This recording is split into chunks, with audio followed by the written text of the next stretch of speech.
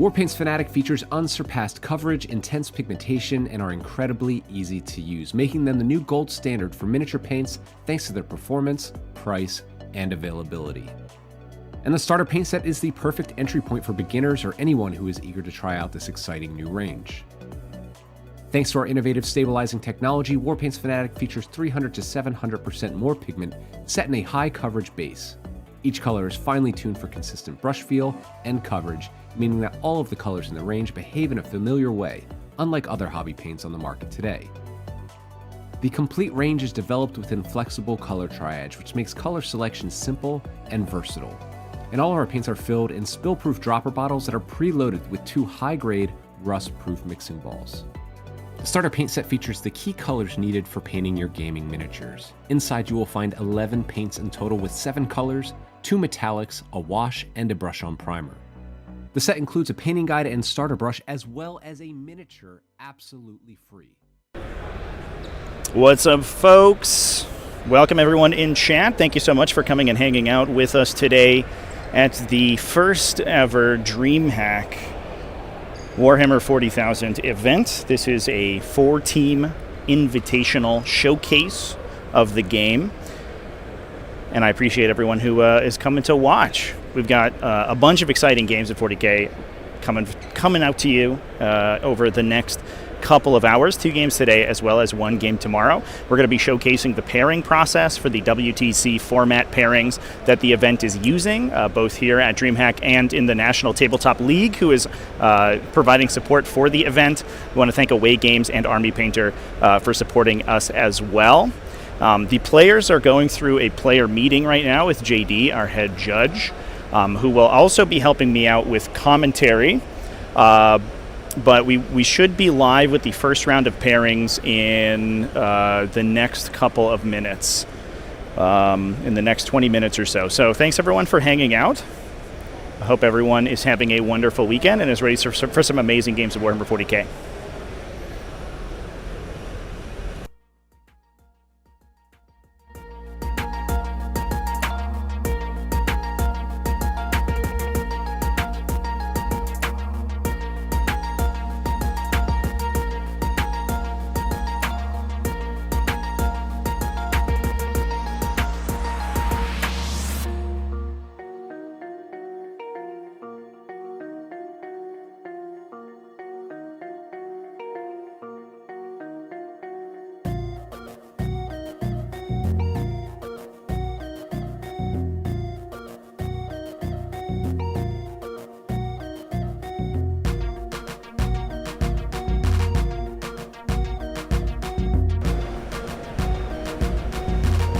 We're getting Art of War into the USA. We will, I believe at one point, we're streaming 3 rounds. At some point, we're going to be getting each of the teams on stream at least once. So worry yourself not. Everyone will be on stream. Whether or not, what our first round pairing that's going to be on stream is going to be an open question. We are going to stream all of the pairings, though. So regardless of, it's going to be 2 games per round, essentially, between 2 teams. So we're going to have the opportunity to stream every single one of the pairing processes. So if you are interested in how the WTC pairing process works and analyzing some strategy from it, then this is going to be a good opportunity for you. And the starter paint set is the perfect entry point for beginners or anyone who is eager to try out this exciting new range. Thanks to our innovative stabilizing technology, Warpaint's Fanatic features 300 to 700% more pigment set in a high coverage base. Each color is finely tuned for consistent brush feel and coverage, meaning that all of the colors in the range behave in a familiar way, unlike other hobby paints on the market today. The complete range is developed within flexible color triage, which makes color selection simple and versatile. And all of our paints are filled in spill-proof dropper bottles that are preloaded with 2 high-grade, rust-proof mixing balls. The starter paint set features the key colors needed for painting your gaming miniatures. Inside you will find 11 paints in total with 7 colors, 2 metallics, a wash, and a brush-on primer. The set includes a painting guide and starter brush, as well as a miniature absolutely free. In addition, all of the Fanatic box sets are designed to help you build your collection no matter your price point, with limited repeating colors, so you can level up your hobby arsenal however you choose. Whether you are a gamer looking to quickly get your miniatures to tabletop quality, a dedicated hobbyist refining your techniques, or a professional painter searching for your next trophy, Warpaint's Fanatic offer the quality and performance at the price that you need. Find your starter paint set in the full Fanatic range at your friendly local game store, preferred online retailer, or direct at www.thearmypainter.com.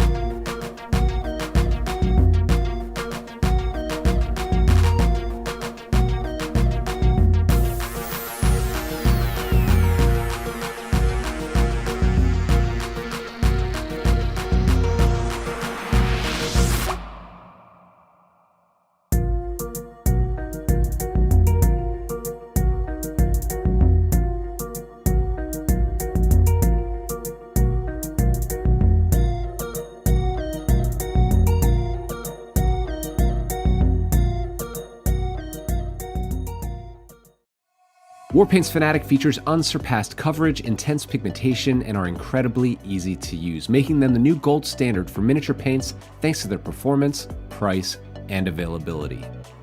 And the starter paint set is the perfect entry point for beginners or anyone who is eager to try out this exciting new range.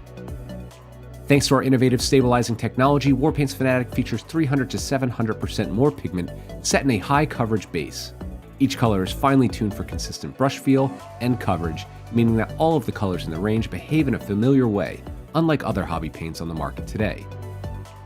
The complete range is developed within flexible color triage, which makes color selection simple and versatile. And all of our paints are filled in spill-proof dropper bottles that are preloaded with 2 high-grade, rust-proof mixing balls.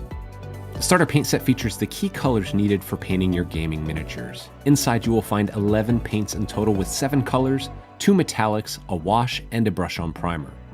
The set includes a painting guide and starter brush as well as a miniature absolutely free.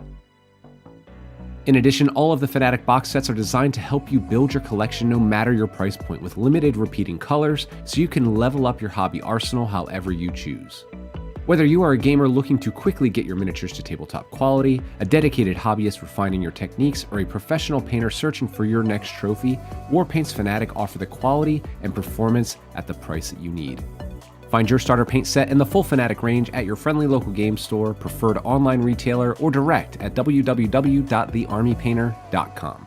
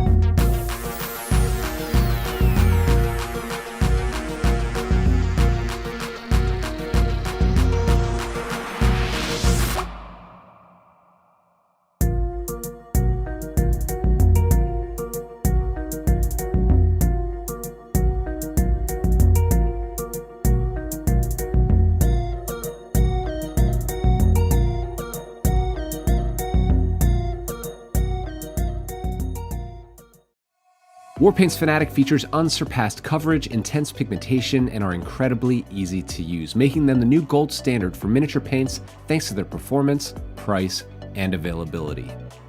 And the starter paint set is the perfect entry point for beginners or anyone who is eager to try out this exciting new range. Thanks to our innovative stabilizing technology, Warpaint's Fanatic features 300 to 700% more pigment set in a high coverage base. Each color is finely tuned for consistent brush feel and coverage, meaning that all of the colors in the range behave in a familiar way, unlike other hobby paints on the market today. The complete range is developed within flexible color triage, which makes color selection simple and versatile. And all of our paints are filled in spill-proof dropper bottles that are preloaded with 2 high-grade, rust-proof mixing balls. The starter paint set features the key colors needed for painting your gaming miniatures. Inside you will find 11 paints in total with 7 colors, 2 metallics, a wash, and a brush-on primer. The set includes a painting guide and starter brush as well as a miniature absolutely free. In addition, all of the Fanatic box sets are designed to help you build your collection no matter your price point with limited repeating colors so you can level up your hobby arsenal however you choose. Whether you are a gamer looking to quickly get your miniatures to tabletop quality, a dedicated hobbyist refining your techniques, or a professional painter searching for your next trophy, Warpaint's Fanatic offer the quality and performance at the price that you need. Online retailer or direct at www.thearmypainter.com.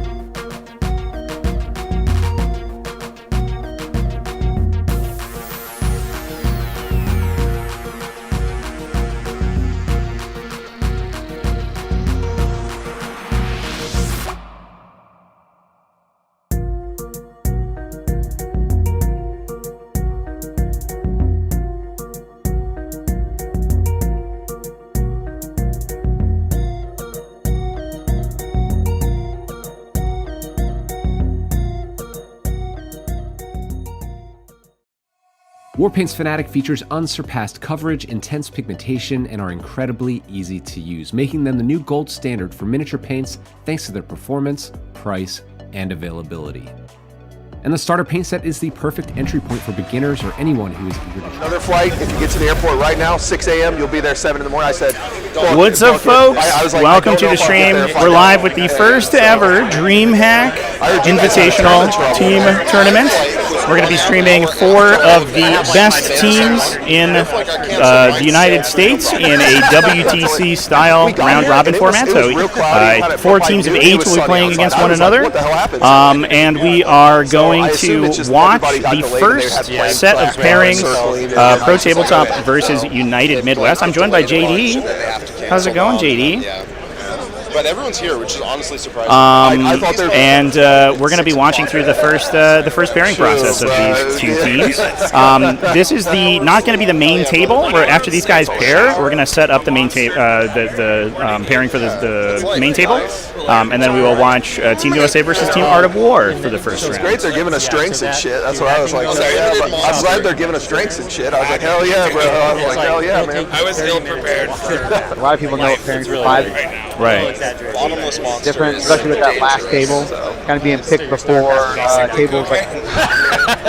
You guys feeling good? It's cool to see their process. Feeling good? Good. That's good. That's hey. Sure. So it's loud, chat. Yeah, we can turn the microphones down. We even flew from the US. How you guys feeling? Good. Good. Everybody got there. That's all. That was step number 1, and now just. So I'm just looking to say. All right. Yeah, I think we're good to go. We're going to be on a 4 clock. We're going to be chill. we're good. I'm going to watch some All right, we're sports and good. hang out with They tell us. everyone I like hanging out with. They tell us we're good. All right. They, So we got the first pairings up. We got the first pairings. good luck, guys. Yeah, good luck, Brad. You ready? Where's Nick? Where's Nick? Nick! You ready? So both players are setting forward a defender team or defender faction. I'm just kidding. They're both. The joke is.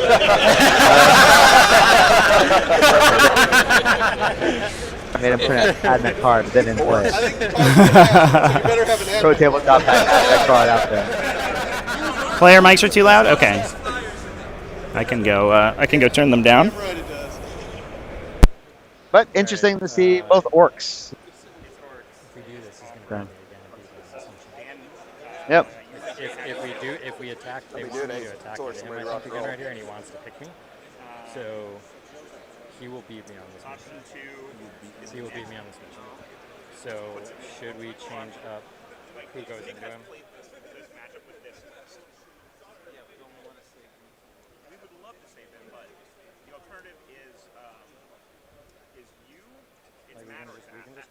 We can put Walter into this. Walter's just small wins across the board. Last night, Brad with his sisters played into Joe might be good at this too. Paul's Orks, not Paul, Steven's Orks. So I don't think they want that same matchup on this mission. So Because like look at I know Steven mentioned that he did not appreciate that matchup very much. Yeah. He is playing a green tide variety. but I think on this mission, particularly, because we're doing Bravo or B for the mission. It's hold 1, hold 2. So Right. you know what we should have been doing is betting or guessing what we think the pairings are going to be. So we're currently I think it's after the first set. The first set, yeah. setting our attackers down. Yeah. So 2 defender teams factions have been set up. Each player is going to select 2 of their own armies to play against them, and then the defender will choose their preferred matchup, and the remaining attackers will go back into the pool to be chosen in a future step. We will be saying the pairings for the next round too, chat. Yep. Team USA versus Out of War will be on immediately after this. We're going to have a quick discussion with the team captains about the pairing process after this, and then we're going to go over to the second game pairings. We will have we'll have the ability to peek in on those games too. So we're not just watching this pairing the entire time. I missed it. They took They the cards grabbed it away. too quick. Yeah. wait till after. Well, just go talk to him and see what he thinks. I think I'd want this just because I played at least one practice game against them. I have not practiced against Great Knights once. The GK also have armor. Yeah, so do the Chaos Space Marines, but I could win the Chaos Space Marines on 4s instead of 6s. So. Yeah.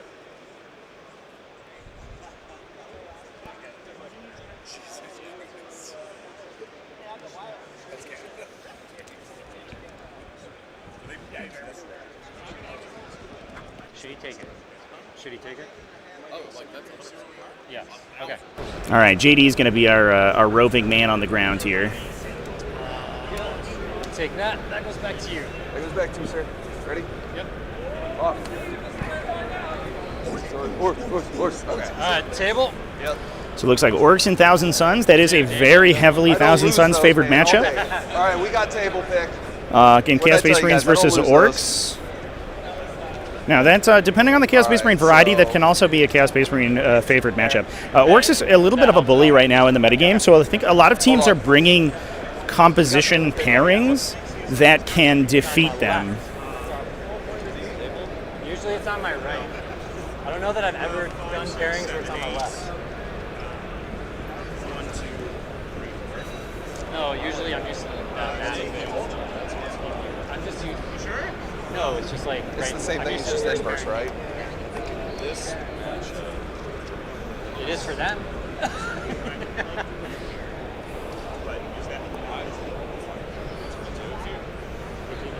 I guess within this.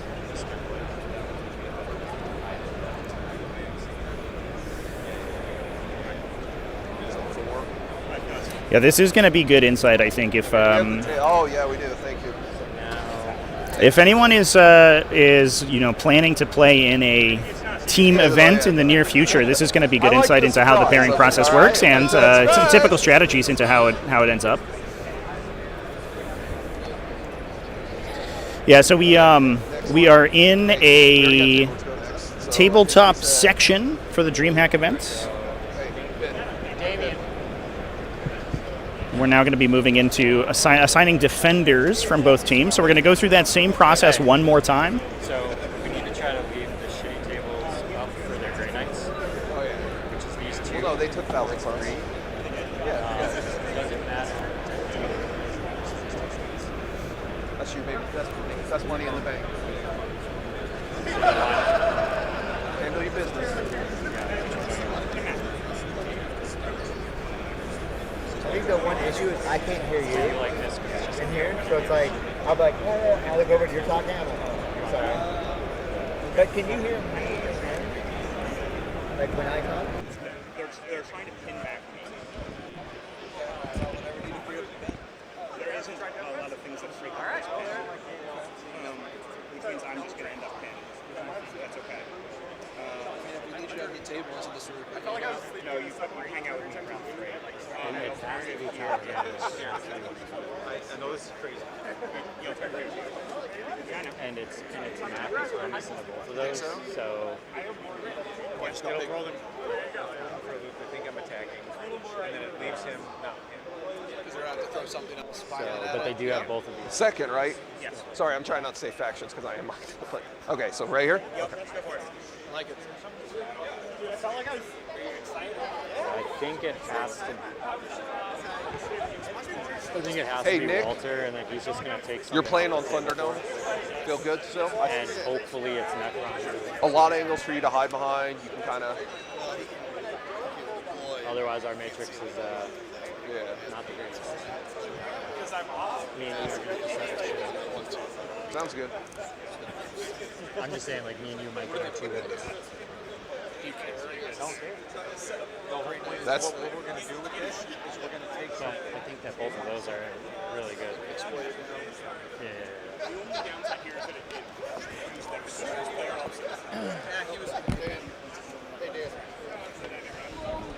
Ready? CSM. Cool. All right. They put down Necrons. Look at that. Look at confusion. So We're like, wait, what happened there? Okay, so we can use those to bully whatever. Chaos Space Marines and Necrons as the 2 pairings, the 2 defenders. So we're going to be going to selecting attackers for that second set of pairings. They did take Thunderdome, so I don't think this is. yeah. So that does kind of free up a little bit.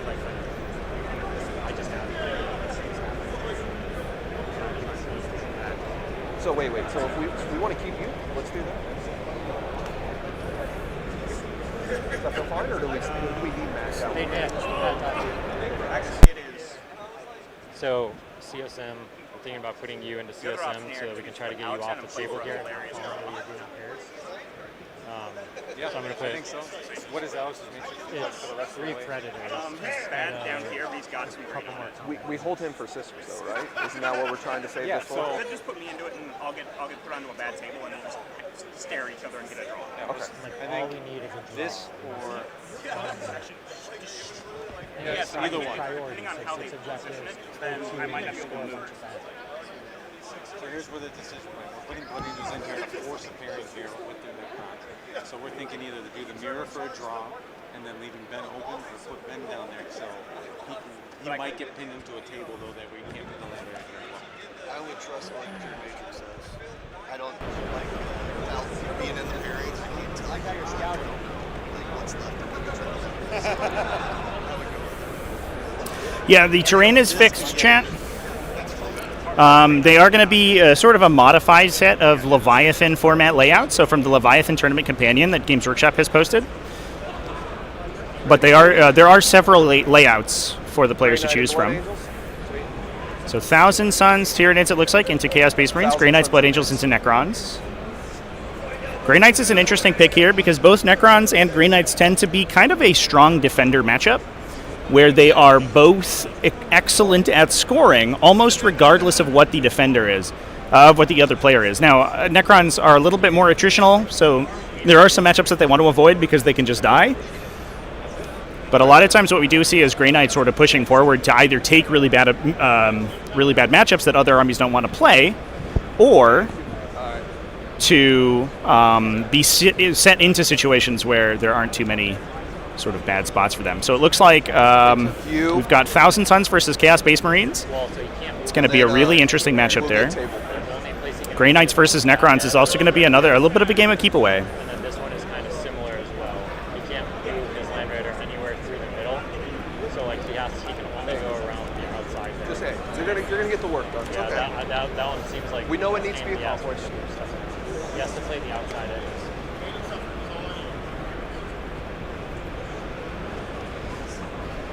You're on table 7.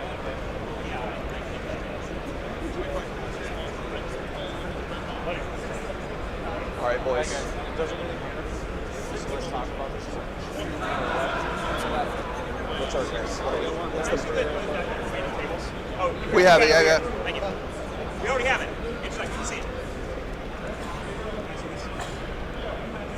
Hi, May. Thank you.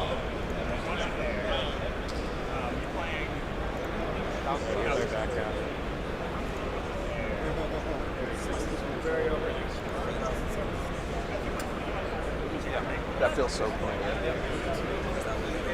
Feel nothing. Okay. So last is just easy enough. Yeah. Right, but they're going to attack the town wants table choice. Just confirming. Thank you. No, he doesn't want Death Guard. Yeah, so they'll attack with They'll Death attack with Guard. Death Guard. They're not going to attack with Tau. They're not going to attack with Blood Angels because it's a waste of a list, so it has to be. Yeah, probably. You're getting ready to play. All right, my back half boys. My back half boys. My winners right here. My scores. Let's go, boys. See what they put down first. Brett, you ready? Yep. Me. They put Tyranids down as What defender. is happening? Other people will do it for me. You know, I'm not worried about it. And Matt will just carry us on his back. All right, hey, they put Nids down. So, ideally Thomas goes into the hole and me and Joe are attacking. It's that simple. Yeah. Show me top of Thomas. How do you feel into it? It's not even a thought process Probably there. these two, but I want to see what the Forgotten looks Well, like. that's why I think the Forgotten, if we do that as the Forgotten is affected, we get that. It's probably pretty solid. Wild. I think he wants me. That's why I'm saying Matt should be the. Forgotten. Yep. What are my options then? GK Marine. Yeah, it's going to be one of these three. The question is, what are they going to attack Dan with? And in my opinion, they're probably going to attack Dan. I can't anticipate this strong, so I'll take my resources And with away. that, which means you're Forgotten is the food entrance. Be okay. The problem is that puts our attackers as that. Probably not. Casey has a buff gain there. Into. Yes. But it keeps Casey away from shoots. Well, the problem, no, Casey needs to... No. Yeah, chat, this is a team event. So we're going through the team pairing process right now, which is determining the matchups that will be the teams will be playing.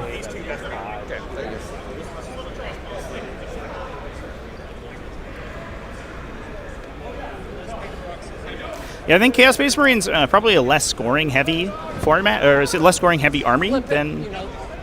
Sorry, guys. Chaos Space Marines. I like to leave a little mystery. Did they, Blood Angels. That goes there.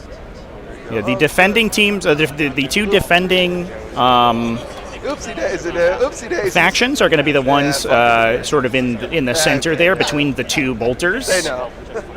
And then the cards that are placed on the two bolters are the attackers.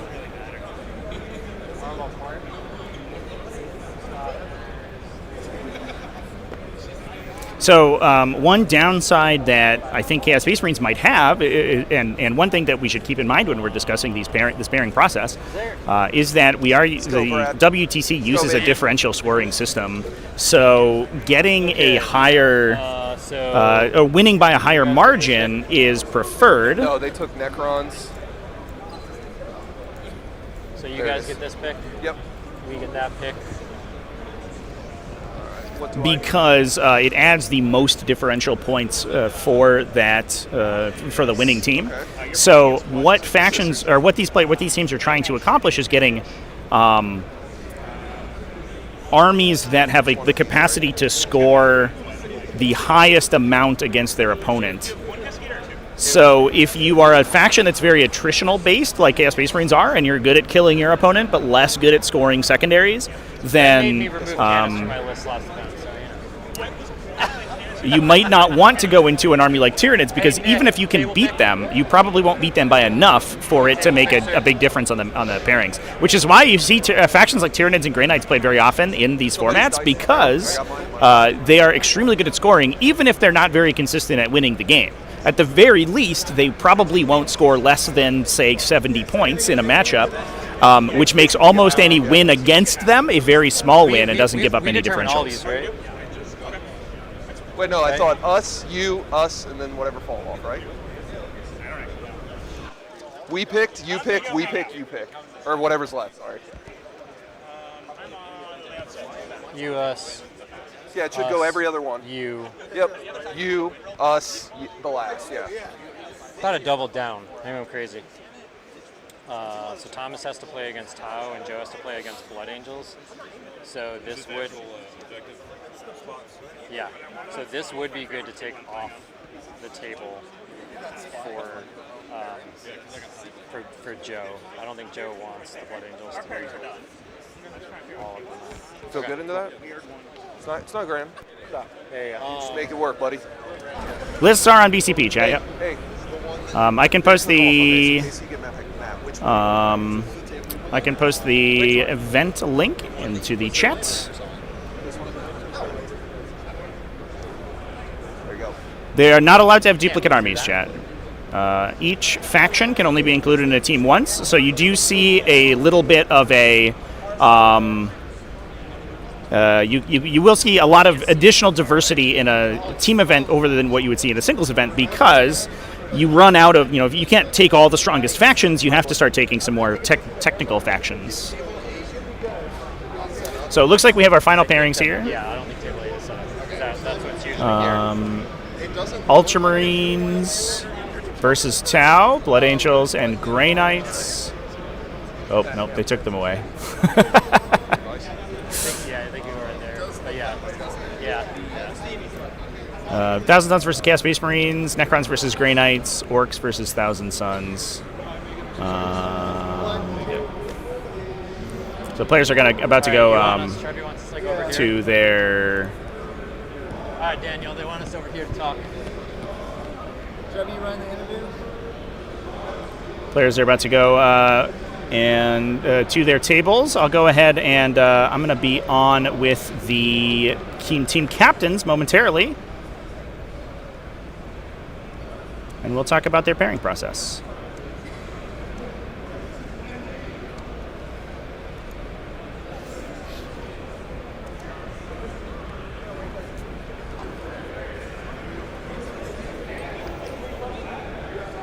Do you want me to just talk, Trevor?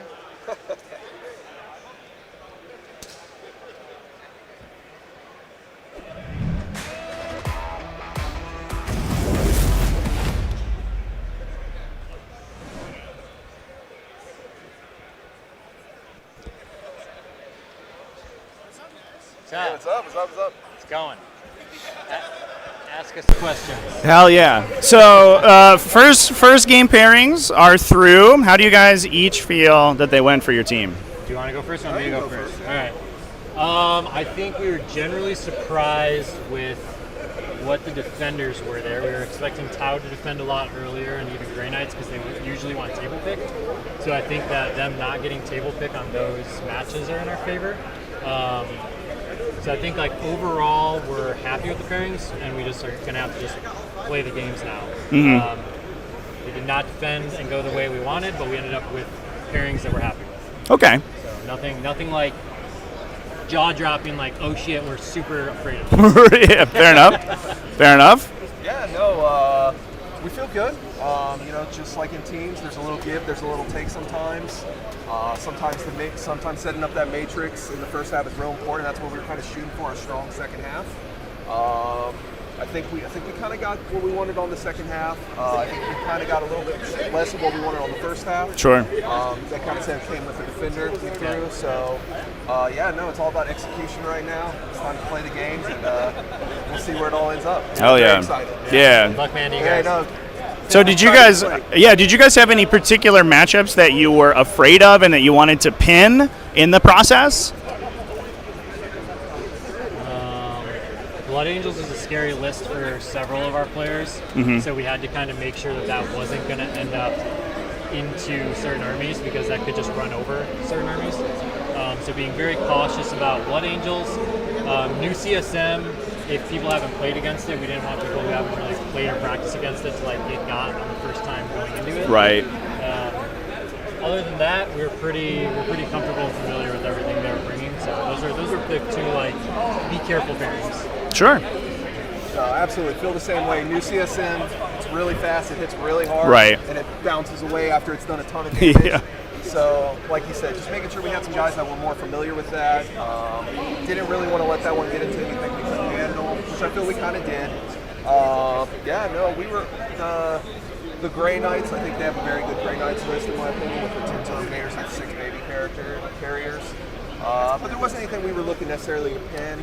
We were just sticking to the matrix and what we came up with, so as a pairing strategy. So sure. Follow the book. Yeah. So, it's always interesting with the pairing matrices because, like, right, our opinions are going to be so different than what theirs are. Yeah. So you have no idea. We could be like, they're good matches. They could be like, they're good matches. One of us is wrong. That is, that does happen a lot more often than people would expect in the pairing process, where both teams come away being like, we got exactly what we wanted.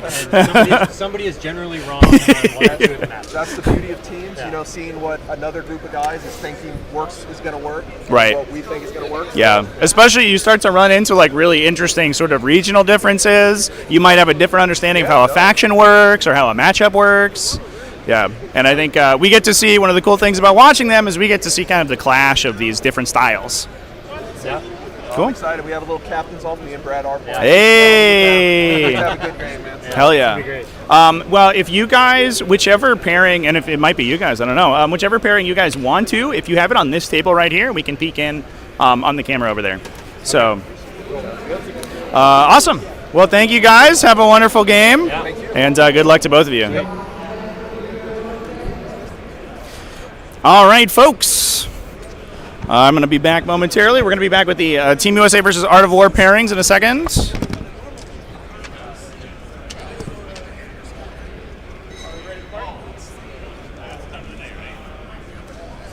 Brian, can I have that chair? Brian, can I have that chair? Thank you. Sorry. Wow. Tyler has to place B. Which team do you want on screen? Is it Art of War's on screen this round? Yeah. Art of War versus USA. Our guys are trying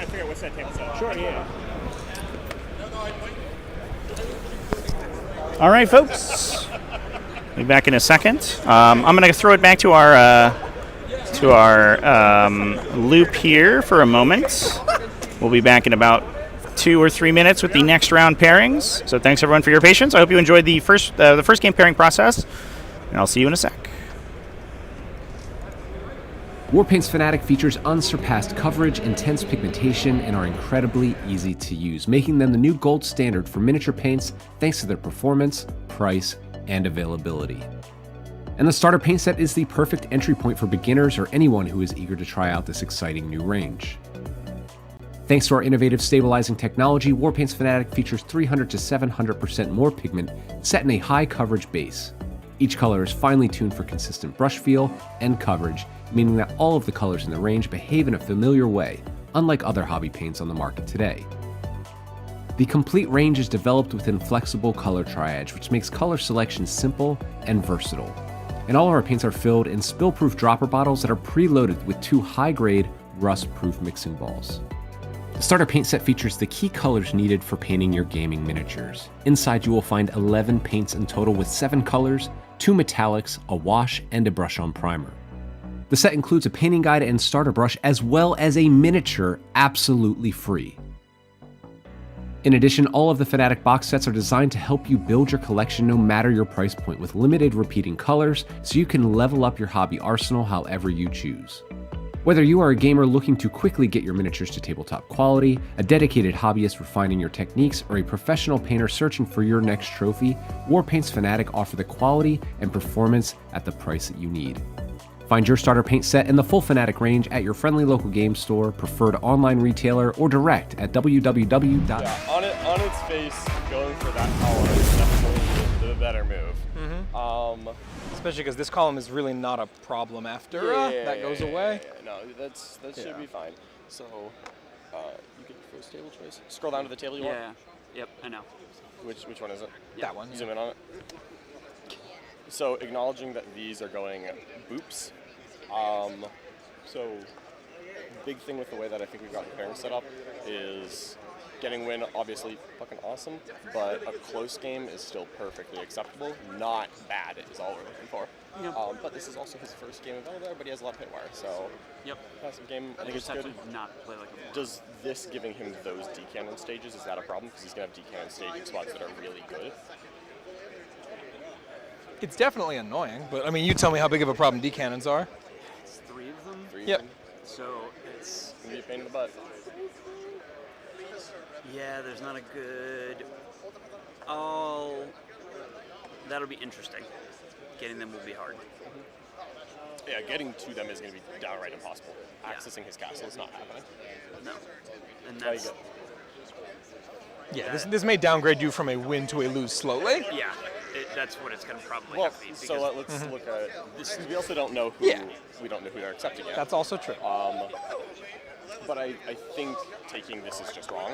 Yeah. So we can see who they accept before we pick our table. So why we do sound What was checks? the best? Where was the sound check? Just to look at the difference. So can you zoom in? Just let's go through them real fast. So I think we're set that this is happening. But what would be the best table? This seems phenomenal for you. All right, Chad, here we go. You're not, these are not smashed. We've got Team Art of War versus USA. Kind of the flagship pairing of this game. First, defenders have been posted. We are choosing attackers now. So we're always looking for the best here, so if that's not your favorite, great.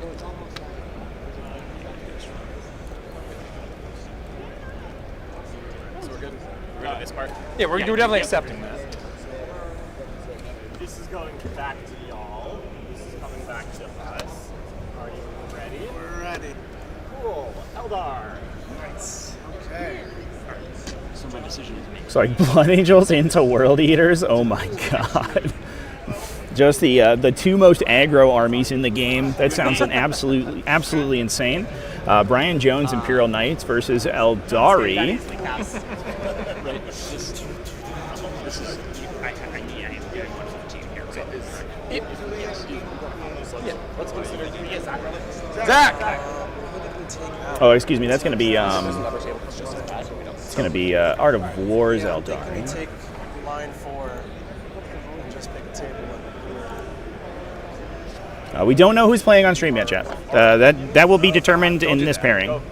We'll be able to peek between a couple different tables, so we can take a look at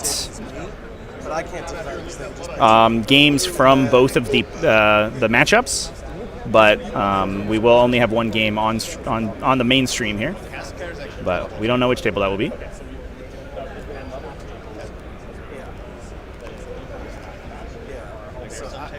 It's your seed, so it's his playing style obviously it's better than table choice, but it's yours.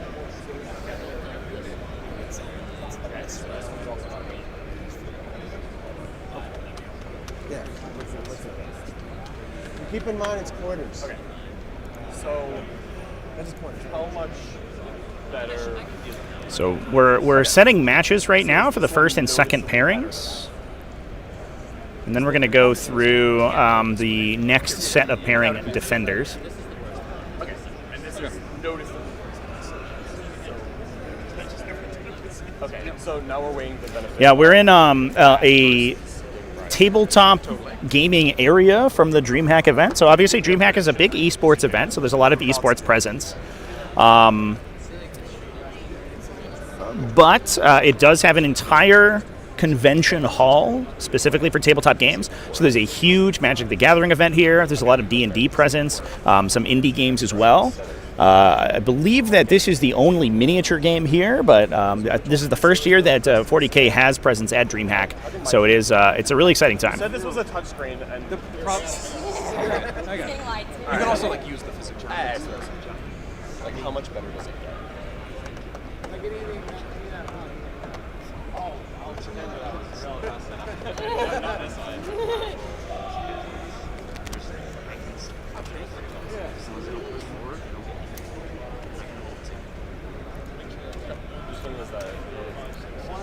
From here.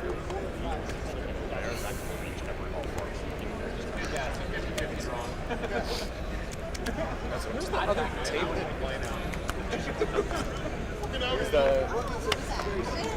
I only have 7 tables. Is there one of them being dropped? I'm stupid. Oh, you're holding it. Oh my god. He's that excited. Like objectively looking at it from there. Right. You're like, listen. We'll have a good game. My instinct. No, I think Brian is picking the table.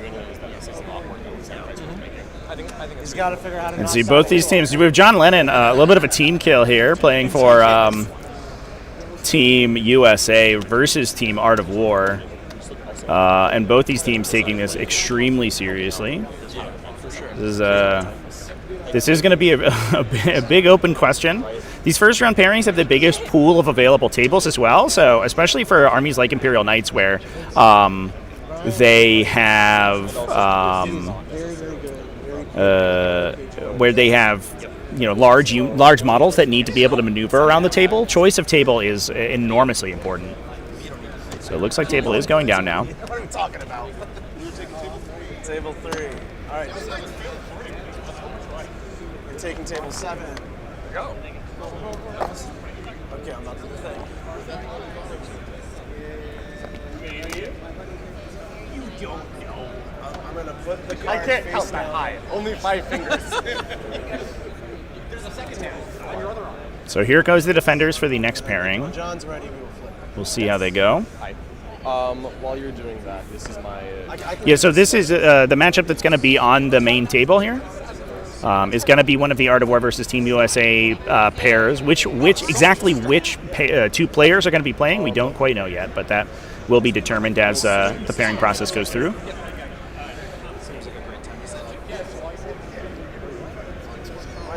I don't know about prizes, Chad. We'll have to ask JD what the final prize is for these teams. I think a lot of them are here mostly for clout because this is an invitational show match. So these players are here to showcase the game.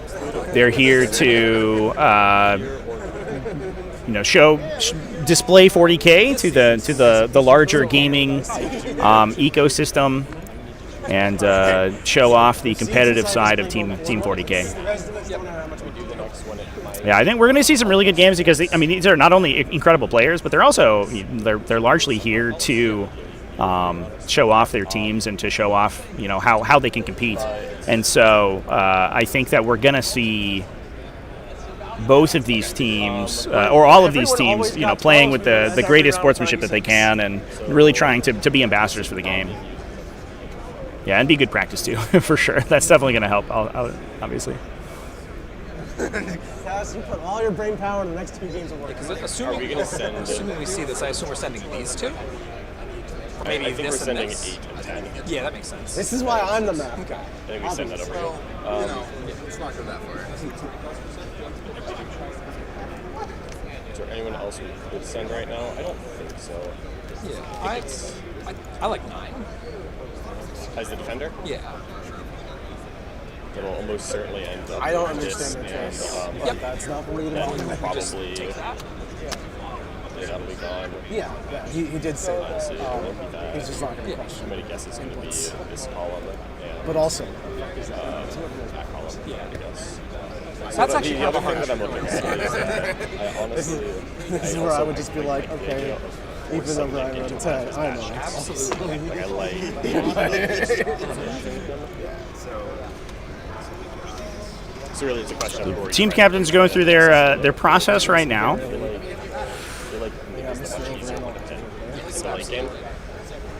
My gut is telling me hold on. Is send what? 7? Yeah, I agree. I think that's right. Yeah, let's do it. And it looks like defenders have been set. Tau and Tyranids. So like we mentioned before, Tyranids as a relatively good defender because they are very good at scoring. Let's do it, brother. And so a faction that doesn't actually see that much play in the singles format actually sees a little bit of a lease on life in the team format because it's so good at being able to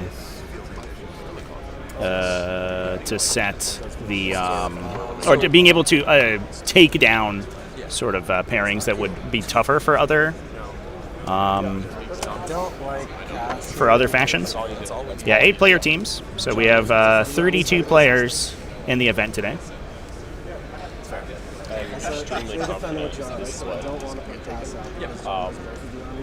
Tabletop Live, thank you so much for coming and hanging out. I appreciate you, man. Hope you guys are having a wonderful weekend. That's my guess.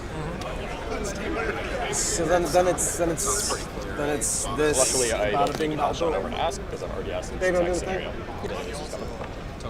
I'm about to put 2 cards in. Look, mine are set, so like, it just helps. I don't. Where are you going to decide what pairing to put on? You ready? The SD card is initialized. I am ready to flip when you are.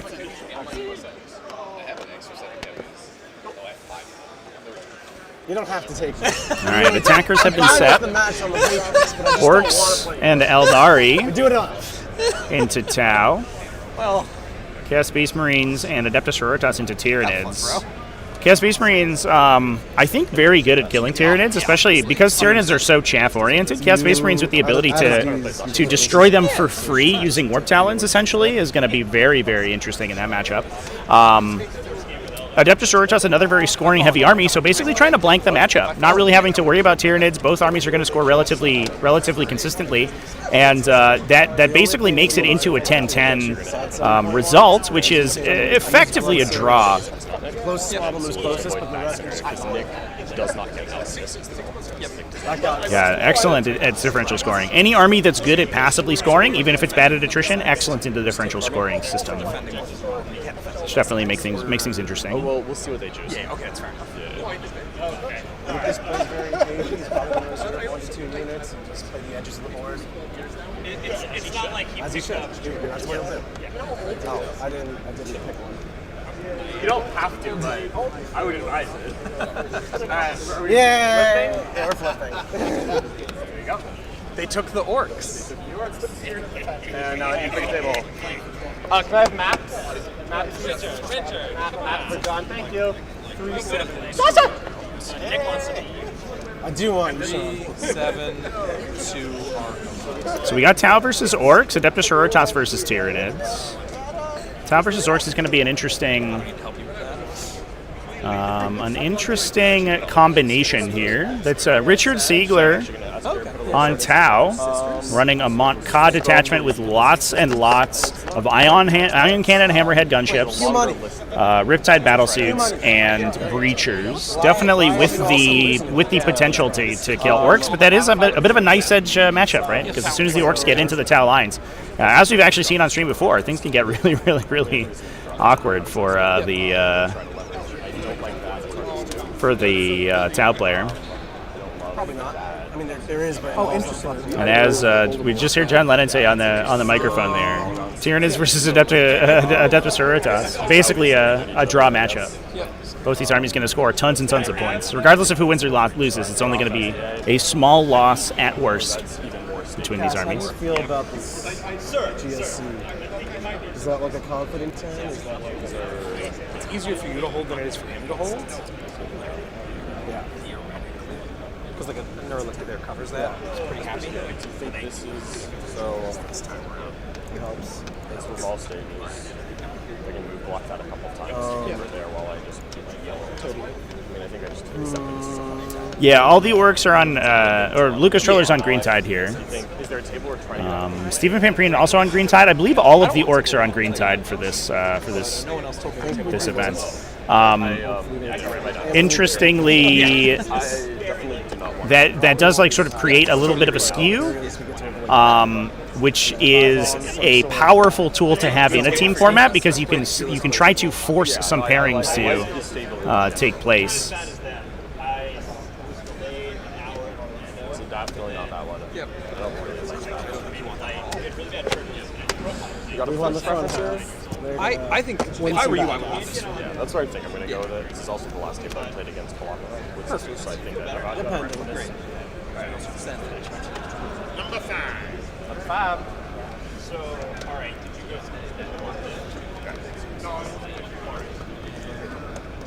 well, I hope it's absolutely. Okay, we can get places. All right. Next set of defenders coming down. Attack this. And then if they defend one of these, we attack this. If they actually feel what it's worth. Because I'm right, it's actually safe. You think it's better? You think it's worse? I think it's lower. Get that 10. That's just an opinion. Whatever happens here happens. Right. You know it's possible. We're both like 11-9 losses. Yeah, that's all we need, you know? You keep us in the 9 to 11 range. I don't care where within that range, so that's good. Because we can avoid this here very easily. Bonus points if you get the 11s. There's a bonus points if you get the 11s. Get a cookie. Cookie, that's right. Sorry, I didn't get to say No problem. I know you have plenty of reps into Tyler, obviously, into circle. Does that square get better? Have you asked her? Do you mind if we just orientate them to all face? We haven't played that matchup yet. Got it. How about terrain? Do you think that's accurate? Does that match with your expectations? I think Nick has the upside here. Okay. Especially with the asinine ruling. So, sending that is one of my thoughts right now. So, what do you think they're picking? I don't know what they're picking. I don't try to think about that much. Quentin can just dodge this. And I think that Anthony... Yeah, if you want me to like give me someone to push or throw me someone else steady. Well, I think with the tables remaining, I don't think his table choice matters, so we just need to avoid that. Lucas Troller is on Orks chat, yeah. It's just a matter of, like, I feel like the difference between these two things is pretty substantial. Like, I'd much rather this and this than this and this. So we're never going to get this fashion. So remaining for Team Art of War here, we've got Alex McDougall on Genestealer Cults. We've got Khazra Hushadar on Ultramarines. Nick Nanavati still on Chaos Demons, is out and about. I think that's probably the best use of the table choice right here. It's definitely him. As well as Quentin Johnson on Death Guard. Some good defenders in that in that posse there. Genestealer Cult, I think, an interesting defender. Death Guard, also interesting. Yeah, there you go. So Quentin Johnson is being placed forward versus Necrons from Team USA. Nicholas Olsen Johnson on Necrons. Is it New York all over again? This off. It has the chance. It's a Canoptic Court build. Even though it's that's what I'm guessing. Unless Anthony attacks. So you say this for the end, and if we hit the worst case scenario, just if this hits that, then that means that this was approached by this and this. And then he takes that, this falls into, we still are in risky business. You think the best out is here? What's the way that we make sure we don't get, because what we're looking at is we don't want to get too back things. We can't control which thing is going to get. The FAQ being used is the WTC FAQ set. So you can look them up on the World Team Championship website. If that's the case, that means they are also using the most recent set of FAQ updates from GW. So those were just updated for Custodes and Orks, I believe, very recently, just a couple days ago, which made a couple minor changes as well. Okay. And he doesn't get to react move to my 3 HQ thing anymore, so that's nice. They could have seen through it. He doesn't get to do anything about it. Which 10 do you feel better about? I still don't know. It is because what I think is going to happen is if we do this, Anthony's going to end up as the 8th person. I will end up as the 8th person. That is literally what we're scoring. He's talking about this? But he's talking about that being one color higher. I don't. The terrain is not quite WTC. There are different layouts, but they are based on the Leviathan format layouts. I'm very excited, Sasha. It's still doable. It's finally happening. I'm going to stick with this, and then I'll put myself. All right, attackers have been placed out. What do we get?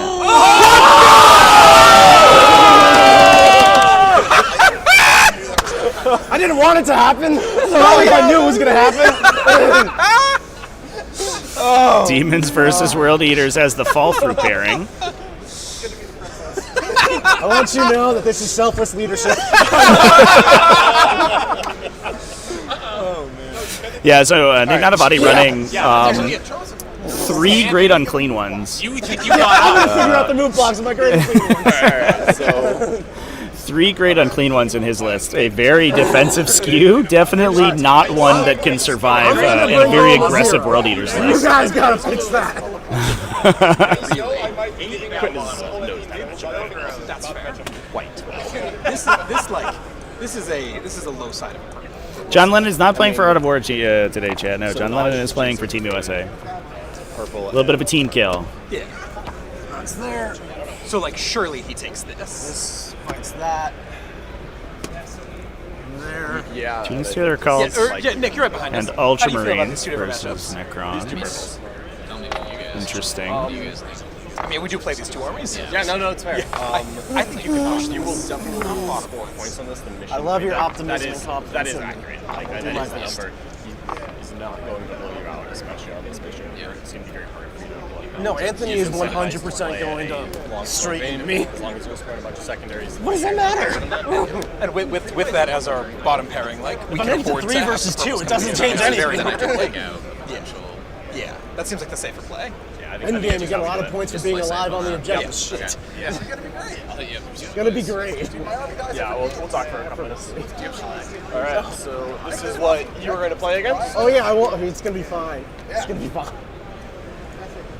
right, ready?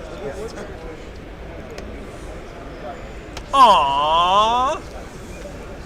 You're no fun, Q. We could have had our mirror match. So Eldari and Genestealer Cult. That goes there. That goes there. Ultramarines versus Necrons. Definitely feels like a I would like to pick. pretty even matchup. Yes, sir. Death Guard versus the other Genestealer Cults. Well, Anthony, we'll have plenty of time to check out Dreamhack. Dude, it's gonna be sick. What's up? You're in charge for this event. Can you drive for this one, or is that just a USA events? If I'm done in 20 minutes, I'm not playing, right? This is very stably drawish. I think it's probably fine. This one? I think so, yeah. It's very stably drawish. Yeah. I mean, your roll is going to get 50 on primary and give him a couple fives. That's good. So, if you can ever get something here, I mean, the big thing with the 100 million stride is that he needs to drop his goal. Engage them now, he shuts down. Hit it. Watch the coherence and pull in touch it. Your goal Shoot them with flamers. They hit it watch. You should It's an interesting, interesting insight from Nick there. Feels like they are very, very confident in that Gene Sailor Cult matchup. I have a 2 in my matrix. Raymond for that. This one, just make sure you call on that. As this thing rolling, then you ask, would you like to return the shadows before you post on and say, Because someone has to die. You're so funny. You have these specters, right? You're some spiders? Exactly. Not everybody. I mean, you get to kite the outer and like, they're going to do the thing. It's where you have 8 wins in an 8-round team.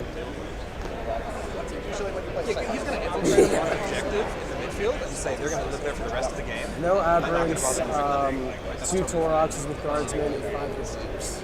But yeah, go after his pieces, touch his things, if you can go after his characters, that's awesome. For secondary, definitely take Turkey because you can assassinate or if you're feeling fixed. He's got a pile of characters, we always do. Right. The Reductus is made of It matters to me. Everything is way easier to kill than it should be. So table layouts are currently being selected here, and then once we have those set out, we'll talk to the team captains about how they feel about this set of pairings. So yeah, GSC could definitely have a bit of. Is this although obviously we know how Nick Nanavati feels about the World Leader matchup, apparently.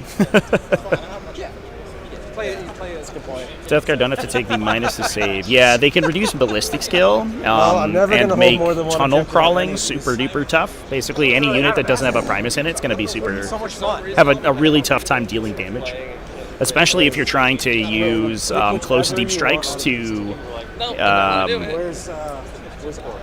deliver demolition charges. Those already only have a 5-up ballistic skill. Any hit penalties on them is really brutal. You bastard. Tall man. Sean. Tall man. Sean. Right. Could you pick one of these 2 tables? They help from Tyler picks. I would have taken table 1. Well, you can't. Bastard. All right. Yeah, definitely. Ooh. There's 2 left, right? I think Sean wants this. Great. Yeah. Okay. Sean, this one is what Sean plays. Sean will play on that table. Great. Anthony, does this change anything? Cool. I gotta be honest. Still 20? You have the pairing cards in your hands. How did you not win what you didn't want? I don't know. He's a good leader. Hey there, Jerry. We good? Skate got one on the street. I mean, there's several here that I think will be really fun. I think this one personally. That one will be pretty fun. I think Orks and Tau. Do you guys like that one? Orks and Tau? Yeah. Yeah. Let's do Orks and Tau. Does Lucas' army look okay? Yeah, Lucas' army is pretty good. Yeah, his army's great. I mean, it's a green tide, so yeah. Right. Does it look green? Does it look like a tide? None of them are like prime green and watch. Looks like we're going to get Orks and Tau on the streamed game. Right behind you. And then we'll take a moment to talk with the team captains momentarily here. That'll be table 8. All right, chat. Give me 1 moment. I'll be back in a sec. Fair enough. Yeah. Okay. I'll do that. Get a skin. I just do the colors. My army's there. Can you restore the rose? Oh, I can do it. You can do that. That's right. I can do it. All right, Q. We haven't played yet, have we? It'll be fun.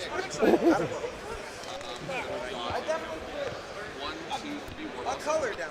See how it goes. That's exciting. You guys are playing on stream, so all this goes there. Fun. Hi. Mr. Nick, would you like to join us? Yeah. Let's have a conflab. Yeah, I love it.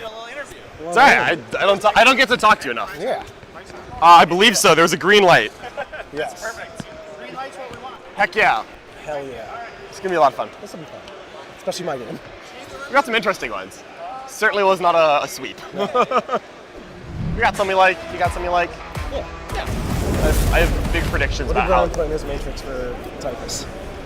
It's not what I paired with. If that's What's up, guys? What the How's it number you going? put is not what I've been trained as. Hi. We're, Hey. we're having a great time. Hell yeah. Have you guys met before? Is We this? have, yes. We have actually. My name's Nick. John. Well, so first of all, people in chat are a little concerned because there's an Art of War trader in amongst these pairings. I don't know that he was a trader. Perhaps he was traded. No, it's traded.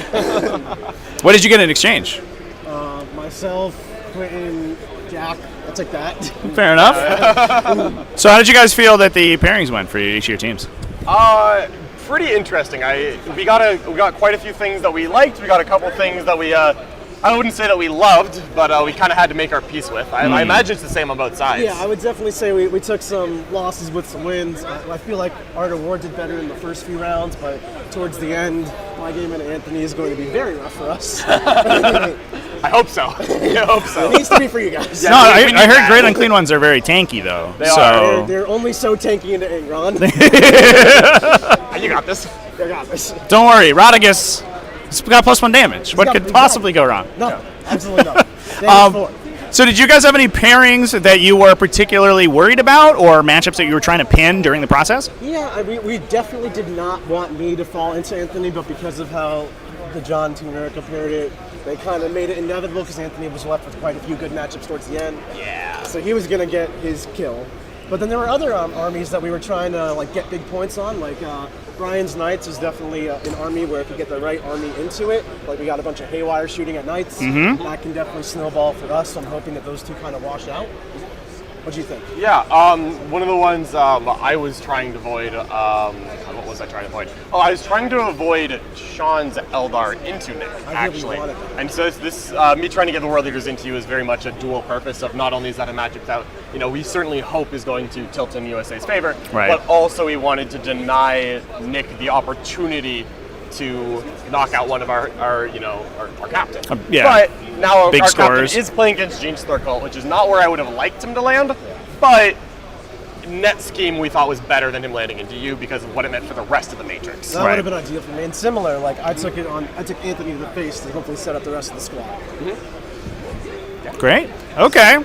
Well, It's a tough round. I'm expecting this to be close. yeah, it's Expecting it to be close. definitely sounds like there's going to be some knockouts for sure, but I think on both sides. yeah, it'll come down to execution on those middle matchups. Yeah, Those little 12-8s and stuff. Or if I can do more than a 0. I believe in you. I think you've got at least one in you. Yeah.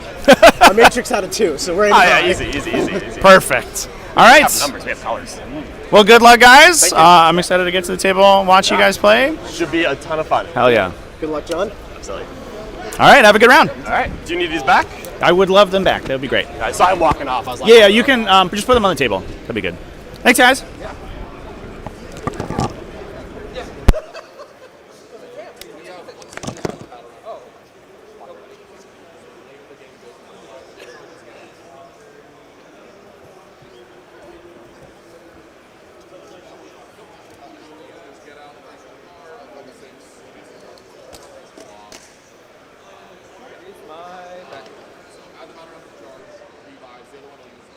All right, folks, give us about 5 to 10 minutes to reset the table here.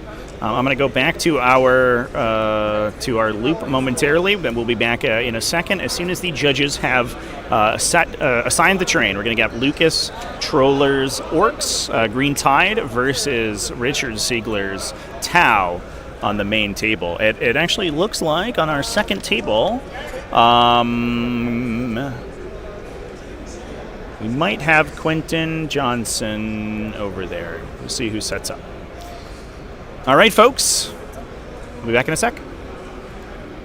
Warpaint's Fanatic features unsurpassed coverage, intense pigmentation, and are incredibly easy to use, making them the new gold standard for miniature paints thanks to their performance, price, and availability. And the starter paint set is the perfect entry point for beginners or anyone who is eager to try out this exciting new range.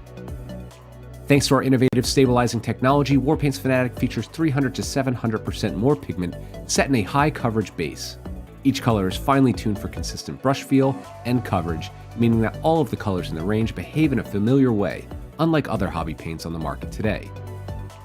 The complete range is developed within flexible color triage, which makes color selection simple and versatile. And all of our paints are filled in spill-proof dropper bottles that are preloaded with 2 high-grade, rust-proof mixing balls. The starter paint set features the key colors needed for painting your gaming miniatures. Inside you will find 11 paints in total with 7 colors, 2 metallics, a wash, and a brush-on primer. The set includes a painting guide and starter brush as well as a miniature absolutely free. In addition, all of the Fanatic box sets are designed to help you build your collection no matter your price point with limited repeating colors so you can level up your hobby arsenal however you choose. Whether you are a gamer looking to quickly get your miniatures to tabletop quality, a dedicated hobbyist refining your techniques, or a professional painter searching for your next trophy, Warpaint's Fanatic offer the quality and performance at the price that you need. Find your starter paint set in the full Fanatic range at your friendly local game store, preferred online retailer, or direct at www.thearmypainter.com.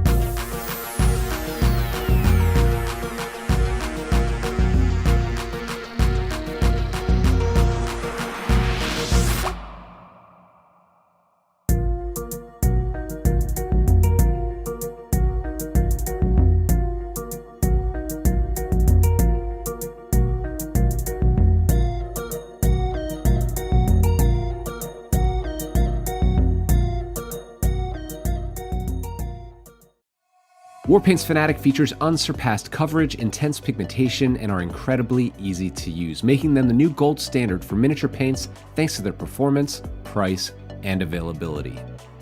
And the starter paint set is the perfect entry point for beginners or anyone who is eager to try out this exciting new range. Thanks to our innovative stabilizing technology, Warpaint's Fanatic features 300 to 700% more pigment set in a high coverage base. Each color is finely tuned for consistent brush feel and coverage, meaning that all of the colors in the range behave in a familiar way, unlike other hobby paints on the market today. The complete range is developed within flexible color triage, which makes color selection simple and versatile. And all of our paints are filled in spill-proof dropper bottles that are preloaded with 2 high-grade, rust-proof mixing balls. The starter paint set features the key colors needed for painting your gaming miniatures. Inside you will find 11 paints in total with 7 colors, 2 metallics, a wash, and a brush-on primer. The set includes a painting guide and starter brush as well as a miniature absolutely free. In addition, all of the Fanatic box sets are designed to help you build your collection no matter your price point with limited repeating colors so you can level up your hobby arsenal however you choose. Whether you are a gamer looking to quickly get your miniatures to tabletop quality, a dedicated hobbyist refining your techniques, or a professional painter searching for your next trophy, Warpaint's Fanatic offer the quality and performance at the price that you need. Find your starter paint set in the full Fanatic range at your friendly local game store, preferred online retailer, or direct at www.thearmypainter.com.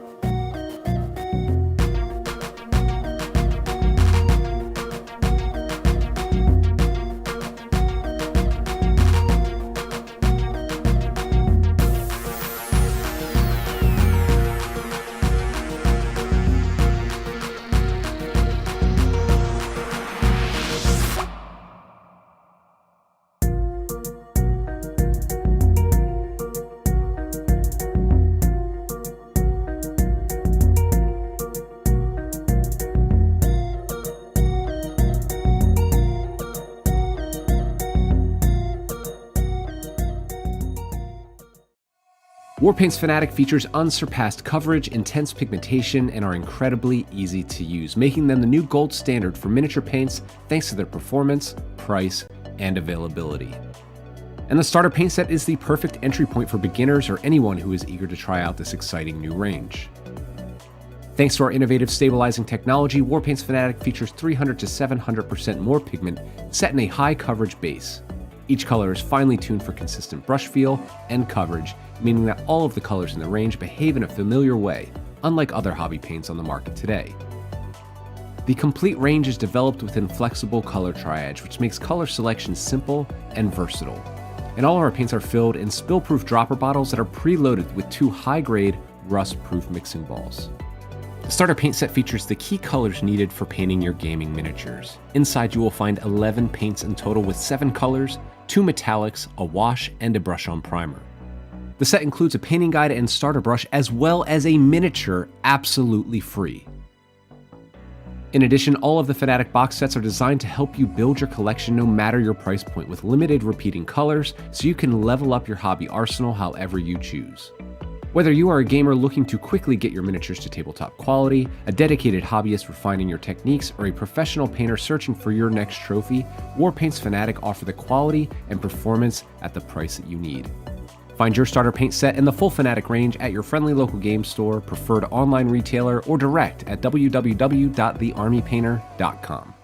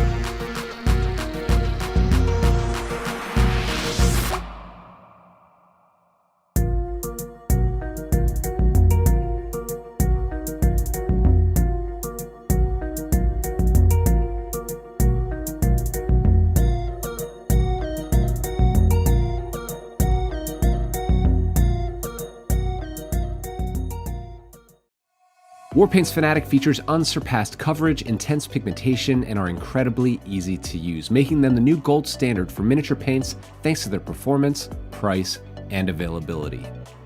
And the starter paint set is the perfect entry point for beginners or anyone who is eager to try out this exciting new range. Thanks to our innovative stabilizing technology, Warpaint's Fanatic features 300 to 700% more pigment set in a high coverage base. Each color is finely tuned for consistent brush feel and coverage, meaning that all of the colors in the range behave in a familiar way, unlike other hobby paints on the market today. The complete range is developed within flexible color triage, which makes color selection simple and versatile. And all of our paints are filled. What's up, folks? Yeah. Welcome back. Yeah, I'm gonna take Bring It Down Homers. We're gonna be watching Lukas Troller versus Richard Siegler. Cool.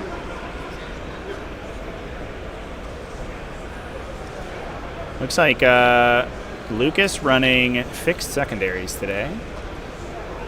Attacker defender. 3. 2. Okay, yeah, I got nothing, so you may as well make me defender. Yep. Yeah, if you don't have infiltrate, then I'm gonna have the lists up momentarily What's your name? for folks in the chat. What factions you play? Tau? Hell yeah. Awesome. Well, glad to hear that. Nice, yeah. Come hang out. Bring some friends over. Yeah. Orlando. Nice. Not too far. Yeah, so interesting. We're in a an open format here, so the games are open to spectators, given that this is an invitational show match. He's bloodthirsty and belligerent. So we do have some folks coming and hanging out and watching the games, which is amazing. The wagon with 20 Feel No Pain boys inside, right here. I'm gonna go with scout move, dude. Okay. Reserve. The other thing I do is I'm just going to assume nothing's touching terrain unless you tell me. Yep, and exactly. If an accident gets bumped on there, we know it wasn't intentional. Yep, I'm going to be hiding from you as much as possible. That's how it works. That sounds reasonable. Yeah. I'm going to be honest. What is fixed secondaries? That's a great question. You tell me. What even are fixed secondaries? All right, hold up for a second, chat. I'll have the lists available for you in a moment. We got 5 Storm Boys right here.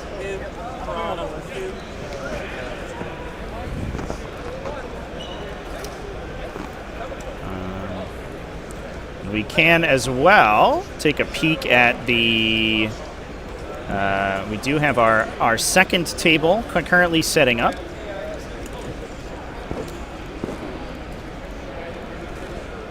Do you know if these second floors we can stand on them or not? We may take a peek into as the round goes on. I just did not know. Nope. This is the terrain we actually use on our streams. Intimately familiar. Yeah, I'd imagine.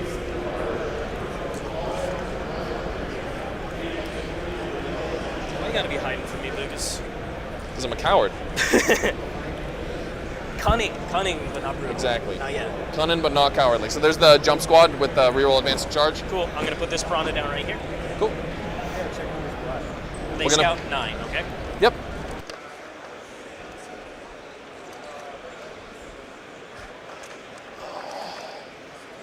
Here's our other jump squad. They're going to go basically in the same spot. Cool.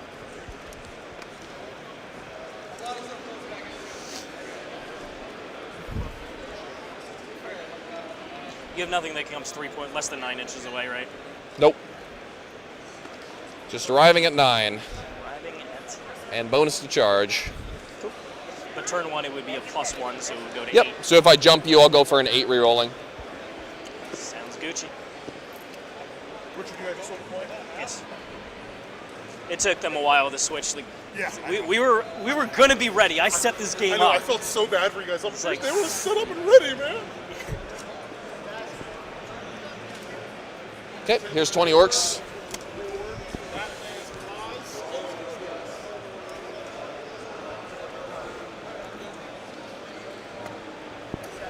The stealthy boys. Stealth suits. Sorry, I didn't say stealth suits. They're all equivalent.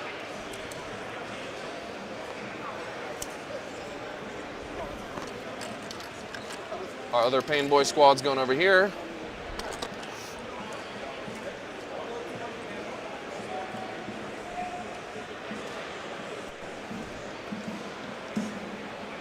Do you mostly have like the crappy orc guns? Yeah, my shooting is like some pistols. I've got the grenade strat. I do have the Weird Boys like psychic attack. How is it? So it's 6 minus 3 1, but it gets +1 strength and damage for every 5 models in the squad. So if he shoots you at full strength, it's 10 minus 3 5. So How many attacks? 1 hitting on a 4. It's funny. It It is doesn't funny. matter, but No, it's I funny. see that. I see that. Yep. I was gonna if it was like 3 plus D3 blast or something. Anyone, it is precision. So I can try to just goon out one of your characters. Thank you. What's the range on it? 24. And it's not assault, so I can't run at you and then do it. So there's the doctor squad. Okay, chats. The adjust a couple things lists here, but are basically in that's where they're gonna the pinned post in the chat. They're also available in the video description and in the bot exclamation point lists will get you access to those. We can take a quick read through as the players are going through their deployment. Richard Siegler running a Montka detachment. So the early game, gaining lethal hits when your units are guided, and assault on your units. Correct. You want to join in? Yeah, so I could move 10 and then charge, or I could get out 9 and then charge. I don't have the binder.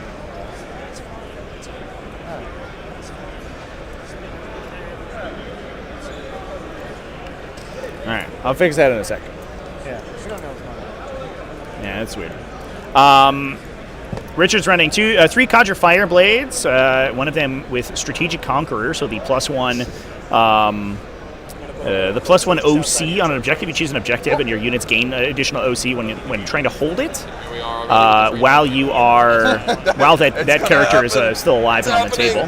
We have 3 Breacher teams, 2 Devilfish to carry them around, 3 Hammerhead gunships, those ones running Accelerator Burst Cannons and Ion Cannons, which is a bit of a concession to the lethal hits gained from the... For jumping? That's what the 2 Weird Boy units can jump themselves. No, they can't target another unit. From the detachment ability, because they are lower strength than the big railguns. Yeah, so well, you, it's hard players, especially they're kind against of illiterate. sort of heavier targets, you definitely need that lethal hits to help shore up their damage. Gretchen on the objective. We've then got...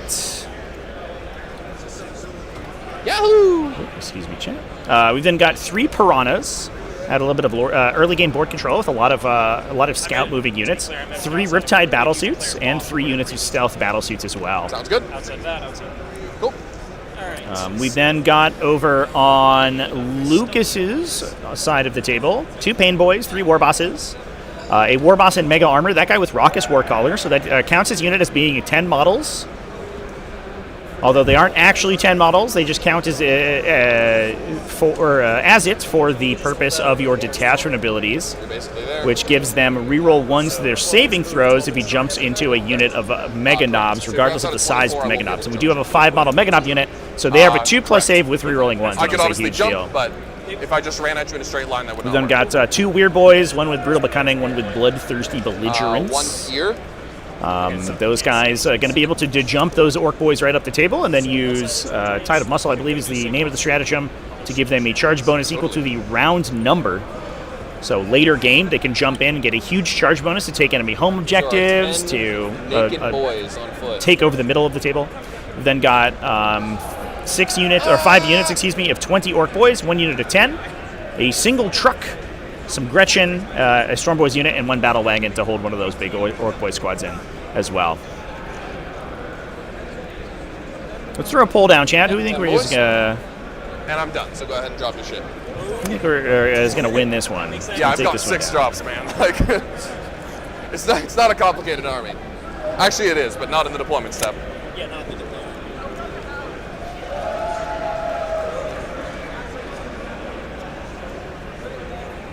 These guys infiltrate. Yep.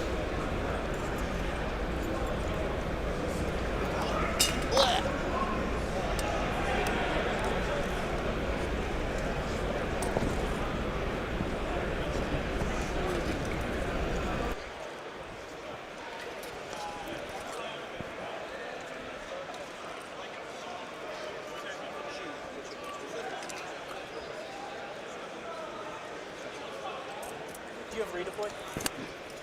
Nope. Hey. All right. I'm joined by JD, our illustrious head judge over here from Away Games. JD, do you want to talk about Away Games momentarily? What is Away Games? Tell me about that. It is a event planning and coordination company. So we travel all over. I think we've hit most of the states along the East Coast. This is our first event in Texas. But we come in, we plan events, we set them up, run them, tear it down, and move on, if you will. The big thing is we try to provide standardized terrain from our first table to our last table. And you see it on stream that every table has the exact same terrain set, if you will, along with dice trays and clocks, so every player has the same playing experience from the first to the last table.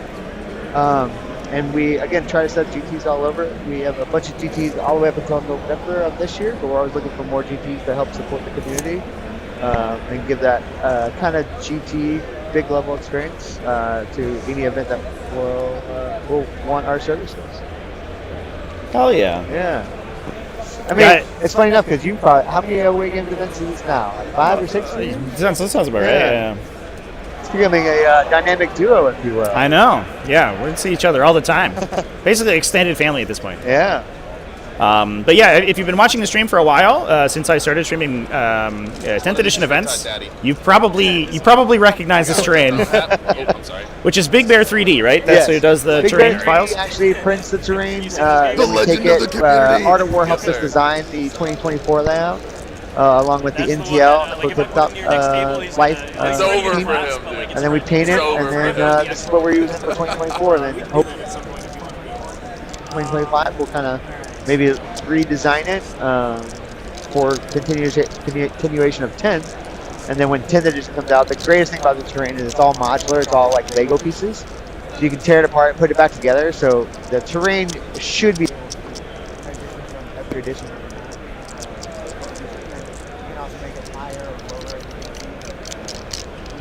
Towering's not a huge thing anymore. Thank God. But yeah, itself is the modularity behind it. Being able to swap windows and doors and whatever you need to make your playing that much better. Hell yeah. Plus, the door's open. That's amazing. That's the coolest thing. I wish more events used open doors for sure. I love a good open door policy. Well, yeah, I was gonna say it's weird because remember back in like 9th, only open, and I don't know what it is, but no one really wants open second floors anymore. So. Right. Yeah, I know. I made a video about it back in I think when it was first was like revealed, but Canada used a system where they had obscuring terrain, and they used the obscuring keyword for 9th edition that had big open bay doors in it, like a huge garage door basically, and you could open that up. Or keep it open and then have whole vehicles move through terrain even though the terrain was line of sight blocking. And I would love more events that use rules like that because I think it removes a lot of the issues that you have to solve with things like wall phasing because you could just put your guy inside the door, which is rad. Army's big. I think that's like the crazy thing about terrain itself. Again, I enjoy terrain. Terrain's the big thing is like the lore-wise, there should be cracks and holes where everybody's coming through it and all that. But there's not, right? No one really wants to be able to shoot. Oh, let's go, dude! All right, this is gonna be fun. All right, we got the roll-off. Yeah, so that was Richard Siegler looks like winning a tight roll-off. Yeah. And that is Richard is playing Montcalm. Yes. Have you played against Montcalm before, JD? I have. Cool. It's not fun. Did you go second? I did. Oh. And I played nice. So it's like, oh no. Good game. Yeah. So now I don't believe that Richard has the enhancement that gives his units scout, but he does have a lot of scouts anyway. Yes, he does not have that. Right. But he is going to be scouting with those piranhas, which you're seeing right now with a base scout 9 on them. It is a little dangerous when you start to be able to scout devilfish up the table or crisis battlesuit squads. But a downside of the enhancement is that the model who has it has to be on the table when you during the scout phase, which is very difficult because Tau characters do not want to be anywhere near the fight. Yeah. But I think it's so it's going to be interesting because I think either A, Richard just pushes forward with everything and like keeps the orcs in the corner and just shoots everything he can. It looks like Lukas didn't do a good job of hiding most things, so that's always a good thing. But like, I don't think orcs want to stay in their corner all day. Right. They want to get out and fight. Richard did just mention his list was not quite the correct points value to fit that objective or the enhancement into it. Yeah. This is a tough one. That's good. And defense stronghold, which I'm not allowed to do. So Yep. that has to go back in the deck. First area denial. Hilarious. We're supposed to put them in. We just put victory points. Not Yes, RPs. correct. So I'll do it in the app. Yep, me too.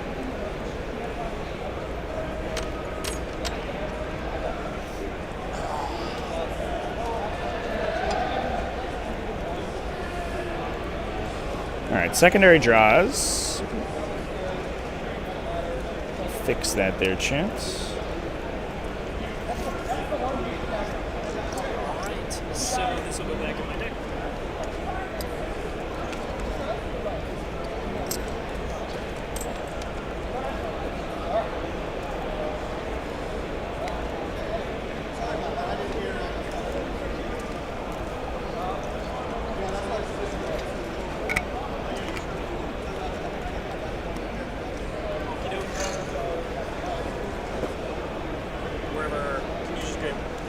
Oh yeah, wherever the center was. Oh shit, I have to pick my objective as well. Sorry. Let's see.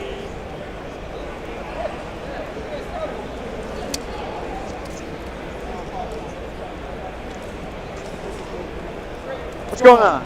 Just take this push now. Okay. I'm gonna send it to Spreads for the channel. Yeah, I got it.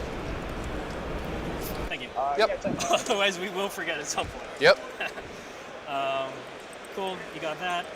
So I just want to be wholly within. Totally. This is going to be right about there, it looks like. Looks good. Let's see if that's within. Obviously, you can do the Storm Boys. I might just be within 18. It's close. For these boys? Yeah.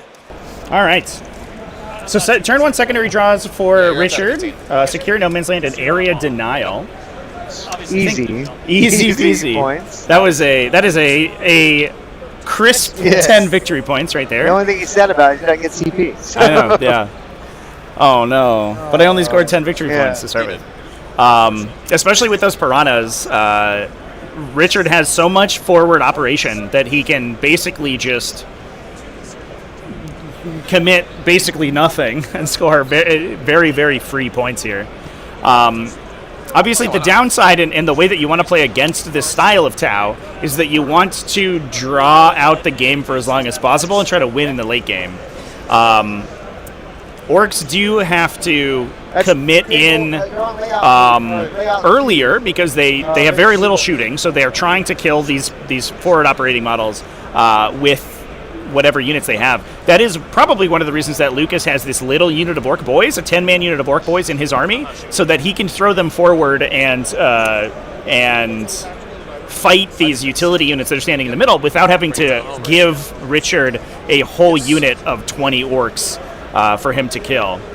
Now, a benefit that Lukas has in this situation is that he probably doesn't need to call a WA early, till late, yeah. Right, in order to kill Pathfinders and Piranhas. So, and especially because he is playing Green Tide, and so his boys are protected by a 5-up invulnerable save, regardless of the turn that they're in. Correct. So it's more about the damage than Right. anything. So he can hold the WA until he either needs the threat range, which obviously he doesn't need right now because the Finders of the Path are like 6 inches away from him. And he can hold that until he gets units into the Hammerheads or the Riptides. Yeah. It'd be interesting to see how long the Orcs can hold back, if you will, before they unleash everything. I guess it's going to be turn 3. It starts at 10 plus. So a 10-man squad exactly has all the buffs. As soon as you kill one model, it starts becoming dicey. But of course, I can revive those guys to put myself back at 10. 100% you can.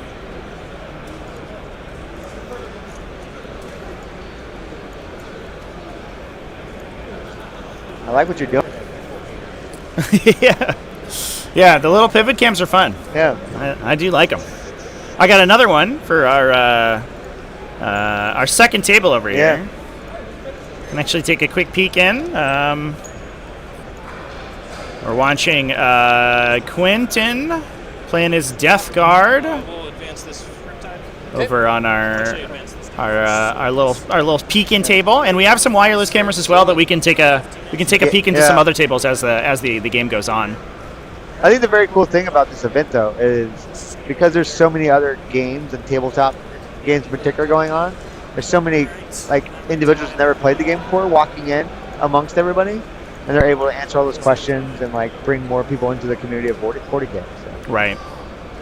Yeah, the amount of new people or returning people, or people say, I have a 40k army, but I've never played, that have come in and talked to us, and we've been able to give them resources. And his name is Tree. You guessed it, he's tall.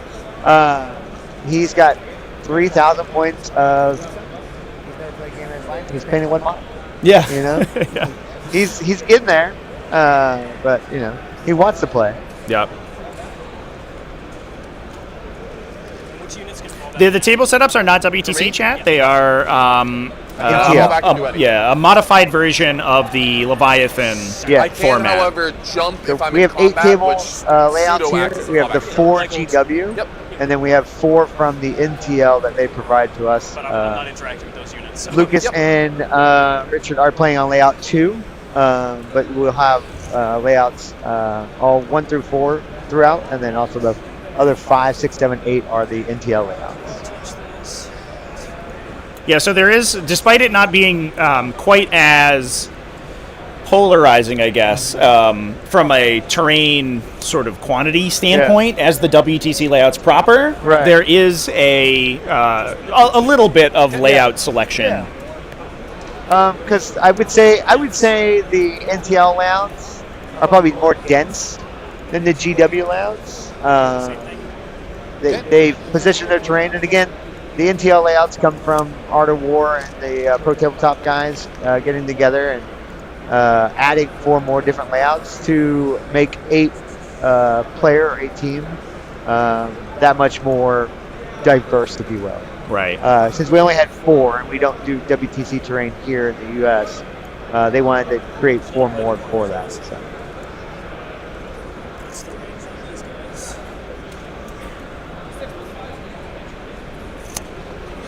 So it looks like we're just gonna set up to body block the main thrust of the Orc army with those Pathfinders, and that's an important part about playing against Orcs. I know a lot of Orcs are a little bit of a boogeyman right now. A lot of people are really worried about playing against them and how you do that, and having these forward operator units that can do so is important.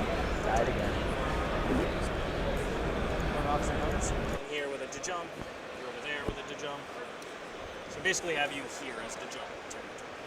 Yep.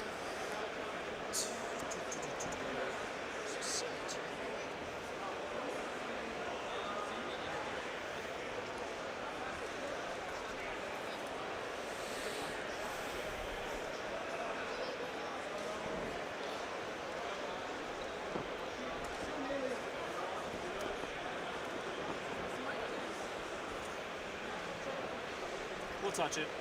We'll touch it, Lucas. I'm going to touching the objective? Yeah. Cool. So I got 2 things, so now even if you roll a 6, it will be nothing to see. Sounds good. This hammerhead, shoot anything. I rolled a 3, so 15 inches. Now, what's the mission for this game? This is Bravo. So it's priority. Consolidate 6. Nope. Sorry, it's Bravo priority. So it's hold 1, hold 2, and then you score mainly all your points late game. Because it's also at the end of the game how many you hold. Right. Yeah, you get the double score at the end of the game. Which again, I think is good for the Orcs, right? Because they can hopefully withstand the Monkai for the first couple rounds, and then late game score. But yep. Good. Characters not touching the terrain. Yeah, it's an interesting thing too. That the priority targets is missing the bottom of round 5 scoring that most missions have because you get that double score. So despite the fact that it doesn't have the normal benefit for the second player that most missions will have, it does usually tend to benefit the second player quite a bit. Now the interesting thing about that, and the reason that I think this matchup in particular becomes really exciting, is that both these armies really want to go first. Orcs love to go first because they get to WOG proactively. They get to do it when they want to. They don't have to pre-declare it. And then Tau also want to go first because, like we are seeing, they get to put piranhas everywhere. A whole school of piranhas. Pathfinders and everything else that's going forward. Cool. But then, obviously, you are getting the benefit of going second for that second round scoring. And I think the other benefit that Orcs have here is that playing the Green Tide, they can use Tide of Muscle to get that 5-inch charge bonus on the 5th round. It's huge. The average on 2d6 is a 7, which makes an average charge a 12. A casual 12-inch.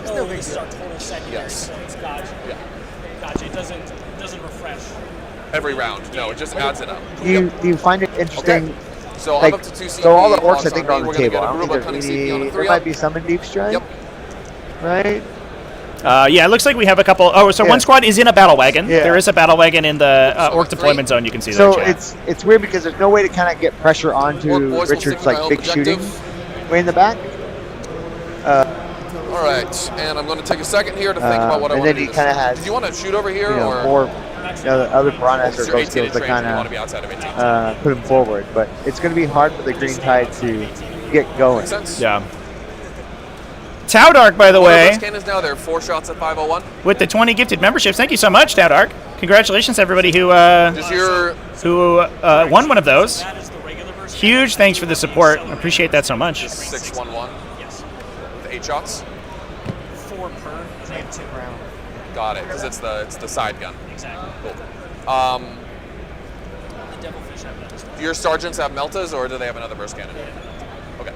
So 2, that'll be 8 shots and then 1 melta shot. Okay. It's not anything that I was really super concerned about doing to you. Yep. All right, so I'm going to take my 20-man squad that's in the transport right now and just see what it looks like if I were to jump them over here, like spatially. 100%.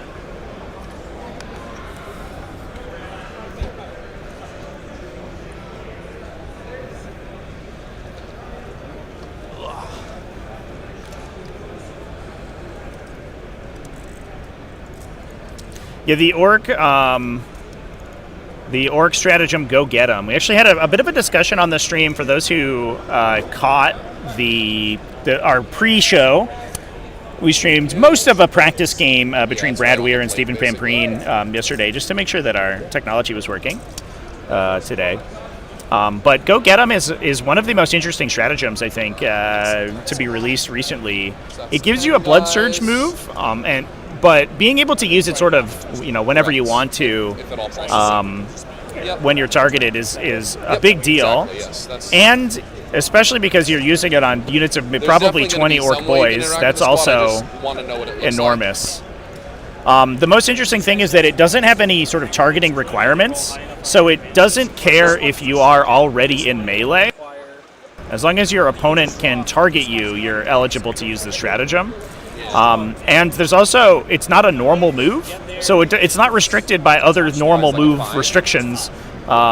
As far as I know, so things like moving out of melee or moving through engagement ranges, to my knowledge, it ignores, which allows you to do insanely weird stuff with the strat. So let's count how many models. It would be 4. These 4. Yep. Is that correct? Yep. And there's 2 characters as well, so there's going to have to be more guys past the line. Oh, you didn't even place them here. Not yet. Okay. So I would definitely get shot by some stuff. I would, at a certain point, not be able to activate the 2. So if you fit the 2 characters in here, because you don't want them in there, then how many just 2 characters are left? I could teleport a squad with 1 character or 2. Or 2. So there's going to have to be if there's only two one- 40mm bases in here. It's just going to push like at least 3 or 4 guys out. Yeah, so So we're it's looking at like about half the squad. Yep. Would be out. Yep. You can honestly come back and think about this. Yeah, I'm just still deliberating. Yeah.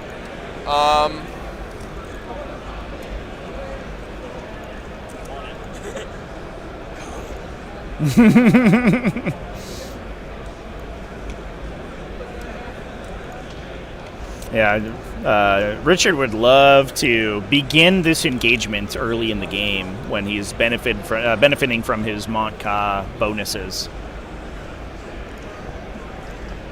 which makes the dynamic really interesting because you can hold out until later on in the game. You can talk to your captains as well. As you can go talk to Sean if you want. to bait out wait out the Mont-Ka bonuses, and if you can do so, the amount of damage that is expected from this Tau army is huge.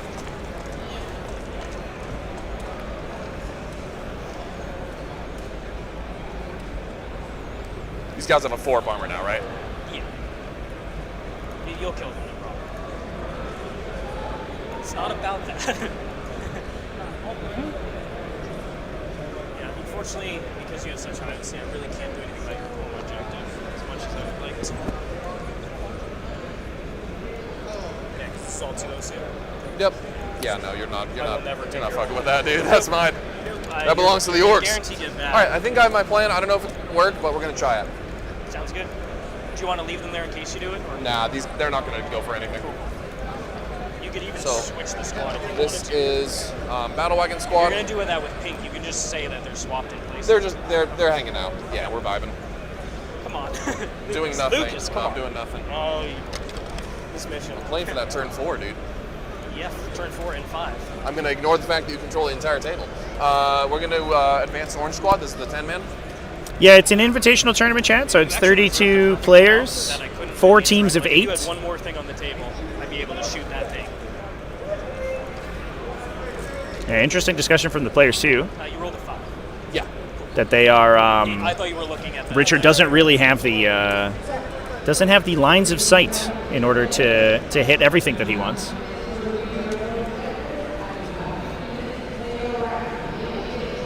I'm gonna give us a little bit of a better angle on that move that Tyler's taking here. Okay, not touching the plate. Naturally. So that's the 10-man. Sounds good. I have to decide if these Storm Boys are trying to do homers or if they want to try to kill Pathfinders. I don't like how few units in my army can do homers. It's a little bit awkward. I'm counting on you doing it with something. Although, if you get a 12, and then you get.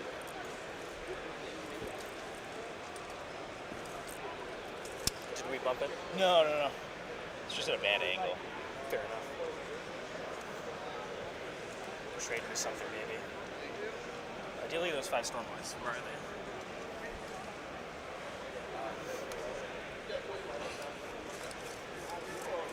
Okay, we're gonna move them out. Yeah, I figured. So just within 6 of the center. I'll put you in for the 3 points. Yeah, decide if I'm gonna do that or charge these Pathfinders. Okay, I can put the 3 points in now, and we'll know. Yeah, we'll decide later. Do you want to Overwatch when they finish the move? No. Come on. I want them to charge Come me. on. That's the whole point. Come on. No, I don't want to waste CP. I want you to kill them. Ideally.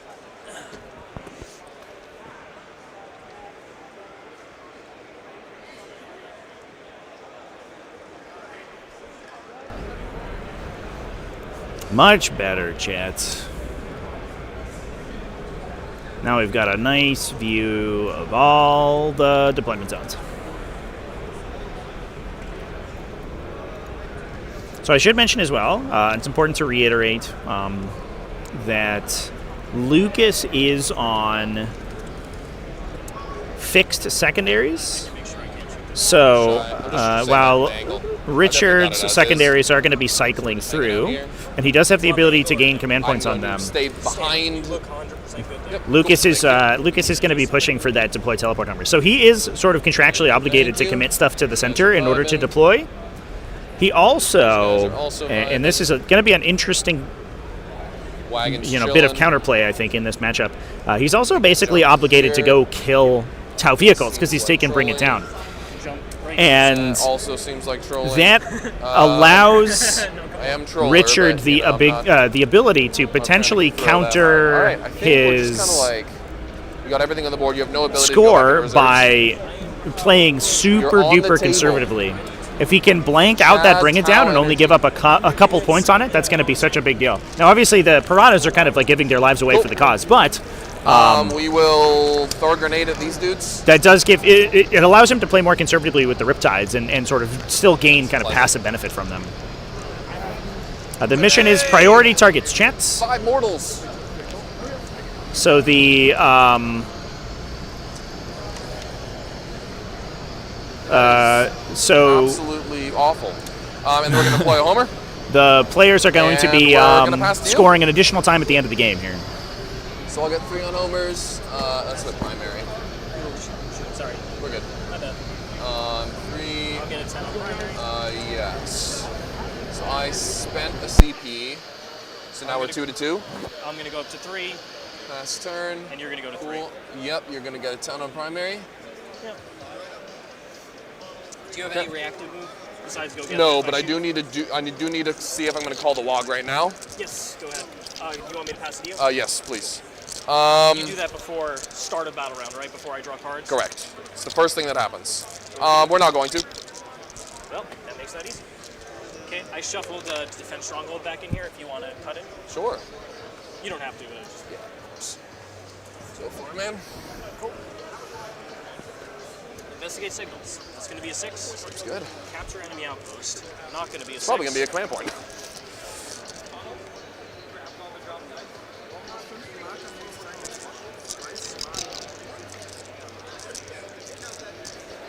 So I do have rapid ingress at this juncture. Yeah, please. Please do. How do I get you to use your units is the question. Yeah, the Orc grenade there is brutal. That was a huge grenade throw for sure. Do you get any bonuses when Grenade is interesting because it is a. I don't have. It's like, very when you kill me, limited I can't be like, in the number of the units that have access to it. I don't get any bonuses for being below starting or half. No, you kill models and they're dead. Just triple check it. Yep.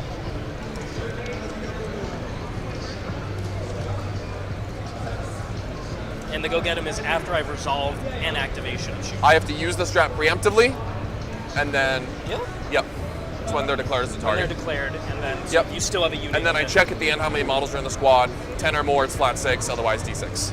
Oh, so it's checked at the end. It's not checked at the beginning. Correct. So if I kill one model here, it's a D6 move instead of 5. Correct.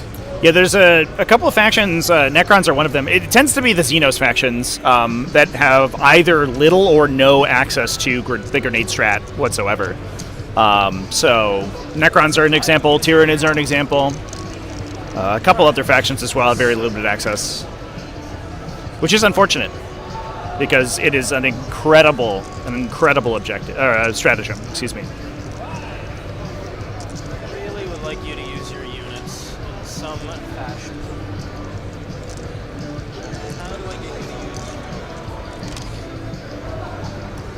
So Funeral Pain and Truck Funeral Pain here. The Funeral Pains are right in here. One in the car, one right behind. Yep. I want you to use those units. How do I get you to use those? Yeah, Lukas playing this matchup sort of uncharacteristically cagey for an Orc player, but I think that is absolutely the correct call.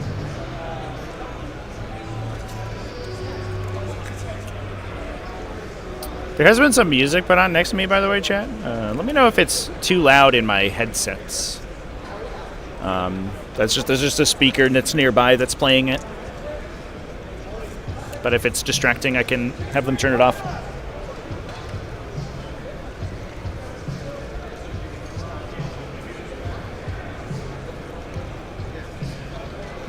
Yeah, smoke and tank shock. Other stratagems too that are very limited access.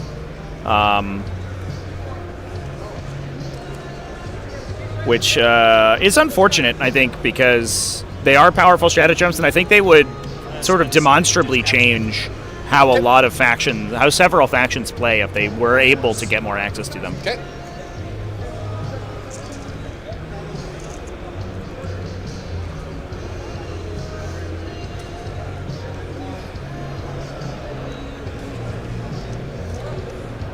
So that'll become a CP at the end of this turn. Yep. I'm going to go for the 6 on Investigate Signals, obviously. So let's move these back. Something else will stand there for sure. Probably one of the Riptides, if I had to guess. That makes sense.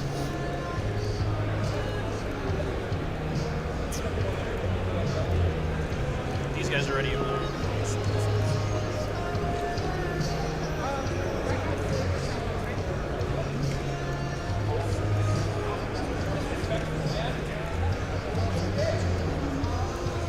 They're going to see the Storm Boys and give me the rerolls on the first activation. Makes sense. They can do it small acting. Yep. Okay, they're all the way in the back. I discarded, I'm going to explain this stream too, but I discarded to try and just force the secondary pressure. Yes, that makes total sense. While you have the entire board, Exactly. you can score like any card right now except for like the kill ones. Exactly. Unfortunately, you picked up I Overforce, picked one, but like but I'm still getting a CP from it, so it's not like a huge concern. Absolutely, yep. And I'm going to basically try and just get through those secondaries. All right, so we'll advance these Pathfinders. Oh, I guess we're going to continue to need this.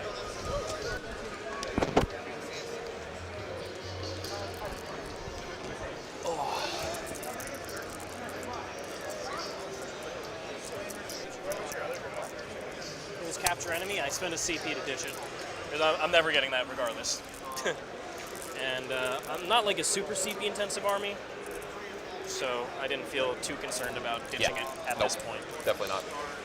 Especially against your list, like a lot of the strats I don't really need. I just need to be able to shoot you. Yep. Yeah, extra AP is like kind of worthless. Yeah.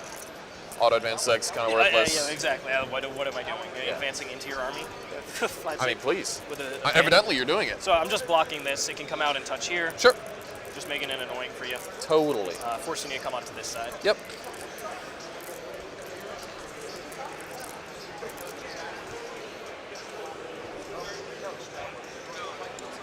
How come the little tab boats never have the drones on them?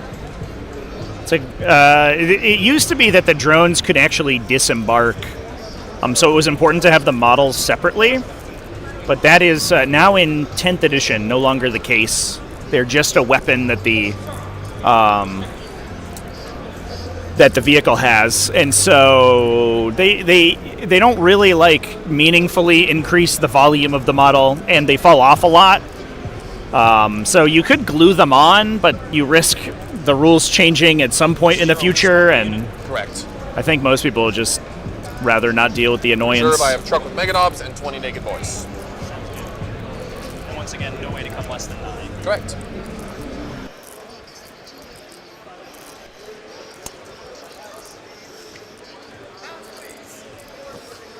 What's the highest AP you can give the boys?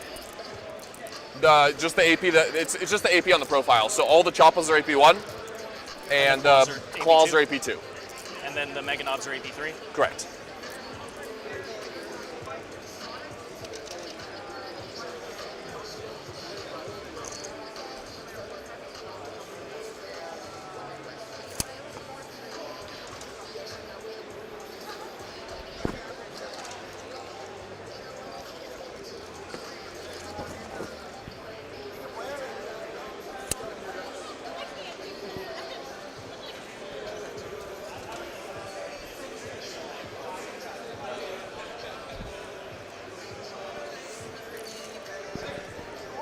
We'll advance that squad.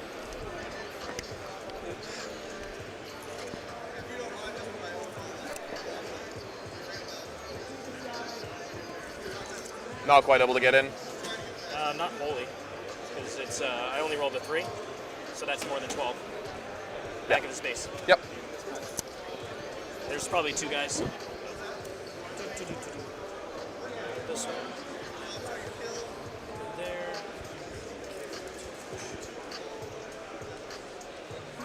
Oh, drones and drones in so many editions have caused infinite consternation. That's definitely been a kind of just a ever-present part of playing with or against Tau in Warhammer 40k has been having to deal with drones.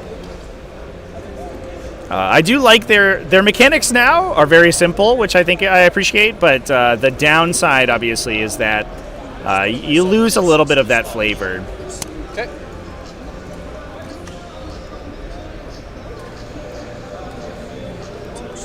Love this movement from Richard here, by the way. And this is an important piece of counterplay that you can use in your own games too. If your opponent does have these fixed secondaries where they're locking in what they're going to do, and they're wearing it on their sleeve, they're telling you what their game plan's going to be. Lukas here telling Richard, "Hey, I'm going to come in and I'm going to go to the middle of the table every turn. If I can't get to your deployment zone, I'm going to at least put a unit within 6 of the middle." Richard here is making that as difficult as possible, making it so that these Orc units either have to go around the Piranha, they might have to destroy the Piranha. They could even, in some, assuming that nothing gets close enough, because the Orcs have very limited access to assault weapons, they might not even be able to perform deploy teleport homers for a round, and those are points that the Orcs are never recouping. They're just gone forever, and that increases the divide that Tau are going to be getting when we come to the final score, and that increases their team score. Drones used to give away a stupid number of victory points. Well, now the battle suits will give up a stupid number of victory points. So I can jump in place. No prisoners was definitely an exciting time in 9th edition for sure. Sounds good.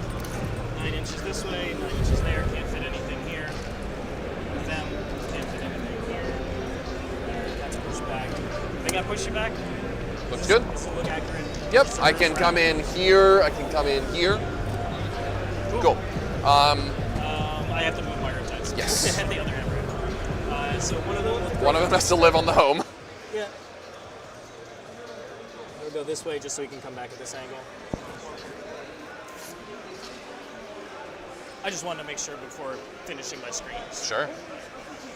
This Riptide is a Yavara, I think, right, champ? Cool to see them back on the table.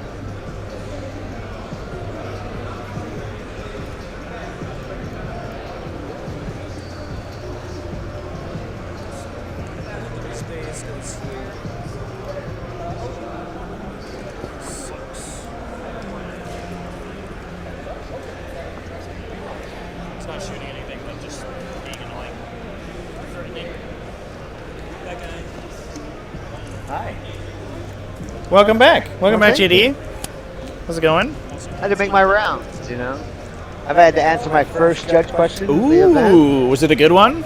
It was, is this within 4 inches so I can pile into it? And I was like, no. And I'm like, okay.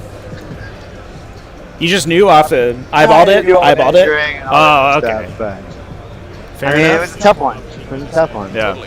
But it is important, though, and that's something that I always tell people to do, like when they're playing at their own events, is that's one of the reasons the judges are there, is to resolve those measurement questions. It's so often that people move too quickly or don't double check things, and then it becomes drama after the fact. But if you just raise your hand and say judge, the judge tells you one way or another whether or not you're in a range. It's done. Ta-da. I think another thing about that too is measuring like before anything happens, right? Or like if I make this 9-inch charge and I go this way, if I kill it, could I consolidate, 4 or 3 inches and pull this on the other end? Right. And knowing all that before anything happens versus like, hey, in your head you're thinking it, but you're not, kind of expressing it, what your plan is. It's always helpful to be like, oh, I'll okay. increase my 20 boys. Or even like after movement, being like, hey, we all agree this is like a 9-inch charge. Cool. We can go back to this later on and know we just need to roll a 9 versus. Was it an 8? Was it a 10? Pre-measuring charges too is not only useful for knowing the distance beforehand, but also like whether or not you're going to command point reroll it, whether or not you're going to use an ability on it. Just making sure that you know what all your charge distances are, even at the beginning of your movement phase, removes so much ambiguity from the game too. Oh, there's also this model.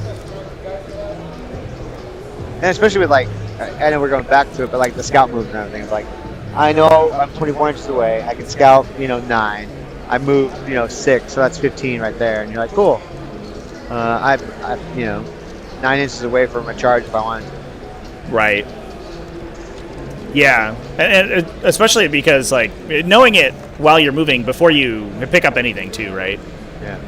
Just make sure that you know all those important measurements before you go into anything. Tau need long strike back. I do think strike teams could use a little bit of a glow up. Breacher teams are so cool and so powerful that it's too bad that we don't see strike teams do it with the same 5, 10, the same amount 15, of playability. 20. Down to 2 CP. Over to you, sir. Okay. Any strats, or you're just gonna let it rip? Cool. Honestly, I will just spend it just to make sure Yeah. I don't actually need my CP. Yeah, because if I live, then all of a sudden it revives, and I'm not doing it. So it looks like that was a go get 'em, which I think has probably ended up being the most powerful thing in this detachment. The go get 'em? Yeah. I mean the 5-up invuln save and reroll's good. The go get 'em is everyone's playing around. Yes. I think every matchup that Orks has been involved in, the players have discussed it, Yes. and how it can be used because it's so flexible. But it's only. They go get 'em? What's that? Sorry. It's only in Green Tide, right? The Right. Go get 'em? Right. Yeah. I mean there are For the benefit of the chat. the effects, Yeah. the same effect elsewhere. Yeah. But it's the only one that's a stratagem, I believe. Yes.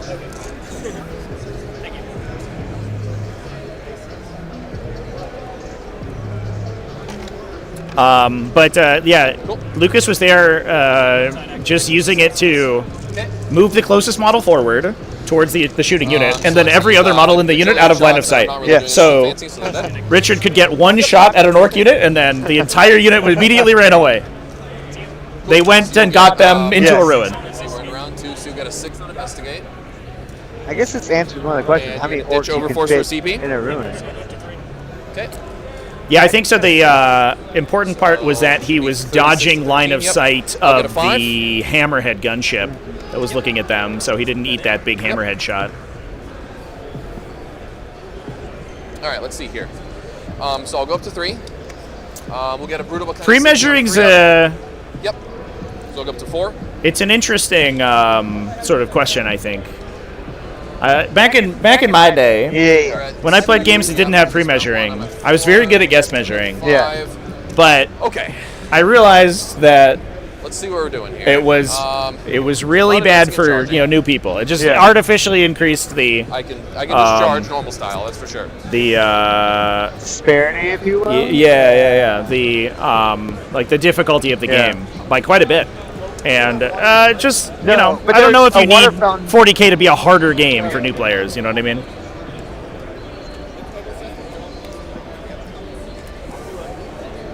But, I mean, I think pre-measuring beforehand, when there was no pre-measuring, it's kind of the same difficulty of you're good at it and you know it. So breachers reroll the wound if I'm on an objective, regardless of control. Oh no, you have to control. I have to But I think control it. Okay. It's And you weird also because, have like, 1 on this CP when you level of play, right? These are some of the best teams in the world, if you will.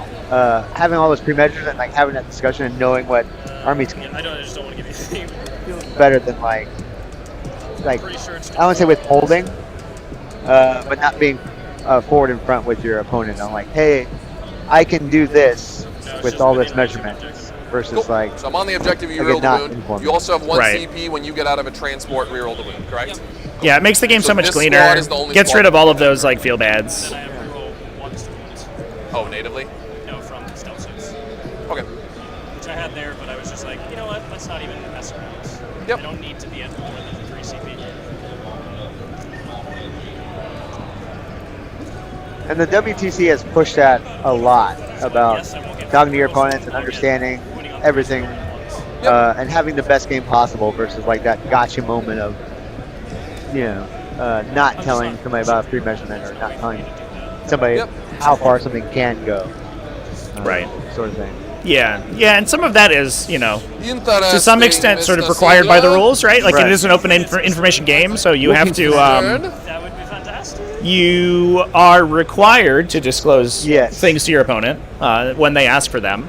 But again, events like WTC and the National Tabletop League, and I would say any event worth its salt wants to showcase the best games possible, not necessarily only only players who have good game knowledge, right?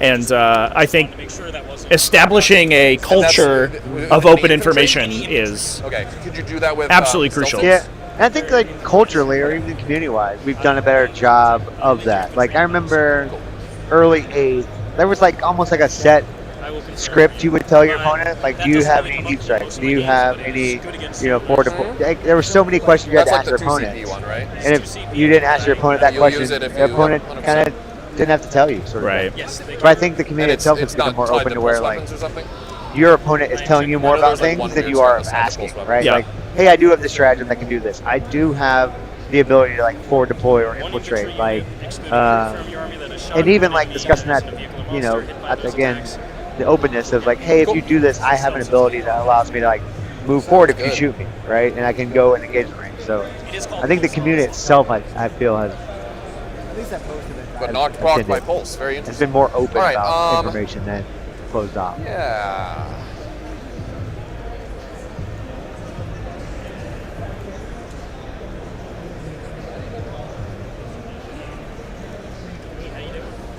Hello. It's a game called Warhammer. So I'm playing Tau. So the red guys, and then the green guys over here are the Orks. Yeah, Tau's a great army. Marines, nice. I really like the way those guys are right there. The stealth suits, yeah, they're really cool. They're like the mini battle suit. About the Anthony, I'm not overwatching. Yep. Necrons, nice. I play Necrons too. Yeah. But I think they're playing real fast. Yeah. Must be hard to get around too. Yeah. Yeah.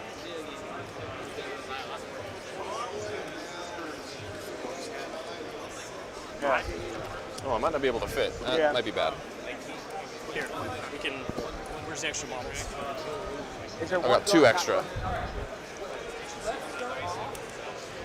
Because you have enough shit. Yeah. There's just no way they're moving, so we gotta shuffle around basically. Shuffle first. So leave those models there for the second, so you know where you need to open the space.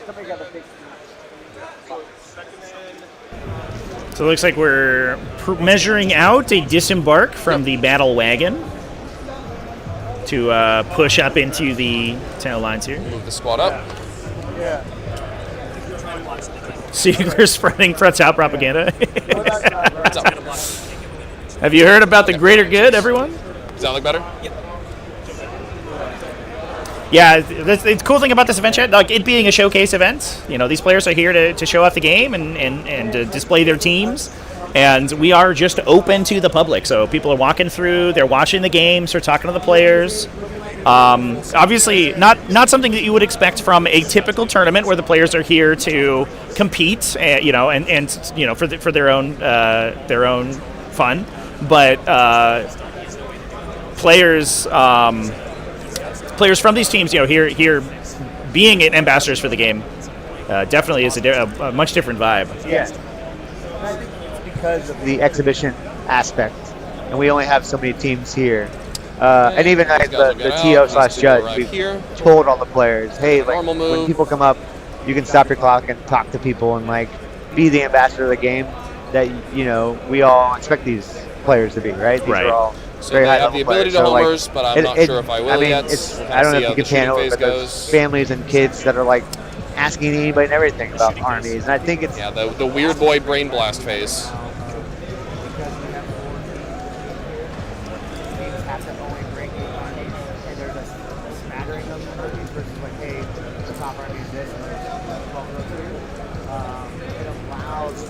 more people to see more diverse armies and be like, ooh, what is that? What army is that? And like they can discuss that. I think there's only these guys will from advance. all the teams here, most teams only have a doubling So of these the guys will same come around, army, these guys will like land the here, they'll just Nits get in the or wagon. what's the other one? Death Guard or things like that. But there is such a healthy smattering of like, you know, we have Knights and we have Grey Knights and we have, you know, Blood Angels and Grey Knights. Right. Of the Doctor. Yeah, and it's a benefit of the team format, right? Yeah. Where because you're only allowed to have one No, the of squad that went in each is the naked army, squad that's you have to have a good variety of armies that are Especially available. at 8s, right? Right. 5s. Yeah, you know, 5 could you have- start to see some standardization for sure. And that's what we were talking about yesterday as well. Is like, because away games we do 5-man and 8-player events, so 5-player and 8-player. So we can see that And we've Piranha. always kind of discussed back and forth which one is, I would say, the better format, but the differences of it. And with 5s, you could have 3 or 4 of the top armies. Kind of. Whereas 8s, there's more thought process on like what are our last 4 armies, if you will. Right. And the matchups that they can go into. So.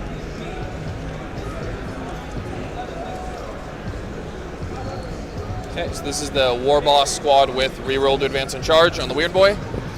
We've got 20 guys here with brutal but cunning who can't get a shot on Piranha. You might be able to shoot that Piranha. We get a score Azor. update on Ultramarines versus Necrons. We are very early into the game, so I don't know if there will be a definitive score. Are you touching this plate here? No, sir. Okay, so we're good. Just off. No shooting from him. Sorry, is this the train format where your wings? I don't know. If it is, I will move him slightly back. Okay. But my base is not. We're good. If your intention was to not, then My base is just on. Cool. Yeah, the Piranha should be considered within that terrain feature because it does base measure, not being an aircraft, or hull measure, excuse me, not being an aircraft. It does not use base measurement, so the wings absolutely count, definitely. But I think in this case, the players know where the Piranha wants to be.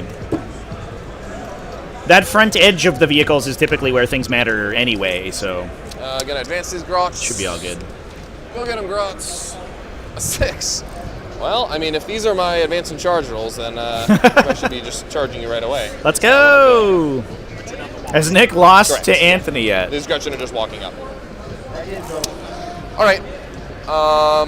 Cool. I can actually, I could take a quick peek around. Meganov car will stay in reserve. We will shoot you a little bit. All right. So let's shoot the one the weird update's boy at who half. came into this guy right here. Right, See Anthony's around the next wall. game's basically over. Done. Is it actually done, or Yeah. or have they just just Yeah, decided they- that it's done? It's close to being done. Yeah, it's on a 4. Team USA is thinking it's going to be a 15-5. Oh, Nick's scraping some points back yeah. more than he thought. Which Brian- table is that on? That's the one over there. and Okay. I don't know. I about could the- actually bring a. Piranha right in I front could of bring you. a camera Here's over the there. War Yeah. Boss, nothing. But so Brian Jones with his Knights, Like pistols. they are predicting a small loss Your because Knight went second. 7? The game in the back is going to be against Cool. Ultramarines. This squad- Not looking good for them. Probably wants to charge now. John, yeah, We really John wanna and against lift that Sasha. Piranha, which kind of It's stinky. closer than they'd probably like. And then Naden. Yeah, with so this squad will not deploy a Aldari, Homer. We're just going to shoot into the Piranha. Yeah, I figured. It's looking good for nothing. Sean Naden. And then some The Blood Angels allotment of pistols. versus World Eater, so 4 up armor Jack save, versus sir. Zach is just waiting for one big turn. They Oh, both he's mad. He's molding. All right, first we are round, going so, to shoot that this squad game can into go these one way or Pathfinders. another. And Are they then, minus 1 to hit? We're watching the Tau versus 2 Orks, pistols. which I think will be a closer to a draw than anything. 1 armor save on them. You got a. Sorry. No, sorry. 3 up. You're good, because there's no AP. Here's the combi weapon. 2 hits, 1 devastating, so just one guy goes splat. Cool. Oh, sorry, this is the sergeant. He has a shield now. Gotcha. So I'll just wound him because you're going to kill this squad anyway. Yep. All right, let's Good, charge. good. We need to use bonus to charge anywhere. Probably on this squad, if anywhere. I'm gonna put this on. It just got knocked off by the captains. There's 30 captains. Okay. Is this otherwise sound good? Apparently so. Did he say it was sounding good? Yeah, seemed like it. Okay. This squad that just got out of the wagon is going to charge the little boat. I don't have reactive. Yep. 5. Is it still Kalyan that has the, like, you can make me -2 charge? Yes. But Piranhas wouldn't be able to do it. The Pathfinders would.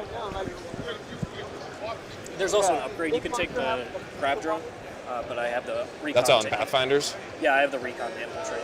What does that do? Lets me infiltrate. Oh, so if you are -2 charge, you can't infiltrate. Yeah. Oh, okay, that seems bad. You could use the strat if you were in Kalyan, but you can't have the upgrade. You have to pick which special drone you want. Okay, chat, check this out. We got our we got some wireless cameras over here on the sort of the final stages of World Eaters versus Chaos Demons, I mean, the and we movement can is the see most important why thing for me. I'm going to attempt to not we can see why Nick did not really want to play this matchup very much, because Angron is just all up in his I am stuff. not kidding you, sir. We're going to charge here with the wagon. His great unclean ones looks like they're trying to fight their way out of their deployment zone.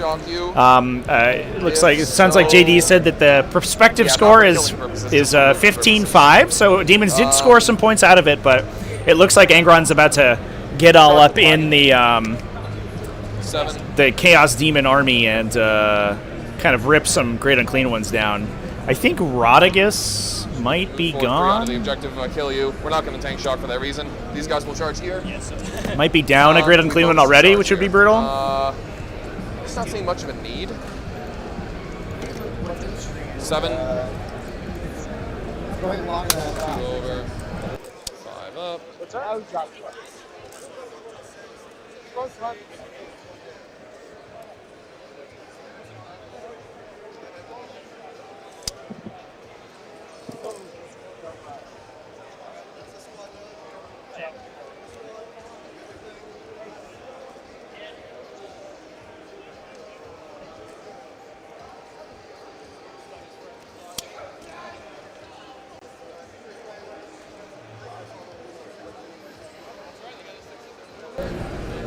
Speaking of Angron, that looks like an advance in charge over the wall there from Angron into these great unclean ones over on from Anthony Vanilla versus Nick Nanavati. That's brutal. CP to add 2 to our charge.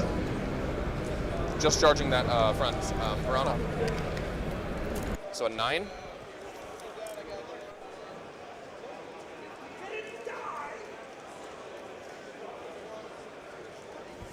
Move your die out of the way. We know he's one of these. That way you have more space. So I can't base you anymore, but I'm just going to leave a spot within 1 for the red squad to charge. See exactly what you're just doing. Explaining what I'm doing. Yep. Doing it perfectly.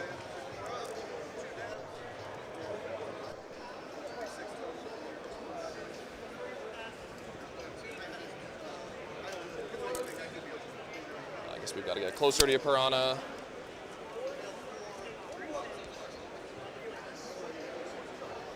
Let's get that knob up in there.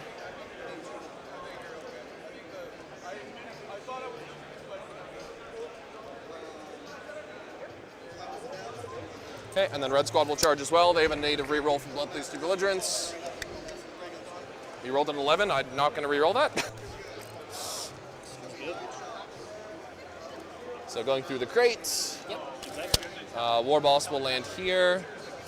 I guess we can actually go all the way around because these are friendly models. Yep, as long as you maintain coherency. Yep. We will. No Scarbrand in Nick's list over there. Otherwise, we might have gotten an Angron versus Scarbrand fight. That would have been sweet. These guys are all just going to come on. But Nick is running 3 great unclean ones.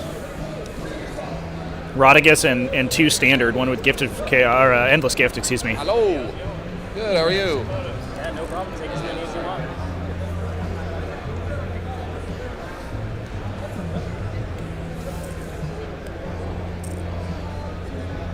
All right. I think I'm killing 2 Piranhas here. What about you? I got it. But all right, we will probably use reroll the wounds somewhere. activate in one place and then use it the other. Yeah, here we're gonna fight you. These guys are already touching Your them. intent is to not touch these objectives. Correct, yes. So anyone who could pile in onto it is just going to choose not to. This guy will come forward to base his buddy. He's not on the objective. Yep. So we've got the 3 claws, and then 1, 2, 3, 4, 5, 6, 7, 8, 9, 10, 11, 12, 13 boys. Okay. So here are the claws, hitting on 2s. We're not going to use the strat from the boss. And then the 2, your T7, so these guys will just be the same, wounding you on 3s, but hitting on 3s. And strength greater than 7, so 3s.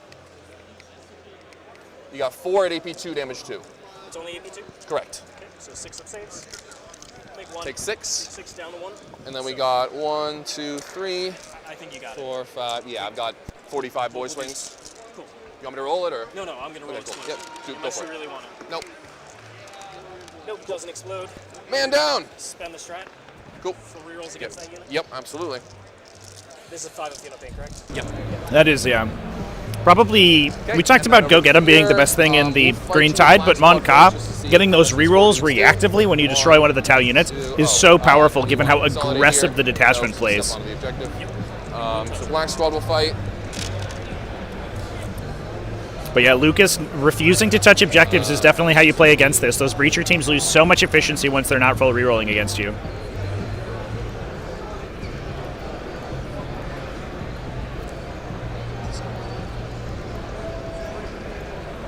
Yep. Cool. So 12 attacks. 3s. And 5s because they're strength 4. Looks like 2 at AP 1. 5 ups. Take them both. Nice. All right, the other squad isn't fighting with everyone, so we are actually going to spend a CP to reroll the wound. Sounds good. So we've got Boss, Knob, and 1, 2, 3, 4. I gave you your 5. 2 for bring it down. Thank you, sir. 6, 7, 8, 9, 10 boys. So here's the boss hitting on 2s. Here's the Knob, thankfully. Knob hitting on 3s. So that's a miss, but those are the boss's hits. And this will wound on 3s rolling from the strat. Good thing. So 5, 6 ups, 2 damage each. Yeah. Should kill him here. Yep. Yep, goes boom. No. Cool.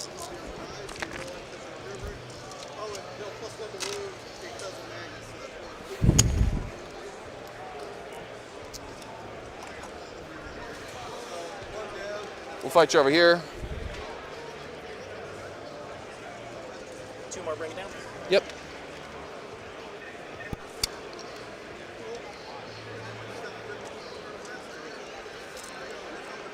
No homers.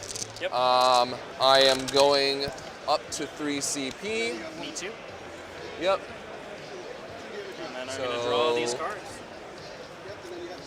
Pass turn. Let me think about walking before anything happens. Sorry. Sorry about that. Yep. No rush. Round 3 should be in. Yep. 3 We what? should both be at 3 CP. Yes. Is that after you spent rerolls? Full rerolls? Yeah, I went down to 2. Now I'm going to go up to 3. Cool. So we're both Good at chat. 3. Looks like we had a bit of a momentary disconnect there. I apologize. We are on our fuck connection today. We don't have Wi-Fi in the venue, unfortunately, so we are. Phone as well. We're doing our best with a Wi-Fi or a 5G uplink, so we might lose connectivity momentarily here.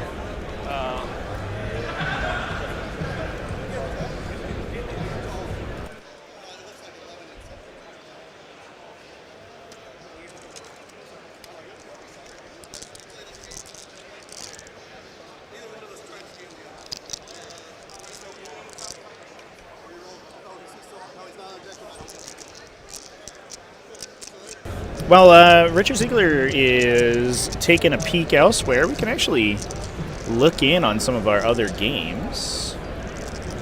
We do have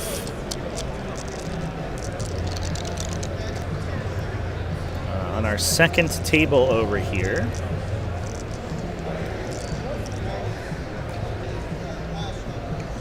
This is Tyler Bortel's Gene Stealer Cults versus Quentin Johnson's Death Guard. It does look like Death Guard are kind of all over the table. The GSE has used some Goliath trucks and their vehicles to move up, up aggressively and get a little bit of damage in the center of the table. Although it did sound like earlier, Tyler had some bad rolls, unfortunately, that left a couple of additional Death Guard units alive, and we can see Plague Burst Crawlers like pushing right up the middle of the table here,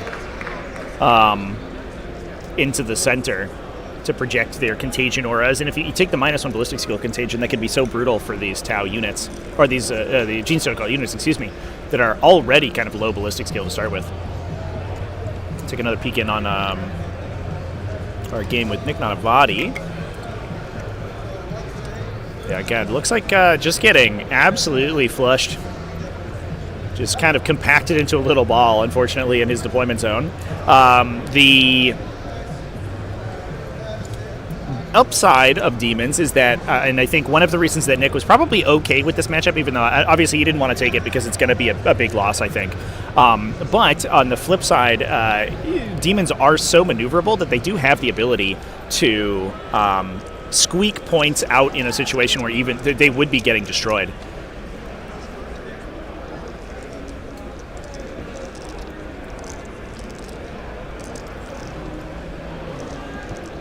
I think it's time for Wog. Ooh, it's time for Wog. We're chilling. We got plenty of time. Was Dreamhack evaluating whether to continue hosting 40k events? That I don't know. Go for it. You could maybe ask JD. He might have more knowledge than I do. Yep, everything's resolved. I'm logging. I believe that it's not the exact. So Wog has been called, by the way. I believe that the. All right, so 5 up, feel no pain, 5 up, feel no pain. Yes. Yeah. 5 up, feel no. 5 up, feel no. Naked squad. Weird boy, weird boy.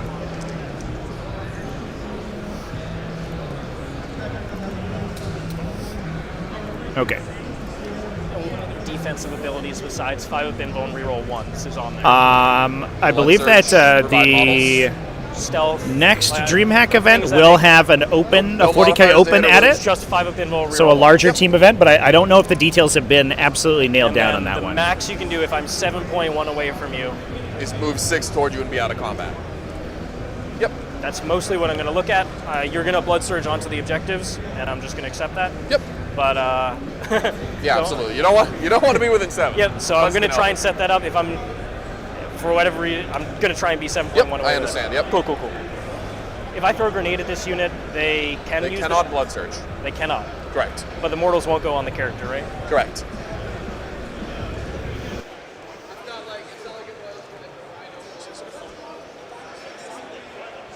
And what kind of, any weird Overwatch that you have? Nope. No flamers? Nope, I'm not going to Overwatch you. Okay. All right. I'm just going to set up dice. Take some wild and, plan, yep, yeah, absolutely. And remember, I also have this almost certainly going to wrap in Ingress this turn. 100% you will. Thank you. Yep. And that's the last thing? Yep, that's the only thing I have off the board. What's up? Same high. You want a prediction or? Whatever you got. I'll take whatever you got. Okay, so you know what I had this in the Matrix? Yes. Okay, just like maybe 2 or 3 points down from that. Done.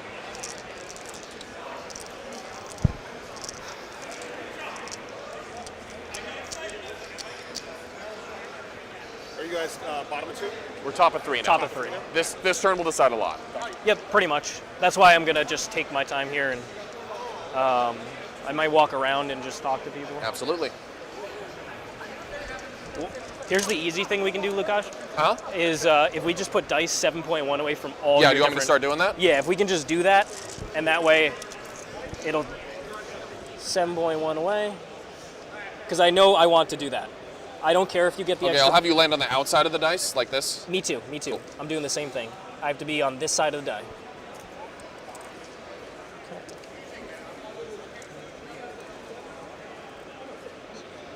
So it's part of an additional part of the team format, which I think is important to mention. Obviously, is the role that team captains play. This is obviously what I want. Each team is allowed one player who is able to go between team members and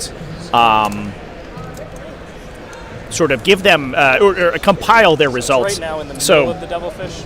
team coaches can totally create it's kind of a picture of what the final team score will look like, and they can use that to I don't believe that they are allowed to give play advice to players, but they can give strategic advice to players based on what their scores are projected to be. So if you look like you need to score 10 points to secure a win, you can tell players who are in a winning position to push for as many points as possible, so that you can get to those new breakpoints. Or where, if players are looking like they're going to lose, play more aggressively and try to go for some riskier plays. Make some 9-inch charges, make some long deep strikes. That could potentially flip the result of that game. The checking, yeah. It's just if you're on an objective, which is a little bit different from some other rules like that. Yes, that you have to control, like ribbon exactly, grenades. because control is. Yeah.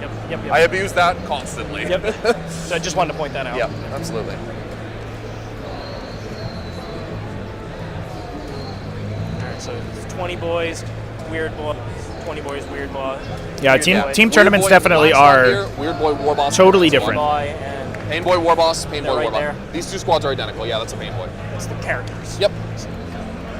It's a big reason why you'll see. Revive for them, bring back D3 bottles. And you can use the strat to combo it. Yes, and I can revive both the pain boys at the same time, but obviously only one strat use in the command phase. Yes. It's a big reason why you'll see many team events played with different army archetypes and compositions than you would in a singles event. A team event is not a collection, or a team of players is not a collection of 8 players playing good lists.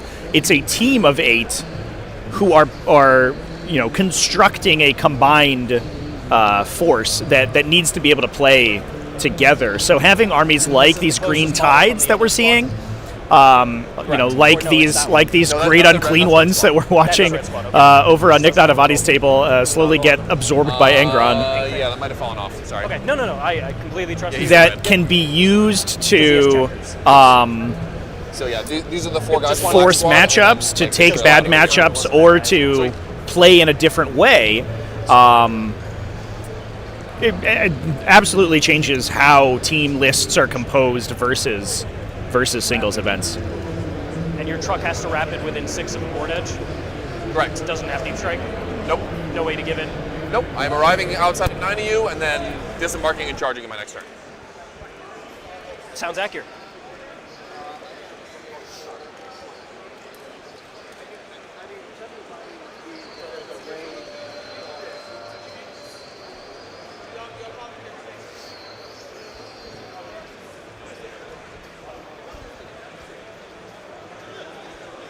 Creatures are range 10 or 12?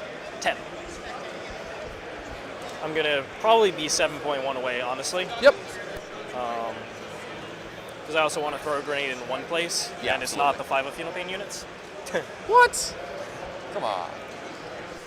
Give me that field of pain. No, it's much more effective. I mean, my grenades I always roll 2, so it's not even like a huge deal. Yeah, my grenades are usually pretty good. You saw my 5. Yeah, the 5 was funny. It was funny. Although I don't mind it there because they were going to didn't matter at all. obliterated anyway. Whatever. All right. And can this blood surge? No, and the guys inside can't either because they'll be battle shocked when they get out. Good point. Good point. And there's no way for you to double that strat. It'd just be one. Double that strat? No. No, like second time. Nope. I can use it in one place.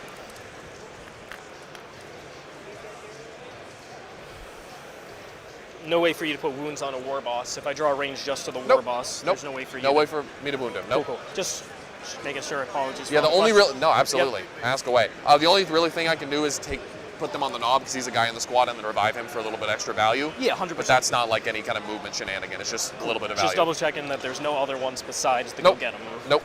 Okay.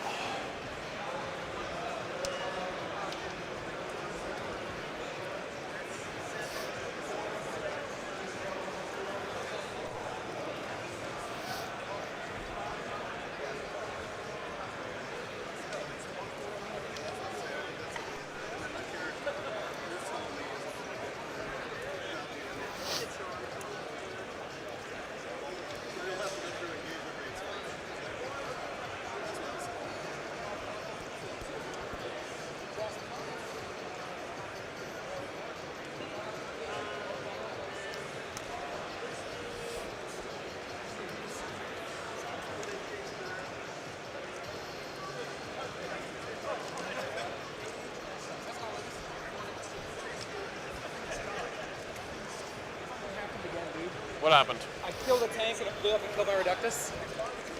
You gotta stop doing that, dude. Stop trying to shoot your guns. I guess.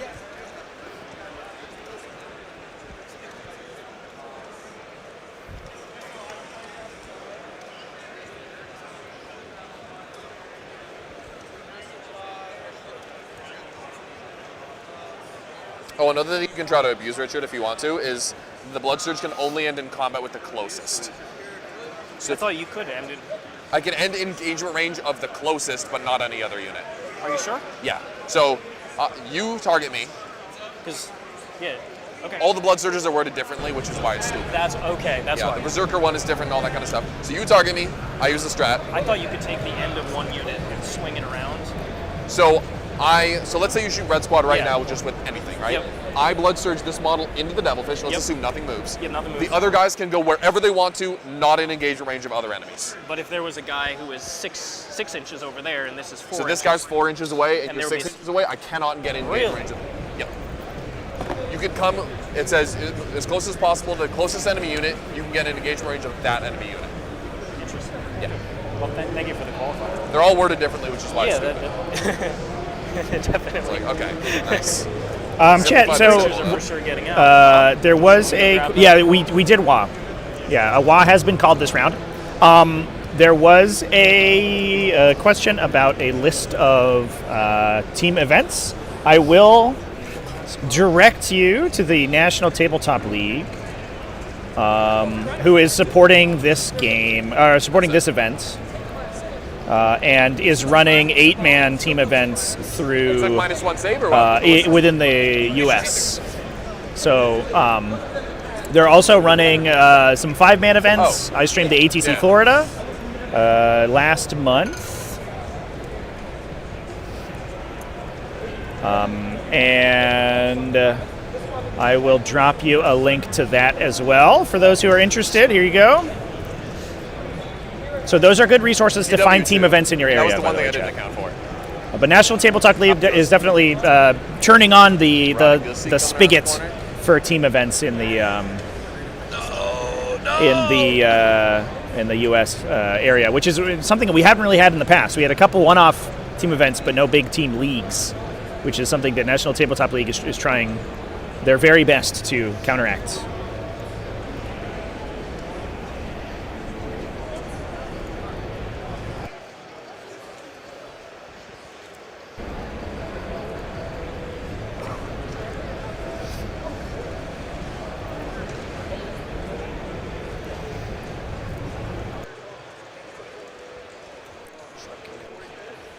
So the truck could go here. You could disembark in front of it. So it looks like the truck would have to be here. Say again? So it looks like, let's say I have a guy here, right? Yep. Truck would have to be behind this part because it wouldn't be able to fully fit there. Yep. And then you could disembark here. Yep. But not on top of this. Correct. Or I could disembark Put it there. So let's just say that one guy is here. So truck would be there. And it's like a 50 mil. Yeah, do you want my truck model? We can do it roughly. So like this would be kind of sort of where I'd come in. Yep. And then you'd be able to put guys Leaving here. myself space for Megas to get out here. Boss Yep. gets out there. Boss gets out there. And then the boss moves 6 plus 5. an advance. 5 plus an advance. Oh, because he's a Mega Knob. Yeah, he's a big boy. All right, so he can move, and you can flat 6 advance? Nope. No. So you'll be able to hit this area, but not too much I can do about that. I don't think you're going over where I have less vehicles. I'm not too concerned if you go up top. This area has has layers to this area.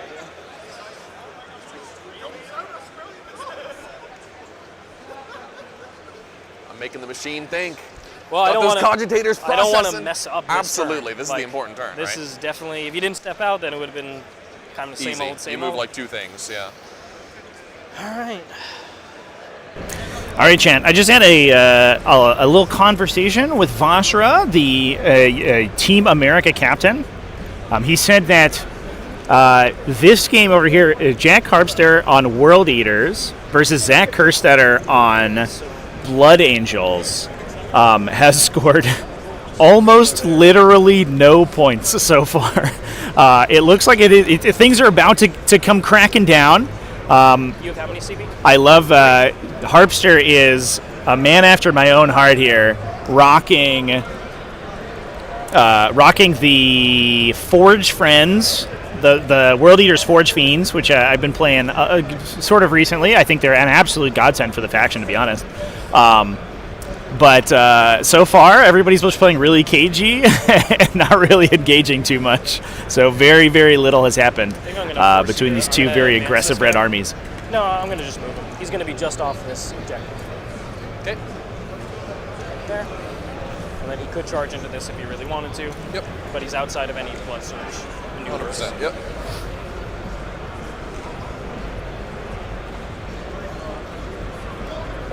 And the guys are getting out. Sorry. Yeah, the anti-go-get-em wall of dice for sure. That's a important piece of technology there. The orcs can't get you if you put dice in the way. That's 6-7 inches away from them.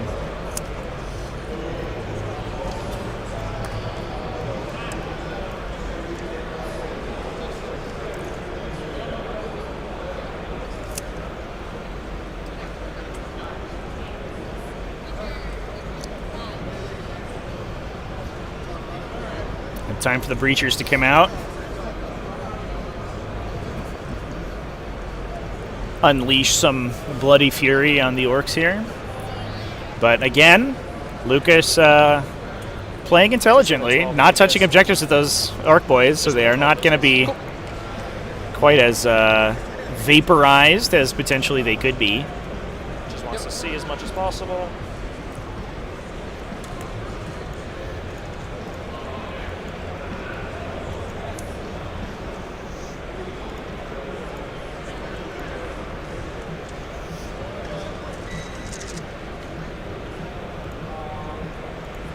I believe that the Yavara is it is playing as a Riptide today, but I believe it is an actual Yavara, which, as we found out on stream a couple weeks ago, is a variety of Riptide. They're a Riptide variant, so you know, it makes total sense. Dice Ball, I need a nerf. Indeed.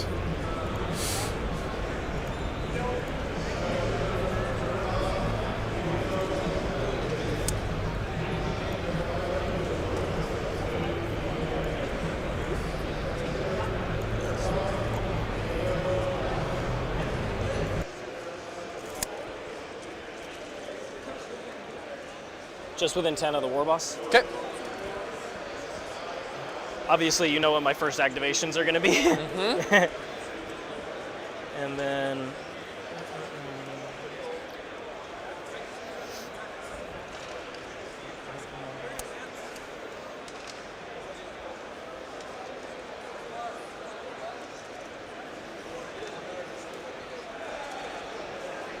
these guys will advance. Okay. Sorry, in the box.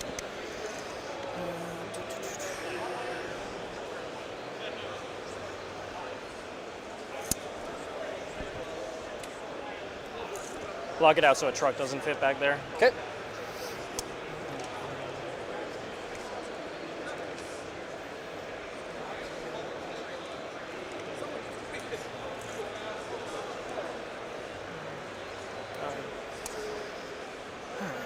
So...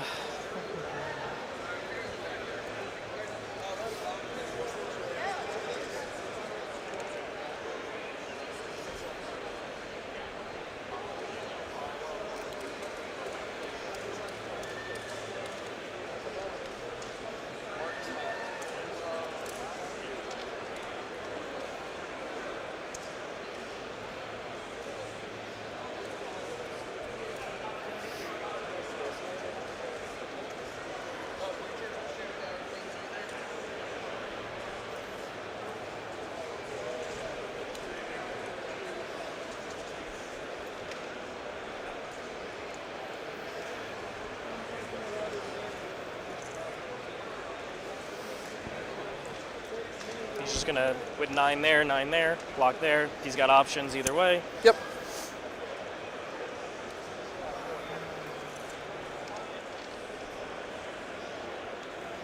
Same thing. Options either way. Yep. Down. Fat devilfish needs to move. Objectives. He needs to move.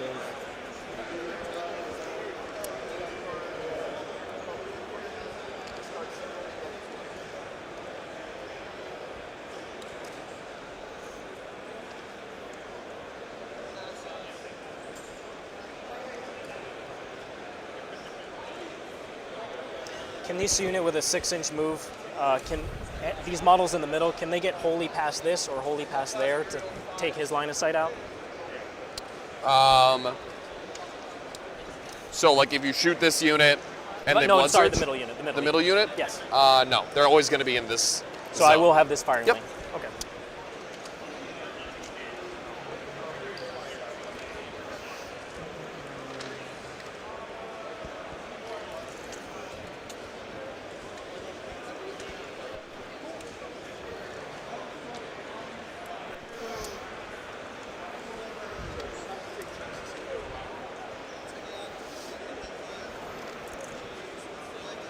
Seven-inch move.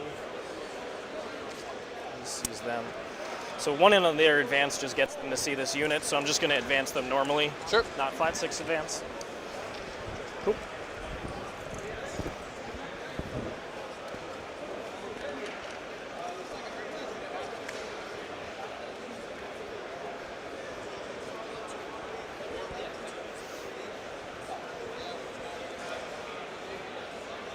What detachment would I suggest for the new orcs?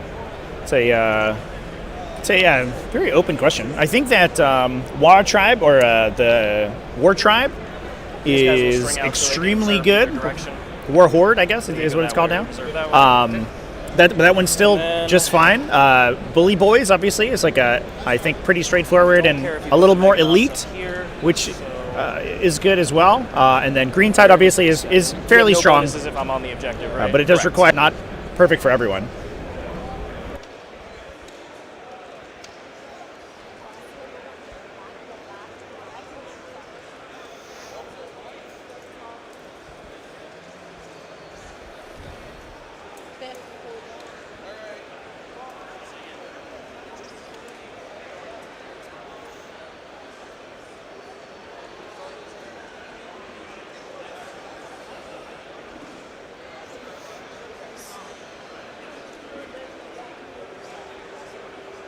And how many? The bosses have 9 attacks. Yep. At 11-2-2. A couple teams brought new Chaos Space Marine lists. This is the boss. Chat. Yep. He's in that squad. All Renegade This model? Raiders, I believe. Yeah, he's in Black Squad. He's in the Black Squad. No. The War Boss? Yeah. He's in Red Squad. He's in Red Squad. He's with this Weird Boy and this squad. I see it. This just has a Weird Boy. Yep. Weird Boy and then 20 guys. No boss. Correct.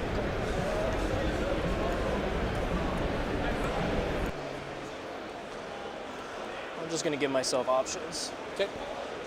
Outside of 7? Yep, outside 7. Cool.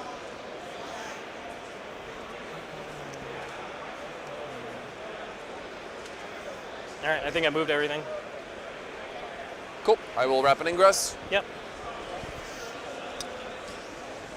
Question is where? Sorry, not. You're good.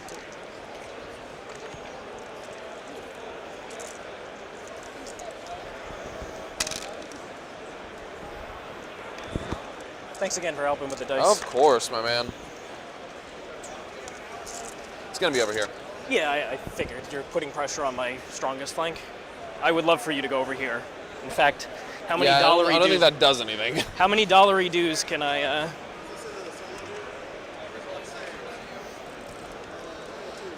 Talking about dollary dues up in here. Wow. Right, Art so of not War to just shop on offering secret bribes lists. on stream now. It's all that coaching money, you know. They're flush. This is the turn. Yep, down to start resolve. Down to 2. Close loss to you here, though. Shoot me, sir. Pass it over back to me. Yep. Okie doke. So we're definitely take a battle shock test on them from the Piranha. Any minuses? No, just whatever you're. They fail. Okay, so they cannot use Blood Surge. Yep. That's Very nice. All right.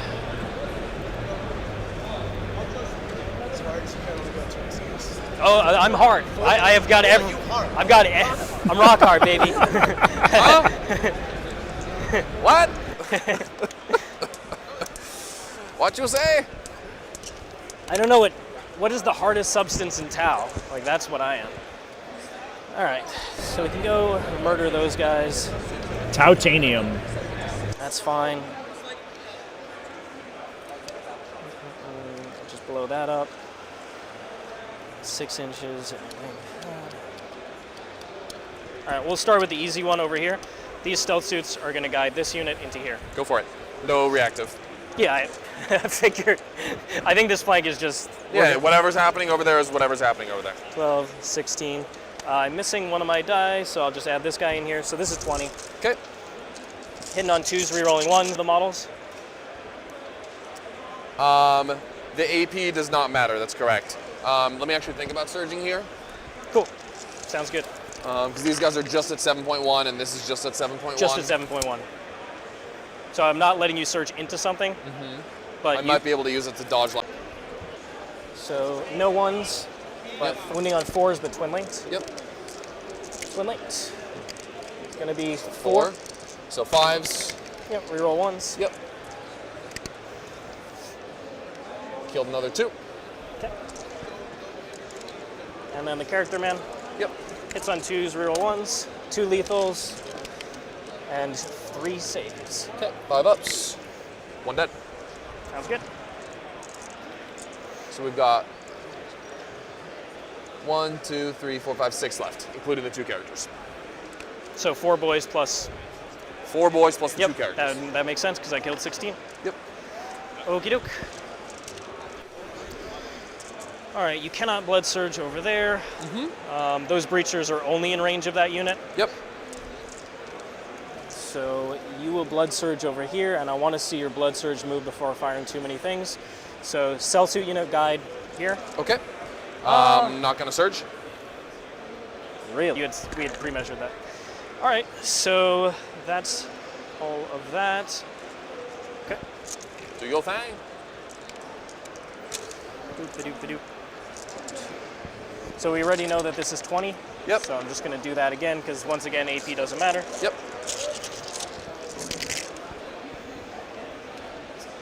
1-1. Okay, that's going to be 2 lethals. Okay. Wounded on 3s, reroll 1s. Yep. It's been a pleasure playing you, Lucas, honestly. Yeah. Honestly, wish you were closer. Yes. I think You're unfortunately on opposite ends of the country. So 1 comes out, so okay. 19, okay, that's pretty good. 19, you want me to do the next 10? Yeah, unfortunately there's nothing I can do about the Wi-Fi chance. 5. The event is not providing us a connection. The venue Wi-Fi can't host the stream, so we're on the 5G uplink. That's just what we got to work with today. So 29. And then I got the character and the gun drones. Yep. So 5s. I'm gonna help you with 1s here. 1, 2, 3. So 3 1s for you. One more success. Yep. Those were 1s. So it's gonna be 4. Okay, and we'll start on the knob. Pull out 5s. It's not terrible. So you killed knob, and then 3, 6, 10 boys. That's a little unfortunate. Do you mind if I start resolving? Yeah, go for the other stuff. Gun drones now. All hit. Oh no, sorry, 1 miss. Excuse me. But 2 lethals. Yep. Wounding on 4s, twin linked. Yep. It's going to be 6 more. 6 more saves. Okay. And these are gonna recover. Yes. Good thing. It is a little ironic, yeah. Like we did comment about that, but it's a restriction of the convention center that we're in. So like obviously, we're in this huge venue, which has its own restrictions on the amount of internet capabilities it has, and then convention centers will typically upcharge any connections that you can have more than the event can support, unfortunately. All right. I got 1 more breacher squad. Yep. I know I had full rerolls there. I just didn't want to fish because I didn't want to miss a bunch. Yeah, you're wounding well enough already. Yeah, that in case you were wondering. Yep.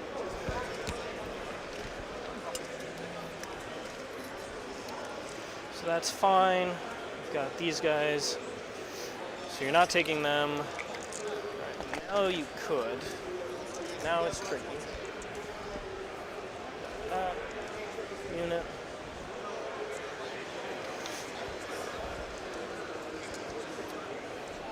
How many are left? 6 and the 2 characters. And that unit's battle shocked. So that unit's not going anywhere.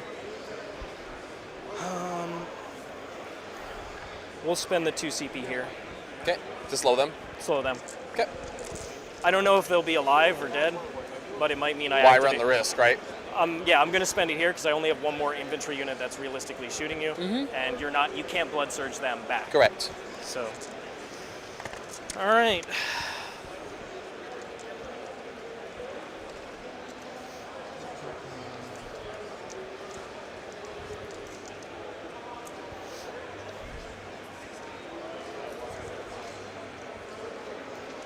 See how much damage we do.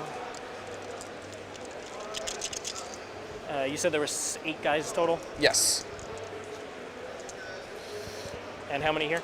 Yeah, it's a growing pain. I think that the scene is going to go through for sure. Like as events get larger, and venues get bigger, it's going to.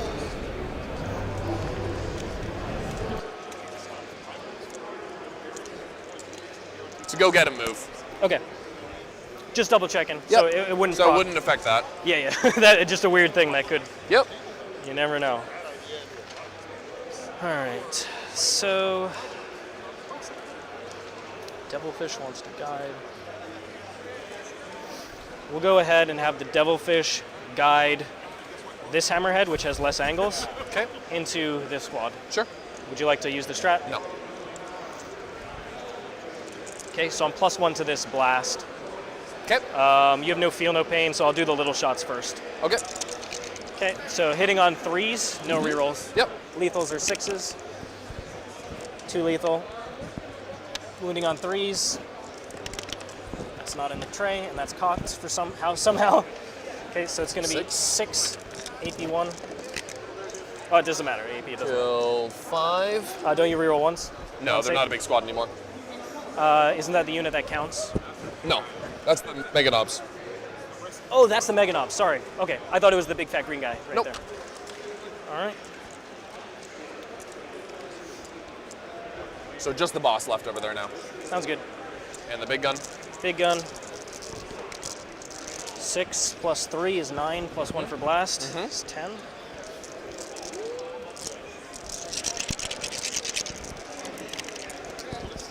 Hitting on 3s, no lethal here. Wounding on 3s. I get a reroll wounds, so I might as well use it here. 6. Dead.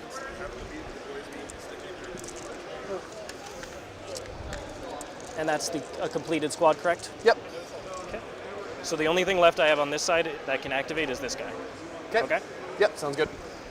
Which I'm not going to shoot them at this point. That makes sense.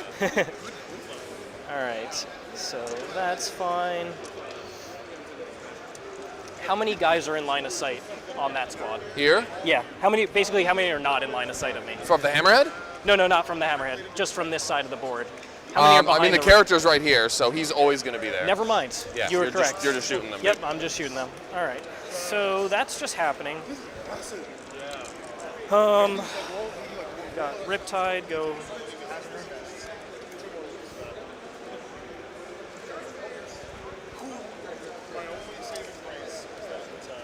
We'll go with this Riptide. Okay. Is going to shoot that squad. Sure. Anyone guiding him?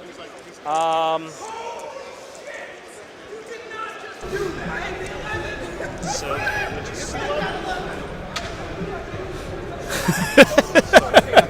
little celebration going on over there. Support there.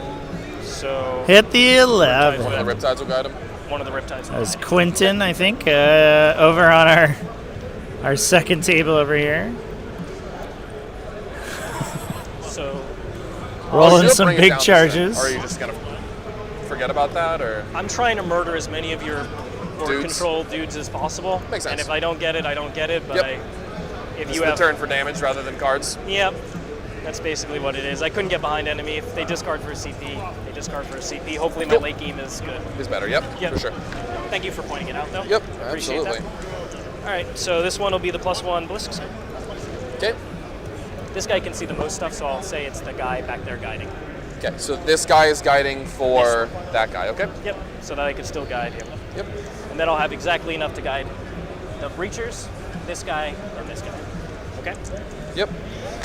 All right, so here All right, comes chat. I futzed with the internet a little bit. Hopefully, hopefully it improves. Actually, it looks like it's a little stronger now. So we'll see if that continues. I'll cross my fingers. Everybody pray to the machine spirits. Winning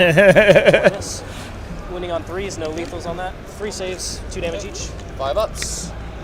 So first guy dies, second guy lives. Cool. The 6 shots, full rerolls, 1 lethal. Winning on 3s, it's going to be 5. I'm 5 ups. not overcharging. These are damage 3. Yeah, not. So 4 go through. I'll just fast roll this. Yep. So totally one guy gets to try to live. He dies. So 4 are dead. Appreciate that. So 1 dude and the 2 characters. Sounds good. All right. We will go.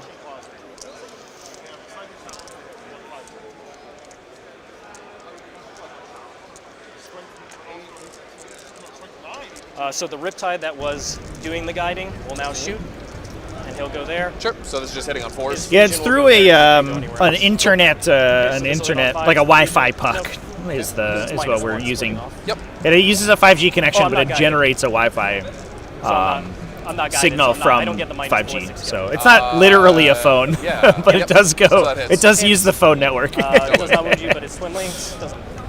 Too tough for you. Too tough. Way too tough. We've got. Does the puck stand for something? Yeah. Missile drones. Pretty ugly, crinkly child. We're going down that road? Cringe. Yep. I don't know what K. What's a noun that begins with K? Wait, is it puck P-U-C or P-U-K? P-U-C-E-K. Are you sure? Yeah. Oh, nothing. Yikes. Guaranteed. Then So now this guy and this guy shot. Yep, I've got Can the look that one Hammerhead, in. the Breachers, and that guy. And the yep. Bring my own Starlink. Yeah, that's a. So Support me on roll Patreon wounds so on I can buy one. Sure. Guided by the. Yes, I guess please. No, they'll get I mean, the guided whole by, Ukraine army is using Starlink. If we get enough people on Patreon, I could launch a satellite. Oh, that's true. I think that's. all this. We just. Right now, there's like 100 people on there. Let's We see need some- that oh, no, to Zoom don't matter now like because you have the, 100,000x. You know what you should do is just outside when everybody's leaving. Patreon. Don't tell them what it is. This is Patreon, man. I bet they do it. A QR code with my Patreon on it. Wounding on 3s rerolling. Yep. Oh, talking about liking. I gotta send my thing in there. So 18. And then 18. Okay. I'll do the next 10. So 5. Do a shameless ploy. A little plugging. It's going to add 2 more. Everybody for go lethals. to Away Games over on Facebook. Give them a 3 like. more for lethals. Yeah, Almost at 500, we said, which is exciting. 21 total. So we haven't That's what I anybody got. today. Back in. Okay. So There's gotta be a way of like seven more. sending Because I a. got 3 lethals. There we go. So it should be 28. All right. Come on, Gork, protect me. Gotta I go got to some thumping to YouTube. do. Trevor's making do it the long way. That's pretty. I have no idea. Thank you. There's another one. There's a lot of ones at least. Thank you, sir. You got it. You can be a patron of multiple streams, Classy. That's true. And then we'll start. I also watch Joe stream and Tabletop You Live. just want me to log in so I could vote. Is that what you? That's what he wanted. I want you to log in and then subscribe to my YouTube channel. Please. Leave it there. We're almost at 60,000 subscribers, by the Go way. with the gun drones next. We were less than 100 away last time I checked, which is kind of exciting. 4s this time.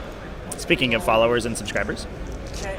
So 75 away. One hit. Exactly 75 away. You think we could hit 60,000 this weekend? That'd be rad. 23 saves. Everyone, Yeah. please subscribe. drop a like on the stream so it gets shown to more people. Paired field nose, because they're 2 damage. There is a lists command. Lists are also pinned in the chat, and they are in the video description. Normal dude. 2 damage. Oh! Tank it. Alright, another guy dead. Cool. We'll go So ahead. there are 7 boys and the 2 characters left over here. 7 boys and the 2 characters. Sounds good. All right, so we've got. That's interesting that I Gabe posted, Rana, but it's not there. is going to guide the Hammerhead. Okay. And then he is going to go. He's going to go. There might be a little echo, chat, because JD and I are both on headsets and we're near each other, so What's your blast you might get a little bit of us talking through each other. +1. Yep. Yeah, it's 9 models. We were talking about going off on mission with my wireless headphone. Yeah. Yeah, a bunch of stuff died so far. I think I don't know about full units. It looks like 2 boys squads in the center and in the top left. So on the circles, 18 inch range on the burst? Yeah. Have been laid low but are not destroyed. You're at 20-ish. That's not. Oh, I'm at 20th? Yeah. Okay. Well, I did not move on that. Okay. Do you want to adjust movement at all? Yeah, if I could. Yeah, of course. Go for it. That's some sportsmanship right there. Yeah. Look at that. Sorry. Oh, moving to get all the fine. little guys. Sure. Yeah. So those it's important to note, I guess, the crates on the sides. These little guys are considered to be 4-inch or less than 4-inch tall ruins, or less than 2-inch, excuse me, tall ruins, so that you can move over them without penalty. So we didn't have to do a through-the-air movement or anything for Richard to do that, because you could just move through them. So 3. If you want to be on top of it. Right? Yeah. You can't stand on top. He takes 1. He's down to 1. Sounds good. Yeah, you can once per game for a CP for each unit. You can bring back D3+3 models. It's like an endless tide kind of deal. A teaming masses sort of stratagem, as it were. Just one. So a 5 up on the wounded knob. He's chilling. Sounds good. Okie doke. And then we've got. Yeah, a lot of the Orc army died, but we have to remember, chat, we're still in the same So this will be battle round. my last activation. So, Lukas did call the law earlier, so he's going to come back swinging So I have this to coming send- turn. Yep.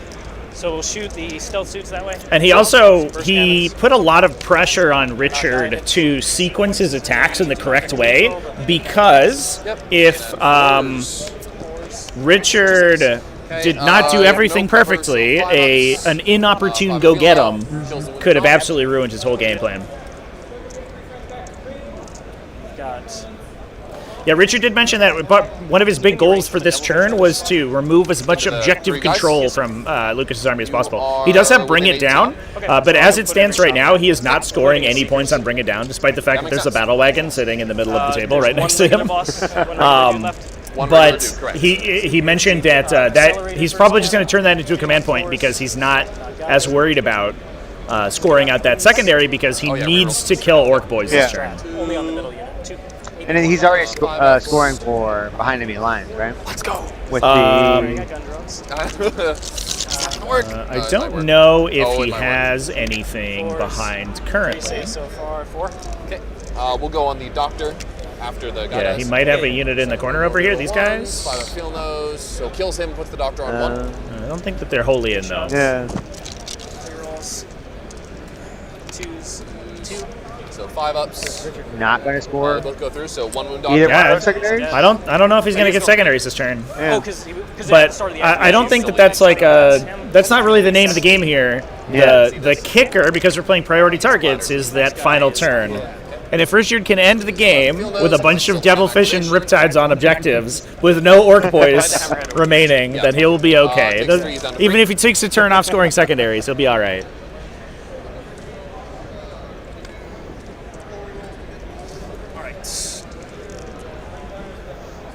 So I have this guy. So this guy will shoot there. We'll pop his Seekers. Yep. We'll just go ahead and pop those. Full rerolls. Can we have a look at John's game? We can. Do you mind if I guide him before? With the hammerhead? Yeah, sure. I will need He's resolving some to Vista Seekers. I'll just finish resolving him. go reset my wireless that's why I camera, saved him. but One of those Seekers I can be is back in a moment. No. You were hitting on 3s? He's going to guide this guy. Oh, He's still I going to hit on understand. 4s. Okay. Yeah. The hammerhead isn't guiding the devilfish. It's the No. other way around. Yeah, Okay. it'd be the other way around. I'm just Absolutely, saying I yep. have to technically shoot him Yep, first. sure, yeah, of No, course. they both miss. Cool. Okay, and then the little shots. Okay. So what, gun round? 2 hits. 1 save, but 1 reroll. Just 1 save. I don't know if I have cover or not. It doesn't matter. He's down 0-2. And then the AP1 shots. 2 hits. 3s. 2 saves. AP1. He is dead. Okay. Sag. So I think it's better to guide this guy. So the Piranha is going to guide him into the downtown squad. Yep, that sounds reasonable. You have how many?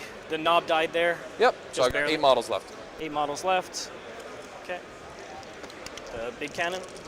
Just going to be 5 shots. 3s. Lethal. 2 more saves. So 3 saves total. 5 ups. We're good. All right. And then it is just the Piranha and him. Okay. Into that squad. Yep. So we'll go with the Piranha because I have a bunch of little shots. Sure. Little shots, nothing. And then we have the Melta. The Melta. 1. 5 up. Damage. Be the hero. Nope.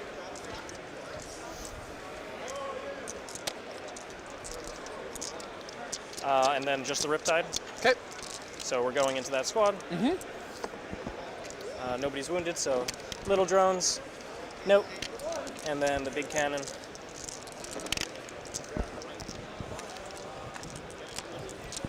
Threes. It's going to be 2 more saves. 5 ups. Good. Hilarious. Good. And then Wow. his fusion misses. Okie doke. So I will charge onto there to deny you the points. I think I shot everything. Because we'll be OC 5 to 5? Yes. Cool. Just outside. You can't heroic with them. They're battle shocked anyway. Yep. Is there anything hidden behind here? I can do nothing. Nope. Right now. This little guy. Looks good. All right. And Gonna let him charge. Keep up on mine? you still get the WA bonuses. Yeah, no, no. Probably the one I use. Plugged in. Don't want to charge them. Okay, though.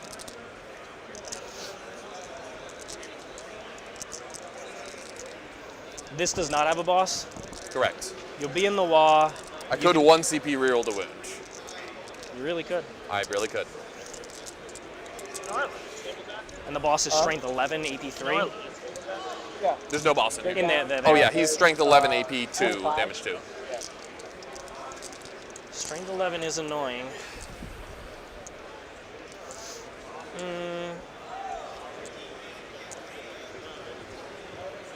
Is there a spot I can go with the Devilfish where he wouldn't be able to pile in? Doubtful. It looks doubtful. Yeah, because this guy will be able to go 3 and activate him. Okay. sounds Yeah, good. I don't think so. Yep, just asking. Yep. I don't know if it would kill you, but it would certainly hurt. I'm going to try and charge the Piranha in. Okay. No, doesn't make it. Now I'm not going to go in. Makes sense. Because I think the likelihood of you killing that is high with the boss. Yeah, you should kill me with the boss. Yep. Okie doke. All right, we can kick each other here real quick. I'm not going to bother doing Okay, it. I will bother because my attacks are not bad. You're T9. T9. So 3s right now because I'm logging. 3 AP 1 damage 2s. That was Take 1. 2. Down to 12. Gotta start somewhere. All right, Mr. Siegler. So you're getting no bring it down, no behind. Do you want to discard either one of those? Yep, they're both going into Both going away. Okay. I'm going to be at 2 CP. Okay. I will get a 5, and there's nothing I can do about that.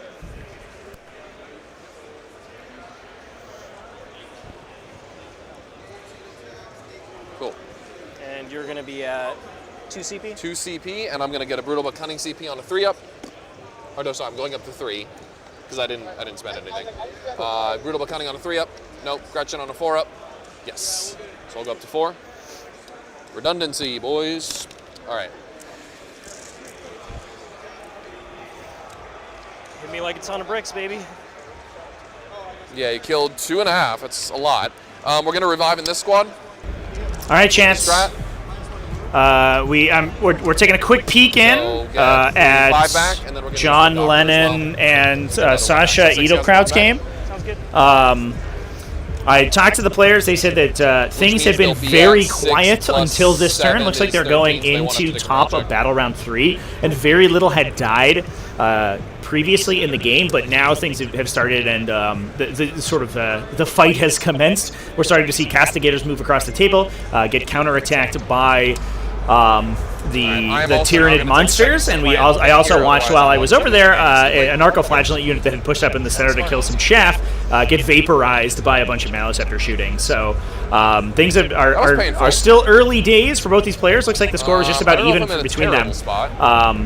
Yeah, we'll see how things turn out over there. But right now, back to our main table. So Breacher Overwatch is just 40-something dice hitting on 6s. Yep. The terrain is it's sort of a special composition for National Tabletop League. It's a combination of Leviathan layouts from the Leviathan tournament packet that have been adapted to add an additional 4 layouts using the same terrain features. But these large sort of things to remember for next these time. large bricks of ruin terrain are actually incredibly good at blocking line of sight. So Tau isn't perfectly this army wants to charge adapted to sort of gain line of sight through the center of the table. We actually watched Richard get, I think, literally 1 ranged attack on his target, on his opponent in the first turn, which he was a little concerned about because he wasn't able to do any damage to the Orc army before they were able to push into the center of the table. All right. So you guys are at full. You're gonna go Sasha, so the teams are 8-player teams, so a lot of the sort of national groups are bringing in some mercenaries to fill out their ranks, and we see a little bit of sort of cross pollination of players between these teams. Like, for example, John Lennon is playing on Team USA today instead of Team Art of War, where we would normally see him on Team Art of War. Brian Jones oftentimes plays with Team Art of War, but he's also playing on Team USA, and some other players have swapped between United Midwest and the other teams that are available. Killed 2.5 squads. I would say sort of the top echelon of players are pretty tight knit, and a lot of players are. This is crazy. A lot of players will swap around so let's advance these guys when things work for them. Okay, 7. Is that enough for what I want to do? I don't think it's CP worthy.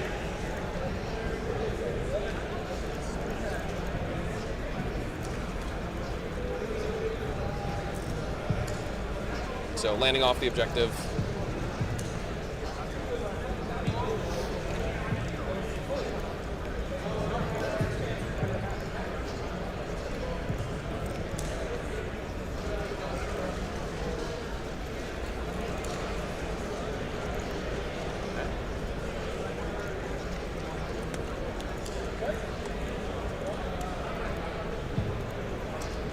Meganobs will get out.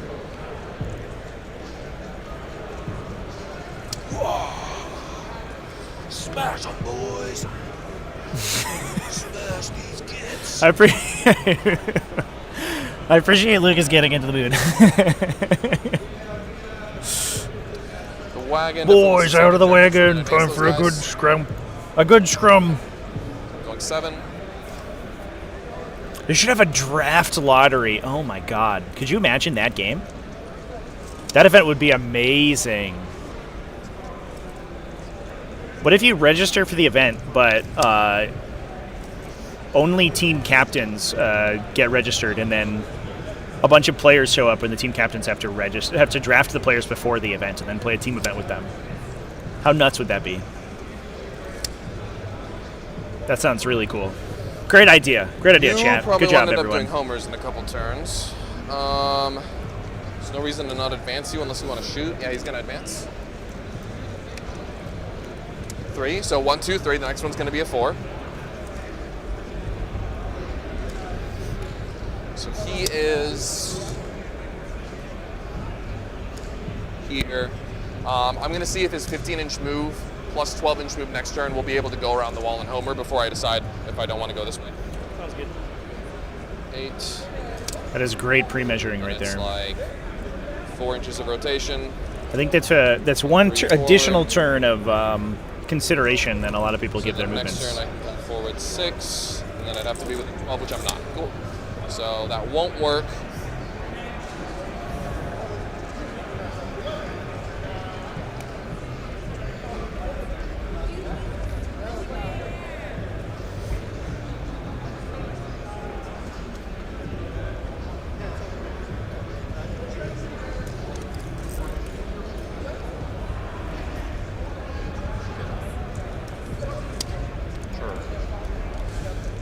These guys are going to run. It's not a 4, Sag. Thank you, sir.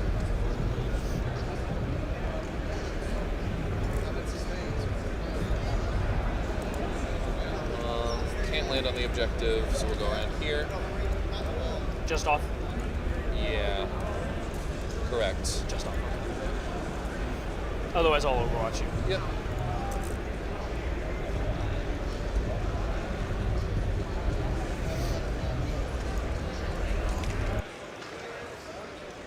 Boys. So, the burst cannon broke, but he's technically touching both of these. Yep, he's on both of them. Yeah, but sorry. Yeah, it's all I good. can grab that one if you want, and it'll show you. We're chilling. We are big chilling. All right, these Mind guys if I are put gonna. this back? Yeah, go for it. And the Devilfish is OC2, no way to increase. Nope. I guess if he steps on this objective, it'll be 3, but Yes, exactly. cool. You can easily contest it. I'm just letting you know. Yep. Appreciate the heads up. Oh, rip.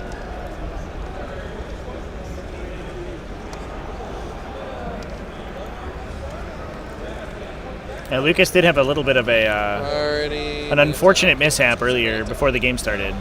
His army fell off its tray, so he have lost a couple bits and pieces there. Obviously not the Devilfish. It's not in Lucas's army, but No some more of his breaching boys for you. lost pieces.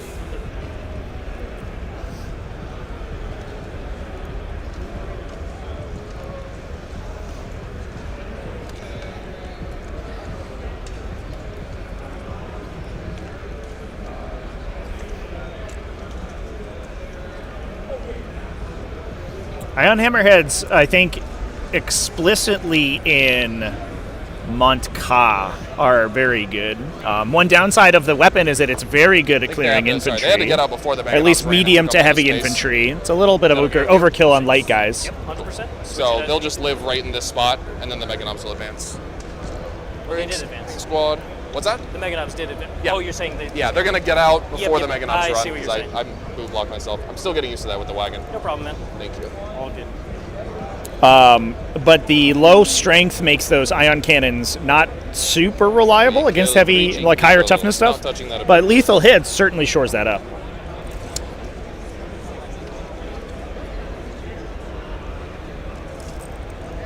And does your minus 1 to wound doesn't from the Guardian drone doesn't work in combat, right? Just range attacks.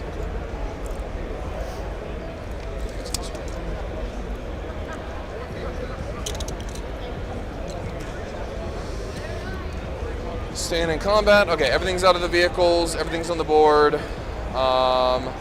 Shooting. Lamau, what's that?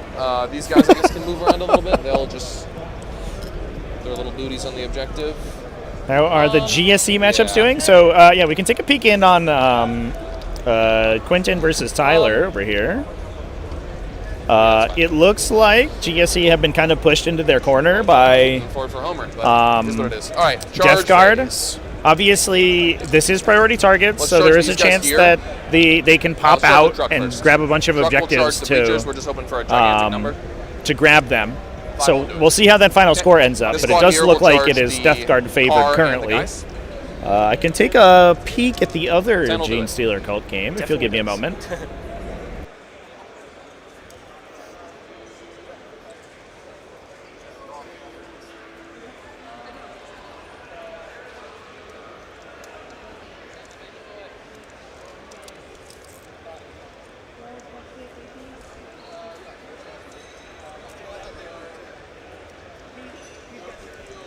So these guys are like 4 inches. I don't think tagging your hammerhead is going to work, unfortunately.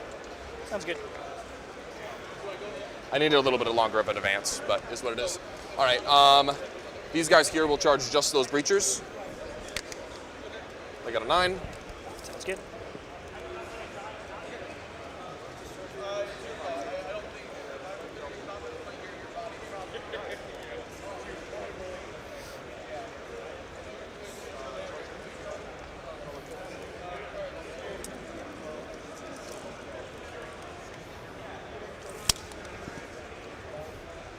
Blah! All right, over there, do we spend a CP just to get movement? Probably. So we're gonna add 3 to our charge over there. Okay. I think we're just going to charge the breachers though.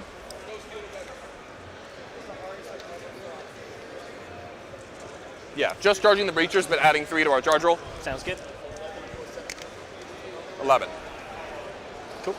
We be charging. I think you got enough. I think I got it.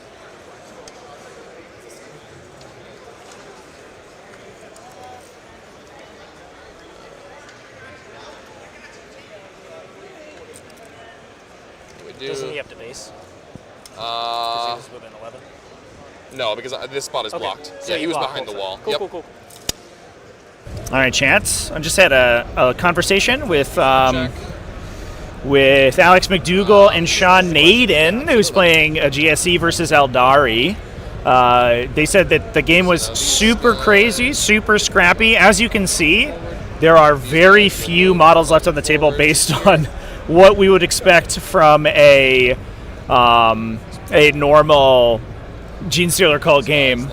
A lot of them are Eldar Aspect Warriors and Phoenix Lords, but there are still some sort of enclaves of Gene Stealer power. Now, obviously, Dark Reapers, as we can see in the Eldar army, are a little dangerous for these Gene Stealer cult units, able to put indirect fire blast weapons downrange that are excellent at killing infantry. And all these little characters able to run around, be difficult to kill, and clip out GSE units is definitely helpful for the Eldari. But Gene Stealer cults, very good at killing Eldar models, so it sounds like that game is all to play for as well. And the Meganobs will charge. The Riptide only. 3. That definitely won't get them all fighting. We're going to reroll that for a CP. And yeah, the one of the Riptides is a Yavara, I think. Because those guys did get legended, so you can't play them in tournaments anymore, but they are literally a Riptide chassis, so it's basically an identical model. On it. You could have piled more around as well. Yeah, I'm not too worried about it, though. Yeah, you got it. Yep. All right. But also, I'm the same OC as your battle wagon, so. Yeah, I'll have it. It'll matter for the next turn, maybe. We'll see. Sounds good. Cool. You're at 2. I guess I'll go first with the boys over there. Okay. Reroll the wound seems good. These guys don't fall back and shoot, right? No, but they have pistols.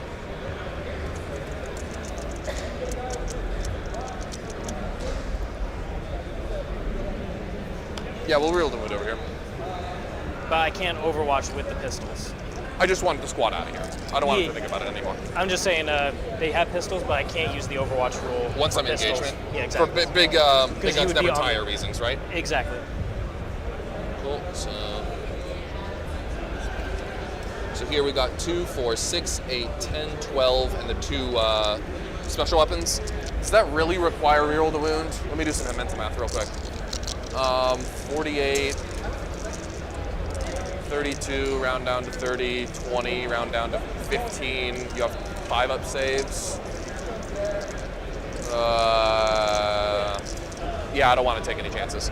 So 1, 2, 3, 4, 5, 6, 7, 8. Is that 14? Do you want me to just tag? 12, yes. Yep. Two. These guys on the, so 6 OC on the point. This is the stratagem, competitive 6, streak. 8, 10, 12. Definitely My 3 hammerheads. 2 helped hammerheads these and 3 killed like boys 5 squad guys. actually All knock the down breaches did the high almost all toughness killing, stuff. So we'll see. This is half of it. I'll do this twice, hitting on 3s. Moving on 3s, we're rolling. The strat. And that's why we strat. Cool. So 5, 10, 13 from the first half. We'll do the second half real quick. 3s. Robin Roberts with the 10 gifted memberships. Thank you, sir. Robin, thank you so much for the support, man. I appreciate you. Congratulations to everybody who picked up a membership from that. Rolling. Iridium Essence. Another 5. Quakel Tiki, Rejected 17. Opinions, Phoenix Game Studio. 30 total. Argyra Speedays, Hammerhand, Stefan, CJ, Flaming Mo. Congratulations, everybody. And thanks for supporting as well. That definitely helps the cost to come out, which is a lot. Your next batch. Yeah, we've got 3 guys into the hammerhead. Hammerheads are T10 or 9? T10. Okay, cool. So this probably won't do much. 3s. Yep. Somebody asked about Sean Naden's list. I believe. And moving on 6s, rolling. I'll put the link to the event info into the chat, or into the yeah. Consolidate. It'll go up in chat, and I will put it on the event video description as well. That's good. So you can find all lists there. We'll get him on if we can in the future. We're going to stream all of the tournament, or all of the teams at least once. So we'll definitely get a chance to take a peek around everybody. Do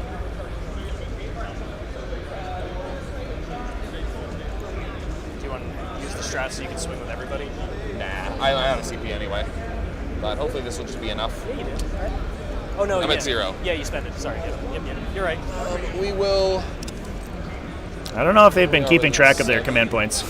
You can engage it. Yeah.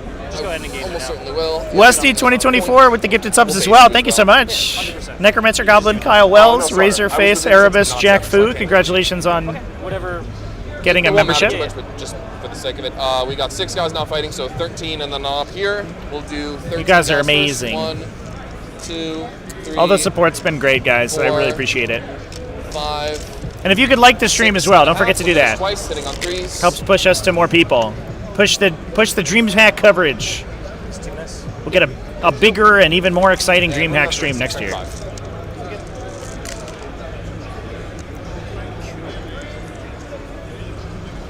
don't know why I'm at 5. At 5, baby. And you're at 2, yeah. Yep. I haven't spent So it. we've got 10 at AP1 from the first half. Second half. I need more breachers. The fucking Riptides did nothing. It was insane how shitty they rolled. Breachers do be good for sure. 3s.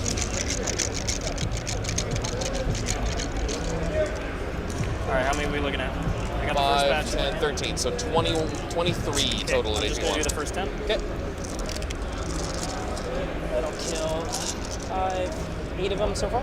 Yep. Okay. And then I'll 13 roll more. them. Yep. They're dead. Cool. You can roll the next squad.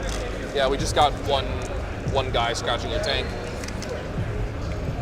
3 hits. 1 at AP1 on the Devilfish. Wow. Just start rolling your next squad. Oh, you just got, yeah. Good, Okay, on good. 6. We'll have the Meganops hit this thing. They got no buffs at all. Here's the War Boss, 2s, and Strength 13. 3, AP2 damage 3s. Give us the wall. Classe. I hope I'm saying that name right, by the way. What's the highest damage you have? Correct my pronunciation if I'm wrong. Thank you so we've much got for the 1, gifted memberships 2, as well. 3, 4. 5 more gifted memberships. Hot damn! You guys are insane this weekend. So 3s Let's for the go. because they're led by a boss.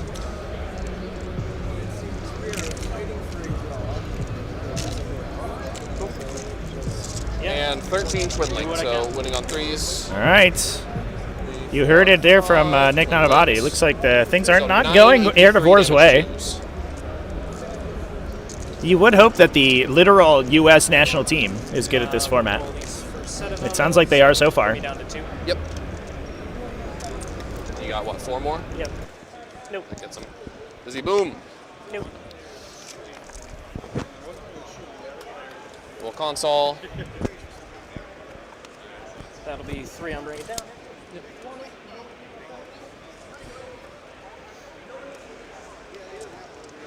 Okay, we've got the 3 claws and 1 dude fighting here. And then we got 1, 2, 3, 4, 5, 6, 7, 8, 9 guys fighting here. Okay. 3, 4, 5, 6, 7, 8, 9. Yep. So into the breachers. 1, 2, 3, 4, 5, 6, 7, 8, 9. 2s to hit because they're led by a boss.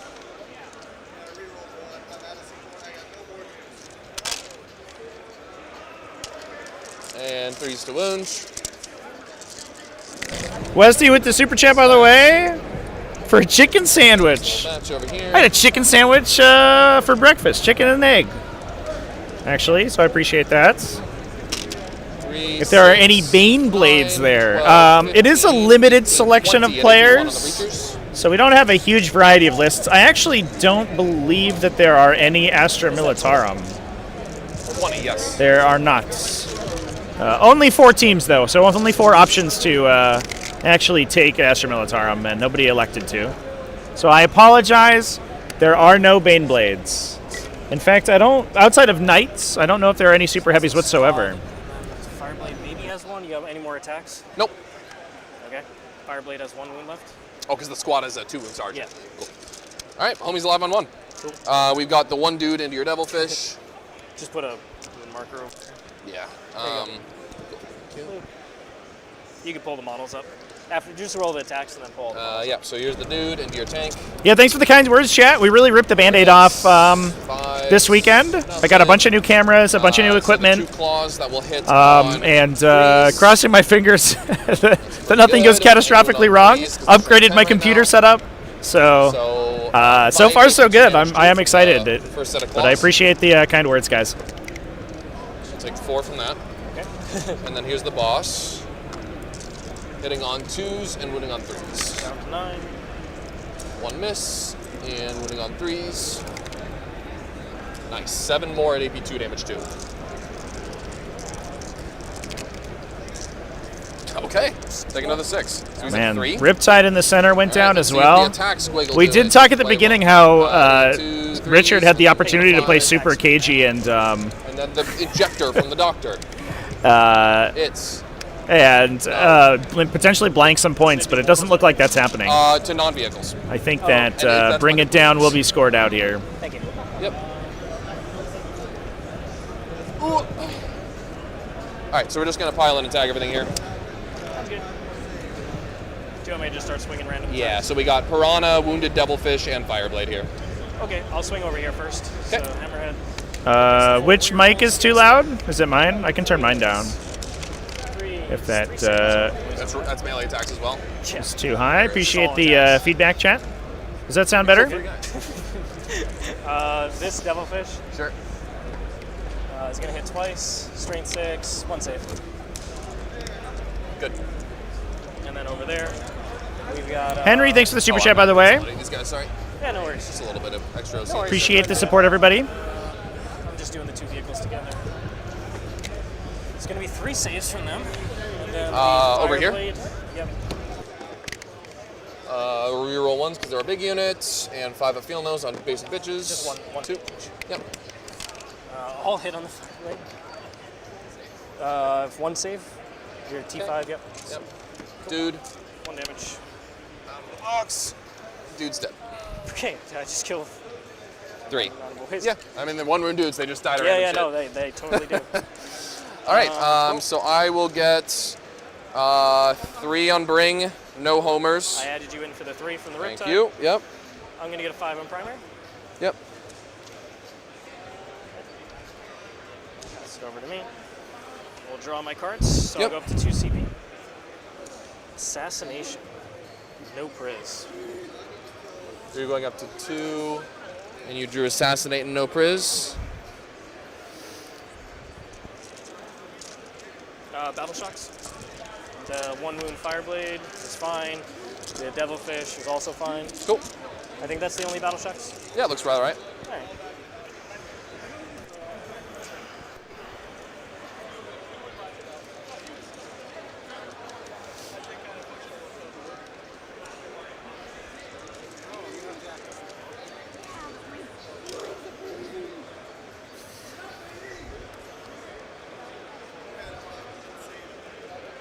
And you're outside of the wall, so no bonuses, correct? No bonus attack and strength, but I still have a 5 at bid multi. Yeah. No doubt. Okay. So Woggers. there's no war boss in there? Correct. That's a squad of 20 idiots. Yeah, that was Wa turn. I mean, the Orks are going to lose out on their damage output, but we have to remember that we are playing in Green Tide today. So Tyler's army is not going to get significantly easier to kill from here on out. They don't necessarily need the advance and charge. They have Weird Boys if they need to reposition. And plus their charge bonuses. Now that we're moving into Battle Round 4, they're +4 to charge for 1 CP, thanks to Tide of Muscle. So, honestly, Orks are definitely still in a strong position. And that baked-in 5+ invulnerable save is going to be huge. The terrain setup is the National Tabletop League setup. They have used basically they've adapted the Leviathan format set to play in team events. It's designed for singles events, but they've constructed additional layouts using the Leviathan rules and the template format, so that there can be more combinations available on that. And that's what they're using today. I think this is a Leviathan layout. This is layout 2, if I remember correctly. I don't believe that there's any changes to it, but some of the other ones have been adjusted. How many's left here, regular boys? Yeah, we're also on priority targets, by the way, chat. So the final score is going to be hugely a big bonus for Orks because they are going second. So if they can hold enough materiel to take the center of the table at the end of the game, they are going to get a huge, potentially 25-point swing on primary.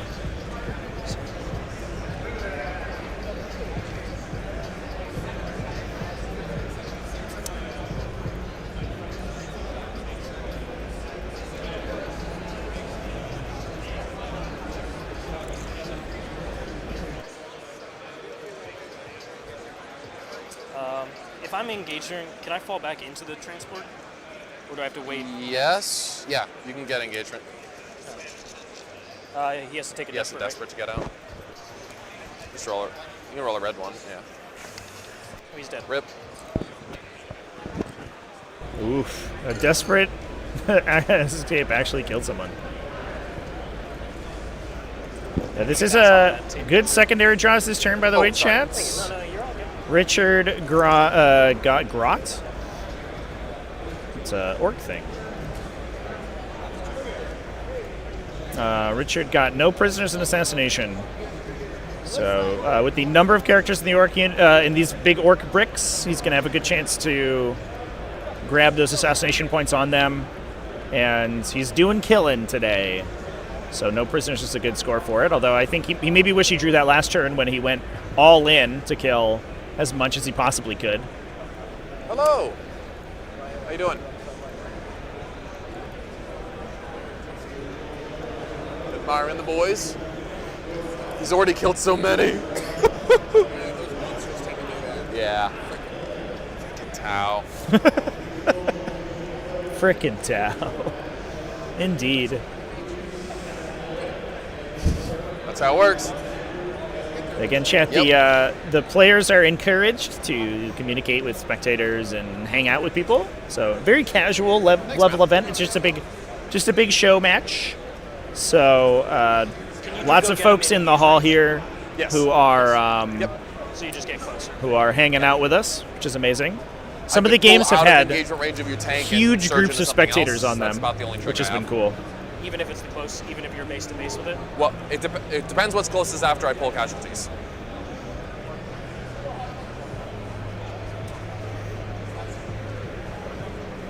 Yeah, the weakness for Orks, I think, here is going to be that deploy teleport homers pick. I mean, I don't really know what else you pick in that situation, but they did lose out a turn of scoring on it, I believe, and they're dwindling on model count now, and are going to have to dedicate someone to be completing that action every turn, which when you get into the end of a really grindy game like this, you absolutely don't want to be doing.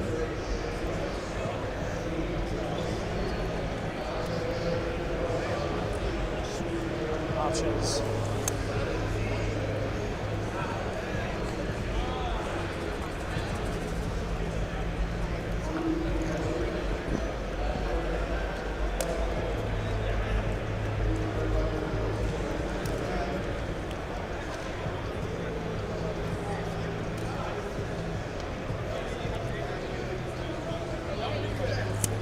Look at these. The Tau literally circling the wagons in the corner here. Please don't touch us.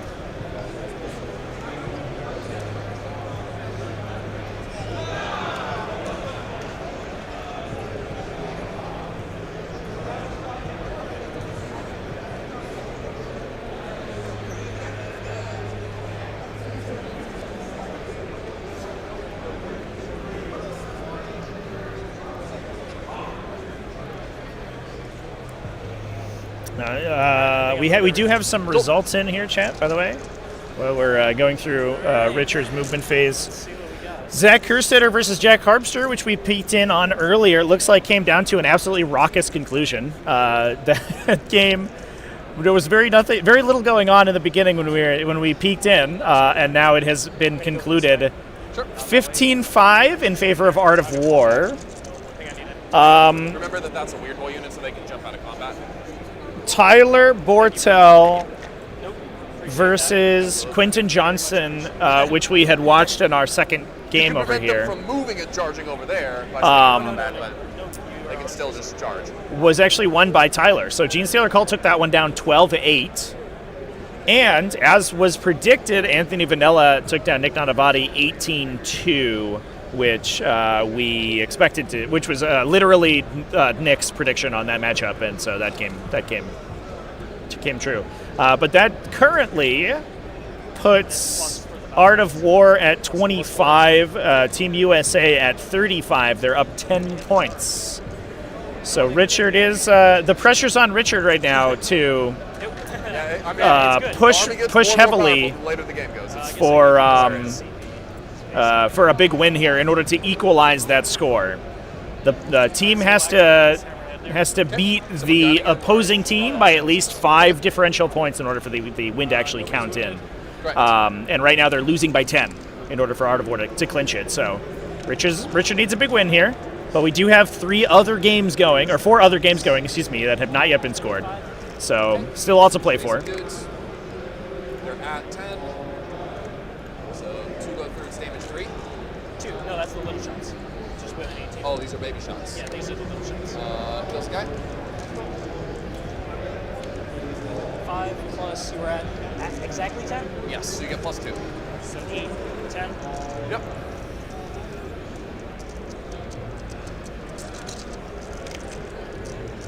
You roll 1s and 2 misses. 3s roll 1s.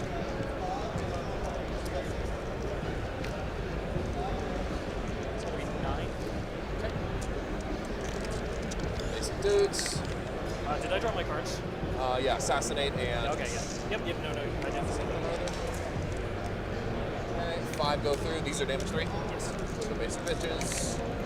They all die. 5 dead. Hazardous is good.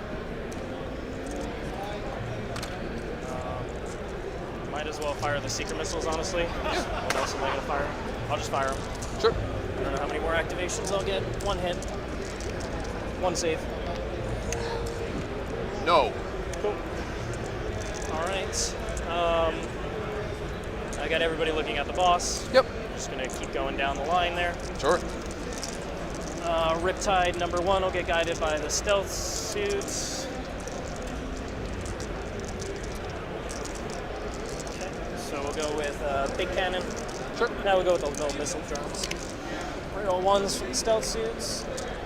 3s, reroll 1s, 2 saves. Okay, Knob first. 2 damage each. Knob. Dies. Basic guy. Dies. 6 shots. Reroll 1s, 1 miss. Wound on 3s. Reroll 1s, 3 saves. Doctor takes 3 damage. I'll overcharge it. 4 damage. Yep. Cool. Doctor's on 1. Sounds good. Fusion into him. Reroll. Doesn't move. Okay. Doctor's on 1. We'll do the piranha. Yep. He fell back, right? Oh, sorry. Yep. You got the other Sorry, side? I'll do the little guys, the stealth suits. Okay. Do. Just shooting at him now because they're different squads. What's that? Different squads. Are you shooting at the doctor? I'll do the fusion into the war boss. Other Okay, shots. It's 12 inch range, right? I step back. I step farther back. You're good. Let me see. So the fusion is just not shooting at all. Yep. But yeah, see if you can plink off the dock. All right. That was good hits. Strength 5, so 4. Yep. On him. I have some armor. He's dead. Cool. So that's already 2 for no priz plus assassinate. Yeah, you're at 4 for priz and assassinate. Shoot into the war boss with Okay. the other Riptide. Old Nothing priz else being and guided over there, assassinate, as far as I'm aware. as we know him. Agira Spideys, thank you for the super chat, by the way. So let's go. Appreciate you, buddy. Thanks for coming in and supporting. Definitely helps me get out to these events. 1. Thanks to everybody who's come in over the stream of the weekend and dropped a like on the video as well, so bring more people in. Appreciate y'all of you. Wounds. 5 up. Oh, he's good. Okay, and then the little missile drones. Yep. All hit. Strength 7. 3. I don't know if I have cover or not. It's at least He's he's the back guy, so I should be able to see your whole thing. Yep, you're dead. Yeah. You're good. It's AP1, right? Yeah, AP1, 2 damage each. Cool. Kills him. Cool. Yeah, so that's no prisoners in assassination maxed out for Richard Siegler. Perfect draws. This guy over on here on those secondaries. He has that target. So if I shoot him, you blood surge into him, correct? I could, yes, if I spent the CP. Okay. You don't have 4 of Phenopain over there? Correct. 3 wounds apiece? Correct. But you can blood surge them? No, they're not boys. All strats are boys only. Shooting at the megas? Shooting them, yep. Alright, here we go. Big shot. 5. Unblastable 8. for 1. Yep. And then he's getting guided by this hammerhead. Can he see me? Maybe not. If he can, he can. If he can, he can. I'm just going to roll it as if... Yeah, go for it. I'm just I trying don't know not what to my run laser out of is. time here. Yep. I'll hold the 3s, because those would hit. Yeah, you can see me. They hit. Okay, so then... Yep. Thank you, Lucas. Yep, of course. That many? How many is that? 7? We'll pop +1 AP as well. Okay. So AP3. Isn't that only usable on Monkaw turns? That is 100% correct. I think that, if I recall correctly, that's the one. No, it's 100% It's correct. AP2? AP2, yeah. We're learning so much about so this new 3s are codex here saves? today, chat. Okay. Reroll 1s because they're count as 10 or more models from the enhancement. Good catch from Lucas, though. Absolutely, yep. Yep. No, you are 100% right on the strat. And hazardous check. It's a little late on the activation there, And too. then the Seekers. Yep. But it's okay. We caught it. 2 AP3s. 2 at AP3, so I'm taking 4 ups. Yep. Reroll 1s from the funny enhancement. We're good. Cool. All right, and his Raucous little Warcaller shots, coming in doesn't clutch there matter. to give those guys rerolls on their saves. Strength, that was Gives a nice a bulwark of D6. high who? armor save The units Meganobs, that yes. can blank Sorry, most you of the want- anti-infantry this shooting from the that burst you cannon? need if Yeah. you're trying It's to out of fight range, right? against the Green Tide. No, it's this. Oh, this one front guy. too. Yeah. 4 Diversifying your portfolio of threats ups. definitely makes it harder Reroll for ones. enemies to kill you, which We're is good. certainly useful. All right, and then we'll activate over here. For fighting? What's that? Fighting, or are you still shooting something? I can shoot. No. Go for it. Okay, and then I have full rerolls on that unit. Sure. It's going to be that many. Sorry, I didn't do any of the saves. 7. Yeah, we're good. 5 ups. Rolling 1s. So kills 4. Cool.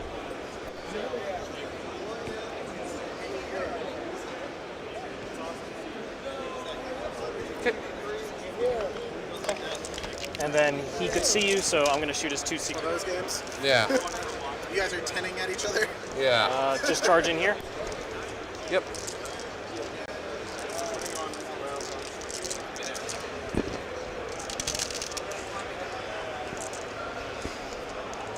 Technically, I swing.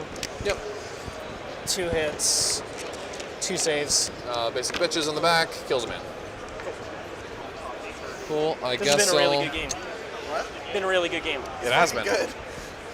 I know the Orks. Is there anything that's possible just to handle at a masterful level? Yeah. It's the green mushroom. So these guys are all just kind of staying still. I stepped outside. Yep. Yeah. You got it. We'll have the objective.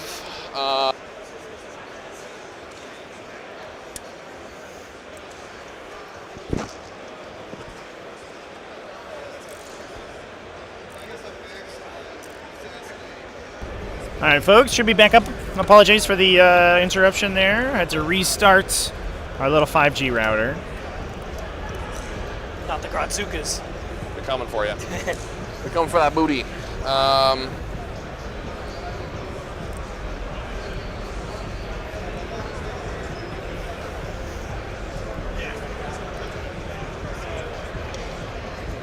To go for a 5-inch charge on them. Yep.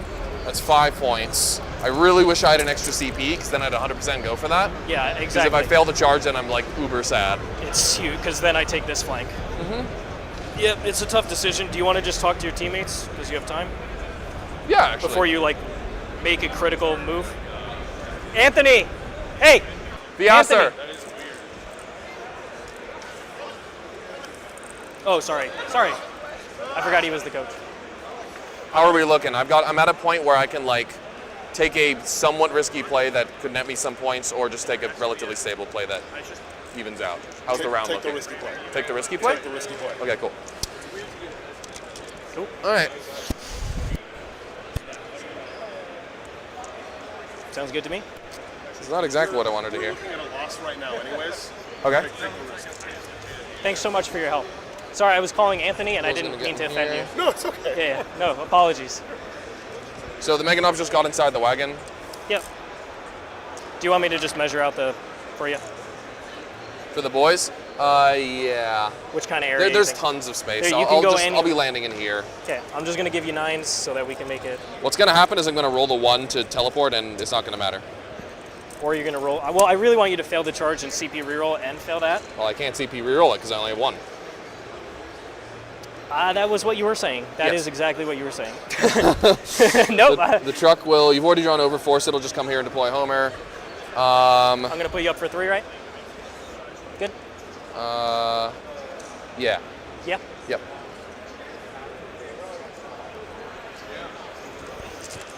Feels bad to leave that 3-wounder just there. I want you to go for it. I think I have to get rid of that squad. You having extra resources at the end is very annoying. You can still go for the 9 if you want. Yeah, it's like that, or I could spend a CP to reroll. Nah, that's stupid. Cool. All right, let's teleport those idiots. Successfully.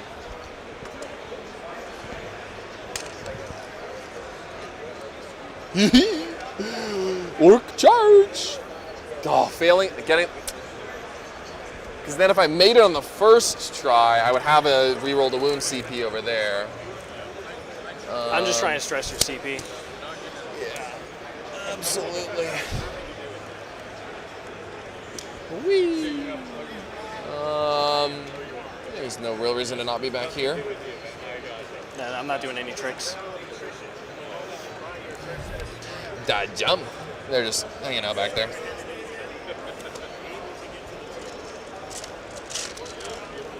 Cool. Shooting phase, we'll shoot 19 pistols into this car.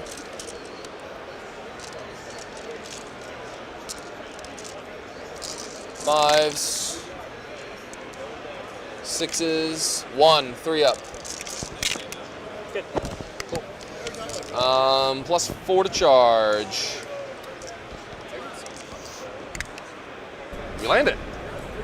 Only four teams, Wow, champ. that's That's good correct.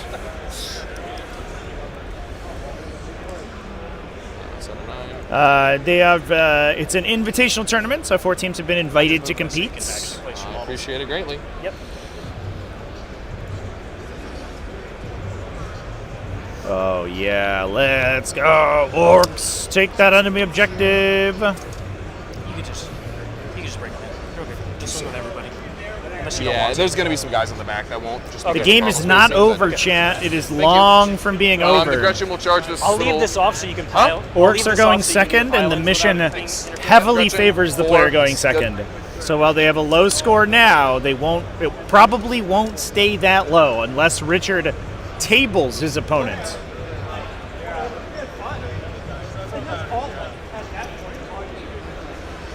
All right, wagon, something insane to charge that hammerhead. No.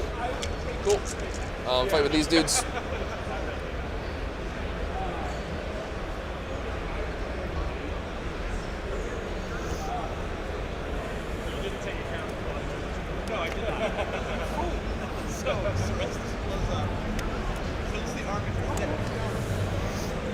Okay. See if I kill you here. Claw. 1 hit. 1 wounded, AP 2. 5 up. 2 damage. Cool. Stick. 3 stick hits. T4. T4. 2s. 3 at AP 1. Damage D3. From the stick. 4 ups. Oh, they all fail. Who's it going on first? Just down the line. A 2 wounder or a 3 wounder? 2 wounder. 2 wounder dies, and then the 3 wounder. He's dead because you have dies. 2 left. Yep. Oh, I guess you get roll double ones. Yep. Cool. So I already have full rerolls against you, so that doesn't matter. Yes, that's true. The Gretchen, that doesn't matter. Hit me back. It's just there. Yeah, I'm not within 4 here, am I?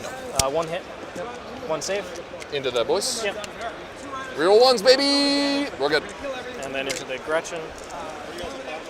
Yep. 1 save on the We're almost done here. 1 save on the Grot Gretchen. save. 7 up, rerolling 1s, kills a guy. They reroll 1s too? Yeah, there's 10 or more models in the squad. Nice.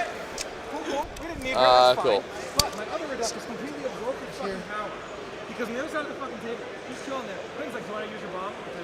No, Let's get a little closer. Turn 4. So it looks like this guy won't fight. Sure. The mortar at her and everything. And 1 guy's dead. So like I said, I just trust you. we've got 17 guys. Claw. 3 hits. This guy's popping off. 2 wounds. United What a Midwest Chad. Project AP 2, versus damage 2. Take 2 more. Pro Tabletop. The other 1, two 2, game, the other 4, matchup in 5, this round, by the 6, way, folks, is 7, looking extremely close. 2 10-10 draws have been scored out so far 17, between so we'll do Casey 8.5, Glynn, so Split it's Angels, twice and Joe minus 1. McMillan's Grey Knights, on as well as 3s. Dan Sansone's Death Guard and Bradley Weir's Adeptus These are the Sororitas. unfortunate dice we have to roll because I took Bring It Down. Walter Langendorf has scored out a 19-1 in favor of Pro Tabletop, but Looks like 3 at AP 1. and Pro Tabletop has won Second half, Thomas we'll Bird take versus out a Matt dice. Estrada 14-6, but United Midwest has also won a 14-6. Ben Sherwin versus Max Steele's Thousand Suns. So only a 20-point differential currently, with 3 games ongoing for that round, that game, that matchup too, which is super exciting. 1 more, AP 1. Take it. Down to 7. Cool. No, I'm red. No, I'm blue. We're going to play one more round today, chat, so we're going to go through the All right, same so I got process 3 that we more did numbers. earlier. We're going to go through I put it in. all 4 both games pairing last and round. determining their matchups. And then we will stream You're at a lot. a game I'm at 1. from whoever wins on this table versus I believe the winner of the other round. That will be the last game today, and then we will also be streaming tomorrow as well. Oh, I just take this from you. Okay, well, that was a good set. There was going to be some really bad secondary draws. That was probably the best one. Okay, he's at not below half, so he doesn't need a battle shock. Yep. I would auto pass it, but I did. What's his runes? 3. 3. I'll auto pass him. Okay. Just so I have everything active. That's the only one over there, correct? Yep. So battle round 5 here. Richard, I mean, to be honest, Richard's secondary draws have been nuts this game.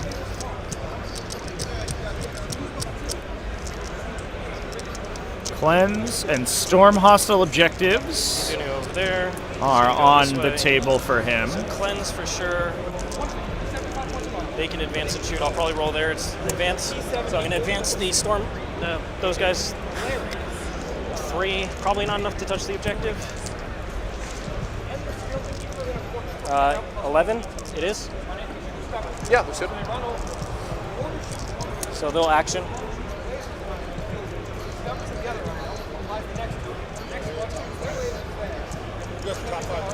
Yeah, we're almost done. Is this happening at the same place all the other esports are happening? It is. In fact, So that'll take that away at the end of the phase. I could probably show you the main hall. It's a little hard to see from the angle that we're at. It's all the way over here. You can't really see it.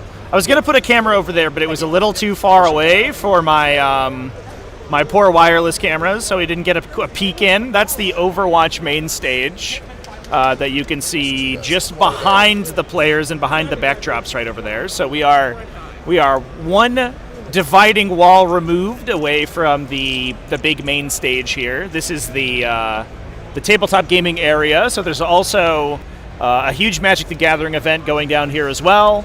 So there's nothing. I'm not taking that away alongside from you. a bunch of Back games onto for it. other or events for other TCGs that are there If I too. kill that, so I'm trying to defend over here. Can you tell me what Richard's...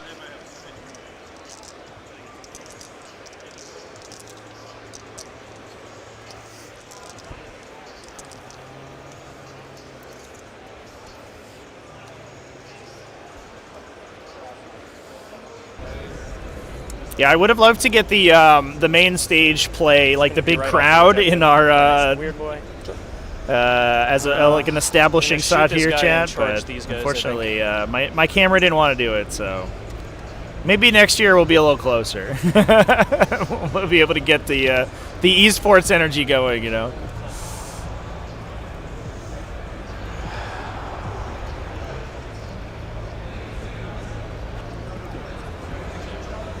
So he'll be my first activation, then I'll shoot the other one. Okay. So I got cleanse from the stealth suits. They'll still be able to guide, although I'm not really shooting much of anything.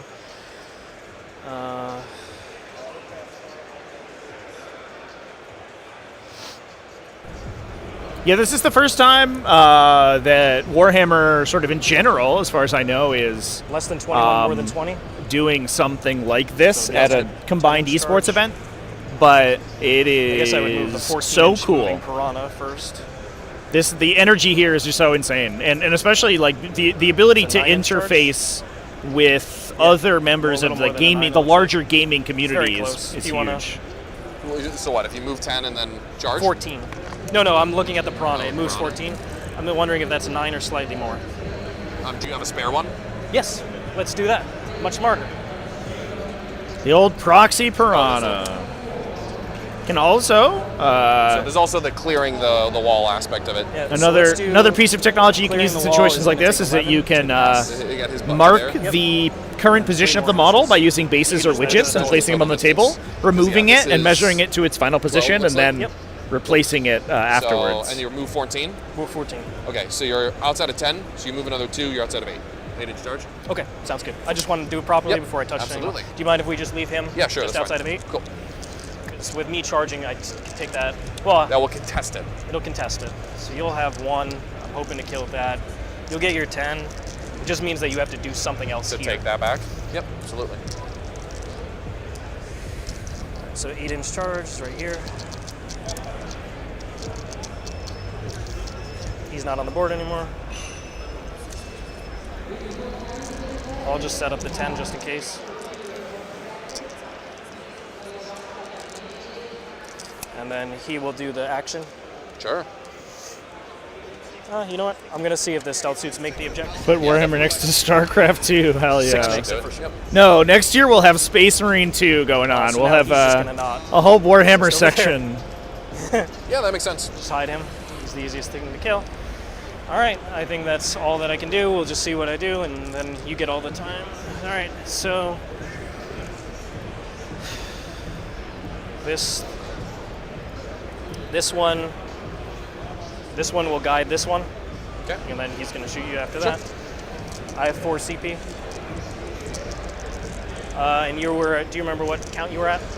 For CP? StarCraft 2 definitely still around, chat. Yeah, it's not being actively supported anymore, I don't believe.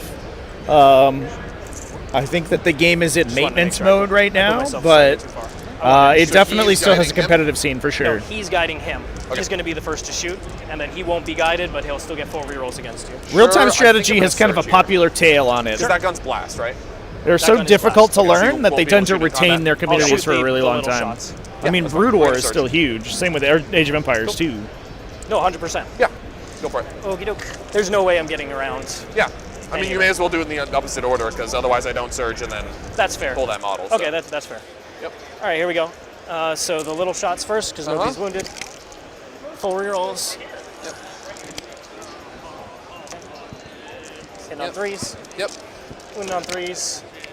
Oy. It's going to be just 1. Put it on the knob. Rerolls 1s. He's good. Cool. And then big shots. Yep. He'll fire his Seekers too. Yeah, you got blast for 2. Yep. So 8. It's 2. There's no feel, no pain here. Nope. So hitting on 3s, rerolls.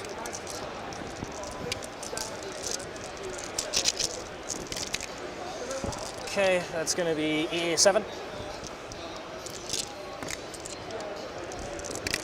Yeah, I know a lot of the pro scene from StarCraft is moving over to Stormgate. Wow, yeah. you killed 2, including the knob, though. It's been an interesting story to watch evolve for sure. 2 hits. 2s to wound you. 2 saves. Okay, 5 ups. On the box. 2 dead.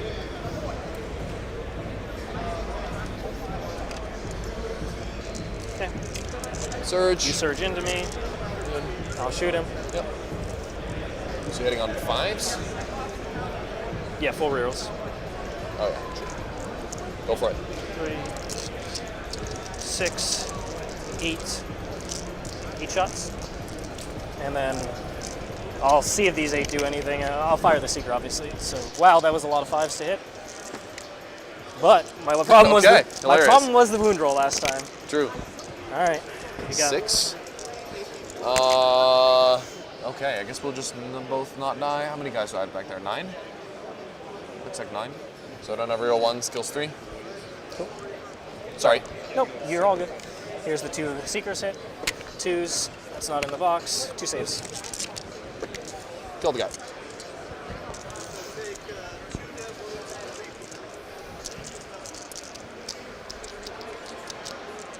Cool. Shoot over here. We'll shoot. Do I try and kill the battle wagons?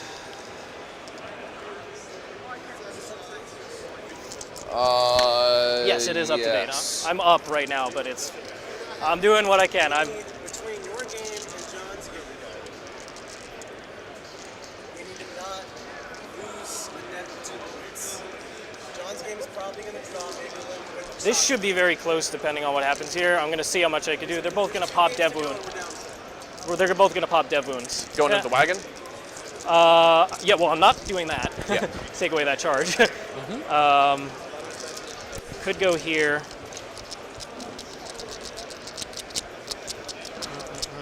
You can't blood surge anymore. Correct. All right. So we'll just go ahead and shoot them there.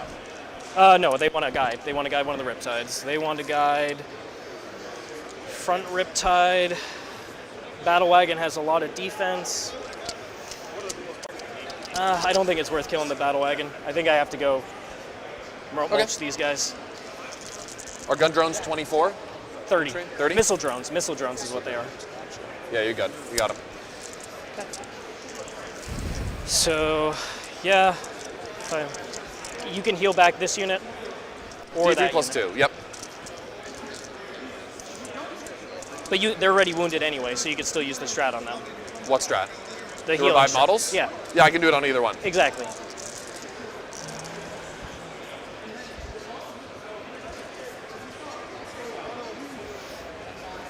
Yeah, the likelihood of the Riptides killing you is very unlikely, whereas they should kill some amount of these boys. Yeah. All right, we're going in there with the first guy. Okay. Because you'll heal back. Maybe I can force 2 battle shocks. You fail a number of them, and then it's big. That's kind of what I'm going for. Sure. All right, so 6 shots, then the 4. 3s. Reroll 1s, though.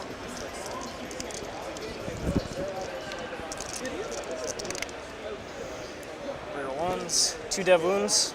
Okay, and 5 up. Yep. Good, so kills 2. Missiles. Yep. 2. Reroll 1s. 2 saves. 2 damage each. Kills 2.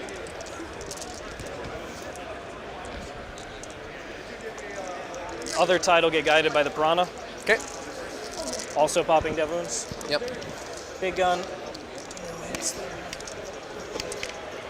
3 invulns. Real 1, so 1's dead, 2 are dead. Missiles. 2 more. 5 ups. Kills 2 more. So 11 left. Cool. Fire the 2 Seeker missiles from the Piranha. Sure. Nope. All right. That should be the end. I just have these guys over here, so now they'll shoot. Are they cleansing? They want Oh, to cleanse, nope. right? They are cleansing. Yep. Yep. Nope. Nope. Nope. Nope. Cleansing. Want the points. Thank you, good sir. Charge here. Go for it. I think I got it. Where he wants. Oh my god. Yeah. Yeah, double 6. Oh, like impactful? Probably. Tank shock. Sure. He's shocking me with his hammer. If that was the Piranha, that would have been a deal for sure. That would have been 5 points right there. It was a 6 and 5. That'll knock them to 9. All right, you can slap me there with your And tank. then I got to do this charge. Oh, yeah. 8, we said? 8. Yeah, 8. You got a CP to This one reroll is it. big. Make it on Hey, let's go. Outside of heroic of this guy. Yeah, he's a tank. Yeah. Oh yeah, it's not a walker. I'll go for the 10. Okay. Make it. Oh my You just god! put him in for me. Look at these charges, Other guy chat. can't charge obviously now. So that takes that objective away. Storm hostile objective is complete. Oh man. And Lukas probably at only 1 objective at the start of his turn. Cool. I'll hit your tank, your little guy. I'll roll this. Yeah, go obviously. for it. So I think that's going to put Richard to And I don't have full 61 rolls there. points. 1 save. And then it's up to the Orks to Go for the little guy. take things back from there. 3 Nick hits, dude. Nothing. Cool. So you'll get a 5 and a 5. Here's Yep, we're gonna have a bunch of battle shocks. I'm gonna be at 4 CP. I don't know what I'm gonna use that for. Okay. I'll get a 10. Yep. Because I have 5 OC on this. You're all good. You definitely get a 10. Yep. I wasn't able to stop that. All right. So I need to homer, bring it down if possible. Okay. combined OC on here is 6. You didn't add it in, right? Didn't add what in? You're 10. No, not yet. Cool. So I added it in? Yeah, should be. Because I get my 10 on secondaries. I already put that in for you. Oh, sorry. Yep. Yeah, now we're at higher than 45 secondary. Yeah, 61 to my 43. Yep. Sweet, brother. All right. You get to swing over here. So and I get one. To swing into. You're at full health, right? You can I get to just do kill. your I could swings. potentially kill up to full rerolls. Oh yeah, true. Nope. All right. So I've got a CP. I'm gonna see if my the Gretchen thing is at the end of the movement phase now. Okay. So I think this is sticky. That's sticky no matter what. Yep. Because of the wagon. I don't think I can contest either one of those, so you'll almost certainly get a 10. Yep. I've got that one no matter what. If I auto pass back there, I'll get a homer for 4. Yep. And that one no matter what. Yep. But yeah, you should do this one.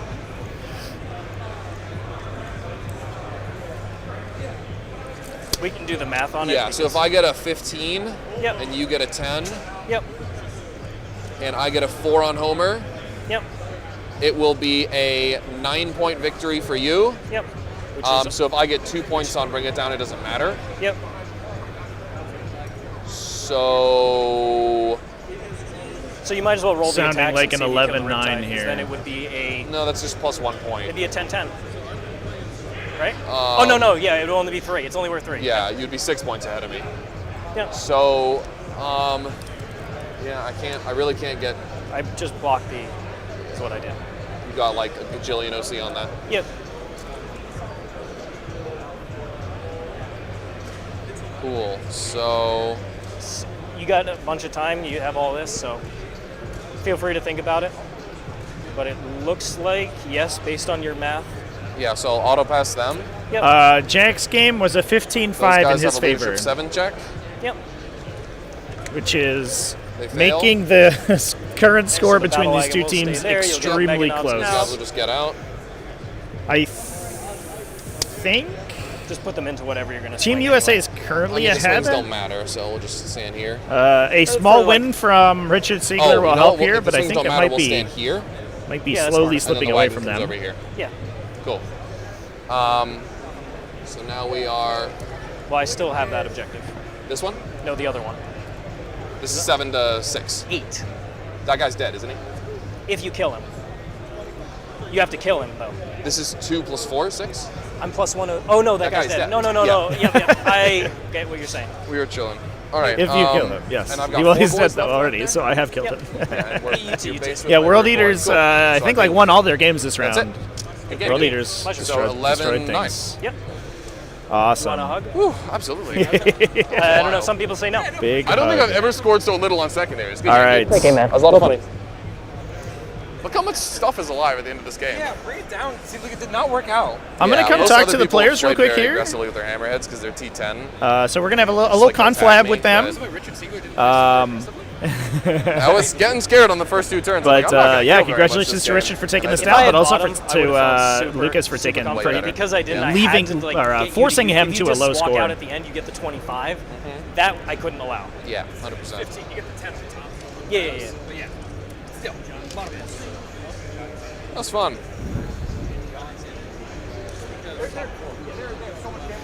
The judge was like, is this bottom 5? And they're like, it's bottom 3. Who's this? John is top John and 4. Sasha?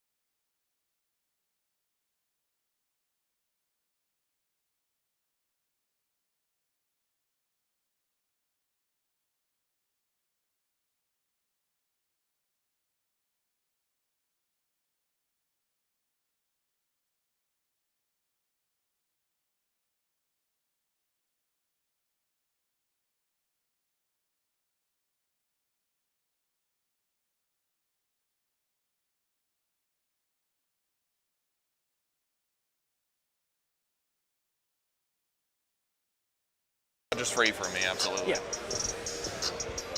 Oh.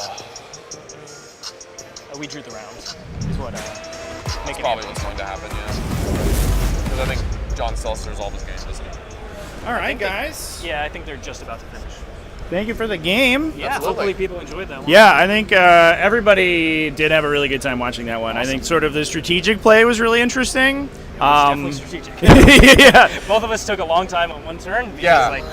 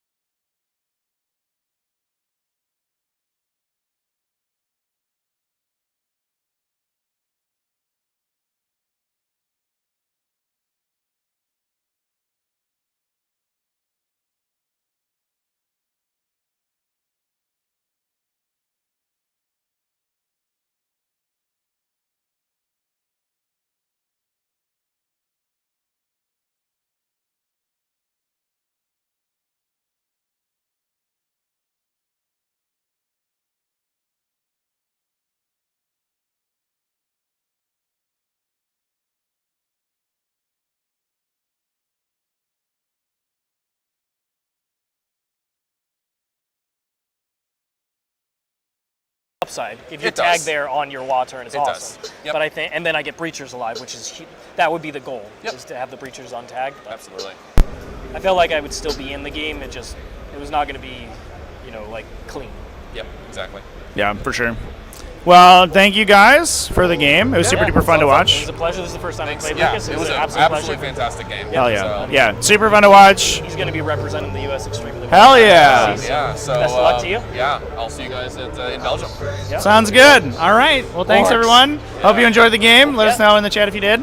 And thank you guys for playing. Thanks, guys. Appreciate everybody watching. Thanks so much. Yeah, and if you guys could leave your microphones on the table. that'd be great. 100%. So Cheers. long. Thanks, man. Enjoy the rest of the games.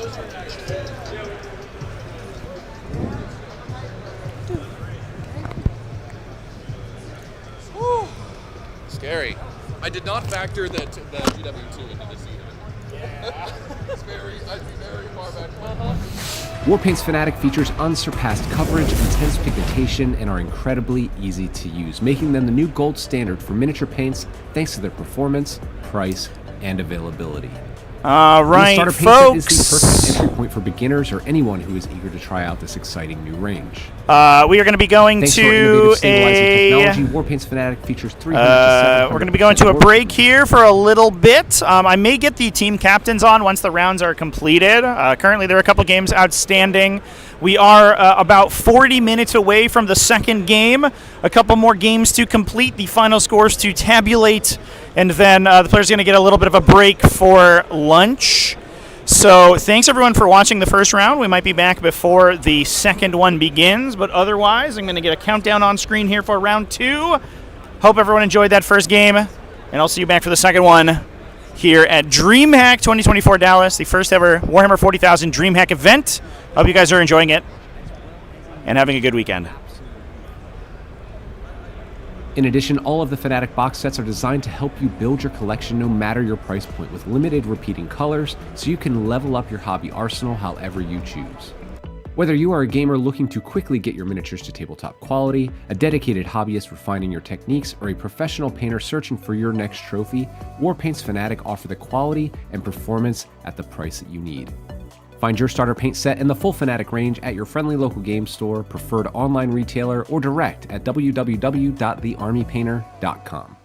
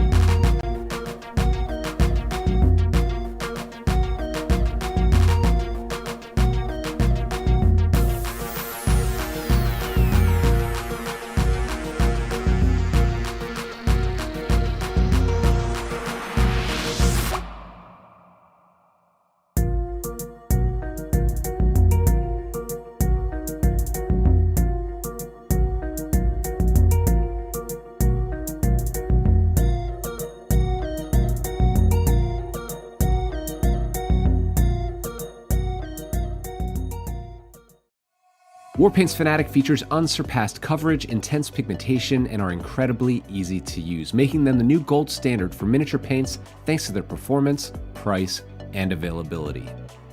And the starter paint set is the perfect entry point for beginners or anyone who is eager to try out this exciting new range.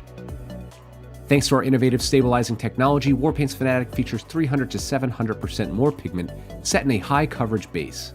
Each color is finely tuned for consistent brush feel and coverage, meaning that all of the colors in the range behave in a familiar way, unlike other hobby paints on the market today.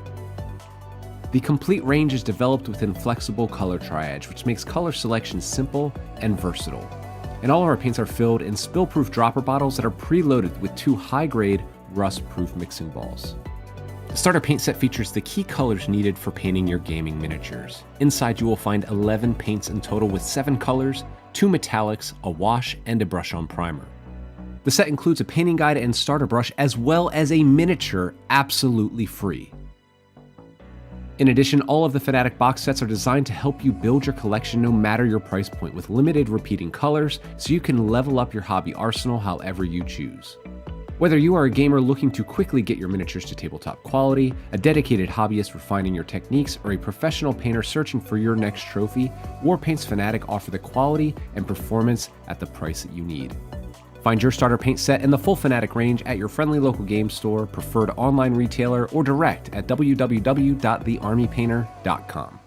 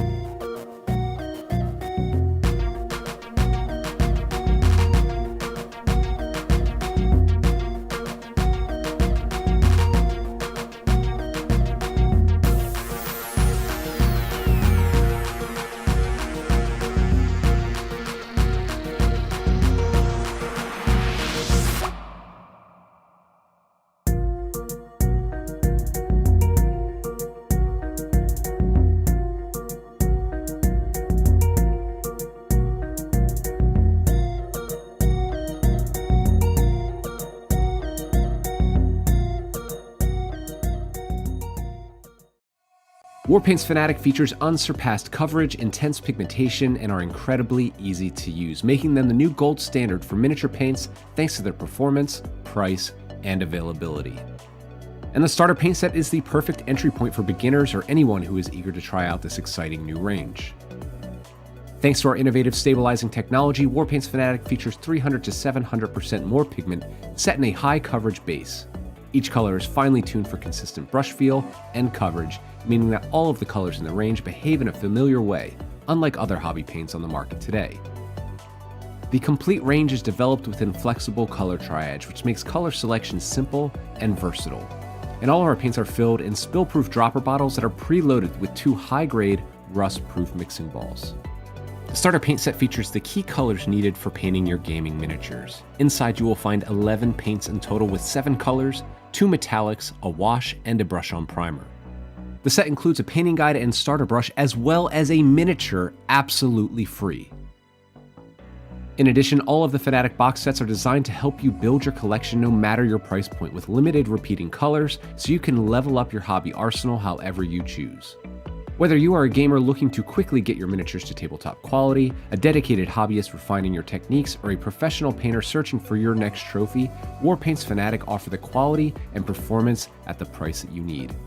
Find your starter paint set in the full Fanatic range at your friendly local game store, preferred online retailer, or direct at www.thearmypainter.com.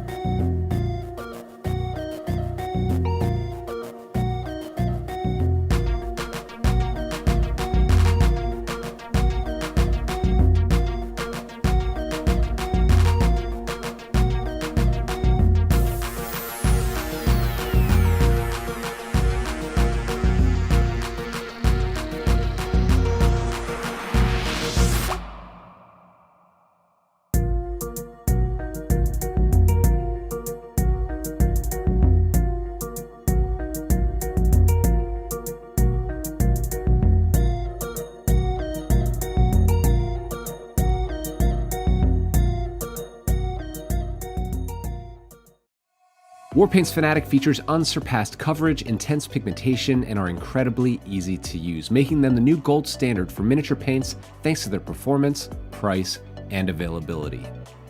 And the starter paint set is the perfect entry point for beginners or anyone who is eager to try out this exciting new range. Thanks to our innovative stabilizing technology, Warpaint's Fanatic features 300 to 700% more pigment set in a high coverage base. Each color is finely tuned for consistent brush feel and coverage, meaning that all of the colors in the range behave in a familiar way, unlike other hobby paints on the market today.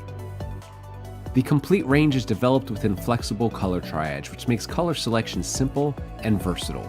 And all of our paints are filled in spill-proof dropper bottles that are preloaded with 2 high-grade, rust-proof mixing balls. The starter paint set features the key colors needed for painting your gaming miniatures. Inside you will find 11 paints in total with 7 colors, 2 metallics, a wash, and a brush-on primer. The set includes a painting guide and starter brush as well as a miniature absolutely free. In addition, all of the Fanatic box sets are designed to help you build your collection no matter your price point with limited repeating colors, so you can level up your hobby arsenal however you choose. Whether you are a gamer looking to quickly get your miniatures to tabletop quality, a dedicated hobbyist refining your techniques, or a professional painter searching for your next trophy, Warpaint's Fanatic offer the quality and performance at the price that you need. Find your starter paint set in the full Fanatic range at your friendly local game store, preferred online retailer, or direct at www.thearmypainter.com.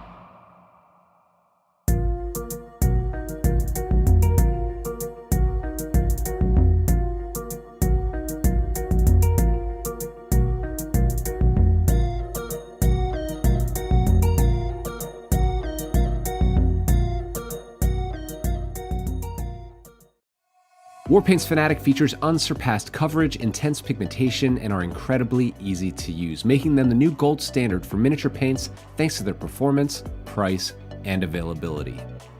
And the starter paint set is the perfect entry point for beginners or anyone who is eager to try out this exciting new range. Thanks to our innovative stabilizing technology, Warpaint's Fanatic features 300 to 700% more pigment set in a high coverage base. Each color is finely tuned for consistent brush feel and coverage, meaning that all of the colors in the range behave in a familiar way, unlike other hobby paints on the market today. The complete range is developed within flexible color triage, which makes color selection simple and versatile. And all of our paints are filled in spill-proof dropper bottles that are preloaded with 2 high-grade, rust-proof mixing balls.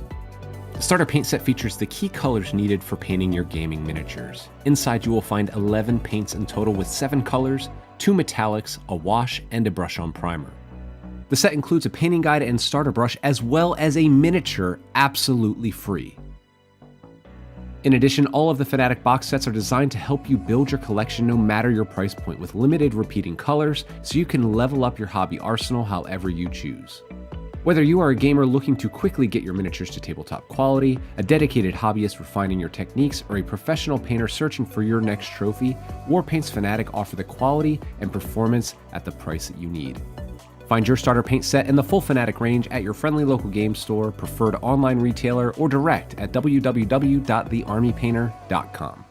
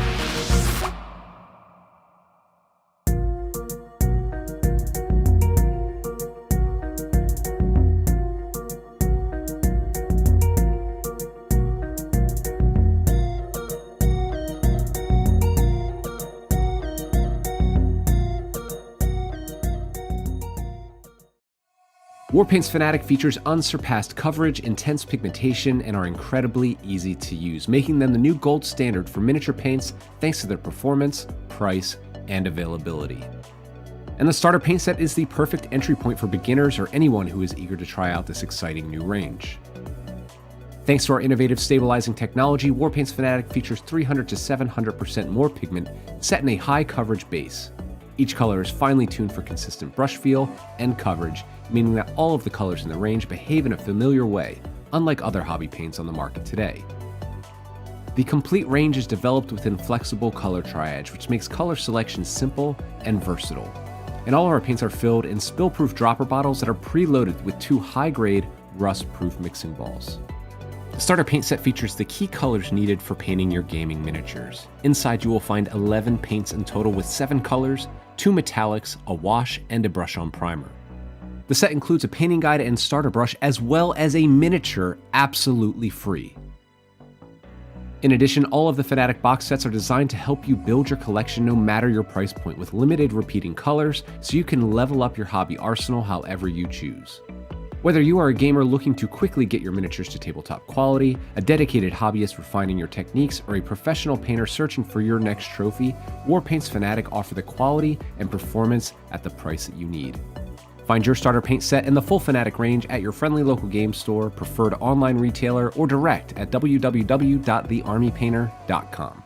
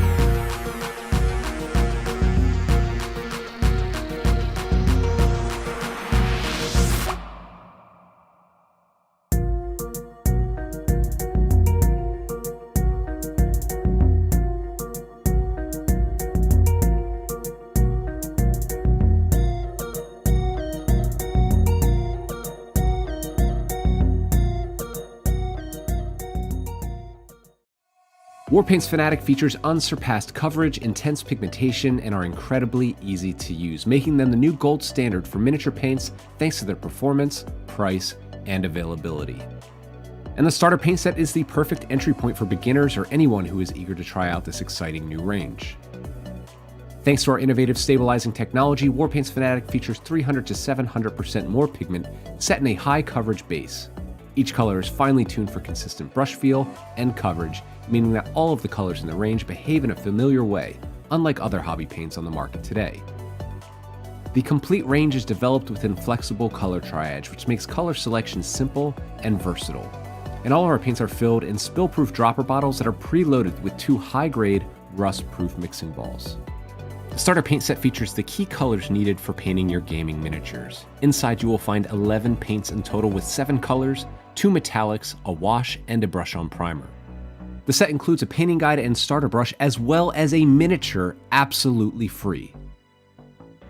In addition, all of the Fanatic box sets are designed to help you build your collection no matter your price point with limited repeating colors so you can level up your hobby arsenal however you choose. Whether you are a gamer looking to quickly get your miniatures to tabletop quality, a dedicated hobbyist refining your techniques, or a professional painter searching for your next trophy, Warpaint's Fanatic offer the quality and performance at the price that you need. Find your starter paint set in the full Fanatic range at your friendly local game store, preferred online retailer, or direct at www.thearmypainter.com.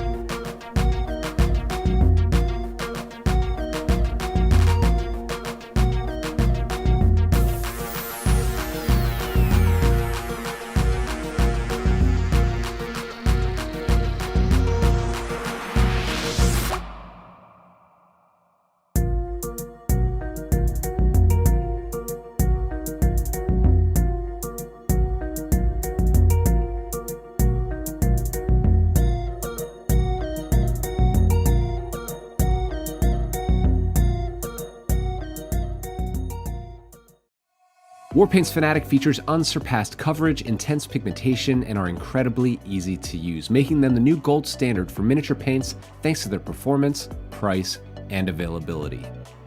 And the starter paint set is the perfect entry point for beginners or anyone who is eager to try out this exciting new range. Thanks to our innovative stabilizing technology, Warpaint's Fanatic features 300 to 700% more pigment set in a high coverage base. Each color is finely tuned for consistent brush feel and coverage, meaning that all of the colors in the range behave in a familiar way, unlike other hobby paints on the market today. The complete range is developed within flexible color triage, which makes color selection simple and versatile. And all of our paints are filled in spill-proof dropper bottles that are preloaded with 2 high-grade, rust-proof mixing balls. The starter paint set features the key colors needed for painting your gaming miniatures. Inside you will find 11 paints in total with 7 colors, 2 metallics, a wash, and a brush-on primer. The set includes a painting guide and starter brush as well as a miniature absolutely free. In addition, all of the Fanatic box sets are designed to help you build your collection no matter your price point with limited repeating colors so you can level up your hobby arsenal however you choose. Whether you are a gamer looking to quickly get your miniatures to tabletop quality, a dedicated hobbyist refining your techniques, or a professional painter searching for your next trophy, Warpaint's Fanatic offer the quality and performance at the price that you need. Find your starter paint set in the full Fanatic range at your friendly local game store, preferred online retailer, or direct at www.thearmypainter.com.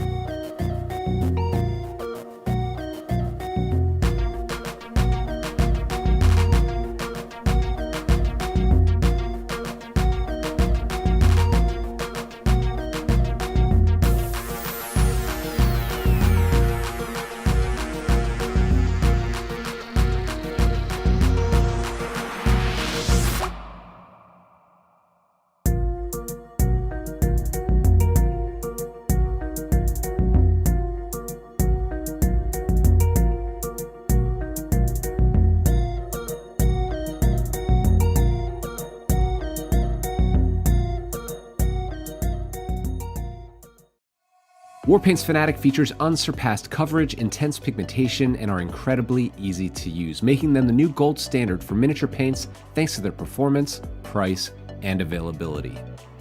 And the starter paint set is the perfect entry point for beginners or anyone who is eager to try out this exciting new range. Thanks to our innovative stabilizing technology, Warpaint's Fanatic features 300 to 700% more pigment set in a high coverage base. Each color is finely tuned for consistent brush feel and coverage, meaning that all of the colors in the range behave in a familiar way, unlike other hobby paints on the market today. The complete range is developed within flexible color triage, which makes color selection simple and versatile. And all of our paints are filled in spill-proof dropper bottles that are preloaded with 2 high-grade, rust-proof mixing balls. The starter paint set features the key colors needed for painting your gaming miniatures. Inside you will find 11 paints in total with 7 colors, 2 metallics, a wash, and a brush-on primer. The set includes a painting guide and starter brush as well as a miniature absolutely free. In addition, all of the Fanatic box sets are designed to help you build your collection no matter your price point with limited repeating colors so you can level up your hobby arsenal however you choose. Whether you are a gamer looking to quickly get your miniatures to tabletop quality, a dedicated hobbyist refining your techniques, or a professional painter searching for your next trophy, Warpaint's Fanatic offer the quality and performance at the price that you need. Find your starter paint set in the full Fanatic range at your friendly local game store, preferred online retailer, or direct at www.thearmypainter.com.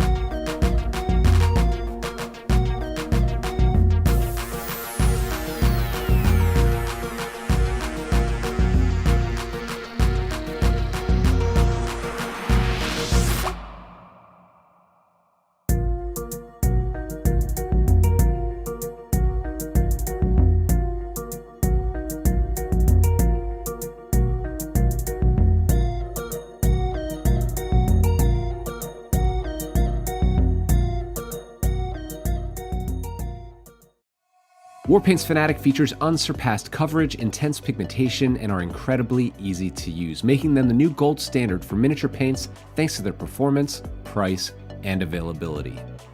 And the starter paint set is the perfect entry point for beginners or anyone who is eager to try out this exciting new range. Thanks to our innovative stabilizing technology, Warpaint's Fanatic features 300 to 700% more pigment set in a high coverage base. Each color is finely tuned for consistent brush feel and coverage, meaning that all of the colors in the range behave in a familiar way, unlike other hobby paints on the market today. The complete range is developed within flexible color triage, which makes color selection simple and versatile. And all of our paints are filled in spill-proof dropper bottles that are preloaded with 2 high-grade, rust-proof mixing balls. The starter paint set features the key colors needed for painting your gaming miniatures. Inside you will find 11 paints in total with 7 colors, 2 metallics, a wash, and a brush-on primer. The set includes a painting guide and starter brush as well as a miniature absolutely free. In addition, all of the Fanatic box sets are designed to help you build your collection no matter your price point with limited repeating colors so you can level up your hobby arsenal however you choose. Whether you are a gamer looking to quickly get your miniatures to tabletop quality, a dedicated hobbyist refining your techniques, or a professional painter searching for your next trophy, Warpaint's Fanatic offer the quality and performance at the price that you need. Find your starter paint set and the full Fanatic range at your friendly local game store, preferred online retailer, or direct at www.thearmypainter.com.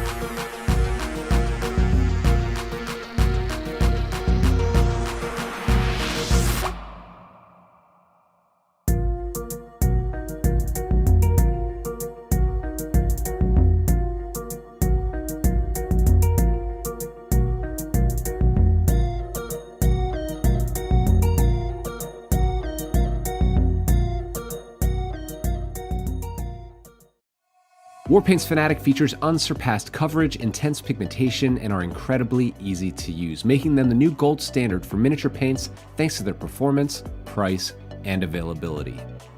And the starter paint set is the perfect entry point for beginners or anyone who is eager to try out this exciting new range. Thanks to our innovative stabilizing technology, Warpaint's Fanatic features 300 to 700% more pigment set in a high coverage base. Each color is finely tuned for consistent brush feel and coverage, meaning that all of the colors in the range behave in a familiar way, unlike other hobby paints on the market today. The complete range is developed within flexible color triage, which makes color selection simple and versatile. And all of our paints are filled in spill-proof dropper bottles that are preloaded with 2 high-grade, rust-proof mixing balls. The starter paint set features the key colors needed for painting your gaming miniatures. Inside you will find 11 paints in total with 7 colors, 2 metallics, a wash, and a brush-on primer. The set includes a painting guide and starter brush as well as a miniature absolutely free. In addition, all of the Fanatic box sets are designed to help you build your collection no matter your price point with limited repeating colors so you can level up your hobby arsenal however you choose. Whether you are a gamer looking to quickly get your miniatures to tabletop quality, a dedicated hobbyist refining your techniques, or a professional painter searching for your next trophy, Warpaint's Fanatic offer the quality and performance at the price that you need. Find your starter paint set in the full Fanatic range at your friendly local game store, preferred online retailer, or direct at www.thearmypainter.com.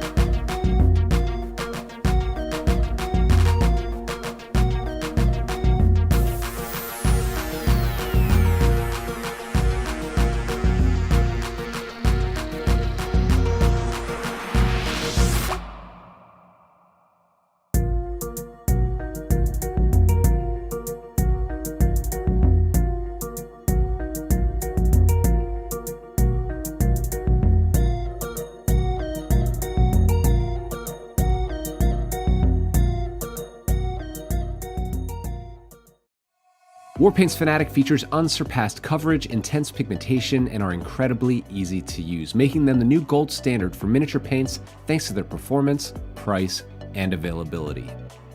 And the starter paint set is the perfect entry point for beginners or anyone who is eager to try out this exciting new range. Thanks to our innovative stabilizing technology, Warpaint's Fanatic features 300 to 700% more pigment set in a high coverage base.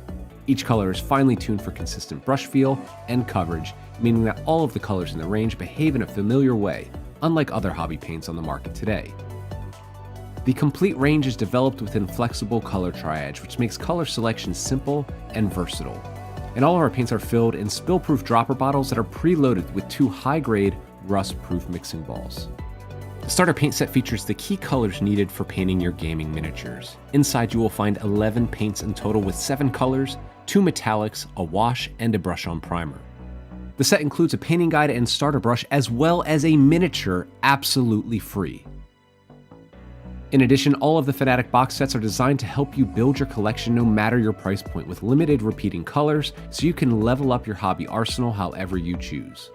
Whether you are a gamer looking to quickly get your miniatures to tabletop quality, a dedicated hobbyist refining your techniques, or a professional painter searching for your next trophy, Warpaint's Fanatic offer the quality and performance at the price that you need. Find your starter paint set in the full Fanatic range at your friendly local game store, preferred online retailer, or direct at www.thearmypainter.com.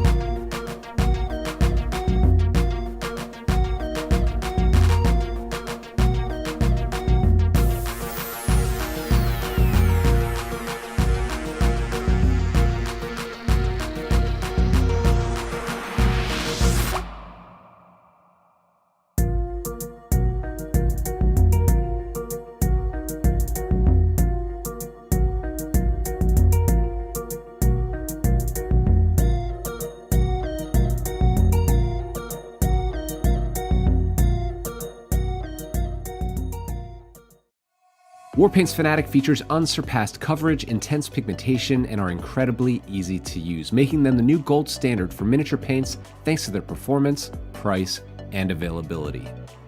And the starter paint set is the perfect entry point for beginners or anyone who is eager to try out this exciting new range. Thanks to our innovative stabilizing technology, Warpaint's Fanatic features 300 to 700% more pigment set in a high coverage base. Each color is finely tuned for consistent brush feel and coverage, meaning that all of the colors in the range behave in a familiar way, unlike other hobby paints on the market today. The complete range is developed within flexible color triage, which makes color selection simple and versatile. And all of our paints are filled in spill-proof dropper bottles that are preloaded with 2 high-grade, rust-proof mixing balls.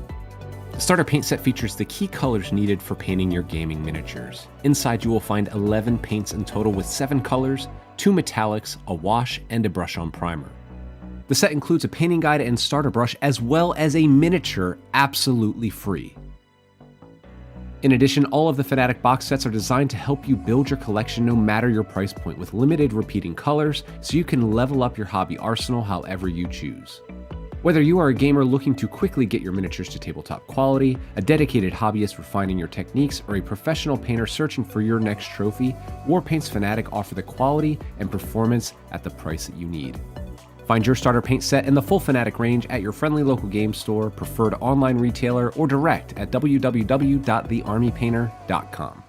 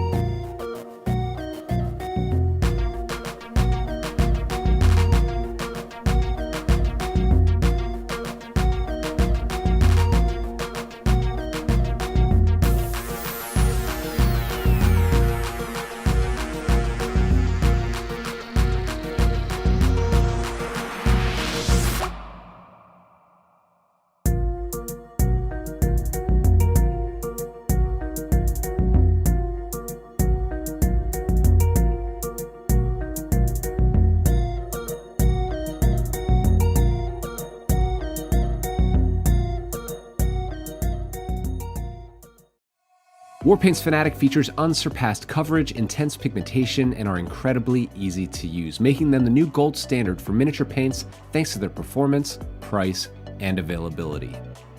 And the starter paint set is the perfect entry point for beginners or anyone who is eager to try out this exciting new range. Thanks to our innovative stabilizing technology, Warpaint's Fanatic features 300 to 700% more pigment set in a high coverage base. Each color is finely tuned for consistent brush feel and coverage, meaning that all of the colors in the range behave in a familiar way, unlike other hobby paints on the market today.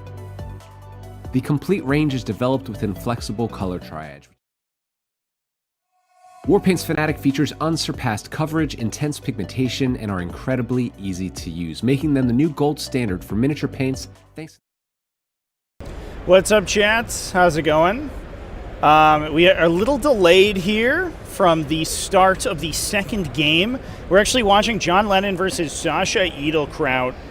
Their game is still going. It is a little at the range of edge at the range of my wireless camera, so I apologize it's a little choppy here. But I've gone ahead and set up a camera on their current game state. Right now, Sasha is winning decisively. We can see that there's Battle Sisters all over the screen, or all over the map, and he's currently sort of pushing super hard. But as we discussed in our previous game, this is Battle Round 5, top of Battle Round 5. As we discussed in our previous game, it is priority targets, and priority targets heavily favors the second player. Currently, Sasha is winning by 6 differential points. John needs to, I believe, score at least 7. And excuse me. Let me start again. Right now, the score is 16-4 in favor of Sasha. John needs to score at least a 7 for the round to be a tie against Team Artivore that Sasha Edelkraut is representing. Team Artivore is up a little bit. They are currently up. They had some slightly larger wins versus Team USA's wins. So the result of this game will determine the final winner of that round. It has gone a little overtime, unfortunately. We were meant to have started the second game by now, but we are still determining the result of this one.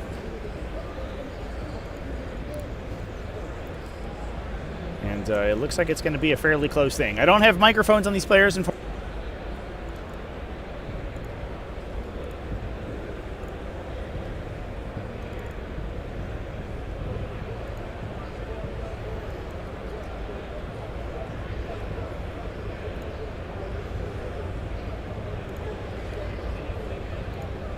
We can take a look at the current scores here. Oh, hello. That's not what I wanted. Resize real quick as we're breaking things down. Here are the current scores between these two teams. As they're currently reported, Team USA with a 12-8 and 18-2 win from Tyler Bordhall and Anthony Vanilla against Quinton Johnson and Nick Nanavati, respectively. However, they went down 19-1. Piotr Typhus's Eldari against Brian Jones' Imperial Knights. A draw between Kasra Hushadar and Nicholas Olsen Johnson.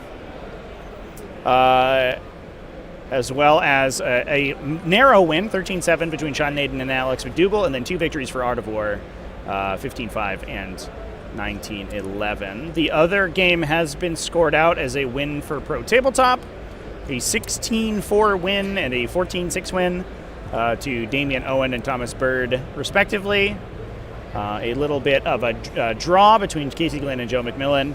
And then a couple narrow losses, Ben Sherwin and Steve Pempreen and Alex Singh all getting small wins against their Pro Tabletop opponents, but we see a big blowout from Walter Langendorf to bring things back around, and Bradley Weir and Daniel Sansone with a draw.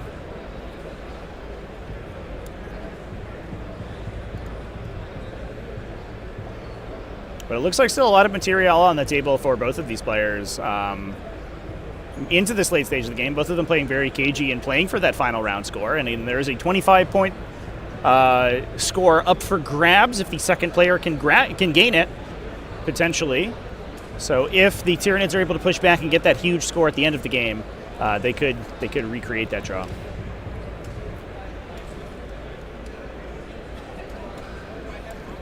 Sean Zildari won against GSE. Yeah, Sean is running a really heavy sort of MSU build. He has a lot of individual units on the table, as well as Dark Reapers to add some indirect fire, sort of anti-infantry shooting, which can definitely help put pressure on the Gene Stealer cult matchup.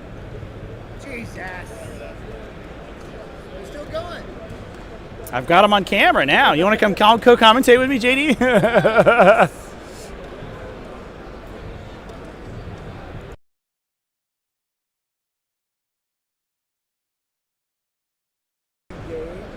And behind to win. So John drew engage behind, or are those he's fixed? He got rid of defend, redrew, and engage. He's got engage and behind. Okay. He has to score both of those to win. Okay. So Or to get the points they need. to win the game, yeah, he needed, I think, to get to flip the score by 15. Yeah. Okay. So John Lennon drew behind enemy lines, engaged in all fronts, or new orders into engaged in all fronts. Has to max both of them in order for Team USA to draw the round, I believe, right? Because that will put the team scores close enough.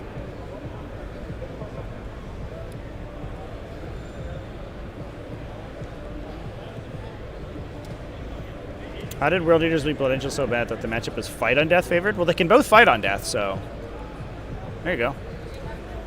One of them's a 4-up, but it's army wide, so pretty sweet.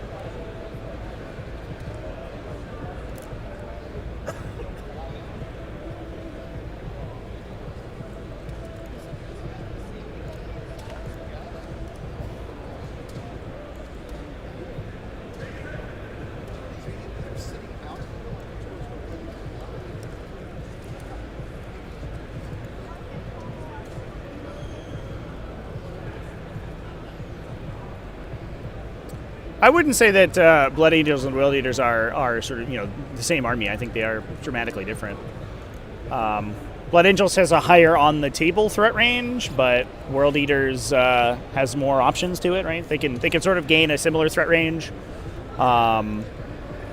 via their Blessings of Khorne. But on the same side, on the same token, they have a higher damage output, but the Blood Angels can help that out with stratagems.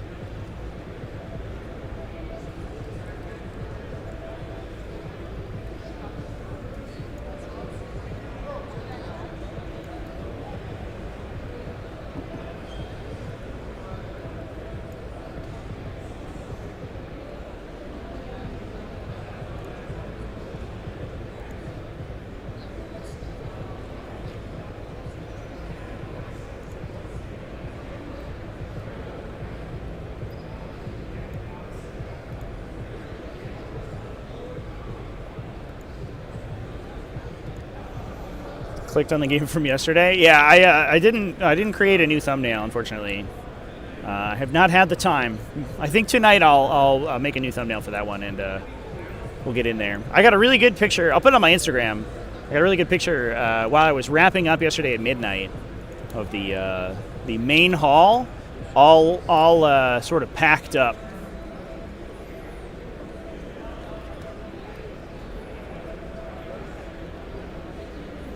It was Dreamhack after dark. It was pretty cool. Just the huge hall of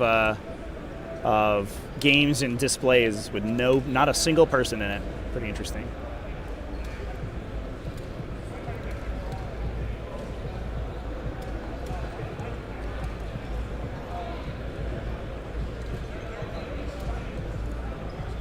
Do you think it's let me see if I can get a microphone on these players here, Chad.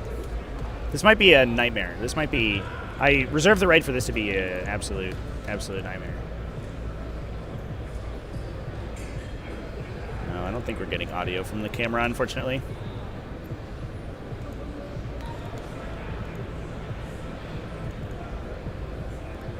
Too bad. Definitely looks like an animated game going on.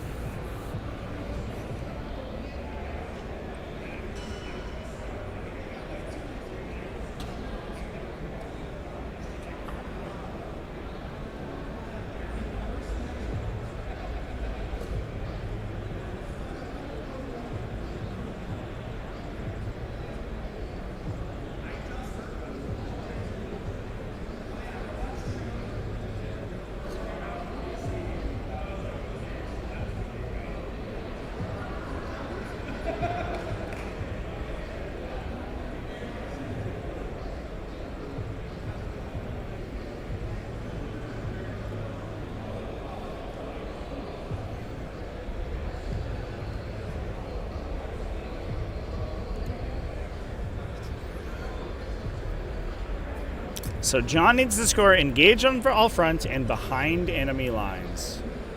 I think what we're trying to do right now is, it looks like a Maliceptor sort of being blocked in by a Penitent Engine. I think that if the Carnifexes over there get a big enough charge, they can maybe get it behind enemy lines. But we have to get 2 models in. That, the Biovore, we can take a peek at the lists here and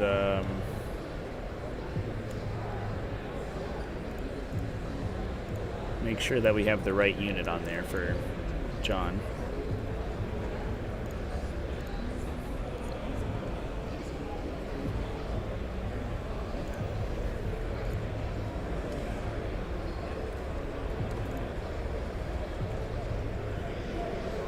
It does have 1 Biovore, 2 Pyrovores, and I think the up flanged tail there means that it's a Pyrovore. So I think that's a Pyrovore that might be trying to go over the line to get engaged on all fronts, and then John has to basically yeet stuff into his opponent's deployment zone in order to actually get the W.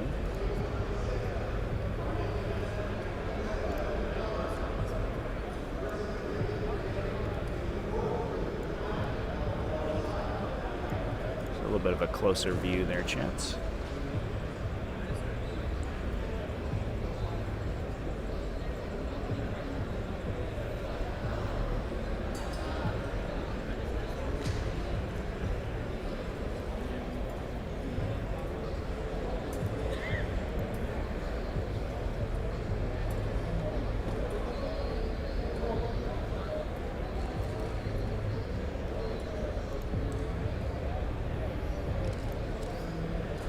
So I'm curious how people enjoy the team tournament coverage versus singles event coverage. I think there's a lot more going on, and there's a little bit more sort of that both us sort of on the outside and the players have to keep in mind, which makes things kind of harder to parse. But I do think that the kind of the narratives get a little bit more exciting when the results of one game could change an entire tournament potentially because of the way that the team scoring and the differential scoring works. Plus, you get a little bit more of a swath of available factions.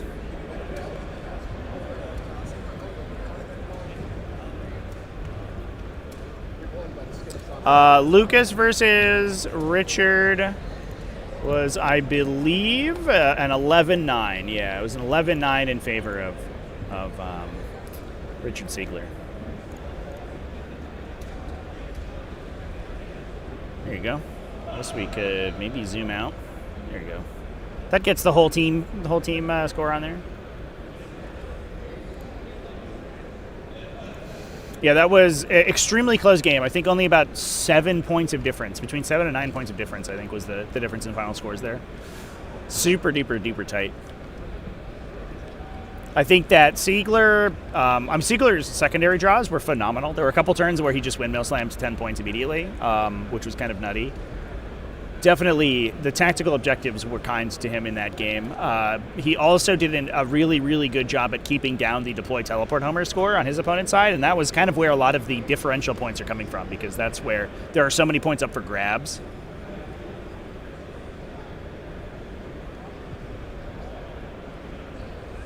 Eights is too many for the stream. Yeah, it definitely does. It hurts a lot, the coverage, I think. I can't cover 8 tables, unfortunately. I have no way to do that. And no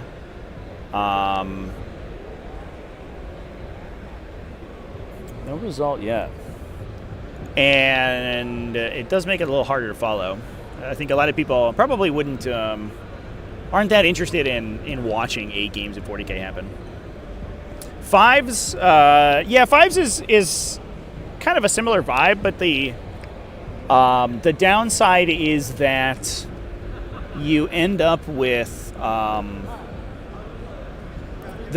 you don't quite have the same breadth of list options. Art of War 1, if you weren't tracking. Art of War took it down. By 1 point. 1 point. So John Lennon. John had to advance to get on an objective. Need a 2. Rolled a 1. Used his last CP. Rolled a 1. Game over. That's how it is. Dang. A 1 into a 1 to get to an objective for the win. So John Lennon, yeah, I think if we refresh our scores here, John Lennon ended up going down 14-6 to Sachel Alexander Edelkraut, giving Art of War the W over Team USA. That's crazy. That's insane.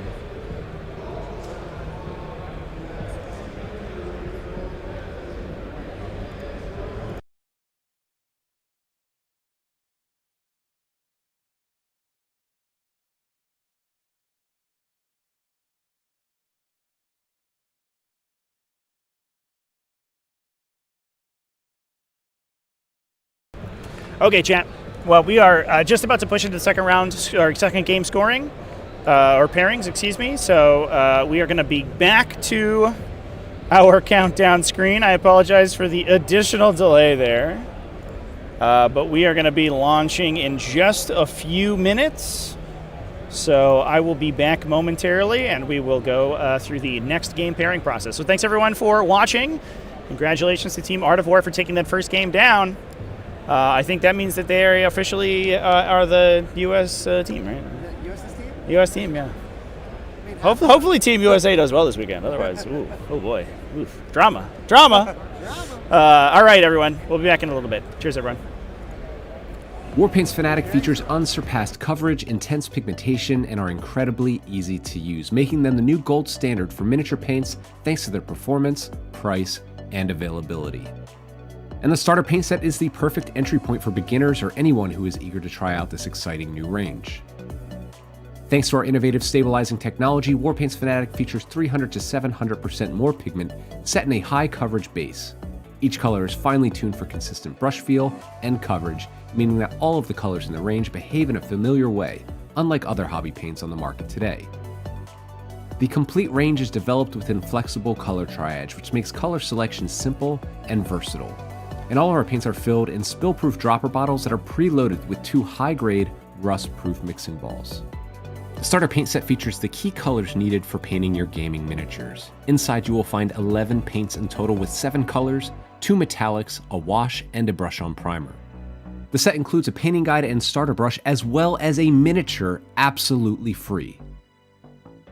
In addition, all of the Fanatic box sets are designed to help you build your collection no matter your price point with limited repeating colors, so you can level up your hobby arsenal however you choose.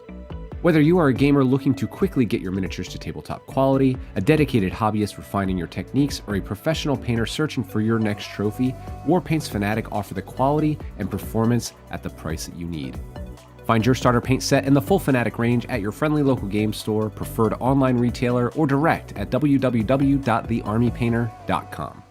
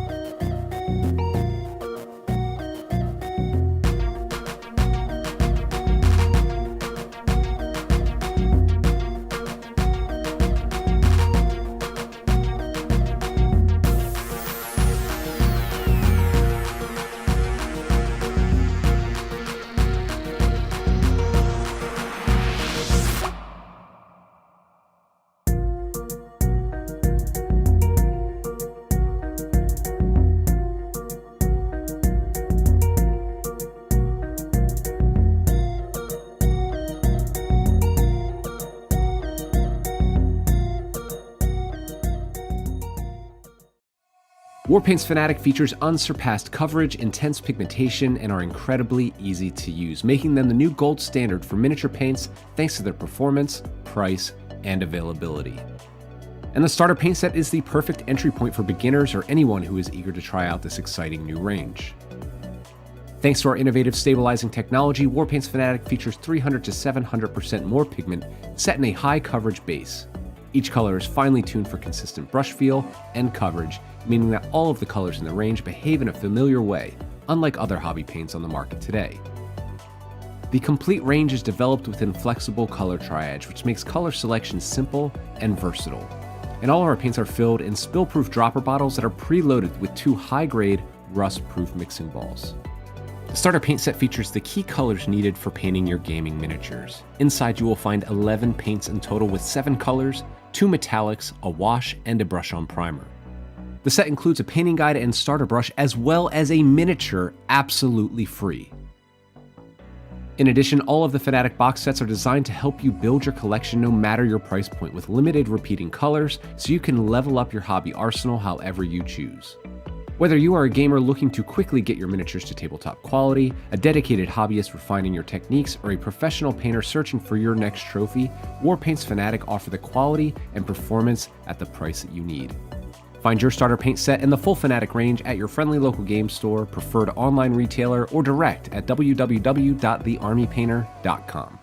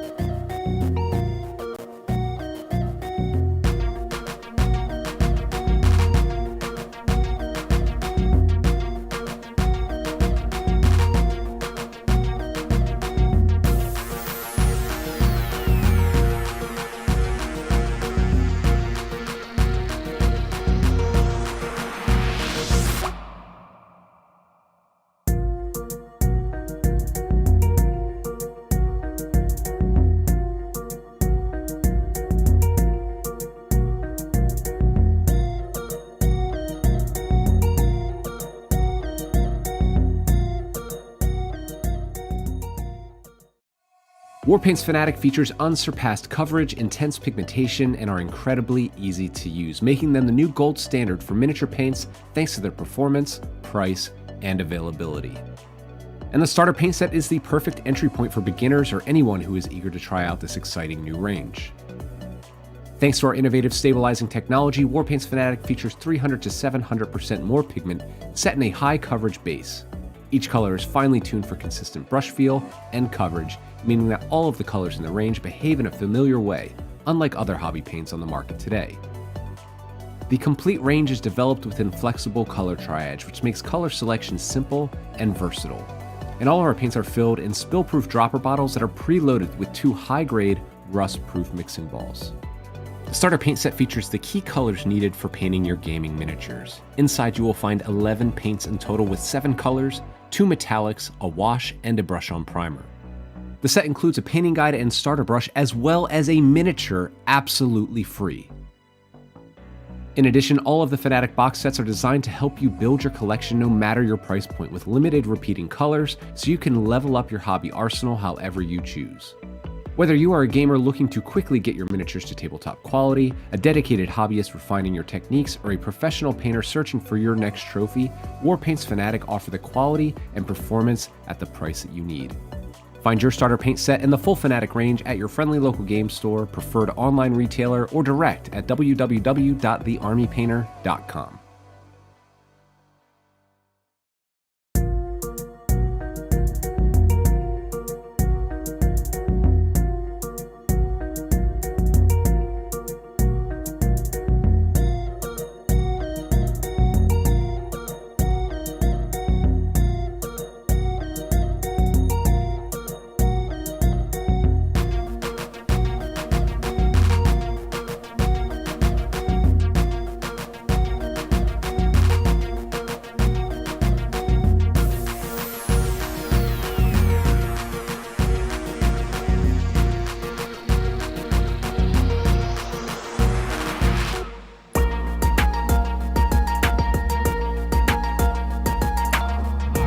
Walk.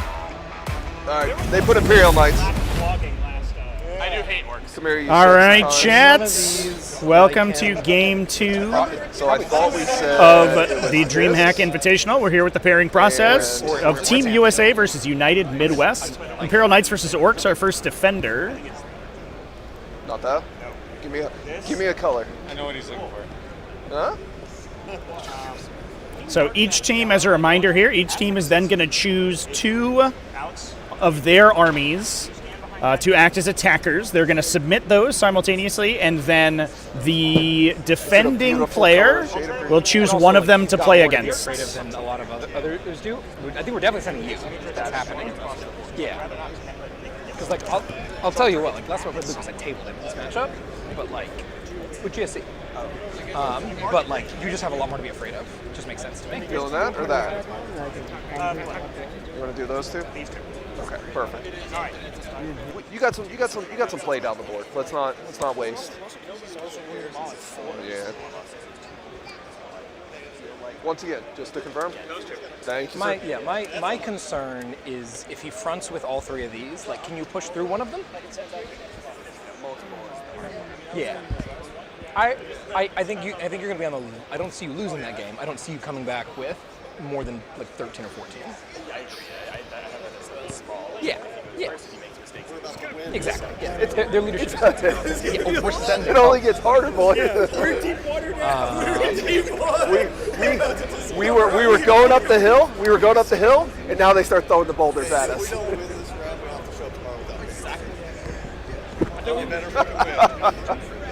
That's what I'm thinking. I'm saying it to everyone here. Yeah. The question is yeah, because we like this happening. Yeah. We were on the boat and nobody could swim, and we were going to jump in the ocean. And United Midwest. They want to do for their defender or attackers. We defended with. So we got JD over on the commentary microphone as well. United Midwest has put 2 armies down, but again, the reveal is simultaneous. So yeah, with that in mind, I think so we don't know what those are quite yet.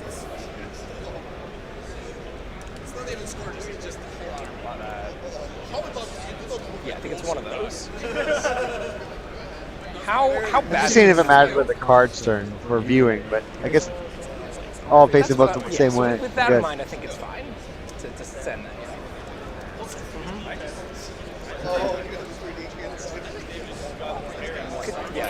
These cards have been printed custom for this event because these are I clean a lot of specific for the Dreamhack Invitational. They've been printed for each team specifically.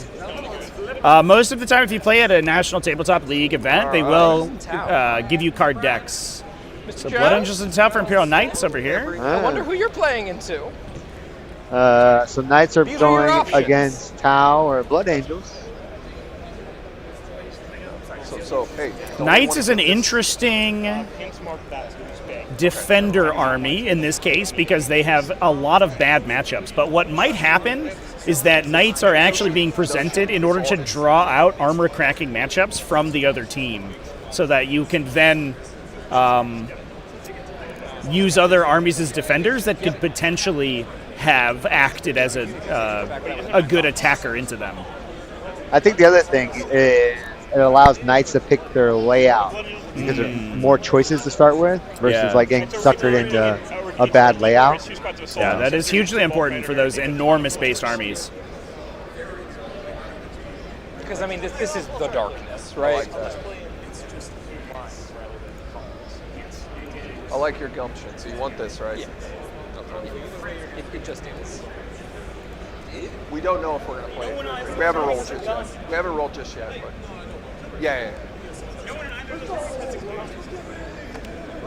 All right, so we have our first pairing. All right, brother. 5. Roll a dice. Bring me a 6. Don't bring me any of the other ones. He's got to get that special dice. Got to go get that special dice. International teams will think Team US are bringing knights to WTC. I mean, let's be honest. As much as knights sort of get a lot of guff, Brian Jones is Matt, you get table picking tonight. Certainly one of, if not the best knights player in the world. All right, so he's going to be a killer almost regardless of what knights are doing. You defended with the orcs. Oh yeah, I'm a moron. Flip these around. Yeah. There we go. Sorry. Yep. Your orc player is picking, not your Tau player. We're not. Sorry, I lied. We're not giving you table choice. Yeah. It's a failure at the top, guys. Failure at the top. He pick a table. We'll hand you the cards as soon as they have it. Exactly. So we're gonna focus on this. So we're done Jones and we're done Violence. Pick a table. And we're done their Orcs and Tau. Does he really need board against? Well, that sure makes things interesting. Yeah. Like strictly speaking, you have more guns than your opponent. Oh yeah. Right. Everyone has a pistol. No, like you have more than non. I did say I don't lose the table roll off. I don't like this. I want don't worry, I don't lose those. How bad is that?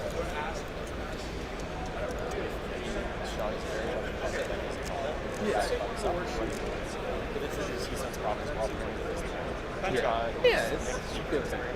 All right, put her down. Oh, good for him.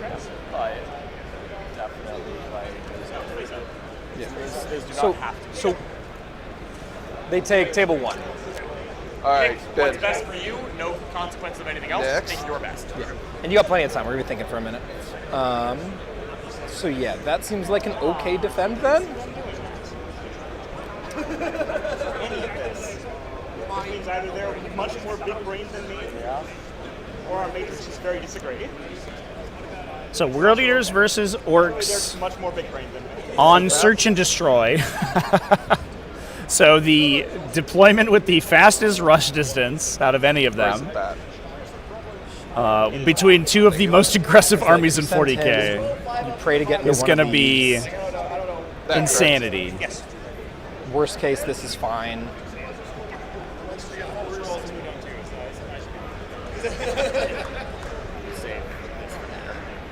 Yeah. This is like a mid game sack for the scrum.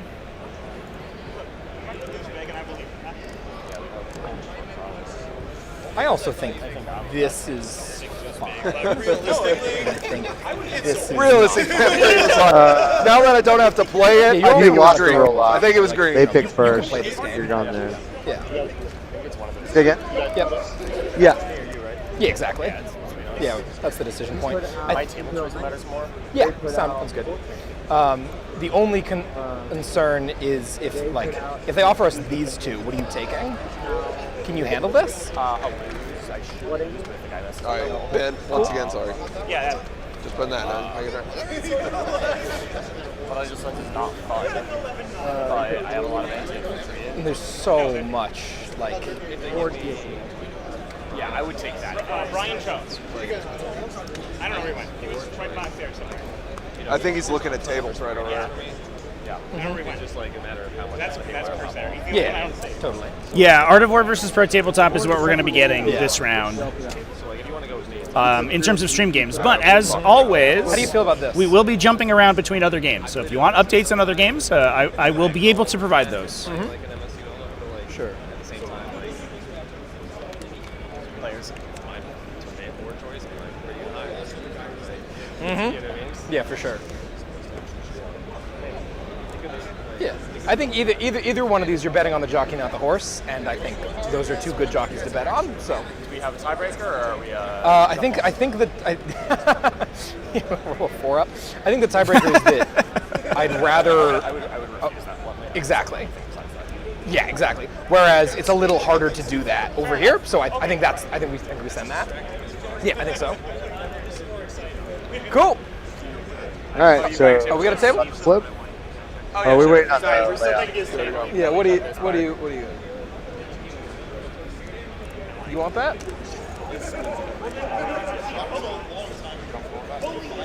Yeah, so to clarify, we are most of the way through the first pairing set here.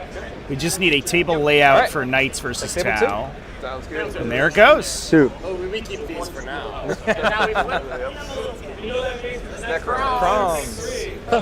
Tyranids and This is how it Necrons. goes. So with you out of the way, Two of the the strongest defender then- armies in 40k. Both of them extremely good at scoring and hard to kill. I think we offer them the mirror. They're certainly not the highest damage output, so they're less of a scalpel, less of a tool in the toolbox, but more of an anvil on which to drop your hammers. That's what we do. Send it. Easy. And it is. Team USA pretty confident in their drop here. Yeah, very quick on it. Very quick. Jaime Paris is I'm there. talking now. How Team USA is very confident in their defender drop.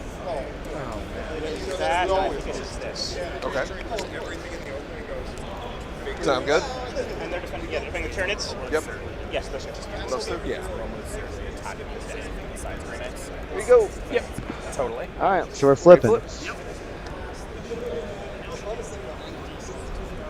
Okay.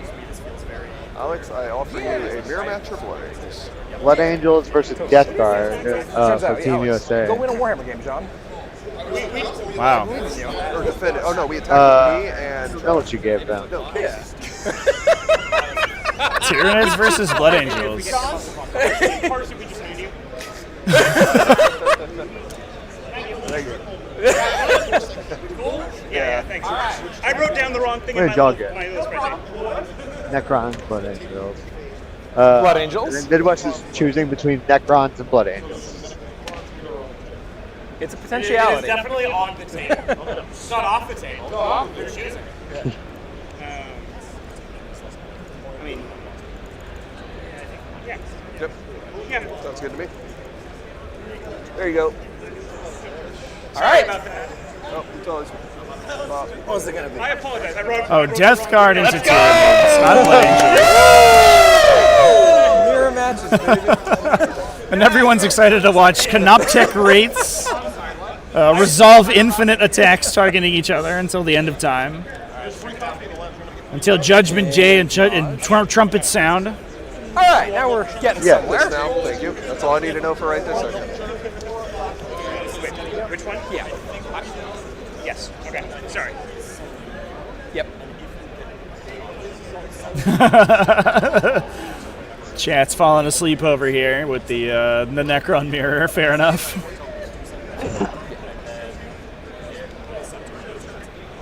Totally understandable. That's probably not one that we're going to have on stream, chat, just so we're on the same page. I feel equally fantastic. These are almost equal. I've just played this, and I haven't played. And I've played this. I haven't played this yet, obviously. But like, it's all a bunch of power on the buttons. 10-10 an early lunch. Yeah. Just call it, guys. This is Dreamhack. There's a lot of other things you can go do. Just don't even play the game. Yep. No, John is picking tables. Oh, John's picking. Yes. All right, that's fair enough. I just trust you guys to figure this shit out. All right. What's the mission? Server So destroy, take the whole trilogy. Yeah, so we're defending here. I really love servo skulls. You care more about Audible, we're playing servo skulls. Like, I know you don't care a ton, but like... All right, fine, you can. Yeah, you and win, especially we'll because play if we can drop this table where the demon doesn't work. I just don't like it. There is. It's this one over here. Say again? It can't go through Yeah, here thank without you. advancing. So like you stand right here and it can't overwatch you because it can't be like, and it doesn't fit here. Yep. It's reverse, right? You gotta reverse it. Because they're picking. Yeah, it's reverse. Other way. Yep.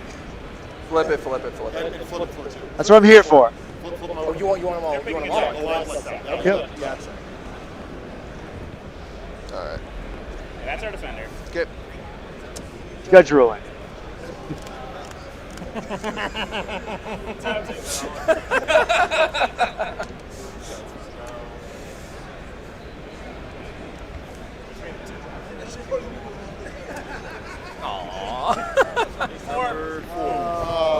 I know, not Oh, Alex, go take a look.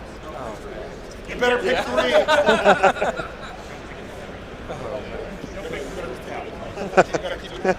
not allowed to play that. You're also not allowed to play that. I think it's one of these, right? Yeah, it's any of those three, your choice. Remember, his shooting is slightly better than yours. He's got something. Sure? That one? Someone will avoid the score. Yeah, go for it. Hey, go. All right, easy enough. Yeah, I did. Boom. I think you guys have next. We wouldn't be here right now. We didn't. Grey Knights. Eldari. Dari and Grey Knights. Defenders for pairing 3 going live. Grey Knights are a classic defender army. Again, another army that's really good at scoring and requires some very specific profiles in order to take down. That's Sean Naden's Eldari coming from Team USA. Okay, cool. Yeah. Which is extreme sort of MSU oriented. Lots and lots of tiny units of guys. And Sean is a superlative player, so probably good into a variety of the remaining matchups. Send it. All right, brother. Blue. So Orks, Blood Angels versus Grey Knights, or Blood Angel Give me a second. GSC versus Eldari. I need to see the fallout. I'll hide GS. Is that GS? And what was the other one? Blood Angels. GSC or Chaos Beast Marines? That's gotta be it, right? That's like.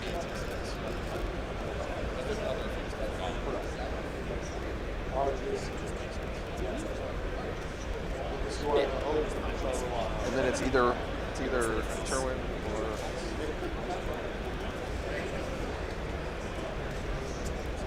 I think they're gonna take Terwin, to be honest. But Yeah, we're going here. that's what I thought. Yep. Okay, sounds good. So So that one goes. No, just wait. We'll just put that That there. goes there, and then this goes. I feel like those. Time things for are- United Midwest to be quick on the draw healer. Windmill slam that matchup down.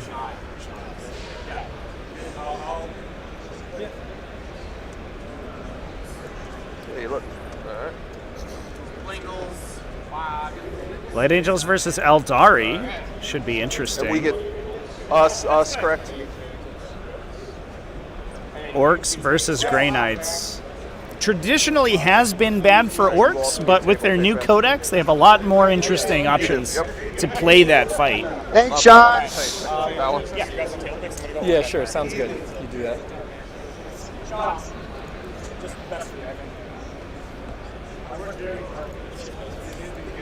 Into Blood Angels? That would right you from the bottom? Yes. Yep. Yep. It's like staging ground, no staging ground. Hold on, let me mute this. I mean, we're trying to take no staging right now anyway. Yeah.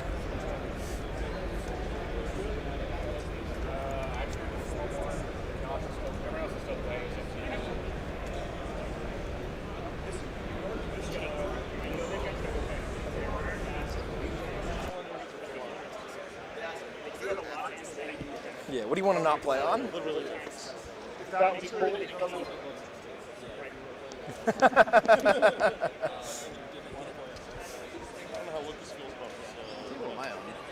that Yeah, 5 red knights, 3. Oh, you probably don't want this around then.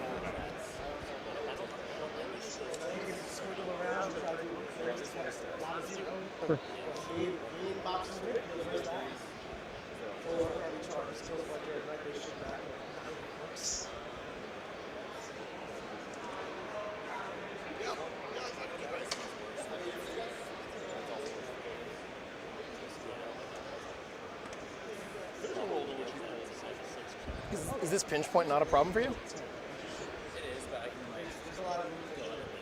Fair enough. You can do that. Sure. Okay.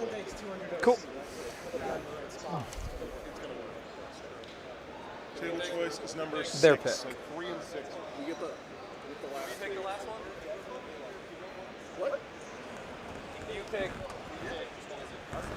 Oh. I think, yeah. Yeah, it is, yeah. Those are the rules. Someone should know. Zach, which table do you want again?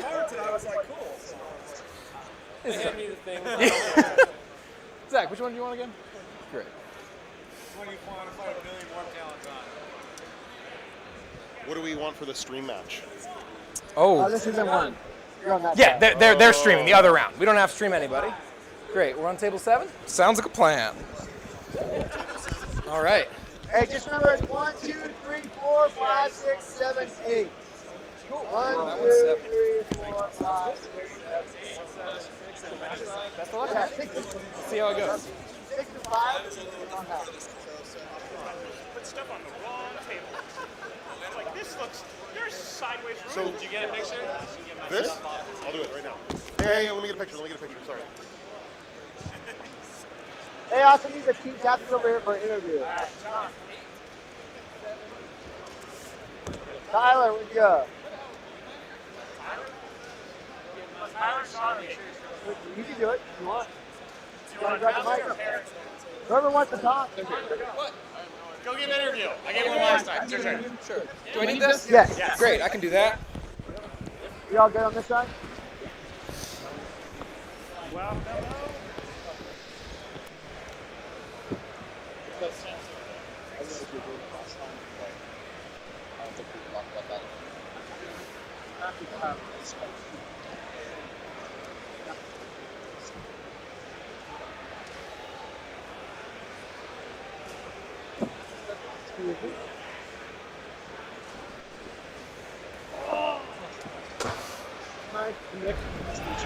Hi, I'm Dreamhack from Mountain City.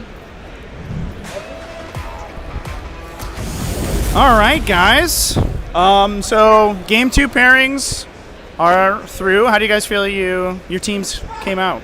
It was a fair negotiation, I think. There's a couple things that we're real excited about, a couple things we're less excited about, but we're trusting our boys to make some shit happen this time. All right, mostly just like relying on execution on the table. We got people who know their matchups. That's why They they're on told us Team what they're USA. gonna do. That's what I've. We'll see if they're right. As far as I understand it. How about you guys? No, absolutely. We got some things we wanted, some things we didn't want. And I mean, that's just kind of how it goes. But yeah, he's right. It's about execution at this point. So Sure. we're ready to rock and roll. Hell This yeah. isn't round 1. We don't get a big. I'm just happy we got the Kron's mirror, so no one else has to deal with the cancer. Absolutely. That's what the chat was saying. They're like, the Necron players played each other. They don't have to subject everyone else. Did you guys feel like you had any insights from the first round that you were able to take into how your lists executed into round 2? I mean, we don't play on a ton of this style of training. We play on a lot of WTC stuff. Right, of course. So the possibilities for a Land Raider Redeemer are very different here than they are in WTC. We wouldn't normally bring one there. We brought it here. It bit us in the butt a little bit last round. Y'all brought a couple of them. We bought 3 of them. So we'll see how that ends up shaking out. Yeah. We hopefully ended up with some better table alignment. The for Great that. Plains of the Midwest are the stomping ground of Land Raider Redeemer. Absolutely. Very Big fun. open areas for them to move around. No real insight. We have a game plan. We're sticking to it. Okay. So we're not deviating. We thought about maybe some deviations in between lunch, and we just were like, let's keep staying the course. So Fair enough. Follow the script. Follow the script. Hell yeah. So Consistency. That's key. Right. So. Did you guys have any matchups in each other's team compositions that you felt that you try to avoid? I mean, there were a couple for us. We had a red raid. We had about 3 guys that were fairly red into them, and we just were trying to avoid those like the plague. I think we did a pretty good job. Yeah. So I personally was looking at that Granites list, like get me about as far away from that as possible. That's a 0. Yeah. But everything else I think looked pretty reasonable. Yeah. We didn't fall into anything awful. It was a pretty neutral round, I think. Yeah, no. Cool. Yeah. We're All right. excited. The real question is, and I'm sure everyone at home wants to know, whose Necron player is going to win? Oh, my boy Nosh has it. He's got this. Alex has it, man. So we'll fight it out. At the end of the day, they're going to. Someone's going to go second. Yeah. All right, that's fair I don't enough. care what happens. Yeah. They get to play each other. So Everybody wins. Nobody else has to suffer against race. Yeah, so we're going to call it a 10-10, and everyone else's score is going to be what matters. Fair enough. All right, thanks, guys. Good luck to both of your teams. Hell yeah. Thank you. I'll take those. Yep. Thank you, JD. All right, chat. We are going to be hopping over to the next table in a moment here. I'm going to pop us back to our pre-stream loop, and I'll be back in about a minute. Warpaint's Fanatic features unsurpassed coverage, intense pigmentation, and are incredibly easy to use, making them the new gold standard for miniature paints thanks to their performance, price, and availability. And the starter paint set is the perfect entry point for beginners or anyone who is eager to try out this exciting new range. Thanks to our innovative stabilizing technology, Warpaint's Fanatic features 300 to 700% more pigment set in a high coverage base. Each color is finely tuned for consistent brush feel and coverage, meaning that all of the colors in the range behave in a familiar way, unlike other hobby paints on the market today. The complete range is developed within flexible color triage, which makes color selection simple and versatile. And all of our paints are filled in spill-proof dropper bottles that are preloaded with 2 high-grade, rust-proof mixing balls. The starter paint set features the key colors needed for painting your gaming miniatures. Inside you will find it. Alright. Tau and Orks. All right, round 1 defender for the next pairing is going. Tau coming out of Art of War, Richard Siegler, and Orks for Pro Tabletop.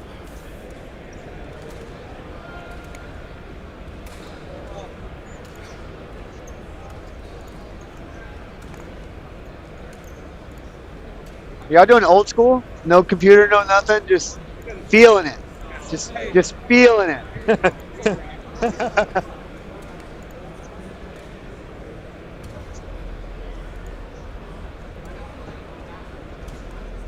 Pro Tabletop is ready to go. Oh, I apologize, Chance.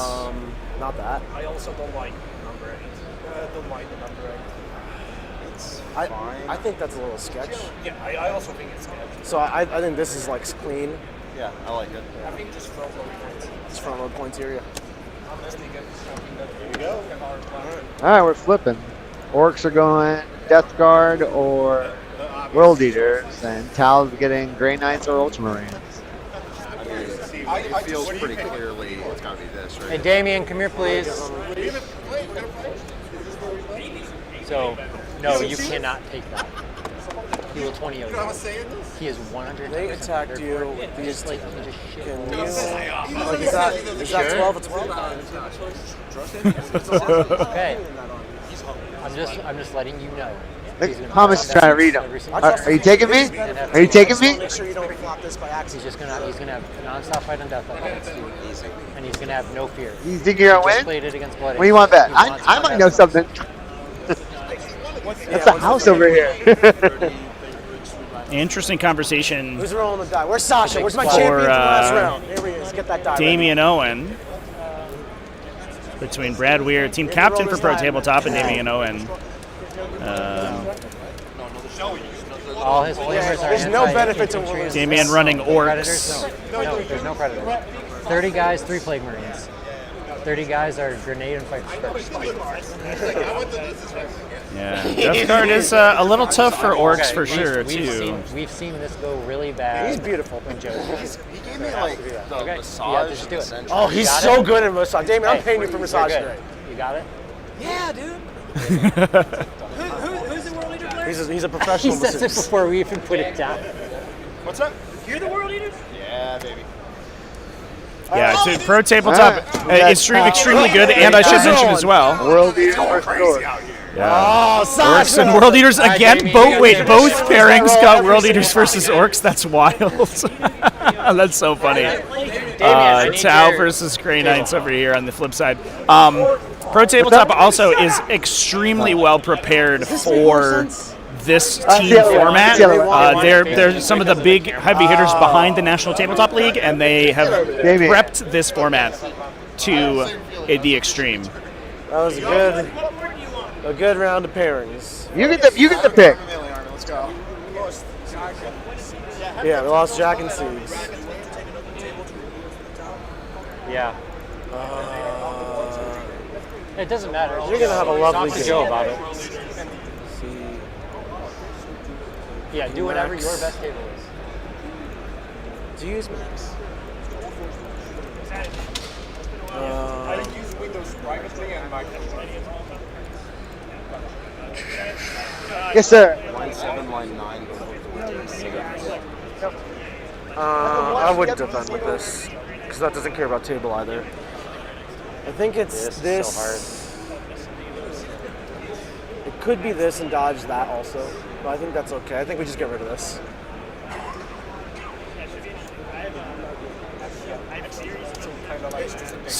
Sick of Mega Knobs, yeah. They're definitely they're the bugbear right now for sure. Yeah, I think we use 7. Yeah. No more Orks. Yeah, we did just watch Orks this last Right. game. This is an exhibition. It's also much softer competition. Not that these are bad teams, but they're not WTC teams. Wow. It's like no Poland versus America. That is some smack talking from that's Nick true. Nanavati over here. Yeah.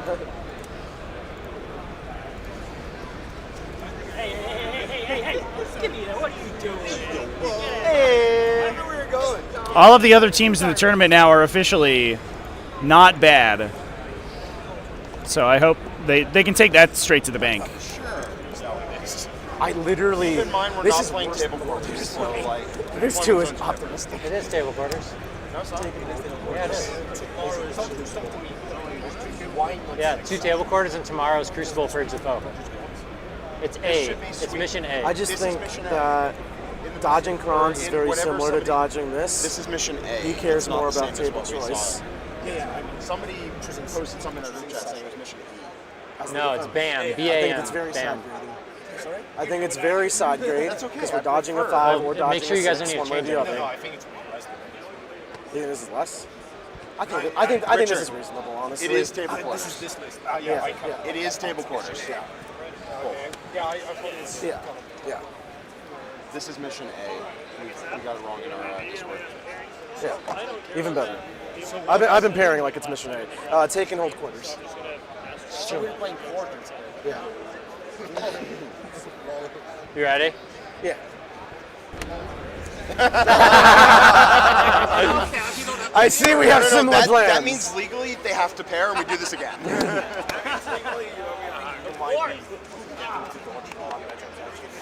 Yeah. It seems that way.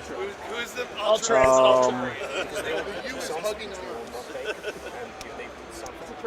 Damn, dude, I really Not don't me. want to take me Probably.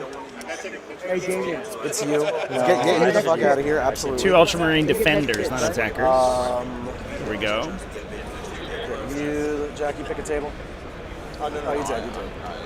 Just like this is going to be up. They are different Ultramarine lists too. It's not him. He's just generic. We'll look at it. We'll see what happens. It could be Q. Pretty 'Cause this is fine. significantly We'll figure different. this out. Khosra Hushadar from Okay. Oh, yeah. Art of War is running a Vanguard, a sort of John Lennon-style Vanguard, versus Thomas Bird on Pro Tabletop is running a Gladius Task Force.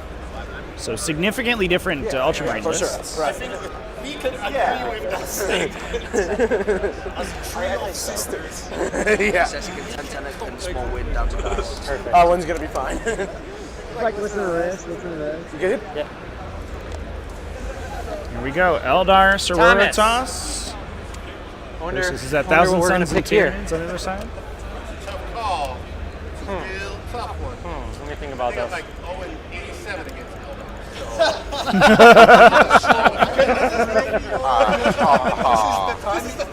is the time.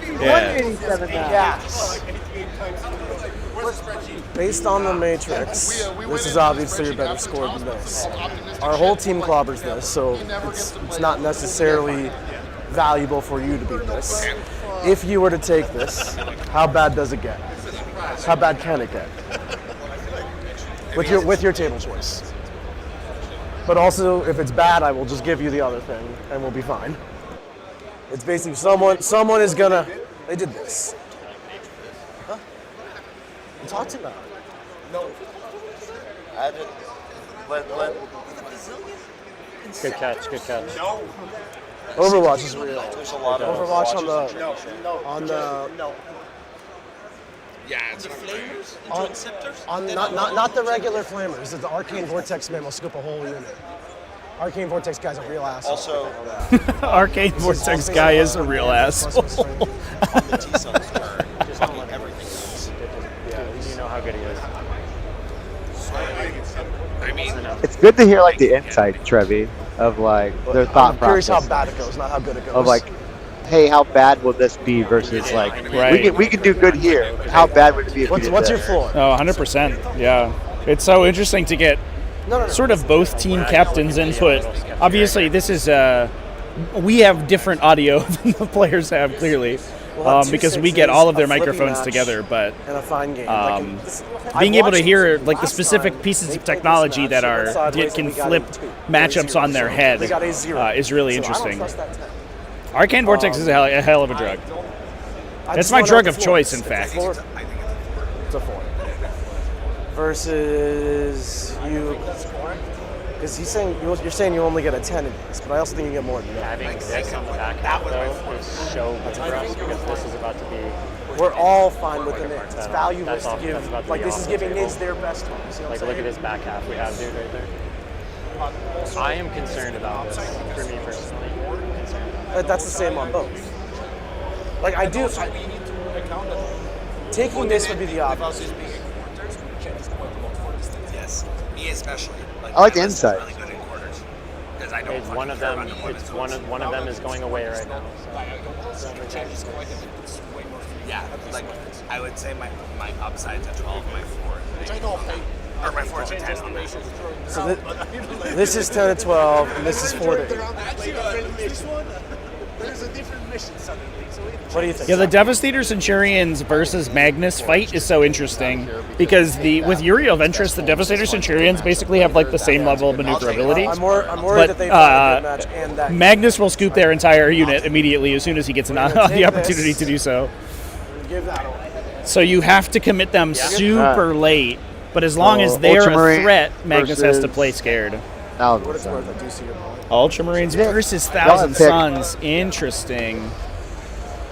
Yes. Versus Ultramarines and Adeptus Sororitas. Another interesting one. Yeah, you guys get the table. Hey, Mac. Cass. Never mind. You're going to be playing Vanguard. Get his Marine opinion on this, and your goal is to lose. They're not picking. bad. Yeah. Pick one where Inceptors can't leave strike. Well, unfortunately, Cass is selecting. You're gonna get he has the Inceptors. I think I defend and I just say no. And then we just go from there. Alright, hi man.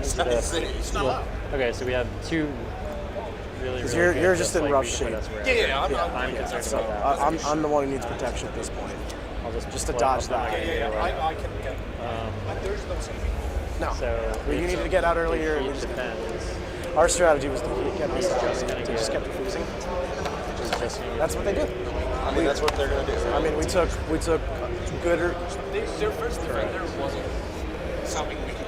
Unless he just Yeah. plays for points. That is very fair. Because they're not really killing him. I don't know. Yeah, that work list is probably very bad for me. I feel like I can do okay. Yep. Tom, Hebert. I mean, it doesn't matter now. I really want to slam these Tyranids into the fucking ground. There's no range. They're usually attacks. They could defend with what cards. I think it's Demons. Well, I think this ensures we can basically ensure between the two of us the only one of us out of 4-mana players gets fucked. Yeah. Well, you can guarantee that only one of you guys plays Necrons. Well, that is guaranteed. I think it's not even that hard for us to guarantee. And also, don't say that out loud. We can guarantee. Yep. Well, it'd be all again. We can guarantee one doesn't. We can guarantee that maybe both. We're trying to do both. It is possible for Ultramarines to kill Magnus early, but it's extremely difficult. The Devastator Centurions don't do it cleanly, and because of the damage blanks and rerolls that Thousand Sons have, and the other units, the Inceptors, for example, can be screened out. I also have perfect flops. So Chaos Demons versus Chaos Space Marines as the defenders here. Yeah, there's a potential that The only flip side of this logic line is if they just attack me with this and that, then they leave the Necrons, then you get fucked later. I mean, there's no predicting it, right? You're always fine with any of those getting hits. So that make you through because they feel lost that. Yeah. And they are all both into I'm getting. Yeah. It's if the. they don't, Yeah. It's But here's the thing. that's the logic. If they right? don't put Necrons into Nick, then Nick gets a good matchup instead of a draw, which counteracts the fact you're getting a 5 and 7 8. Yeah, Right? I'm of it.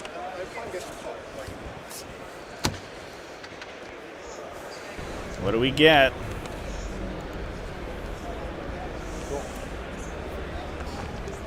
Death Guard. Hey, Sasha. GSC, it looks like. Or not Sasha. The Chaos Space Marines. Death Titus. Guard does feel like a good matchup for into Chaos Space Marines. GSC could be tough, but they don't start on the table, so the Warp Talons don't have anything to sink their teeth into. Well, we talked about it before, but I don't think in this world you have to, because Death Guard goes into me or Walter. This is an easier mission for me to play against him. Yep. That would have been bad. He has to. So then this goes into Necrons. This is a tough game for me, but I am better.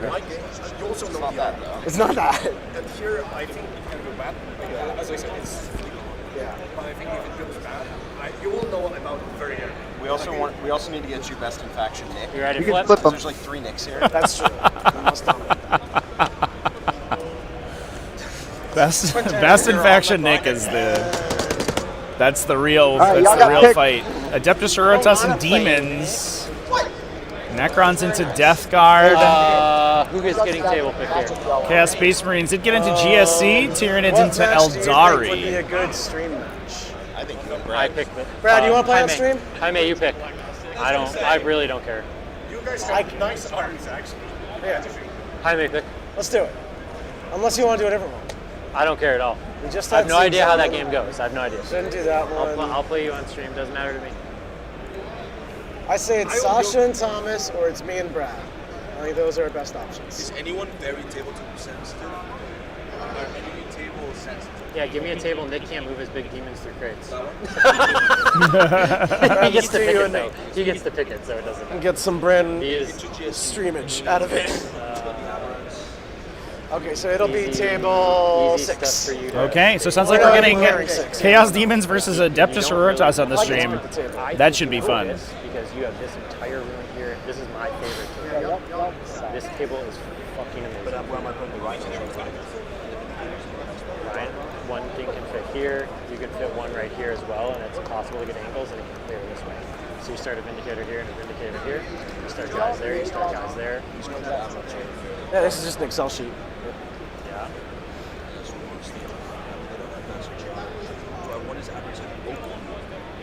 You're not going to really get him in the... I mean, this is hard for him to drop on you in your line. So I have a tough match, but not an impossible match. Overall, I think pairings went very good. You're the point here, and you're pushing. As long as we don't flop to be in this corner. in these two. This corner is safe for you to screen out. But you know, you're calm from this one. Like I am less this, so, you but have to hopefully deploy in it the open holds. on the lawn. So as long as we don't flop here. And the only counter there is like it's super easy for you to come to here. Because I don't trust 6 Dread Knights or for shit. move They into could just mid spike forwards and stage. shoot. But this gives you Nick safer has 3 great unclean ones, yeah. I'm not worried about This gives you Siegler like safer fucking 2 standard, or 1 endless gift, 1 Rodagus, and then 1 standard great unclean one. This is my favorite table. An absolutely nutty list, and 18 Flamers of Zinch. I think that table is very good for your armor. That feels great. That feels good. Yeah. Doesn't matter. You need staging to be able to. Yeah, that seems fine. Yeah, it's gonna be the Chungus battle for sure. You and me, Brad.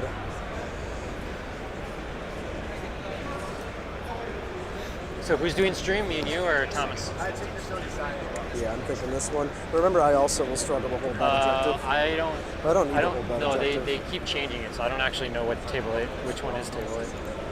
What table was on here last round? Table 2. 8's right there. It's just a matter of figuring out which one is going to be on stream or which one is live. I'm worried about that angle. Like, that's safe. That is attackable. That's still attackable. It's always attackable.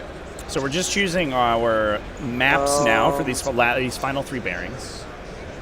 It's not that.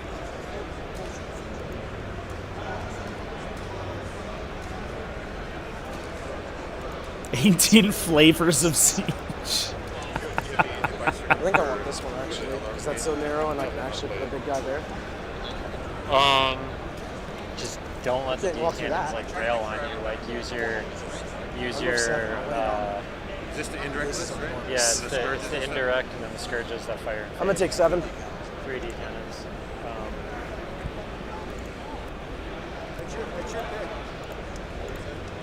No, I get no, because you get this one, then the last is last. Do you have table preference? Can I get on that? So JD, that's the table that's going to be streamed. Probably not. Table 7. Table 7. Yeah, Brad and I are going to stream that. Brad, are you good with that? Yeah. Where would we get 8? 7's just moving over here. Yeah, so there's none right there. You have to go all the way to the monster. All right, Chance. Looks like the captains are setting up here. We'll go ahead and get them on the on an interview momentarily. Maybe I'm playing against sisters. Yeah.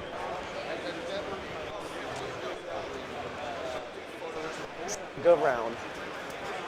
Is the terrain the same? Me too. Yeah, you just have to rearrange. What table are we on? Which one are you? I didn't move. Yeah. It has a sheet for the measurement. But what do you mean? Isn't that that's table 8? They messed it up. They changed it to table 2. Oh, okay. They already changed it. Let me take a picture so I can upload y'all. How'd the rest of it go? Yeah. Good. As long as your game doesn't go hairy and Cass's game doesn't go hairy, we're fine. I'll keep you updated. Yeah. Are you just double checking it? No, they already are rearranged. They already changed it to table 2. Doesn't matter. They're being self-sufficient. It's fine. Which one are y'all doing? 7. Yeah. I don't need it.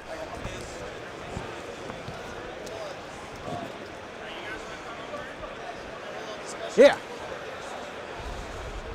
That's very good.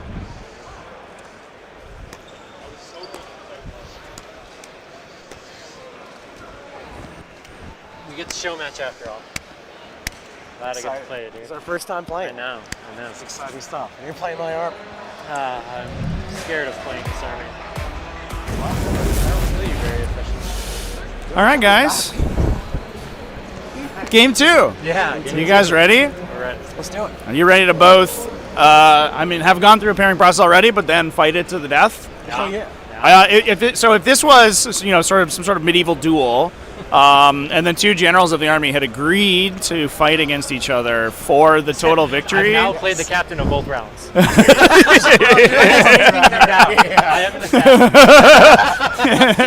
Do you hold the head up of your opponent after each game? Yeah. So you're saying that you are going to be taking assassination in this game? Probably not. Coward. There is no world where there is a better choice. Try go for I would rather pull extend an area denial on turn 1 and use Crusaders to get 10 points. Nah. Yeah, yeah. But you could be killing great unclean ones. But you can score both Bring It Down and Assassination off of it. You could go for table me. Sounds Table me the strategy. Sounds like a trap. It'll work, Brad. It'll work. Yeah. How did you guys feel the pairing process went for you? I think overall it went okay. I was surprised that they picked T-Suns into the Ultras. That was definitely a point of debate within our team. Yeah. It was intuitively, it would have made sense for us to take Tyranids, which is your other attacker. Yep. But I had a long con, let's take this loss now and line ourselves up later kind of plan. So Sure. we're going to try that line of pairings and see how it goes. Yeah, that's fair. And that matchup is very difficult for Thousand Suns. Right? It's probably favored, right? But if you ever misplace Magnus at any point, Centurion Devastators appear and shoot him. It's not just that. It's the Sense Devs appear, there's 15 Inceptors in Casus. Right. That's not. Yeah. T-Suns don't want that. Right. Yeah, you have to assemble the carrier group around Magnus so that nothing can touch him. For what it's worth, our pairings process, we kind of accounted for that game being a loss, not a terrible loss. Just like we'll lose it okay. And if we can line ourselves up, which I think we did a decent job of outside of that, hopefully we can cover the deficit is our plan. I think our game is pretty tough for both of us. It is. Our game will be very interesting. Yeah. I'm playing I'm if I get 10, I'm kind of happy. It could just swing one way or another, though, really bad. I put a 10 in my matrix. Yeah, I was like, I'm hoping for a 10 here. Right. I think the other interesting one is the Nids Eldar. That could just go really bad either way. If the Nids go first, it could just be that sucks. Just there. Yeah. If Eldar just pops off and Nids redeploy bad, it can be Nids are tabled in 2 turns. I think first turn will decide. Right. It will. That's because Tyrion's playing Vanguard Onslaught, right? Yeah. We loved our Eldar in the last round. They slaughtered some knights for 19-1, but against your team, they were a lot less powerful. Yeah, it was basically don't let Thomas play into Eldar. Yeah. We did a rule on our team where we said, hey Thomas, you have never beat Eldar, so you are now officially allowed to put do not pair on it and never have to play it. Just don't worry about it. So I don't know if you guys are. We play against us. we get the benefit of hearing all you guys' audio when the pairings went down. So you pass those two to Thomas. He was like, I wonder which one I'll pick. Oh, which was very good.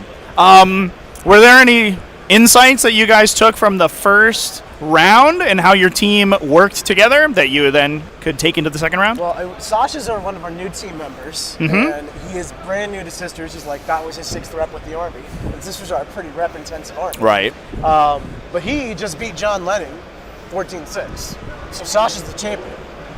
That's my takeaway from the last round. My takeaway was that when I played Death Guard, I did not want to play it again because it can go super sketchy really bad, so I didn't want that. And then Jack scares the living hell out of me for a lot of my pairings.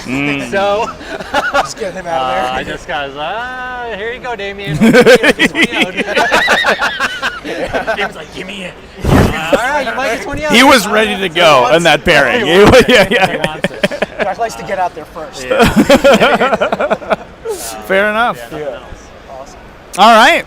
Well, guys, I hope you have a wonderful game. I'm excited to watch you two play against each other, and I hope everyone chat's ready for it too. Awesome. Sweet. Thanks, guys. Cheers. I don't get my cord.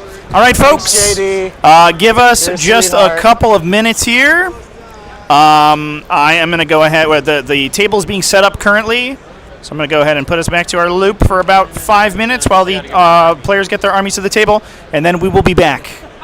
Thanks, everyone, for your patience, and I hope you're ready for Game 2 of the Dreamhack Invitational. Sorry, Joe. Get my shit out of here. Warpaint's Fanatic features unsurpassed coverage, intense pigmentation, and are incredibly easy to use, making them the new gold standard for miniature paints thanks to their performance, price, and availability. And the starter paint set is the perfect entry point for beginners or anyone who is eager to try out this exciting new range. Thanks to our innovative stabilizing technology, Warpaint's Fanatic features 300 to 700% more pigment set in a high coverage base. Each color is finely tuned for consistent brush feel and coverage, meaning that all of the colors in the range behave in a familiar way, unlike other hobby paints on the market today. The complete range is developed within flexible color triage, which makes color selection simple and versatile. And all of our paints are filled in spill-proof dropper bottles that are preloaded with 2 high-grade, rust-proof mixing balls. The starter paint set features the key colors needed for painting your gaming miniatures. Inside you will find 11 paints in total with 7 colors, 2 metallics, a wash, and a brush-on primer. The set includes a painting guide and starter brush as well as a miniature absolutely free. In addition, all of the Fanatic box sets are designed to help you build your collection no matter your price point with limited repeating colors so you can level up your hobby arsenal however you choose. Whether you are a gamer looking to quickly get your miniatures to tabletop quality, a dedicated hobbyist refining your techniques, or a professional painter searching for your next trophy, Warpaint's Fanatic offer the quality and performance at the price that you need. Find your starter paint set and the full Fanatic range at your friendly local game store, preferred online retailer, or direct at www.thearmypainter.com.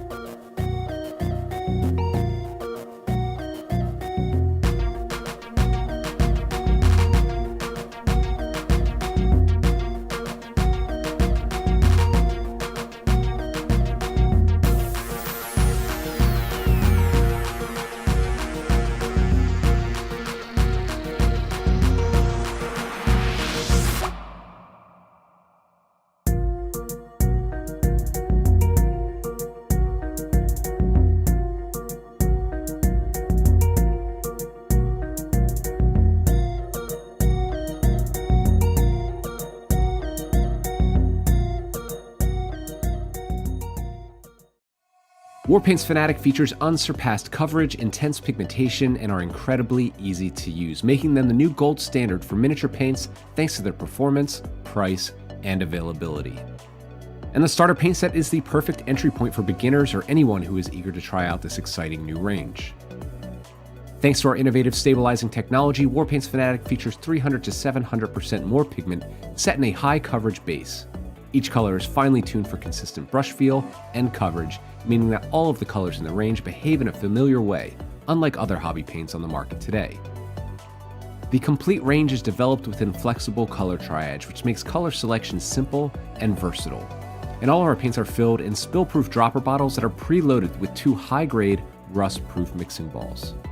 The starter paint set features the key colors needed for painting your gaming miniatures. Inside you will find 11 paints in total with 7 colors, 2 metallics, a wash, and a brush-on primer.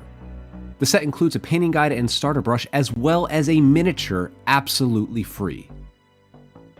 In addition, all of the Fanatic box sets are designed to help you build your collection no matter your price point with limited repeating colors so you can level up your hobby arsenal however you choose.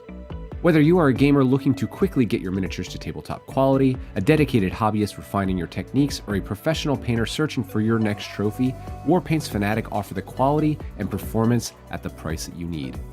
Find your starter paint set in the full Fanatic range at your friendly local game store, preferred online retailer, or direct at www.thearmypainter.com.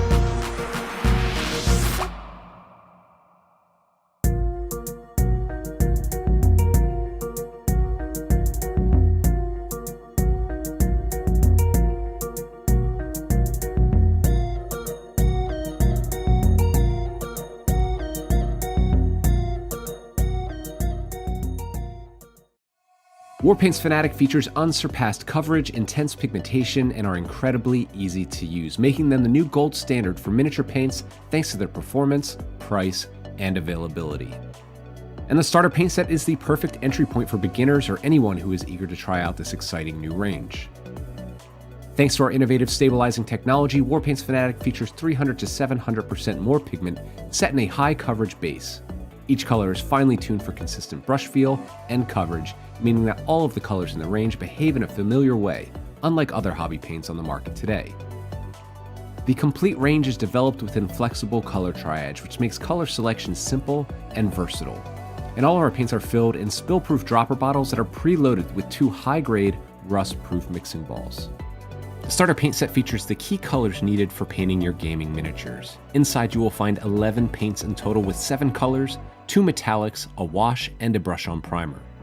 The set includes a painting guide and starter brush as well as a miniature absolutely free.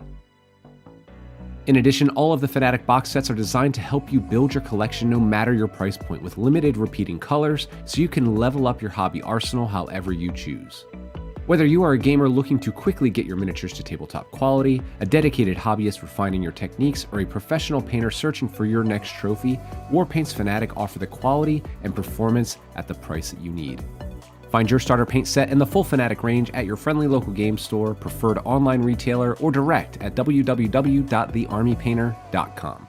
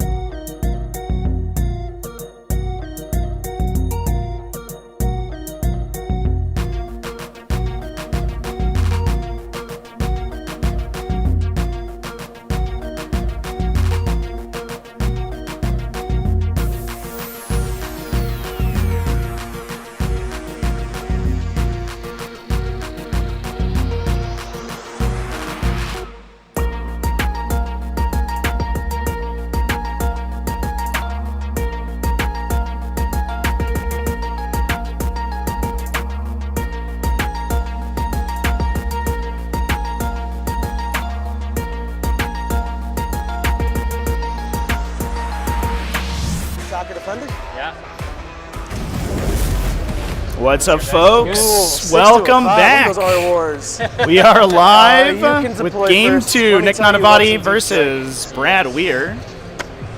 Ooh, excuse me, that says Game 1. Should be Game 2. Squads of nerdlings in Deep Strike.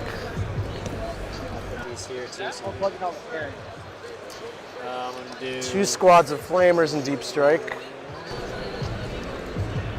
Rodigus and Great and Clean one in Deep Strike. Lists are in the chat, by the way, folks, who are for those who are interested. In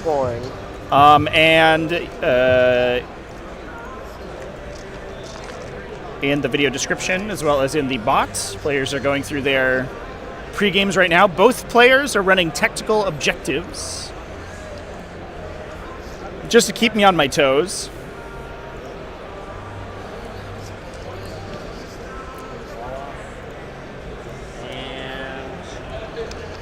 Now, we did actually watch Brad play his list earlier in the weekend.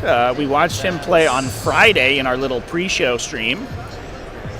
Yeah, 2 flamers and it's a very sort of board control-centric variety of Adeptus Sororitas. He's trying very hard to use small units of Zephyrim and Seraphim to block his opponent from being able to maneuver around the table. And against an army that is largely composed of Great Unclean Ones, I think that that is going to be a pretty good. That is going to be a pretty good strategy.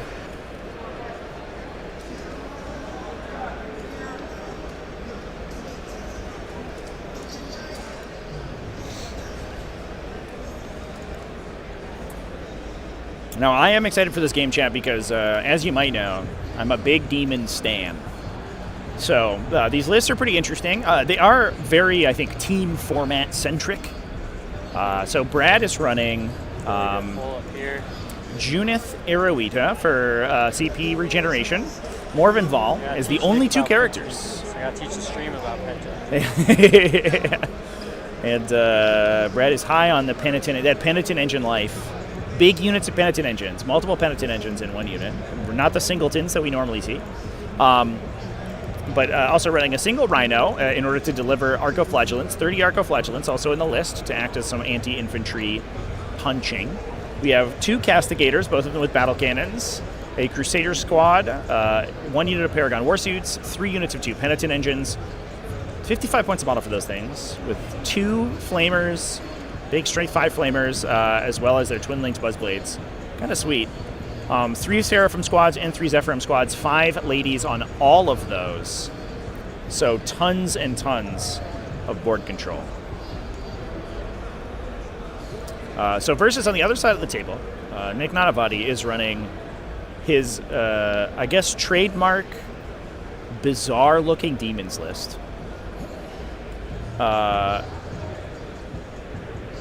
He is rocking... What have I done?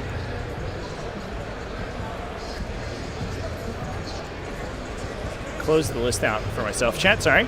He is rocking 3 Great Unclean Ones and 2 Lords of Change. A list after my own heart. Castigator. Indeed. Nick is running a Grid Unclean one with Endless Gift, an unupgraded Grid Unclean one, and Rodigus, plus an Everstave Lords of Change and Kairos Fate Weaver. So the army has reasonable shooting between the toughness debuffs, the stackable toughness debuffs from multiple Great Unclean ones that can drop your toughness by up to 2, plus then you have an indirect fire weapon from Kairos Fate Weaver, and then the Everstave Lord of Change comes in with the Steel Chair. We then have 5 units of Nurglings to act as utility. A Fleshhound unit, they're a little bit more on-board utility. They're good for starting on the table because they're fast and can perform actions and complete secondaries on the top of turn 1. But then we're following that up with 18 Flamers, 3 units of 5 Flamers of Siege.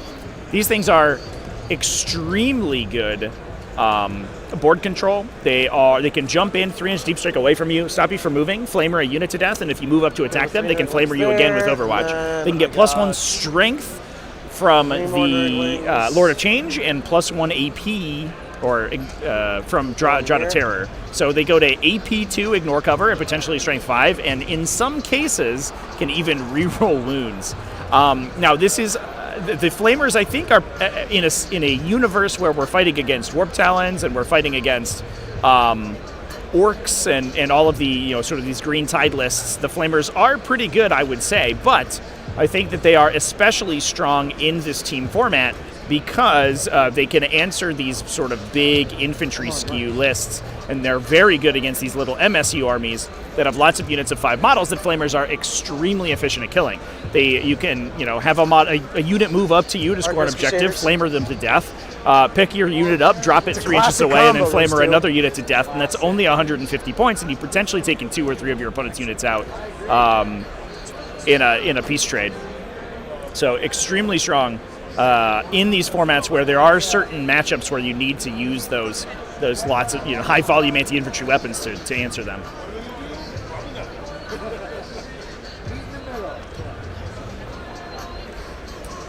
Is this in Dallas? It is. We are at the Dallas Dreamhack event.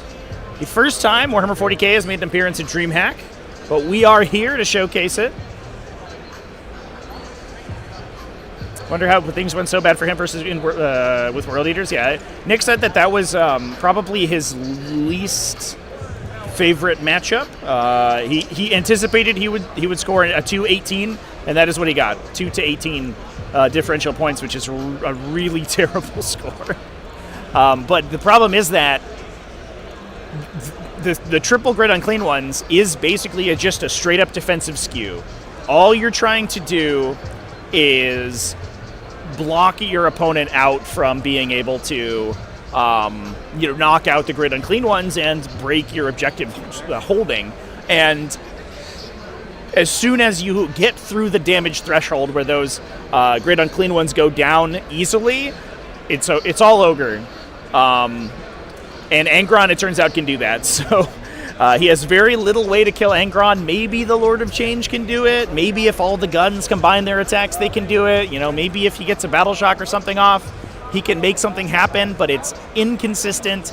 And if he's doing that, he's not attacking the rest of the World Eater's army, in which case he still gets run over regardless. And that's basically what happened. We did actually watch that game from our little side cam. And Angron got into the grid unclean ones, and it looks like basically every turn he cut one grid unclean one in half and then moved to the next one until Nick had no greater demons left. It was brutal. But to be fair, Nick had done that so that the rest of his players who didn't feel confident in that matchup didn't have to play it. So Nick jumped on the grenade, took one for the team, took the bad matchup so that he could grant the rest of his team good matchups, and they ended up winning that round. So, did he really lose, chat? 6 swim plans. By the way, folks, I want to thank everyone who's been hanging out with me for the weekend. I hope you guys have had a wonderful weekend, and if you've enjoyed the coverage of this team format. If you have, please drop a like on the video, and a sub on the channel would not go unappreciated. Last I checked, we were 75 away from 60,000. Can we get there? Now we're 60 away. Hopefully, we can get those last couple on the. Thank you. On the before the end of the weekend. That'd be amazing. My dice are also flowers. Oh, that's cute. Alex Astro, you live so close, dramatic. You could come hang out.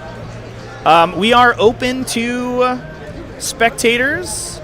As you can see, we are in the tabletop gaming section of the event, and this being an invitational show match, spectators are able to come in, talk to the players, hang out, and just have a good time. And we've had plenty of people. All these players have talked to plenty of people over the course of the weekend. We introduced so many people to the game and to the competitive format. It's been an amazing sort of outreach to the greater gaming community that 40k just doesn't get that much. And you can sort of see, if we take a little bit of a peek in the side here, through that hall, that big doorway right there in the top right corner, or top left corner, excuse me, that is the main hall. You can sort of see the lights moving in the background. That's the main Overwatch stage. where they are streaming all the actual esports, not the T-sports.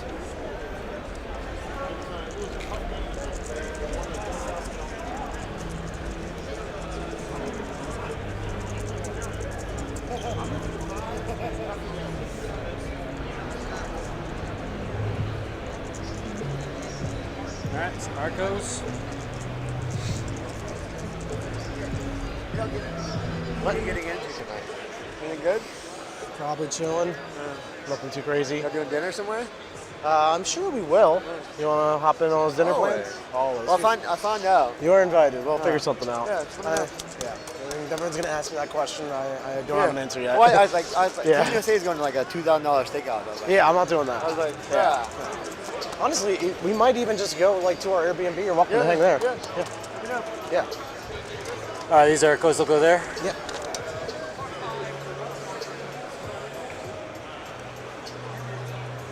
Word change.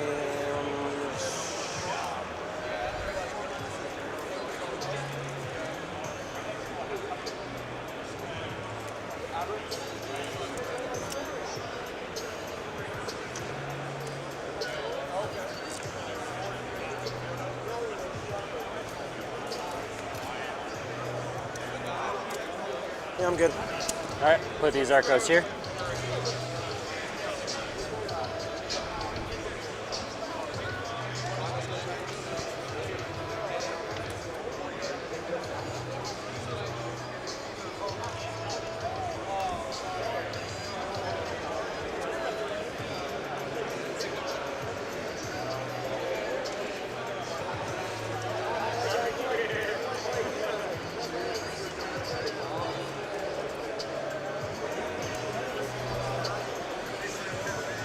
Yeah, I think that's good.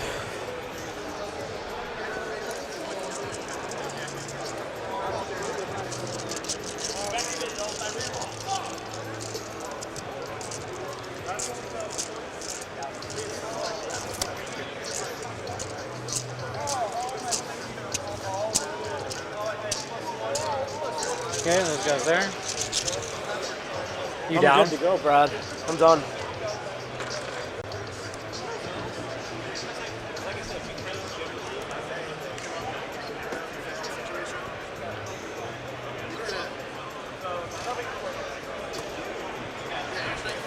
So in the video description for the folks asking for lists, other lists from the event, I don't care. I don't care either. there is an event No clock. info link. The last round was 5.5 hours, so I think we're fine. Put John and Sasha on clocks. So you can find all of the links, all the lists on that website, on Best Coast Pairings. I'm good. Good luck, dude. You want first or second? Usually I want first. I'd Good like luck. to pull 2 easy secondaries to get some points. Here's the roll. Are you? First.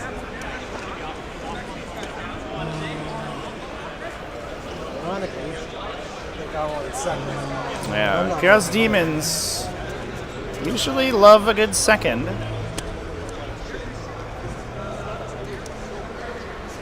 Right. No capture enemy outpost this turn. Engage no offense. That's not so bad. And behind enemy lines. That is not good.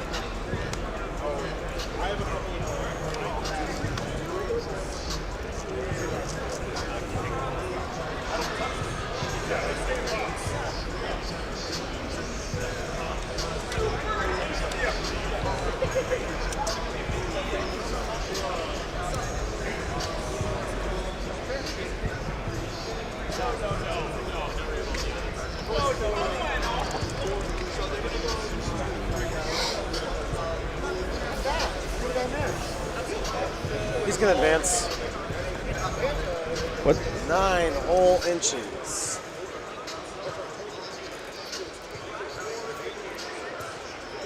Five OC? 5 OC. And that's the guy that has the minus OC aura? No, that's in reserve. He's got 4 Feel No Pain. Okay. Yeah.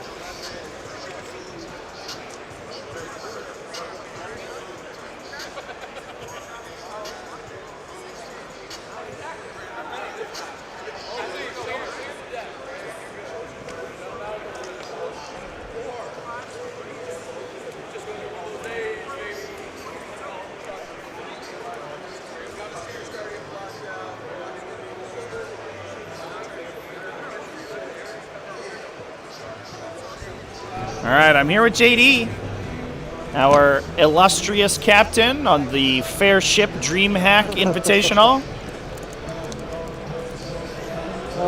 Steering wherever the wind takes us. So. And today it's to Dallas, Texas.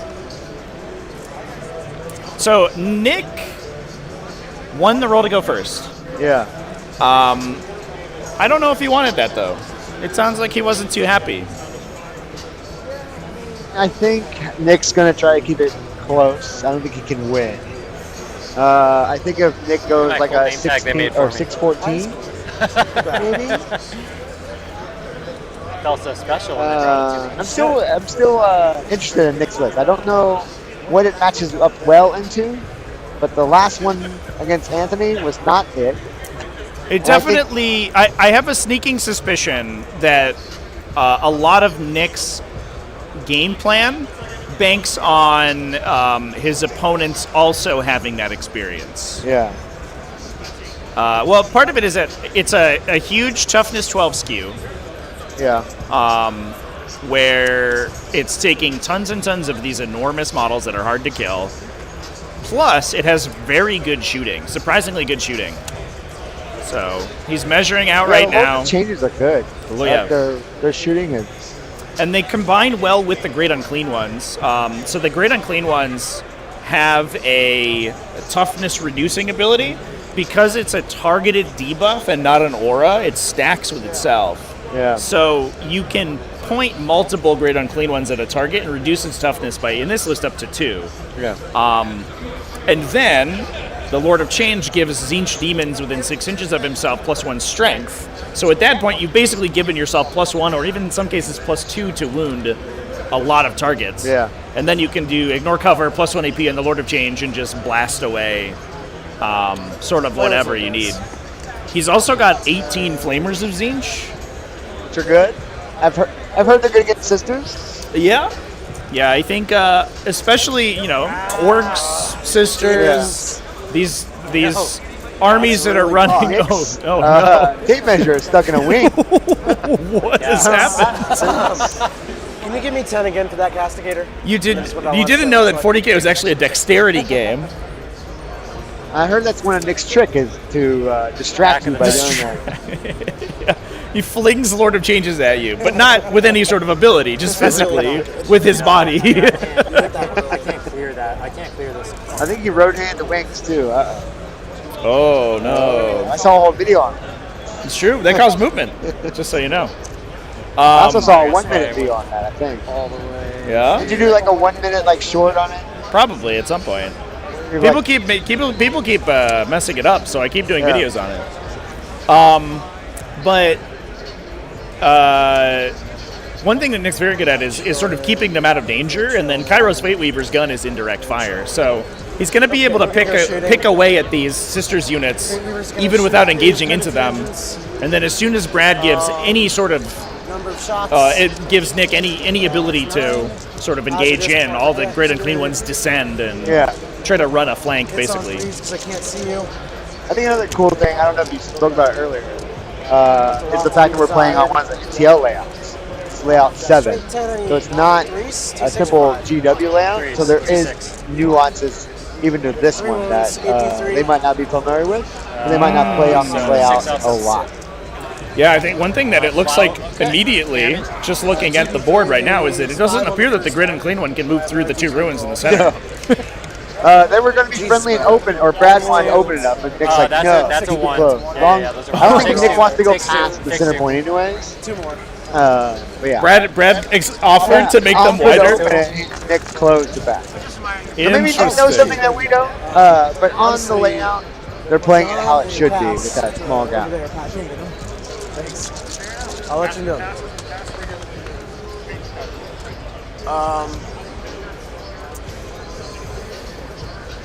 Oh, I need to get engaged with this guy, don't I? So he's got to go there. Yep. Yeah, let's not fuck up that. I do that all the time. I can't remember I couldn't count the number of times Brad. that I've been I'm done. like, okay, I'm good with my movement. I like where I'm at. Forgot to score engage. Got it. How many times have you done the thing I do, where you play a whole turn, you get... You just do just put 3 on. Oh, you know what? It Supposed doesn't to be matter. doing. Why am I here again? Up to 3 Junus. What am I doing? Those are the lucky ones. They're like, oh, I got engaged. Look at that. Didn't even know it. Missions. Engage and assassination. Engage and assassination. Don't think I'm getting an assassination. Brad was. Engage and assassinate. All right. Big he boy. He was saying, "Oh, I want to go first because I'm going to draw. I'm gonna draw 2 really good secondaries. I'm gonna score a free 10 points. Assassination, turn 1. Great. Is he gonna kill the endless gift, great unclean one in the center of the table here? That's my tempted. He's tempted. It's a 4+ feel no pain there. It's gonna take a lot of resources to do it, but start of your command phase, I'm gonna spend a command point to sticky this objective. On a 2+, I refund it with Fate Weaver. I'm still at 3. This is sticky. Yeah. You do that in my turn, not your turn. Either command phase. Oh, cool. Yeah. But I can't actually do it on my top of one because I don't hold it yet. Right. So we're corrupting real space over here. That's something I love about Kairos Fate Weaver too, is that he gives you that command point regeneration, but it's not a CP or not a CP reduction, a cost reduction. So it works on any kind of stratagem. Strategic ploys, battle tactics, war gear stratagems So I did a that they don't have access to. Practice game with the They all work. Lord of Skulls. Said, "See you later." Yeah. But the reason that Nick would corrupt his backline objective nothing here kills this thing. We're is like, that that just happened. his Nurglings can't hold it. So he's going to string out his backline with the Nurglings, but they're OC 0, so he wouldn't be scoring that objective with them. But what he's likely going to do here has 1d6, 2d6 is use Realm of Chaos to push the Flamers back into Deep Strike. Which would leave nothing on his home objective, but he'll still be able to score it next round because he's already locked it in. Okay. It's like you know Demons or something. I know all the factions. I just like Demons the best. While you're doing this, I'm going to do my round 15. Yeah, do it. So basically, I could just auto-advance these guys up here. I don't really need miracles. Well, I guess the good thing is now we mic'd up one captain. They usually die to 2. He gets to go around and ask all of his players how they're doing. And we get a little bit of a look into how he's doing. Shouldn't lose the other. That's good. That's good. Dude, Yeah. dude, we know. We know. Roll here. Even if I don't kill him, I just want to hurt him a lot. Feeling good, Jack. Cascada can come out here and shoot. Cascada can come back here and get down this line. This can go up here. Do your thing. Shoot Nurglings. We're going to tank shock and we're going to charge him. Hey. These guys come and get engaged. Feeling good, Sasha? So Brad's talking through his turn, but Nick's just hanging out with his. We don't need as much damage as I can on him. I can send 2 full squads of Arcos into there. It's like Brad's been on stream Pretty before. sure he dies. You're not too talking. Okay. Well, I mean, Jesus Christ, there's a lot to talk about with this army. This has traditionally been terrible for Demons. It's an interesting take. Arcoflagellants are definitely a tough nut to crack, but it's definitely felt playable for Demons, although maybe not great. If I do this and I whiff, I think that Nick's variety of list, and talking to the players before the game, they both sort of agreed that it felt like it was probably going to be a draw. How could you? Because they're both very high scoring. But Nick's list is so unique. It has tons of flamers. It has tons of attack volume. That's good against all these little sisters. I'm telling them what I'm thinking about doing. Which I think is going to make it look a lot nicer. So this seems like what I should.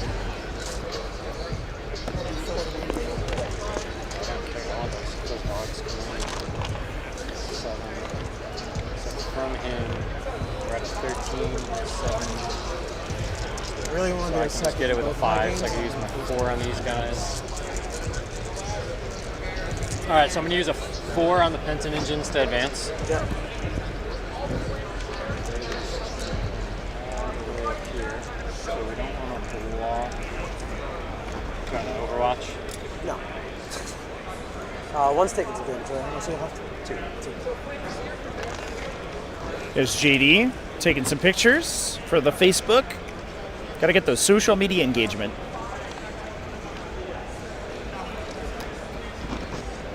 Can't do that. Come back. These guys. And Patton's are quite good. Yeah, I like them. I like them a lot. I haven't tried them yet, but I am. I like them a lot. I'm eager to. Four. Oh, CP expenditure. I don't really need CP for anything in this game. But I can't get an easy grenade target without another unit.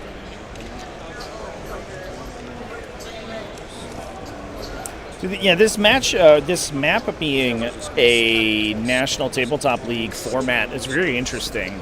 It does have this big, nice line right up the center, but those little crates in the middle, in the square essentially on each bottom left and top right, really breaks up the available movement that large models like Land Raiders would have approaching the middle, and forces you to play around the lines of fire along the sides of the table. Can you post the link to in our Discord in the general chat server on my phone? The stream link.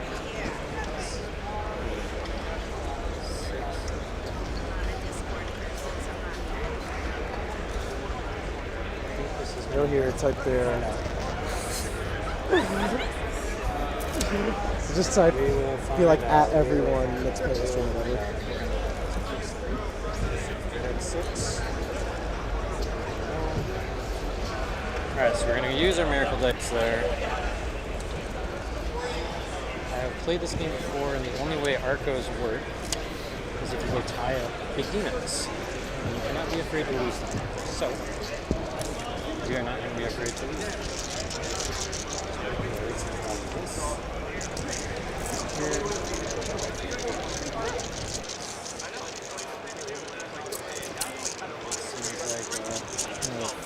Seems doable. And then we're sending 20 Arcos for this man? Yeah. So in my experience, in the Demons game, Arcos are really only good if they can go in and like tie up demons, and they can surprisingly do a decent amount of damage. Oh, they really can. Yeah. So linked is a so you it's kind of like, I don't really care if I lose them, so I might as well use them when I can kind of get board control presence. Yeah. So that's kind of what I'm going for, and if it goes bad, then it's just kind of like whatever. Yeah, you have all your damage still inside of them.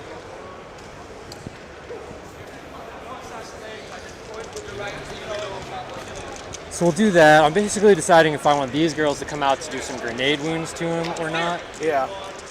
But I don't know that throwing them away is a good choice for potentially. This is a fairly dense table for sure. You get that? Or potentially 4 to 6, like who knows, right? Like it's very safe in the deployment zones. There's a lot of really good spots to hide, but the terrain is so difficult to maneuver around moving up the sides of the table that it actually definitely sort of plays around the downside of that. These Arcos are going to hop heavy into the terrain feat format. Next turn. Probably very good for ranged focused armies, which definitely helps both the Lords of Change and the Castigators that side of the get some work done. So then let's see here. These girls here, I could just send them up. I could totally just send them up. And then I could also do that. Which makes you have to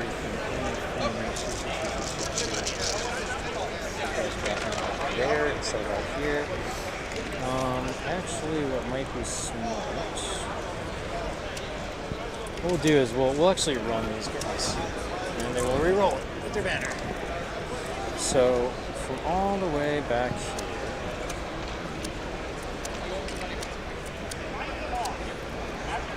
so they can go up to 17. So I think what we're going to do here is we're going to put a little bit of pressure on this side for some additional screening. And these girls up here can go all the way out to here. So survive turn 1? I think I'm going to just position myself in case my shooting goes super well for me. And we're going to not worry about that corner. What I don't want him to do is to deep strike. Gate away so I can go all the way back to here. Oh, they are coming out. Yeah, so just going to advance them. Yeah. I want them to just kind of screen a little bit for you to come in. I think we get an Overwatch here. So that you can't just drop That on great that unclean for free. one could, Because I don't want a big guy to just show up right mess here. up a unit like that. He was eyeing that up. I'm like, yeah, you might just be right there. I don't really want him right there. Then this. So then what we're going to do is these girls are going to shuffle up into here for next turn. This guy is going to try to get a nice bead down the alleyway here. And then we are going to also move this guy. I'll get those hunter killers involved. He can get that same bead. Just make sure you're good there. Good there? Yep. Cool. So we'll do that. Now, kind of sucks because I'm going backwards with it and my Arcos are inside there. But I think that's okay for this turn. Hunter Killer can do Hunter Killer things. Then when we go to this side of the table here, we're gonna run these Penton engines, a whopping 1 inch. Strong. So then that means, do I want to just stay out in the open? Oh, it doesn't get me like to where I wanted to be. Oh, they might just have to hang out. I think they're just gonna hang out then. These girls though will advance. Oh, they'll re-roll it. Get these flowers out of here, bro. Flowers. You like your flowers. Yeah, man, dude. So it's not getting me. There's not really a reason to be on this because I can kill stuff. If I come to here, it at least gives me some control over this corner. So I'll just kind of do this a little bit. And the back guy will go to here. And then we'll kind of play this corner slightly, and if the chicken wants to come kill them, he can. Might lose a lot of stuff pretty quick. We'll see. It's 32 players for this event, chat, so it will be 16 tables we currently have going. Although in the future, we definitely expect to be doing more of these events. It is likely that the next Dreamhack that an event gets run at will have an open event. So it won't be invite only. There'll be a limited number of spaces, but it'll be another team format event. But you'll be able to purchase tickets and participate. So it'll be a lot more players. Spread out a little bit like this. Does not have any holes there. He has to spend his 3-inch there if he wants to do it. If he wants to do it, welcome. So stand Jim back up.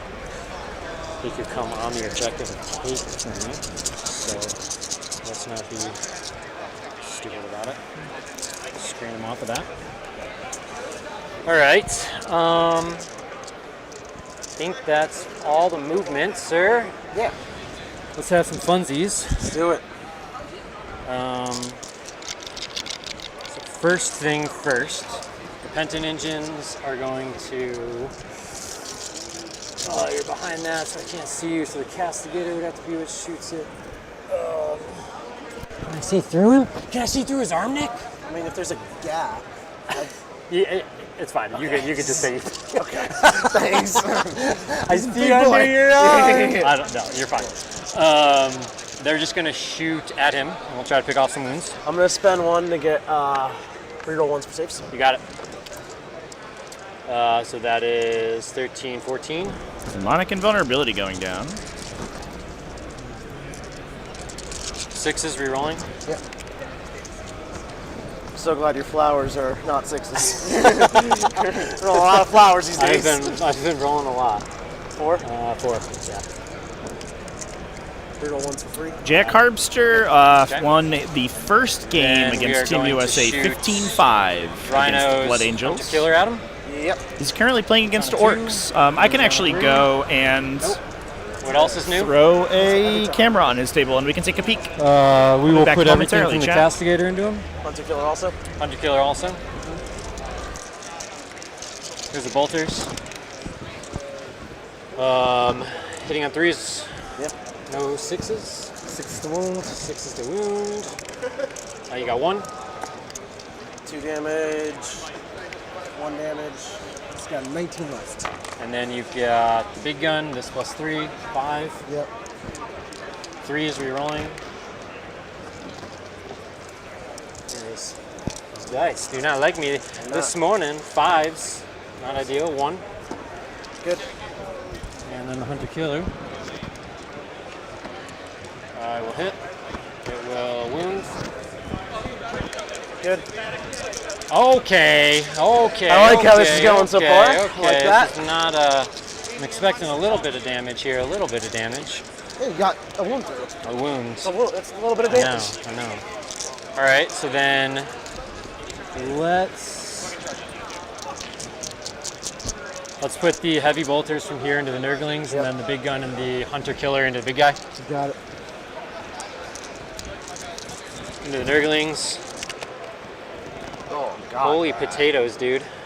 What is that? It's all right. It just means my Arco saves are going to be the opposite. The Arco armor saves. All right. Well, that was fun. That was 2 wounds, right? That was Nurglings. Yeah. Yeah. So 6 ups. Oh, sure. 4 Halo pains from the big guy. Got 3 wounds on a Nurgling. You got it. Hunter Killer hits. Does not wound. Number of shots, 7. 3 is rerolling. And 5s. Yeah. 2. 0. Failed. That is awful. That was pretty awful. I was expecting like 5 to 6 damage is what I was thinking hoping 3 for. to 5 would be a reasonable range. Once I pop 3 roll ones. So okay, chats. We're gonna spend a CP. We can take a quick peek here on we sure are. This is the Damien Owen versus Jack Harpster. This is maybe the most colorful table. Did you roll 1, 2, 3, 4, 5, 6? Of the round so far. But still early game. It looks like Jack pushed everything forward, just barely outside the Orc threat range, and then you're good. Passed the turn. That's basically all that's happened. But we'll take a peek in later on and see how things are going. 17 left. Okay. Yep. Ideally, he'd be down to like 15 right now, but that's okay. All right. So these red Arcos are going to go into him. Yeah. Leave it as a 5. That's 6. Harpster is playing World Eaters. Last game he played against Blood Angels, and he won 15-5. So I can't go through my models. They're infantry. In charge phase, you can't go through your models at all. Nope. Look at you schooling me. That's not how that works. This guy will have to base here. Yeah. You can go through your models in the charge phase because the rule that allows you to move through models is not contingent on any particular kind of movement. Physical space might become an issue, but not for many. Models are tiny.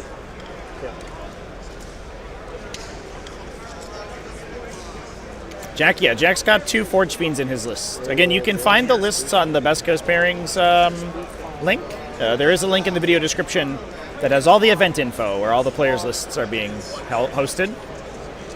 2 Forge Fiends in that one. All right.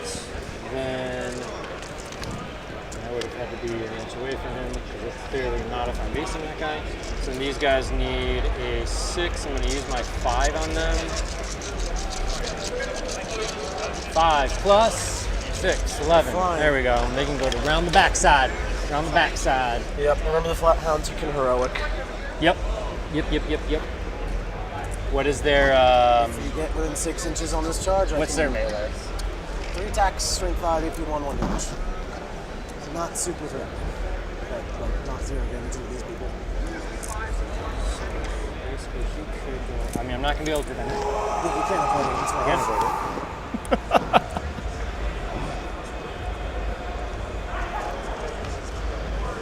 Was that you, Damien? And then I hope the stream heard that from across the hall. So apparently, Damien's called a wah in this game. which we probably heard in the player microphones. That's an extremely loud wah. And then the Penton engines. Oh, did I miss one? And then the engines. They can't fail it, so it doesn't matter. Cool, wow, they're there. And it sucks that I'll only be able to swing with one, so... Might be able to move those guys. I'll spend 1 for tank shock. Nice. 10 dice here. This is scaring all the video game players. It's true. It's funny to be in an environment where people yelling "wah" randomly is not great. to be expected. It's going great. It's going great. Do you want to do suffering sacrifice or anything? You spent 1 for grenade and 1 for tank shot. Nope. Down to 1. I will. Well, I guess, do you want heroic? No, I'm good. Okay. Do I need to swing around?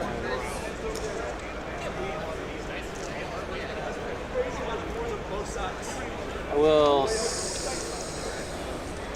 No, I'm not going to summon sacrifice. Okay, so we're going to go with this red squad first. Yep. This booty up here. Yep.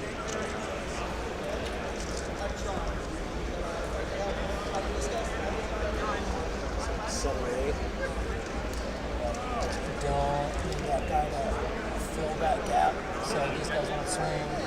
So 1, 2, 3, 4, 5, 6. We'll overcharge him?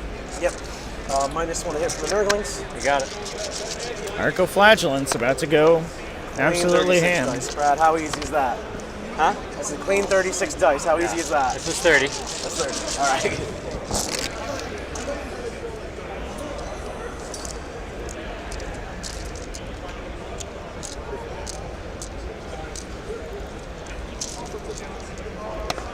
Six, yeah, you got it. Roll 6 more, yeah.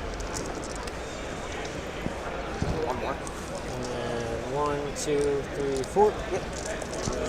6s. There it is. Jesus. And 6s. 7. 4s. 1. Oh man. 60. Okay. Then, yep, as we hit on the 6. 1 damage from an Arco-flagellant attack. These things are usually pretty good into demons, just given the fact that they have shimmy, a trillion attacks. Shimmy. Even though they're AP0, the fact that they are probably not worth it. Cause they're not -1 to hit, right? It's only infantry. The fact that they are twin-linked and can force so many wounds through saves on them, then things go pretty well. Wound rerolling. Strength 12. Strength 10 with +1 to wound. +1 to wound. 2. 2 damage. Well, stream, this is gone horribly wrong. Yeah, the downside is that the other Great squad Unquilon It's not over till it's over. mostly just lives there now. The other Arcos will overcharge. Yep. It might eventually kill the Arco-flagellants, but it's probably not. Are they in the aura? Neither of these units, I think, are particularly good at fighting each other. This aura is a little painful. A lot of good, Aura was part of the plan here. A lot of good dice in this one. It's actually really good. Holy cow. 1, 2, 3. By the way, Chan, both these armies absolutely gorgeous. I have some pictures of I only missed 4 out of the first half. Brad Weir's Roll the win this now. sisters on my Instagram. 6s. From 8TC a couple months ago. If you want to go check out some close-ups of his sort of samurai-themed sisters, super duper cool army. No, they're showing up to work today.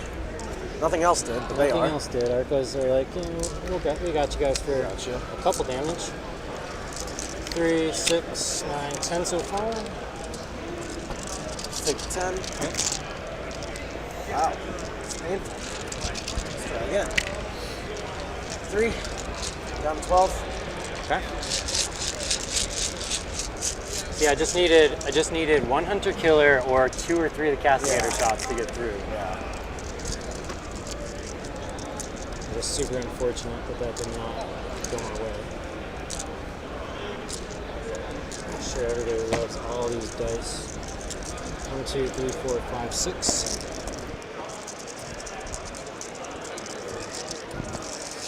6s. And nothing there. Bad second half here. 1, 2, 3, 4 more. Quad threes. All by 1. Oh! You've almost killed half of me. Yeah. The Granite Gleam one's almost at the point just where swing it back. has to take a battle shock check and then heal Into wounds when it two passes. Engines. It's on 2s, lethal hits. Strength 8, toughness 3. 4 wounds, AP 2. Damage. 6. First one is 3. Don't you have 6 up armor, please? They don't have invulns. No, you have 4 up armor, then maybe 2. Yeah. Wait. Oh, you're going into I'm the going guy. into Oh, the- okay. So you have 4 6-ups. 4 of them. Yeah. It's 3 to 3. First guy takes 3. Takes 1. Oh, you 5 see. Yeah. Next one, 1 onto him. He dies. Yep.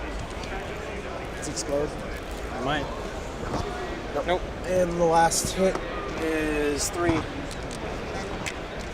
Takes all 3? Takes all 3.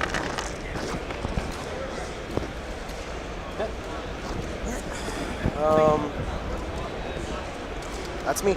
I will get my baby engage. Engage for 3. Hey, we built And it. I will. Could keep assassinate. Seems like a. No. I'll discard it. Yep.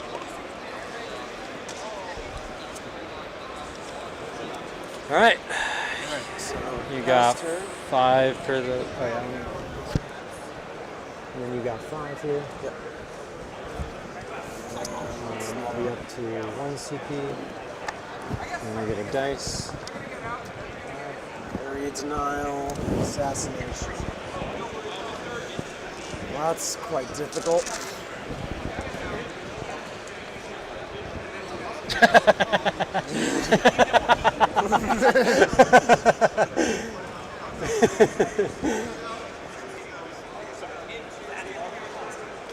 So then I can just fall back straight to right here. Okay.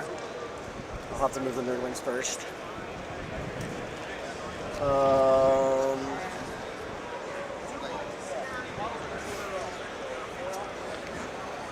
Yeah. Fortunately, the other 2 Great Unclean ones are not quite as difficult to kill as that one. That's the power of the Endless Gift right there, ignoring 50% of incoming damage that gets through its invulnerable save. So Rodigus and the other Great Unclean one can cap out at a 6+ invuln, or a 6+ feel no pain, excuse me, but they will still go down to a concerted effort. Though that Arcoflagellant charge would have killed those guys. Well, you know what? It's okay because last game, 1 Castigator, 1 shot a Plague Burst Crawler on turn 1. So that's insanity. What is that? It's just kind of like it's like they're tired. They need 1 Castigator, 100 to 0. You can't count on 1 Castigator to do anything, but eventually they just spike like that. Yeah.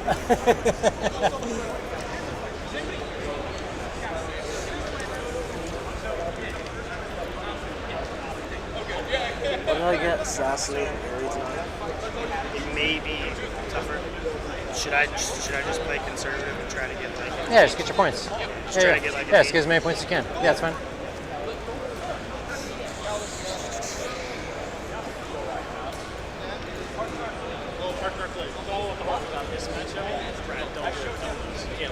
Well, everything that could have went wrong went wrong. 2 Castigators, the Hunter Killer, a grenade, 2 Penitent Engines, and charged me with 20 Arcos. And a tank shock.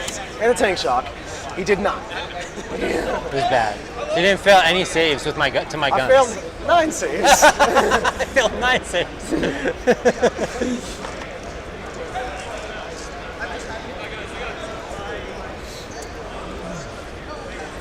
I needed a Vol right here. Vol right there would be a different beast here.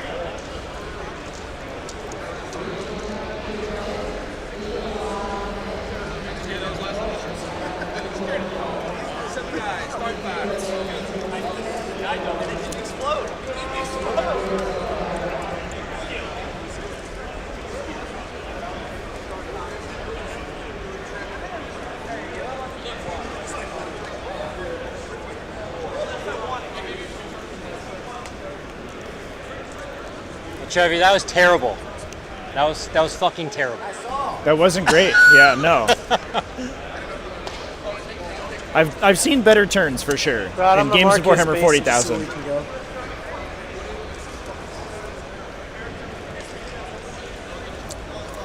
The container is considered to be 2 inches tall, chat. So it is eligible to be moved through by things without having to measure over it. So the Great Unclean One can clip its base through the edge of the container as it's making that movement. And that's legal. It's basically a 2-inch tall ruin, essentially. Even though it, I think, is technically slightly taller. He's going to try to screen out Vol, so Vol can't come in somewhere to nuke his chickens.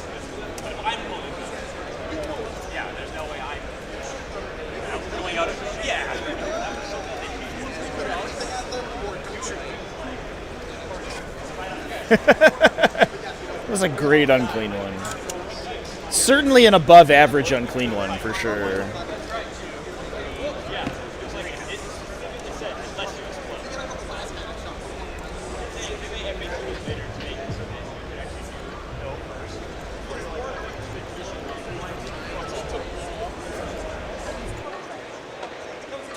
Logons move 8.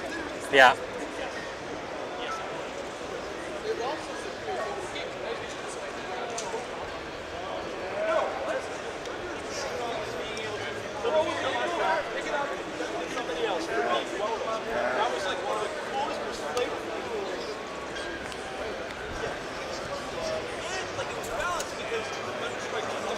I have to say, chat, this both these armies are so colorful,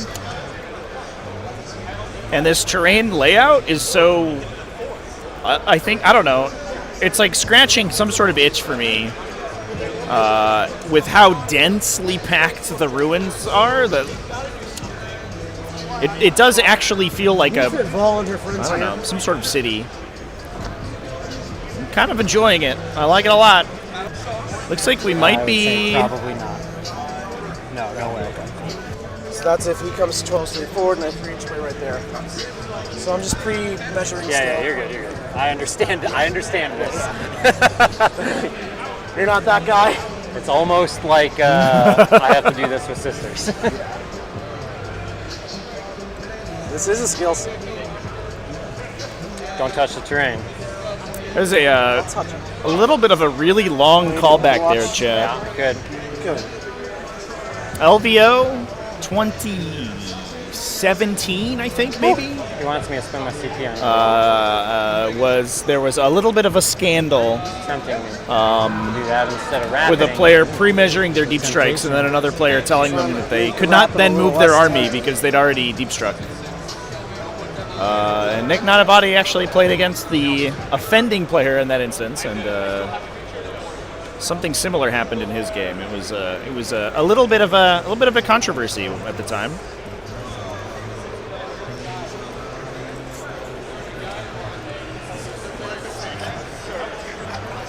Yeah, so this is away games that I'm sure JD will talk to you about as soon as he's back, and on commentary. Supplies all of the terrain for the events that they support. That's not bad. There are offer event support both in terrain, judges, table rulings, the additional maybe 3 flamers in Overwatch there, so it's not worth it. Table accoutrements that makes an event possible. So objective markers, dice boxes, chess clocks, all of that stuff is provided by Away Games. And they do much larger events than this one. Up to and including 132 players, I believe, has been their record so far.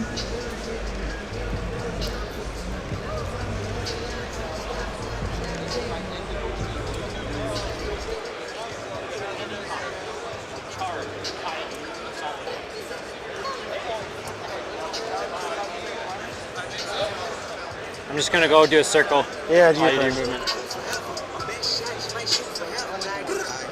These guys want this squad here. I like the colors, Quentin.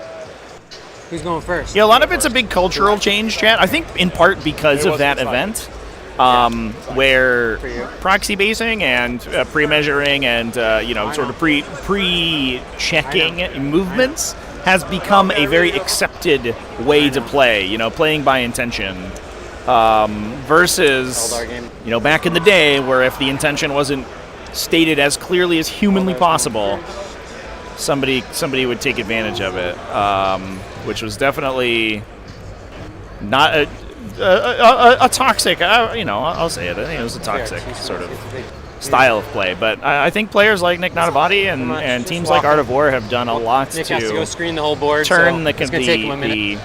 right the ship of the competitive scene to be more egalitarian and more reasonable, I think, with how the game is played.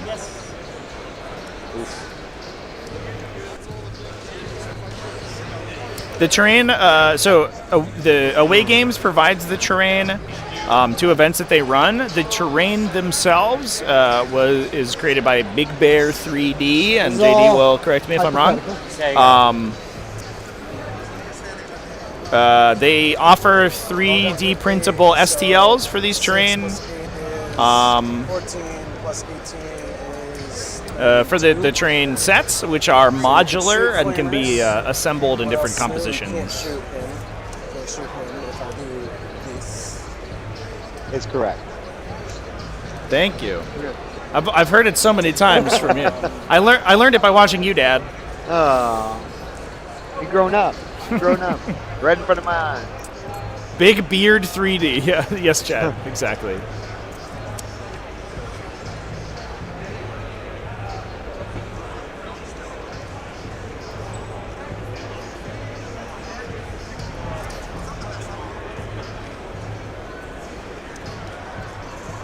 That's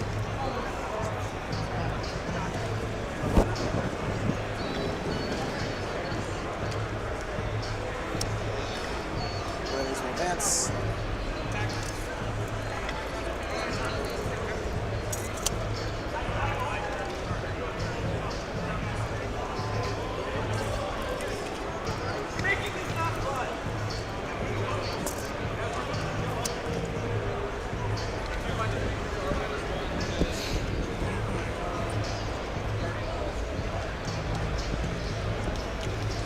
%, Cornstarch, yeah. If you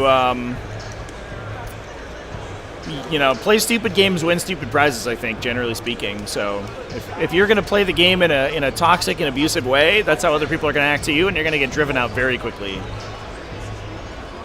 Playing like a gentleman, playing like a cool cucumber, not only makes people like you more, but it lets you, gets you better games, gets you more games with stronger opponents, and gets you literally better at 40k. At the end of the day, this game is essentially a series of overlapping social contracts, and if you play by those rules, then you get to play better, more, and become better. Plus, I think a lot of players want to beat you at your best, versus be getting caught in a gotcha or like not allowed, even like a take back or something, like not knowing something. And I think a lot of the high level players and teams would rather win when the other team or players at their best and they did everything correctly versus in a gotcha moment, or you missed something you can't go back and do it. Right? If you have any questions, let us know. We can run you through some stuff. Yeah, happy to explain this stuff too. Basically, just have your armies and they battle each other. And it's futuristic sci-fi warfare. It's a strategy game. Yeah, so every unit has different movement, different stats, and You pull cards and it tells you the missions you're going to do. So there's different primaries. So these objectives we want to hold, and he's got some cards right now. Yeah, one of what he has to do just for so that turn. chat's aware. And so then he one tries of the to things we told all the strategically score players those points. is And for so we're this just weekend, doing that for because 5 it's a rounds and battling each other and invitational, trying to do what missions we pull. They were already ambassadors of the game, but they're And it's a whole ambassadors team of of the game 8, so- for so all of 40k our scores get at added Dreamhack. up. Oh, so it's And 8 on a versus bigger 8, platform, which is so we've singles allowed matches to them figure out more time to so there's 4 socialize, teams, talk to total people like Nick exhibition is right doing now. and Brad's doing. Yeah. With Yeah, some individuals that come up and trying to introduce them to 40k. Like again, Dreamhack is this huge event with so many different platforms and video games out there that there's so many people maybe seeing 40k for the first time because they never experienced or around it. And all of our players have been so kind and generous to give them time and talk. Then they keep straight there, 9 away. Ask questions, 9 away. show them some things. And This is blocked. the other thing we've talked about is like because it's a team event, there's so many other different armies out there that all these players or all these people who have never seen this before can experience so many different armies out here. So it's been a really cool experience, as you just saw with Brad and Nick talking to some potential new 40k players. Right. Yeah, and I think like showcasing to the wider community the fact that there is like a vibrant competitive scene in this game, being spearheaded by all these players who are like the at the apex of the game, at least in the United States, has been so cool. I think there's been a lot of people that we've talked to who have come by and been like, "Oh, I own some 40k models, but I didn't know you could play it in a tournament." So we don't know what we're going to get until we draw. But I basically have this turn to do it, so he doesn't have much counterplay, but a little bit in my turn. Yeah, so we're just open to anybody coming and spectating and watching games, and so be able to score people are coming to hang out and learn what's up. Just kill your opponent's army, and the points will fall into place. Yeah, we all submitted our army list before the tournament, and we'll just play Warhammer basically. We know that we are playing with these cards. We know they were playing with the primary objectives and all that. So did he know what army you were bringing before he got here today? Yeah, so all 8 of us, like my 8-person team, his 8-person team, we go back and forth to see who plays who through a pairings process. Yeah. Wrapping there. Cool. That's smart, Brad. Thank you. That was smart. Thank you. I am glad you think that is smart. That was smart. I was waiting for Val to show up in Guam. That's what I was looking for. I will take 5 on the primary. Yeah. Okay, we are going to -1 toughness. Oh, that's not with a 9, so he will -1 toughness here. Okay. And then he can't -1 toughness. So I will start with the Lord of Change. So that was, I think, a Jump Pack Sister Squad rapid ingressing onto the bottom Warhammer 40k. right objective marker to ensure that they are there at the end of the next turn. And I believe that they're outside range of Kairos Fateweaver to shoot at them, because Brad knows he's probably going to lose everything in the center of the table, but at least this unit behind this wall is going to survive. Yeah, all the big shots here, all the little shots here. Okay. There. I will go for sustained hits, Brad. You got it. Hazardous. Here's the 9 shots. 2 sustains, sustained D3. 5 more. There's the 5. You got it. 2 to wounds. So there's like rules to tell you all these stats. We just play a ton so we know them. It's AP good. So we're just gonna roll damage. Here, let me do my other 6 shotgun since it's the same shit. That was a hit. That was a wound. These are D3s in order. 2, 2. I'm just gonna do this one. Yeah. Just line them up like in there. Let's see.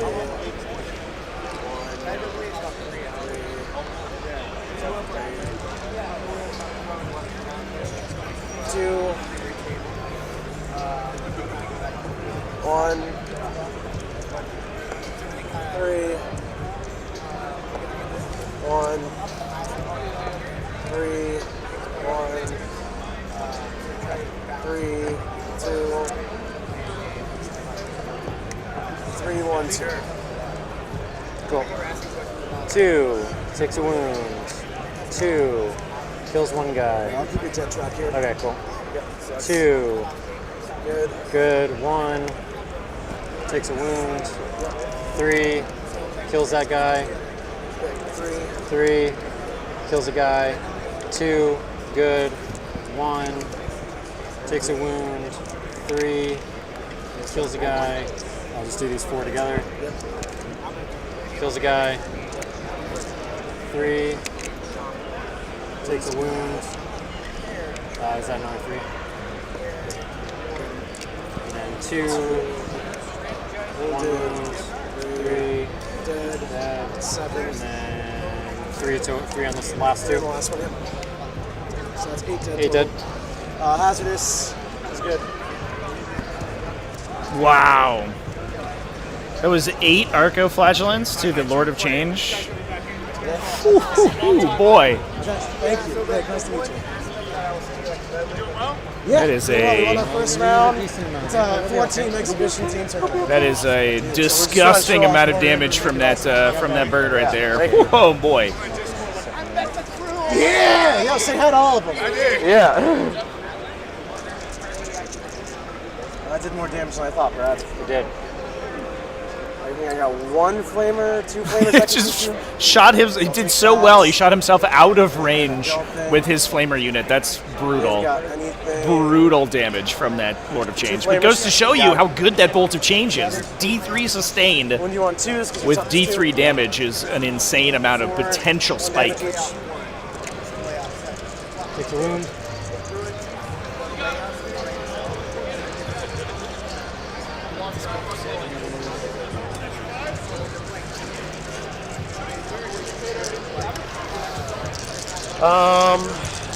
Did I knock myself down to CP for green today? Yeah, I believe you did. Start with 1. You used 1 for rerolling hits. You got one. You got 1 for discarding a secondary. Yeah, so I should be at 3 at the start of your first turn. Yep. And then I sticky the objective, but I got to refund it, and I rerolled saves. And then I went up to 3, you're good. and yeah, You're good.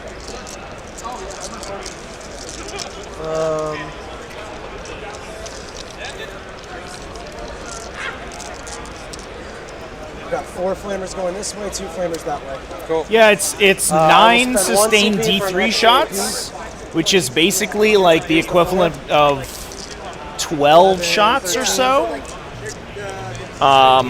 Plus 6 just regular multi-damage shots. So yeah, about 18 2s into 2s against the 4+ Feel No Pain. The weird part is the 4+ Feel No Pain, right? That can make things, super tough, but you get to defeat a little bit of it by rolling just 3 damage on your D3 damage there. You can still charge. Bird needs to be grounded. Bird needs to get its wings clipped by those castigators. Yep. 11.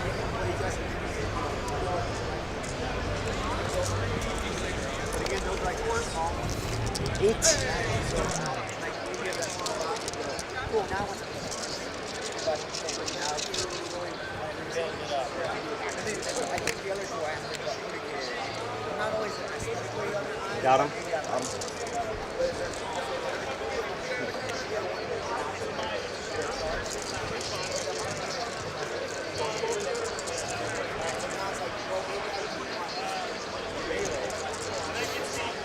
Six flamers at Zephyr. Yep. 3, 6, 9, 15.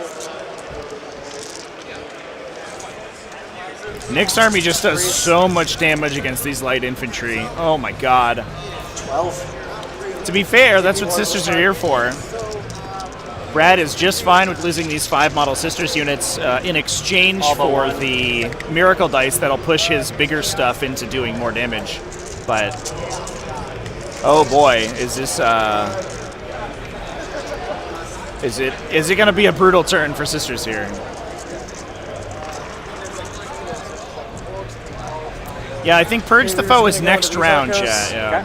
Hazardous is good. Number of shots. 6 plus 1 plus blast for 2 is 9. 2s because I can see you. Yeah, Bellicord, I'd say is about a 50-50 in Demon armies right now. you certainly don't have to play him. He's a good utility piece, but his damage is probably not worth the points value. It depends on how much your army wants the aura, the shadow aura that he provides.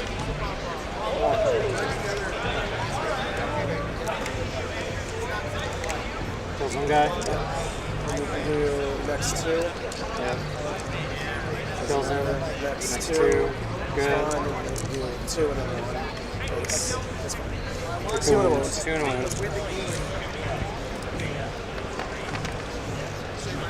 Plus one to hit. Nice. Every demon list has one lately didn't have Be'lakor. I know, like, David Adelman's lists that we were looking at after at Richmond Open did have Be'lakor, and he's continued to have success with the faction with bringing the big demon. But yeah, just that's certainly not required. You have 0 CP.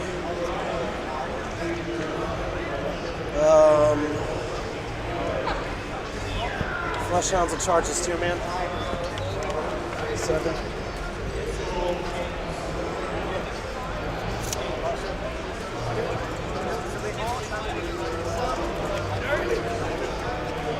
This one can clear the wall. These two cannot.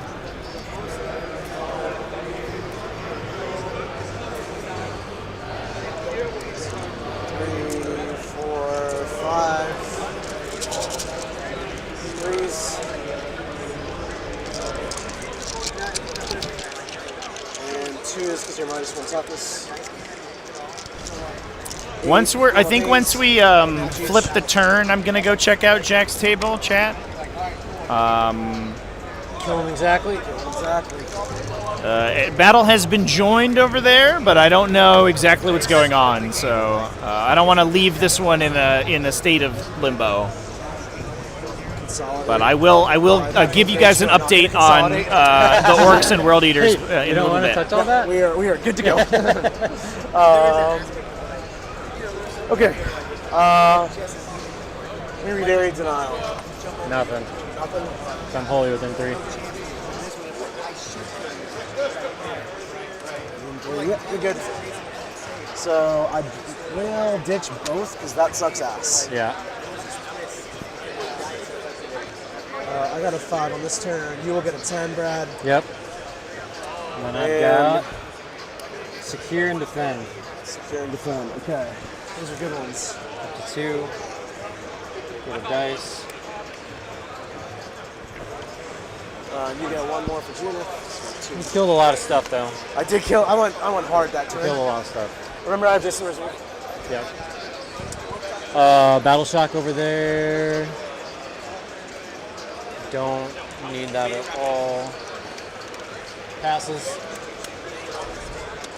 I didn't actually kill as many Orcos as I wanted, but I peeled a lot of Flying Girls. And I'm kind of all over. Hard to deal with. Yeah. So secure. I just get that. No primary for Nick that turn is a little brutal. Are the dogs 1 or 2 OC? Demons really need to be scoring those big secondaries pretty consistently, but oh, I do. You're right. Wow. On the flip side, the killing all the screens means that their repositions are going to be more powerful in the coming round. So it may be that we're just fine with that. He's outscoring me by a lot, but I am decimating his army. So, yeah. It's still early, so I'm hoping I can kill everything. I decimated soon enough. He went for a huge kill turn 1, just did not do it. Yeah, Chongus is Chong. Chongus is still half alive. He's not going nowhere. And then he's still got his Volgons in reserve, which is like his big hammer unit, but they have to come in more than 9 inches away from me.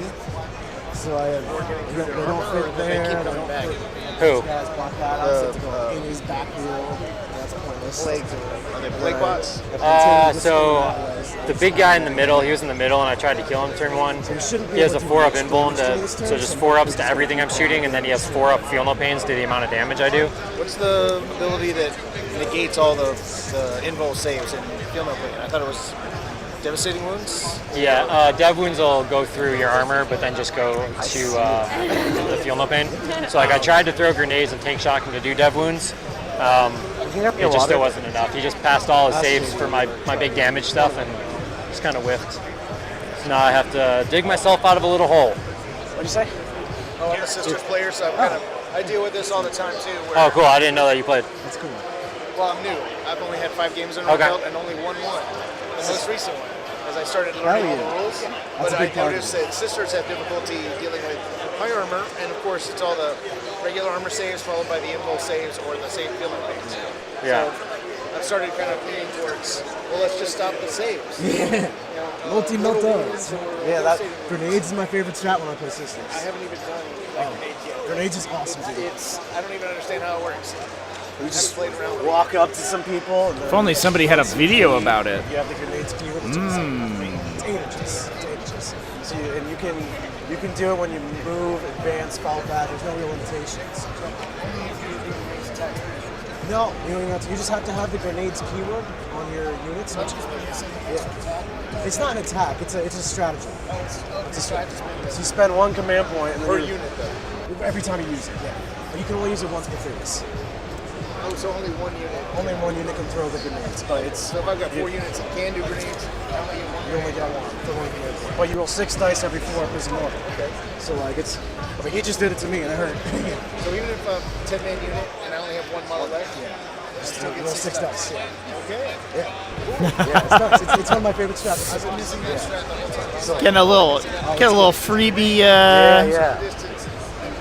little coaching consult from Nick Nanavati there. That's one of the benefits for coming to Dreamhack. Okay, so Art of War is my team. We have a coaching business and content creation company. Basically, if you check out our YouTube channel, it's just Art of War 40k. We do tons of videos on like helping people get better and just battle reports and tactics videos and tools and things like that. They got play on tabletop. Dude, it's right up at your alley, man. Art of War 40k. That's us. Man, cheers. Be on the look. Yeah, I play Sisters actually as my main army, so I definitely tons of content here of me playing Sisters.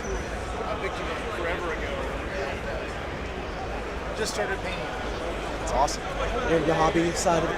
Well, I used to do War Machine Hordes. Yeah. Oh, man after my own heart over here. War Machine and Hordes, let's go. Yeah. Nick's got that, he's on the Sigma grind set, you know, chat? Always be plugging. ABP. Dude, that's awesome. You got back into it then? Yeah, and then I kind of fixed some of that stuff. What got me out of 40k was I let a buddy of mine play 40k. Yeah. Said, oh, I'll paint up your armor.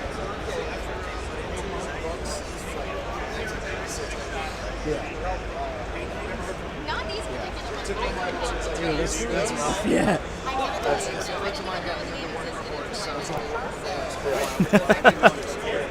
Take notes. I hate plugging, chat. That's why I'm broke. I'm not good at it. I'm really Brad, bad. real quick for your planning, all the flamers can fall back and shoot. Okay. Absolutely. I'm Nick. Nice to meet you. Jesse. Oh, I get coffee all the time, though. That's the other reason I'm broke, is my crippling caffeine addiction. My son just turned 6, and now he's got an interest in. To get him into this. Yeah. I'm trying to get him into Auto Advanced Sales Guys 5. All right, chat. I'm going to go take a look at Jack Harpster's game while Brad moves through his movement phase here. I'll be back momentarily. They're just not called Wizard Red. They're Seraphon. Brad, I'm going to do my rounds. I got to go check my team. Appreciate it. Q Money. How's it going? Okay, just don't hold. Siegs, how we looking? Yeah, just keep doing it. Alex, how we looking? It's alright. It's alright. You go his units back. Yeah, fair enough. I am now going. So you're gonna start to play the game? Yeah. Yeah. Okay. Okay. Do your thing. No need for stupid. How you feeling? It's good.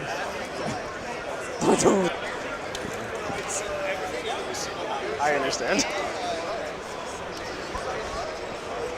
Jack, thing. Oh, that's not good. I charged him with a 6-man Exalted 8-bound and killed 3 models with full buffs. Ridiculous. Angron is at 1 on my turn. Oh, wow. Okay, we'll just keep it together, get them back. Yes. Yeah. Even better.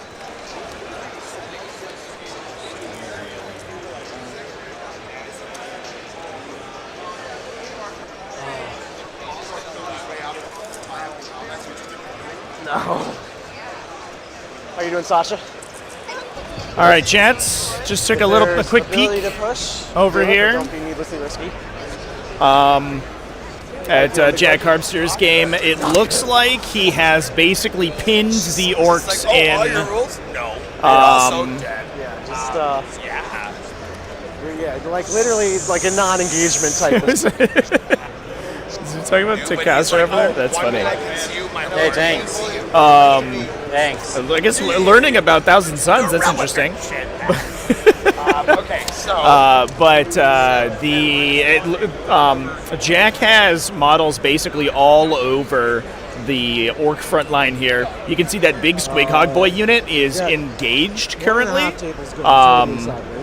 by the 8-bound unit, and it looks like sort of Angron has pushed really deep into the orc lines. Now there's a bunch of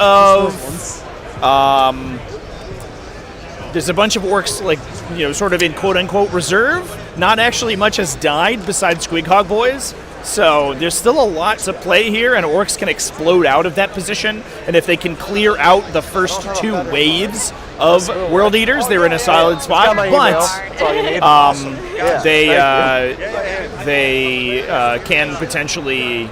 That's a lot of World Eaters to kill, and having to fight through a 4+ fight on death permanently, as long as they roll the correct Blessings of Chaos, could throw things sideways. Hey, Brian.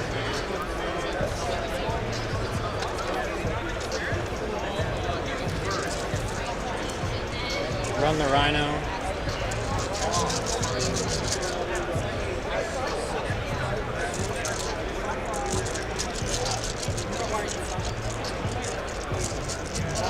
Spending $80 to $100 on Starbucks. Oh, I'm a Dunkin' Donuts man myself.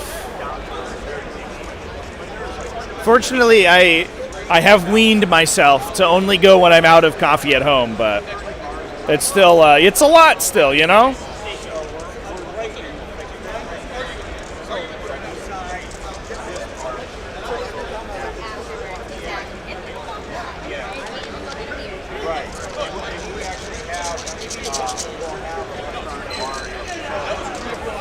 Did she pass her down shock? Yeah, rolled 7. You're good. You hold Brickfield, no shadows. You're good.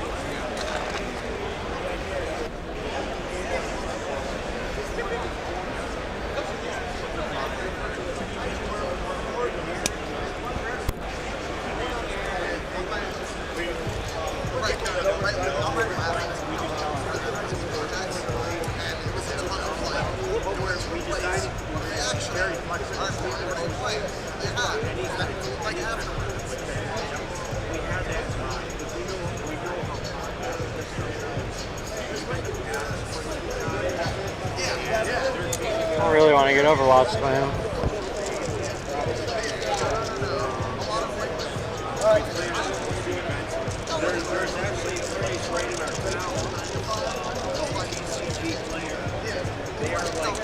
I can get on the Necron game, chat.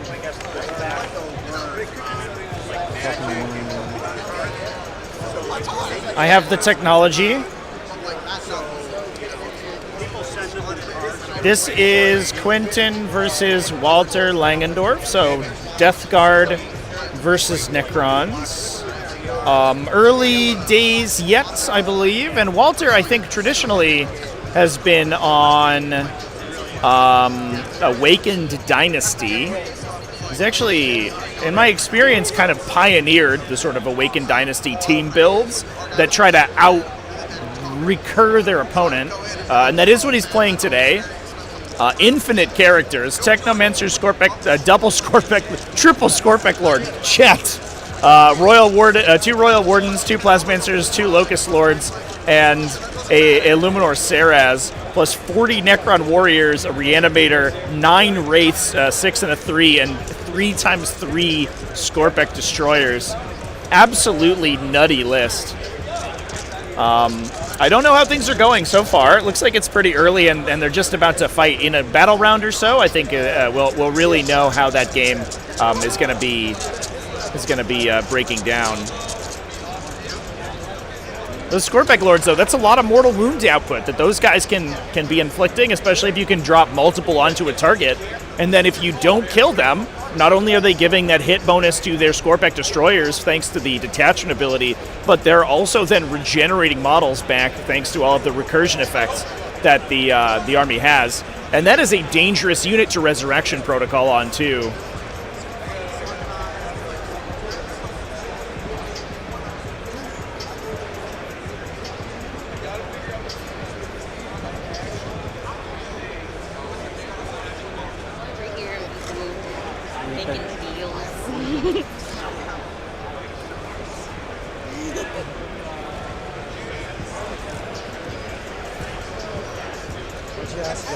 How his team's doing. How's what?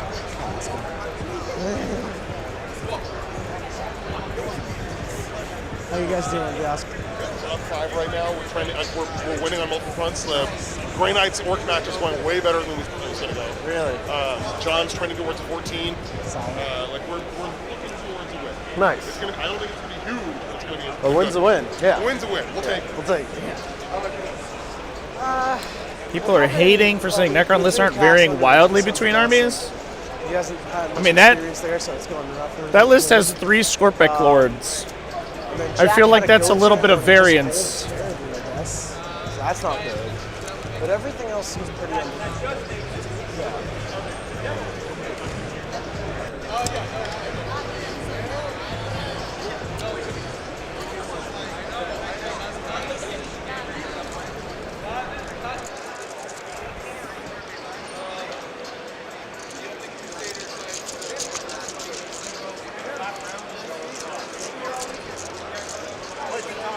It's nice to meet you guys. Yeah.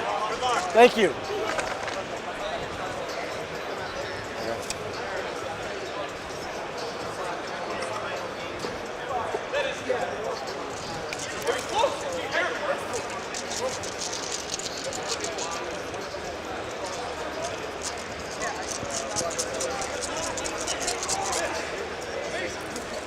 I'll just do this in case I fuck this up. Yep.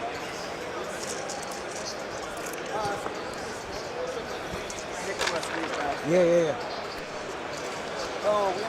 Okay. Their total scores are blue, total scores are red. Where they've scored like their secondaries and primaries, what round they're on, how many CP. Because this is like the digital version of like them keeping score here.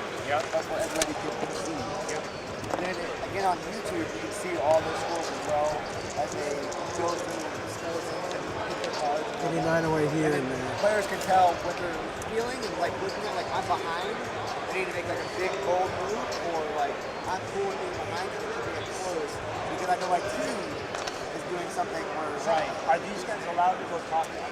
Yes. During the tournament. We can't like influence their games. We can ask them how they're doing. Yeah. Ask them how they're doing. Yeah. You can't like talk tactics of like, oh, I would do this or this, but you can be like, hey, how's your score feeling? Like, is it close? Is it not close? Well, a lot of times what we do, because I can't be like, what are you scoring? But I can be like, we all had expectations for what we should score, knowing the matchup and all that. So I can be like, are we on track? Or is it going better? Is it going worse? And kind of adjust our actions accordingly. Gotcha. And then like, they don't have it here, but last week is the TBSA coach for Orks. So he has a big scorecard. He can track who's doing what. Hey, I'll walk over and like, your game needs to push, right? Like, we're behind on that. So, right? Okay. All right, real quick note on this game chat. I think that my camera's out of range right now, but that is on the opposite end of the hall. So this is not an updated picture. This is the previous frame. But Damien has just jumped an Orc boys squad to the top left of the screen into Jack Harpster's backline and used a tide of muscle, I think, to get them a charge into, or at least use the reserve effect. Double check what. I believe that Damien is also on a green side, right? So I have not moved this. Oh, he's on a Warhorde. Excuse me. So he's, I think, just reserved a unit into the back line. Oh no, he's got a Weird Boy. Yeah, no, he did jump them. He did jumped 20 Orcs onto Jack Harpster's back objective and has swept his back line. So trying as hard as he can to push out the side there. So I can make him go 13. It's basically right there.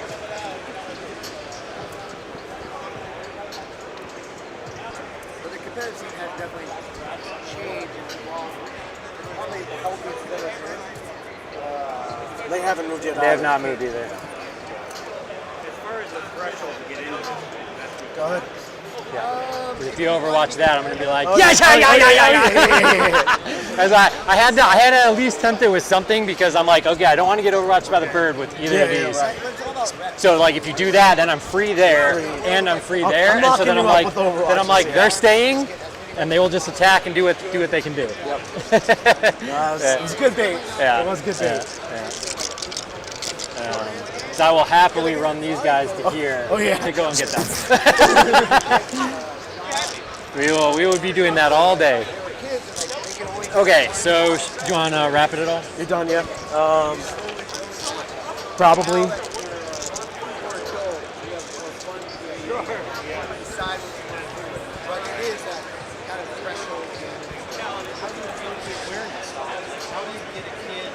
I can go within 6 because it's shadows.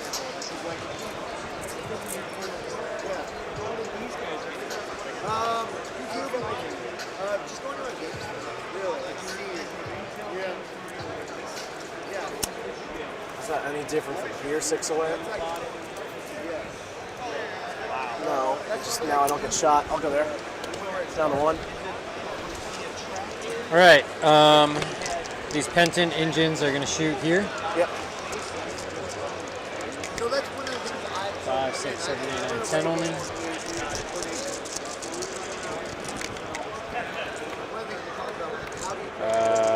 T2, T3? T3. 2, 4, 6, 8. 6s. Base and 3 ones.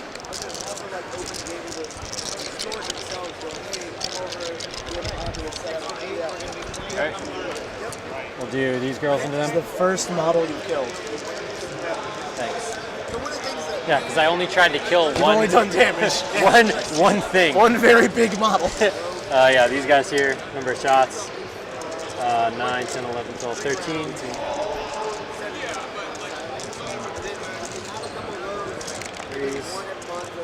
2, 3, 4, 5, 6, 7, 8, 9, sir.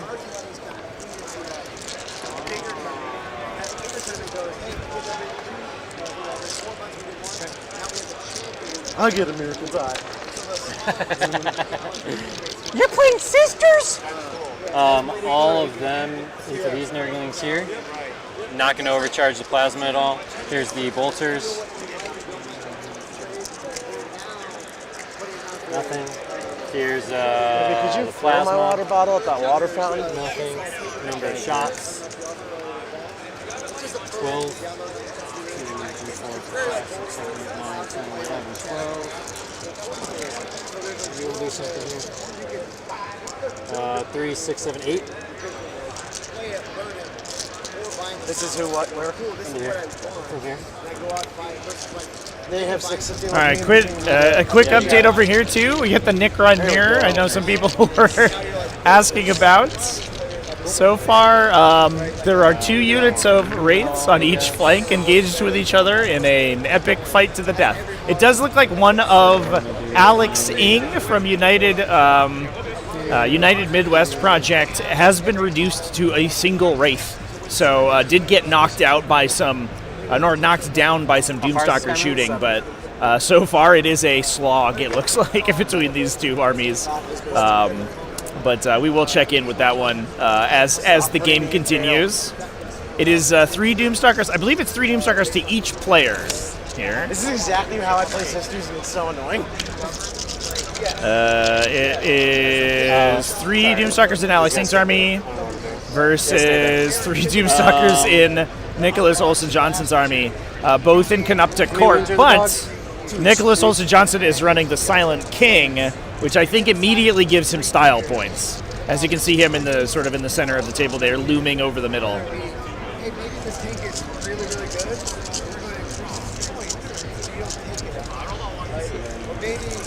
Yeah, Silent King Penton engine. wandering around the middle. There you go. T4? T4. 6 Doomstalkers. 6 Doomstalkers and 18 or 36 Wraiths, I think. Yeah, 36 Wraiths. Canupta Court lists kind of build themselves, to be fair, Chad. You know, and we can't really blame anyone. Junith is gonna flame. It's a Necron rebellion. Yeah, 100%. In there, number of shots. 2. 2. It's 1 damage each. Down and maybe give it something else to bring it up here. And at the same time, this army got 55%. We're going to tone it down to bring it back. Castigated. It's going to put everything into the flamers, and then we'll put our storm bolter here. There are 3 wounds each. 3 wounds each. Okay, so we'll do big gun first. 1 plus 4. Yep. This is such a sweet move from Nick. Basically using the Flamers as a move block that also threatens a really dangerous Overwatch. So you can't even reliably move up to it and charge it, for example, because it will just cook you on the way in. So it's a movement block that can do better than even, you know, a physical barrier that prevents you from moving. 1 dude. Yep. And the Nurglings. 36 Wraiths is the stuff of nightmares. 3. Kills the base, shifts the wounds. You want that guy? Yeah, 3. Yeah, all if you go to the video description chat, there is a event info link, a Best Coast Pairings link. You can find all of the lists on there. And the current pairings as well. That one is Alex Ing versus Nicholas Olsen Johnson. United Midwest Project versus Team USA. No one's wounded there, so big shot. 6. 3s. And 2s. 3 saves. 20 Warp Talons is child's play. That was the big shots. We've got 30 on the table for Jaime Paris this game, or this round. 30 Warp Talons, chat. 2 miss, 1 explode. 3s. 8. Got some.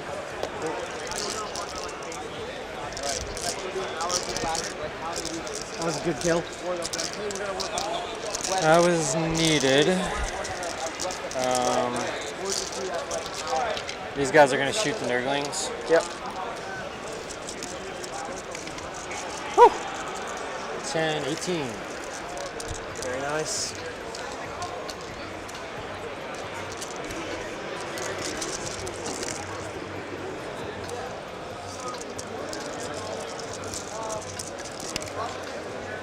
$17 saves.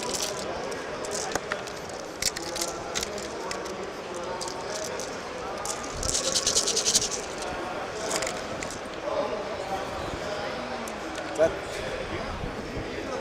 you.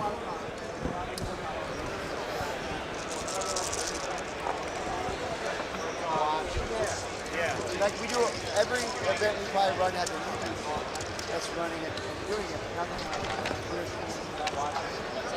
Do you have folks that are like shoutcasters that can explain to people like watching online? Like, yep. So that's what he's doing right now. Oh yeah. Yeah. So he'll be talking about the tactics. There's a chat room with about 40 people right now. I think. So we'll ask questions. They'll bring up all the other. All right, charging. They'll talk about everything that's going on, the scores going on. Oh, no way. And it allows people to come in and see like, hey, why did he do that? Arc goes into the flamers. Yep. He's thinking of the wrong way. We try to keep him far away so they don't feel right. 5. Because we've had it before where an individual might be too close, like, oh, he should probably do this. And all of a sudden he does it, and you're like, oh, did we influence it or did they think of them? Yeah, so we at our facility we have a full production facility already built in. So we have shoutcaster booth, we have analyst desk, we have everything. So. And so Nick is a commentator.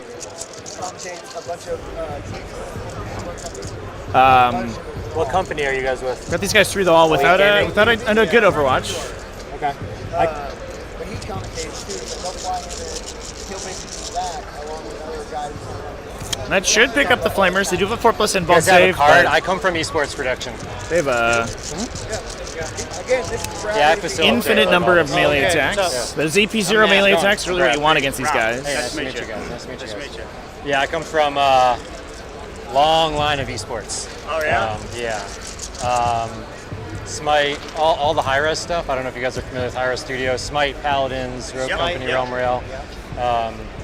I did all of their esports and production stuff up until a couple of years ago.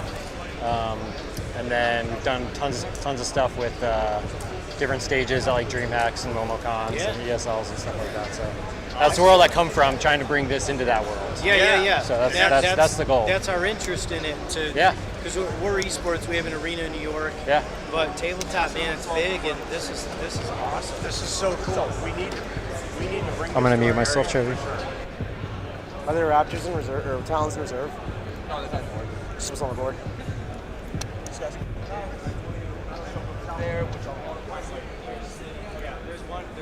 All right, I think everybody's engaged in their own conversations now, chat. So we'll vamp for a bit. We'll take a quick peek at our Silent King friends. I'll kind of get an update on how this game is going, actually.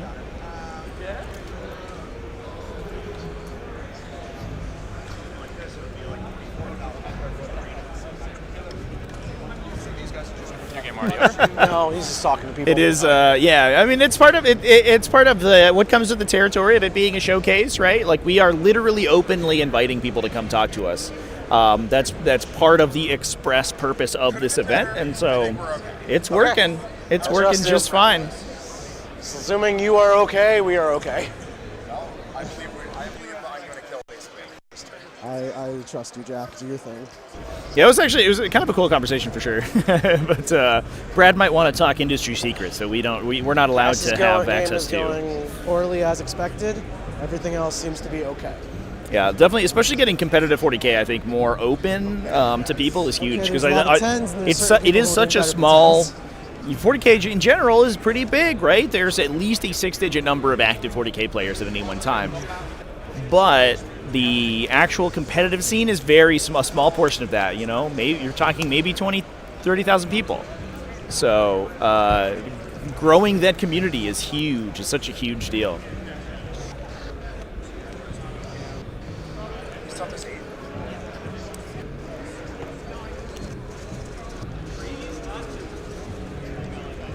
How you feeling, Siegs? Push if possible. Don't stress about it.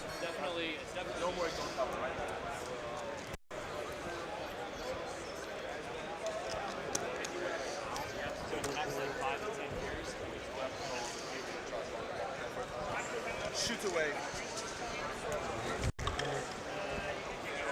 Second spiders.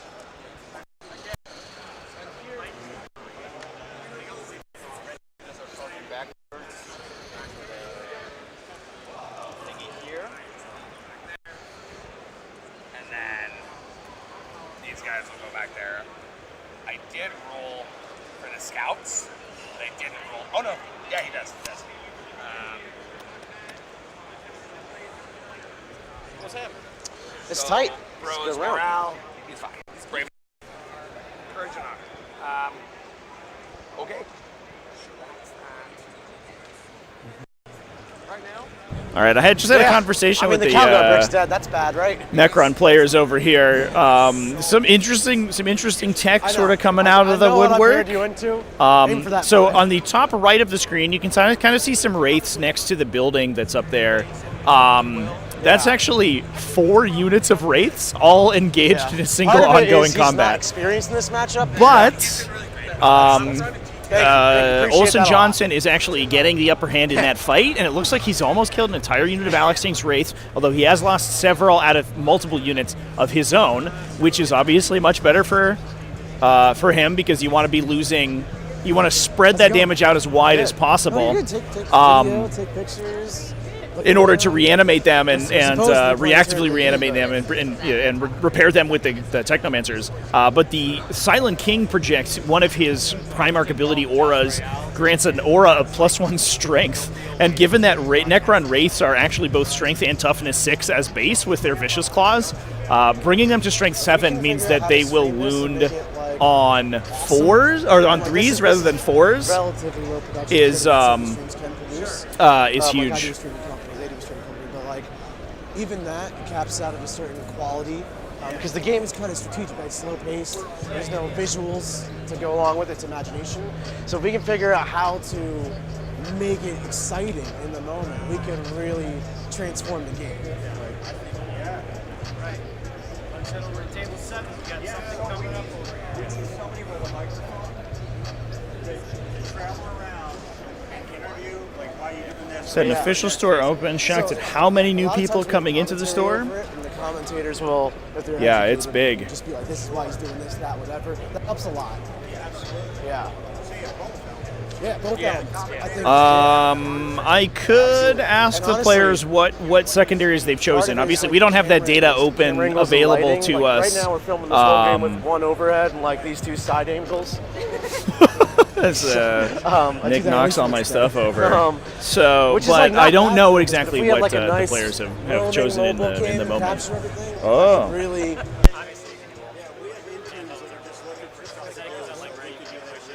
No, do you want me to get your number? I need help. I got the card. I have the card. Your business person has Yeah, she handles all my things. I miss people. Yeah, right. I want to see this shot right here, this right here. Yeah. Charge this in here. There should be a camera right there. Right. See, like, what Exactly. We need something like, hey, at table 8, we're going to do this. Go up to table 8. Yeah. Right. Yeah. Yeah. Maybe a couple floor reporters. Yeah, that especially understand when it's right, 8 teams, 8 tables is like, we should tell the whole story of the round, not one game. Yeah. All right, Chance. We just talked with the USE team coach. It looks like Nicholas Olsen Johnson is actually running tactical secondaries, which he's doing pretty well on.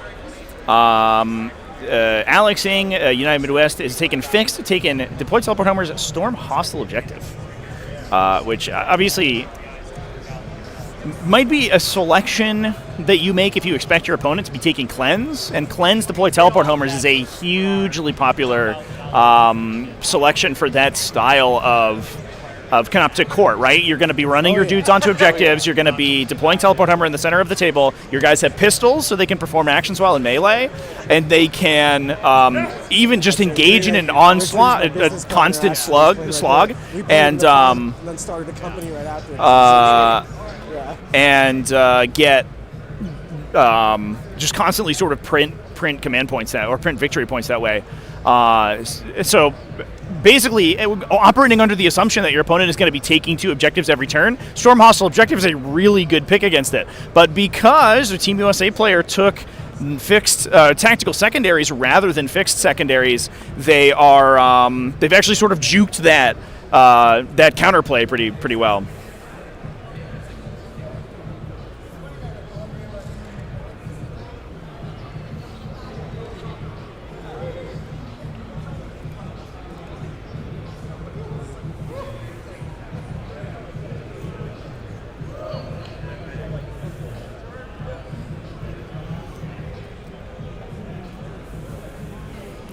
business side of competitive 40k could use some help. Yeah, for sure. I don't know if like it is good second monitor content. It's definitely in very rare circumstances. Is it like an actively exciting sort of experience? Yeah, it's an interesting discussion to be listening to on my headset for sure. But you know, I don't know how many people are you know, going to be putting you know, hundreds of thousands of dollars into production value of the, you know, of this game. It certainly could use that, and if you are playing sort of more of a casual setting, I think that's definitely the case. It's definitely exciting and cool, right? Like play on tabletop is a big deal, and those guys are. You know, but that's obviously less of a competitive scene. I think it's an open question whether or not it is going to be large enough to support that style of content creation, and yeah, I think it'll be interesting to watch grow for sure.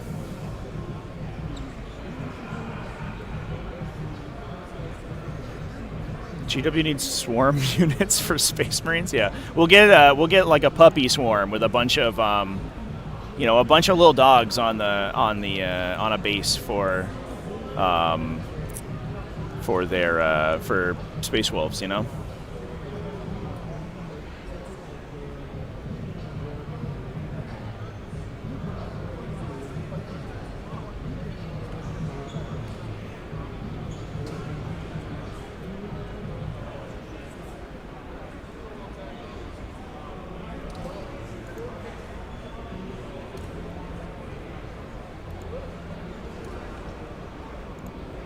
Well, chat, I hope you've been enjoying the coverage so far. We'll get back to this game at some point, I guess. I don't believe that any scores have been submitted for this round quite yet. It does look like the games are looking, or at least hearing the captains talk about it, that the rounds are going to be fairly close this time around.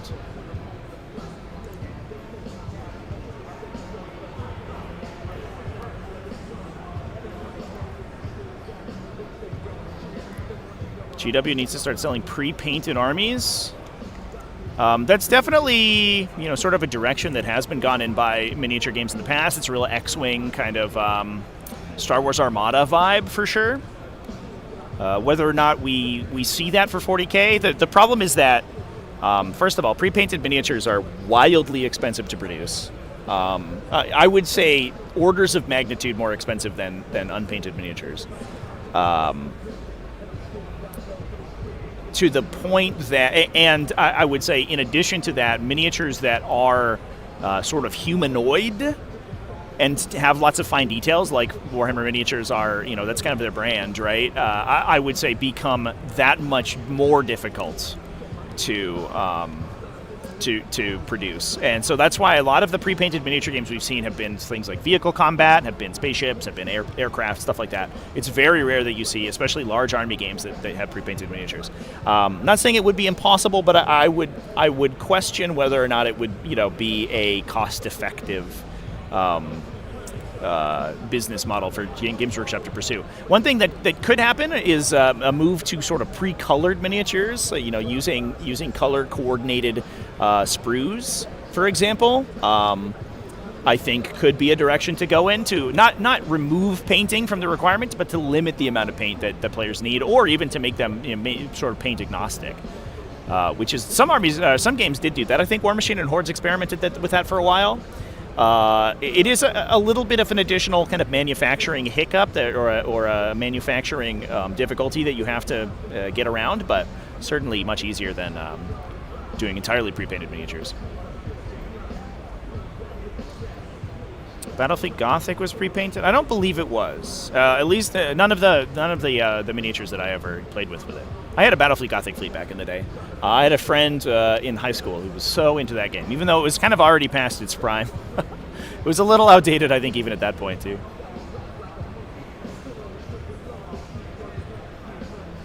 Yes, I mean, part of the reason that Games Workshop, or 40k and Warhammer miniatures are so expensive is that a lot of their production is in country, right? Is either in the UK, or I think they have moved some to the States. And I don't know if you would be able to fit that sort of level of production value into those countries for sure.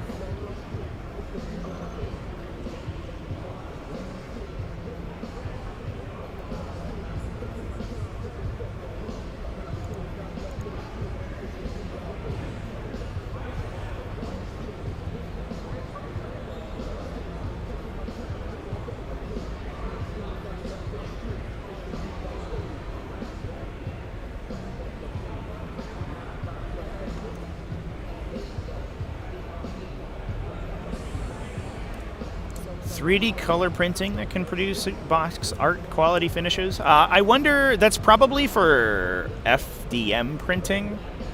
And I don't know how well that scales to sort of the level of production that you need for army games like this.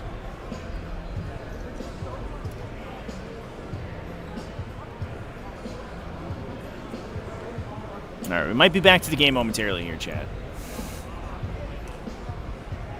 Okay. All right, here we go. Those guys are charging. Yeah. We're back to the game, chats, at long last. So this is obviously Nick Nanavati versus Brad Weir, the captains. If the folks who That's what we're here for. This is great. if the folks who have not who've missed most of the event, most of the game, who've just popped in, we just went about 15 minutes without watching this game, but here we are.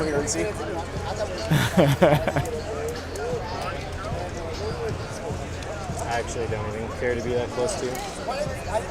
Tournament grinders pay people to paint their games. Yeah, I think it's a different to paint their armies. It's a different vibe, I think, right? But the goal within that sort of context, I think, would be to Arcos into the dog. Make those style of armies more accessible to people, and making them more expensive. I don't know if it's really going to work that way.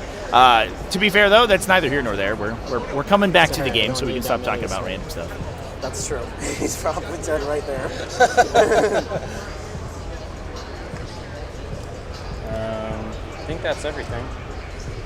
Okay.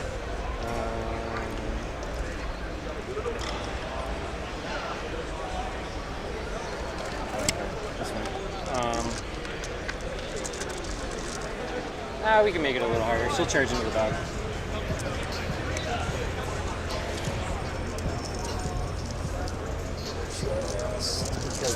Alright, you don't have anything for interrupts or anything like that? Do I need a tank shock? I do, because I want to make sure that those things die. I'm not... if I kill... I could just go really bad. We're not going to tank shock. I'd rather swing with everything and not accidentally kill two guys. Kill two flamers. Hey, I'm alive! I was hoping, Brad. Alright. Yeah, Arco's overcharging. Yeah. 3 wounding on, no minus to hit or anything. Nope. It's a full squad. I'm wounding you on 3s. 3s. Yeah, that's fine.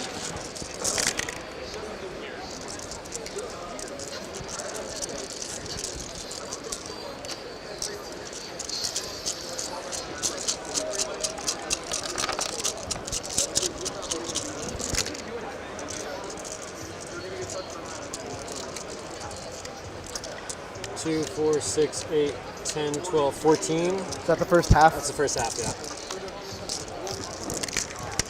Oh, that's bad. Whoa. 1, 2, 3, 4 gone. Holy bananas. Awful. The dice have turned in my favor. Yeah, this turn was awesome, Brad. What the fuck happened here? And those 12 flamers, just like that. I know. All my 2, nurglings, 3, my trash. 4, 5, I like it. 6. Those miss. You killed my trash. I have to kill yours back. You killed too much of mine. I was too greedy. You're a little greedy. And I didn't. You still got stuff though. I know. I was greedy on that first turn, and I didn't. So we got our first score of the round in, folks. That is actually our 21 table that we are next to here. It, so we can it actually pushed take a you little off peek in the at middle, the result as the players are going through the game. But Quentin Johnson versus Walter Langendorf has been concluded. Not in favor of Art of War. 18-2. Also feel like to Walter Langendorf there for that objective from you, and I Team Pro Tabletop. I'm a doofus. It is a huge result of Necrons versus Death Guard, and actually looking at the table right now, it does look like the Death Guard sort of got summarily executed. These Scorpec Lords picked up the Death Guard Plague Marines in their 4 weird arms. Brought them out back and cut their heads off because there are basically no Death Guard models remaining on that table as the players are finishing up here. Jesus. Did you take a look at Walter Langenor's list, by the way? I am now Super Saiyan! Yeah. No, we hit on 2, 3. Three Scorpex Lord is absolutely insane. And then, yeah, we'll swing with Power Fit with her first. Yep. After hit. 5. 3 wounds. How many? 3. Nice. Awesome. Right on time. I'm rolling 5 Just 6. overcharge those 2 guys. We're not going to move anybody else. Okay. I'm just gonna pull this. Hitting on 3s. 1, 2. This is too hazardous. He's dead. Good.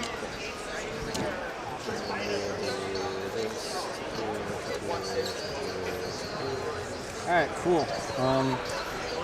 Yeah, I'll get secure. 5. I get 10 primary. Yep. Let me think about if I want to go up into reserves. You got it. Here's my dice. Up to 3.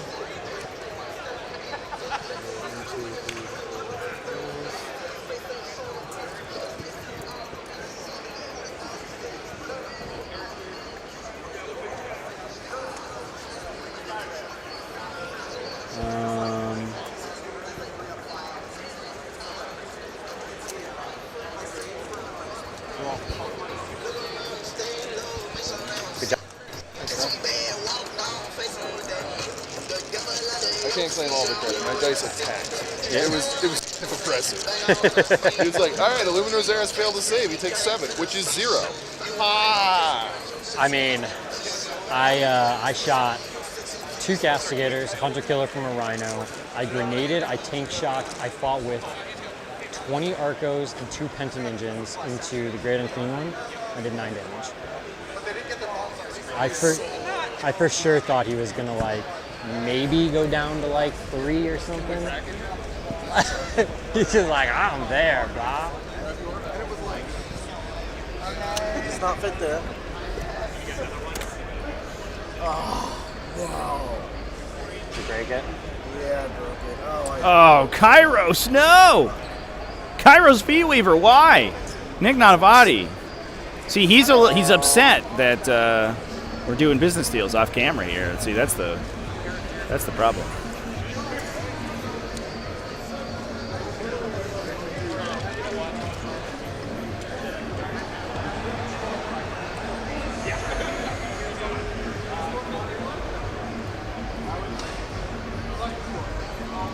No, I'm not going to go up. We're good.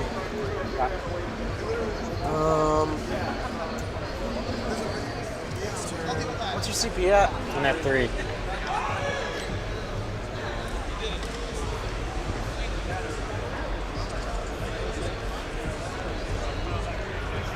Boy homers. Extend battle lines. Finally for points.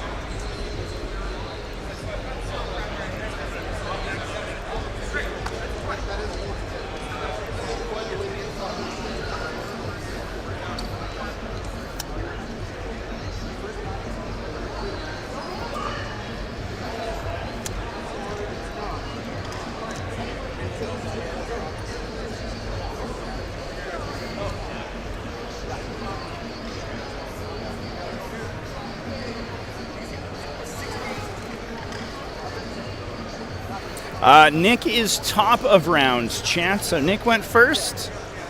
His base Brad is going to be at the bottom. And we are, if I remember correctly, going to be on take and hold.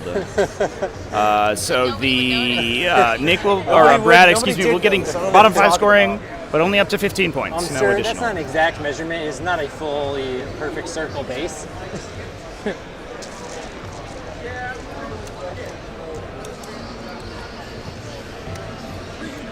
Now I got to make you think a little bit. You had a good turn, Brad.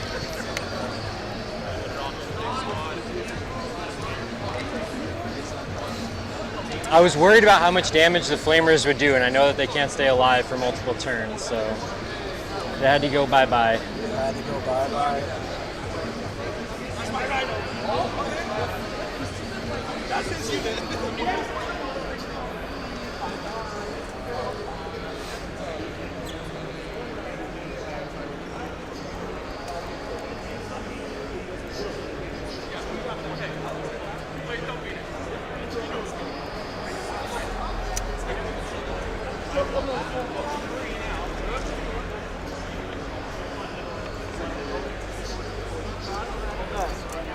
To be fair, a healthy appreciation of Fate Weaver, I think, is every 40k player should have. Fate Weaver rules.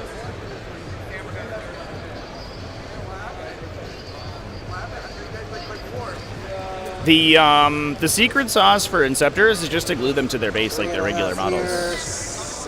Then they don't break off their flying stands. Oh, I gotta get back into this game, chat. It was a long hiatus there. Was made me forget that I'm streaming 40k right now. One castigator is better than two.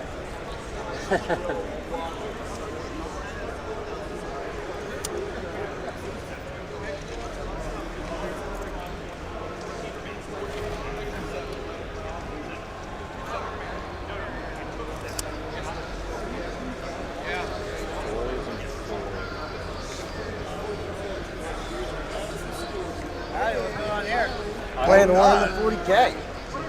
Both Magnus and Fate Weaver. I'm gonna Overwatch. You can play them. I'm gonna Overwatch You can play both of them this edition.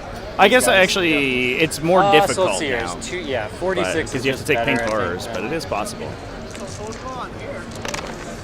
Oh no! Oh, you whiffed! We're just in a tight ass game. 5 shots. I know, but Just two. Oh yeah, 5 big demons. 2, 1 bolter save. That costs a lot of points, though. And then Yeah, 1 they're like 250 each. And then 1 bolter save. Home runs. 5 shots, That dude. was, thanks, Brad. I appreciate that. That helps. Damn. Brutal. Should have done the other one. It would be cool to have some demon over sort of overflow in Thousand Suns for sure.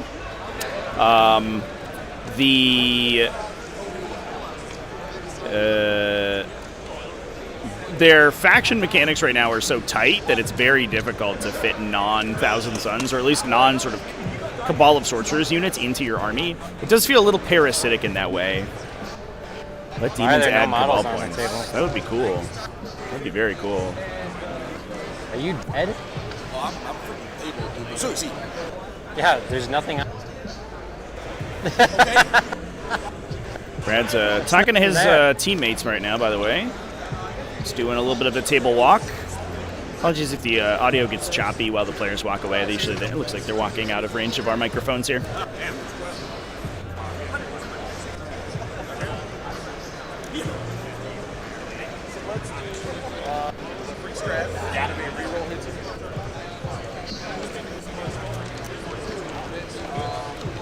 I'll peek them up.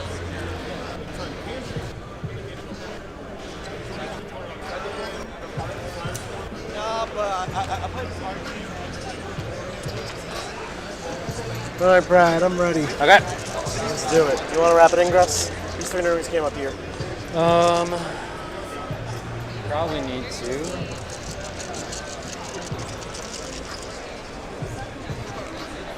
Just put him like this so he could see down that way if he went that way. Let's see here.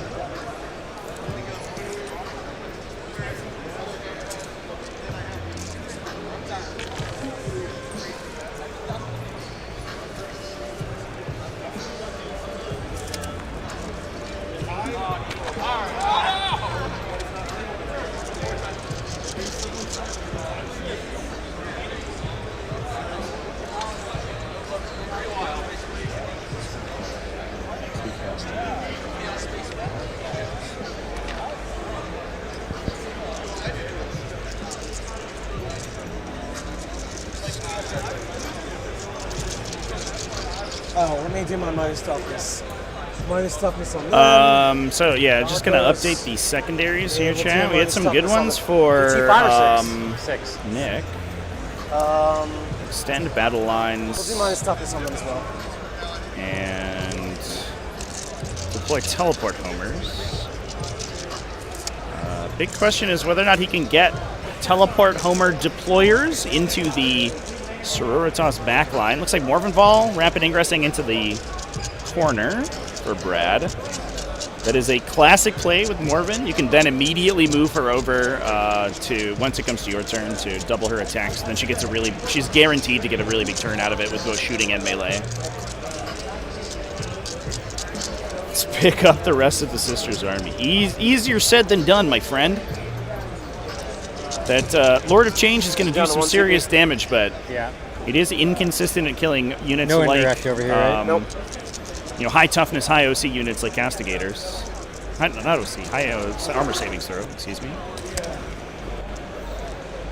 So extend battle line should be fairly easy for Nick. He has locked his home objective, so that will already be in control, his control regardless. It looks like he's already gotten a great and clean one onto an objective up there. So that's an easy 5 points. I don't know what he deploys teleport numbers with. He might just do it in the center with another great and clean one, or the Nerdling squad that's in there. Feels a little sad, but if you need to, if you gotta do it, you gotta do it. Okay. I do think that the Paragons with Morven Ball definitely are in a position to do some work. Remember that the Scabathrax, great unclean one over here, is not the one with Endless Gift. So it does not have a 4+ Feel No Pain like the Endless Gift does. It's only a 6+. And that makes it, you know, literally about 60% easier to kill. Rodigus is in the back corner over there, just shelling people. It looks like with this big flamer, keeping the demon deployment zone clear of these flying units that are going to be printing points for Brad as the game goes on. 6. That's more than it's supposed to be. That was more than it should have been.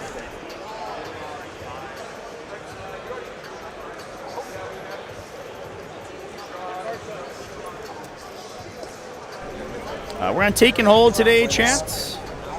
Yeah, mission combination A. So, yeah, that's I love acronyms out of the mission combinations, by the way. We played LBJ the other day. I was like, that's an easy one. Old Lyndon B. 6 shots. So just 5 points per objective, chat, and then bottom round 5 scoring for the second player. That's going to be Brad today. So pretty straightforward.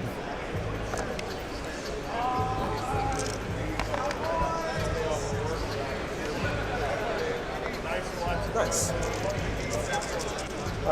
Into the Arc goes the good gun. There's 3 shots, 6 on 3s. 1 lethal, 2 wounds, AP 2 damage each. First one, kills the guy. Kills 1 dude. All I need is 1.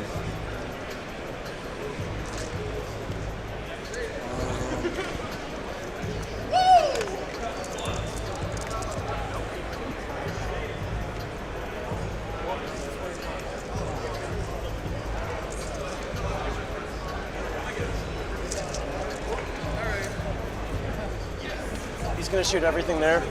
Yep. Stained on the good gun. You sure? I'm sure.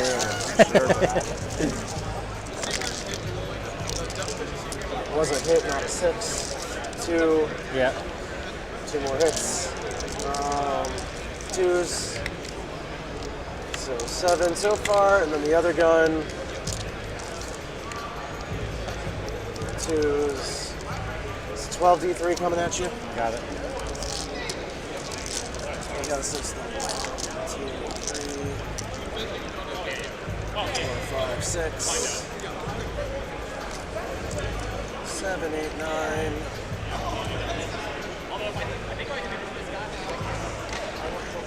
10, 11, 12. 3. Kills a guy. 1. Takes a wound. 3. Kills him. I like the system here of Nick lining the dice up at the top. The reason that that's relevant is that, and this is one of the most annoying attack resolutions in 40k, a random damage weapon into a unit with a Feel No Pain must be resolved sequentially. 6. Because the attacks have a chance of essentially preventing from overkilling models by the result of their feel no pain. So while a one wound model, for example, that took certain number of multi-damage attacks, you would roll the feel no pains for each attack, but a single failure would kill that model. So this sequence doesn't matter so much. If you are multi-wound models like the Arcoflagellants are, because good at killing Arco. They must be homers on the Nurglings. rolled individually, because you could leave a model on one wound either by rolling the damage low, by rolling the feel no pain high, or a combination of the two. The other chickeness. Which does make that interaction take a little longer than I think was probably intended. But to be fair, I don't really know if there's a particularly great solution to that. That's 2, 1 dice, 1 good dice. Hazardous. It's not very good. Can't complain though. Great and Keen One's going to everything here. Yep. 2 damage gun, 6 shots. Hashtag remove feel no pain. Well, I guess that would be an easy one. Just get rid of it. It's such a classic. It's been a part of 40k for decades at this point. 40k loves its legacy rules, chat. I don't know if they would ever get rid of them. 5 or 1 dies. That's why we're playing with true line of sight in 2024, you know? 7 shots.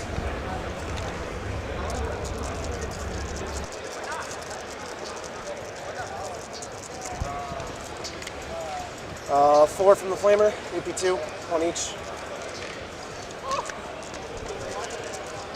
6s. 1 damage? Yeah. 6-1.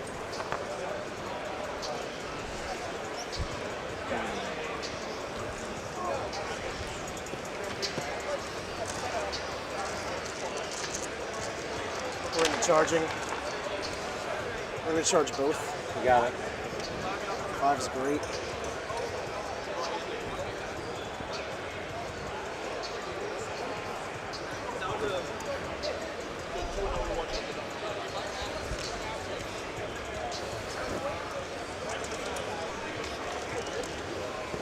Radicus is charging here.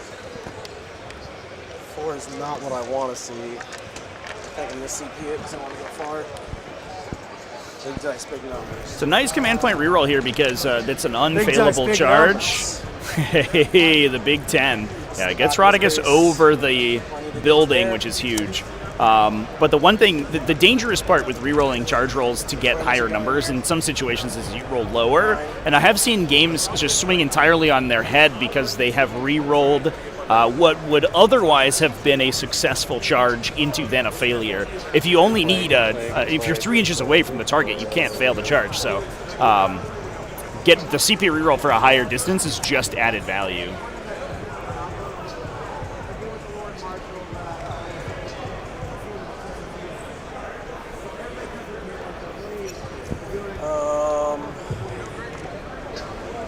Let's check this. Could kill you and consolidate back. If I fuck up killing you, I don't consolidate back. The odds I fuck up killing you are low. Don't want that guy just being there doing his thing. I'm gonna do it. 10.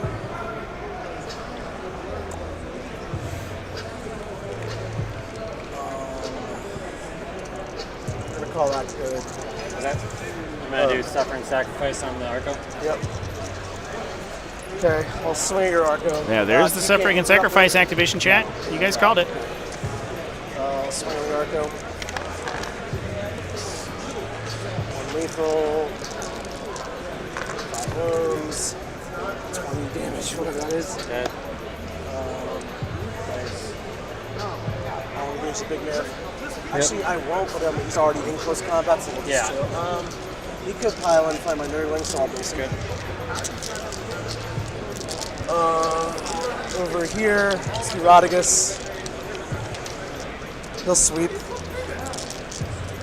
He's give himself extra damage, not that he needs it. 2s, 3 lethals. 2s, 3, 10, 12, 5-ups. So the crates are considered to be 2 inches tall, chat? Yeah, that's I think they're dead. a piece of technology that Away Games uses for their crates. They're treated as being 2 inches tall, so they can be moved through without penalty by models. They can't be ended on because they still count as a ruin, but because they're 2 inches tall, they can be moved over. Which means that large models are still obstructed slightly because they can't end their base or their hull overlapping that thing, but they can still travel over it, so it prevents those models from being like totally untenable. 3 wounds, get 6-ups. But anytime I'm streaming these terrain formats and you see those crates on the 4x6 terrain features, just know that those are always 2 inches, considered to be 2 inches tall. You have a 6 there. If I make you use it, that's not bad. It's my only CP. No, just 1 and then the last 6 up. Here's the 1 damage. Yep. Okay, and then 6 up. Pass it. Yep. Good move, Brad. All right, so guy in the middle punching you. Yep. Hitting on 3s, exploding 6s. Winning on 5s. Re-rolling. 2. 4s. 4 damage total.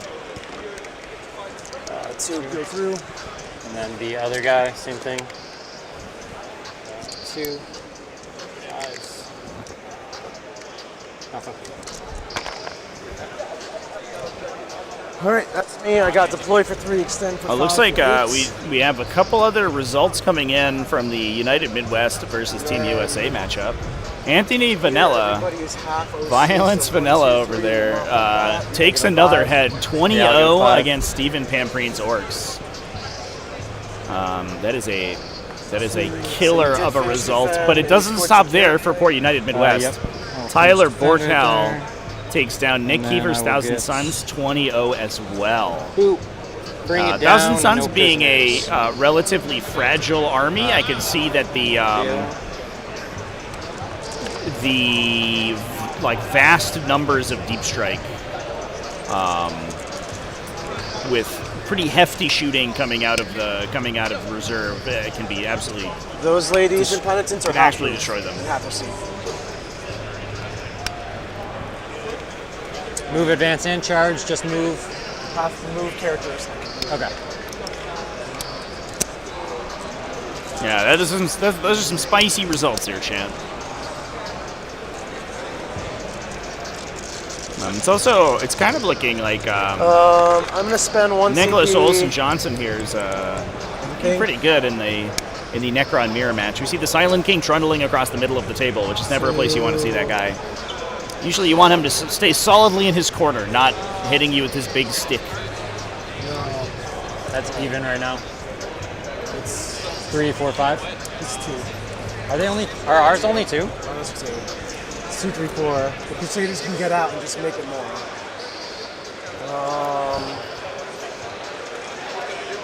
I'm chill.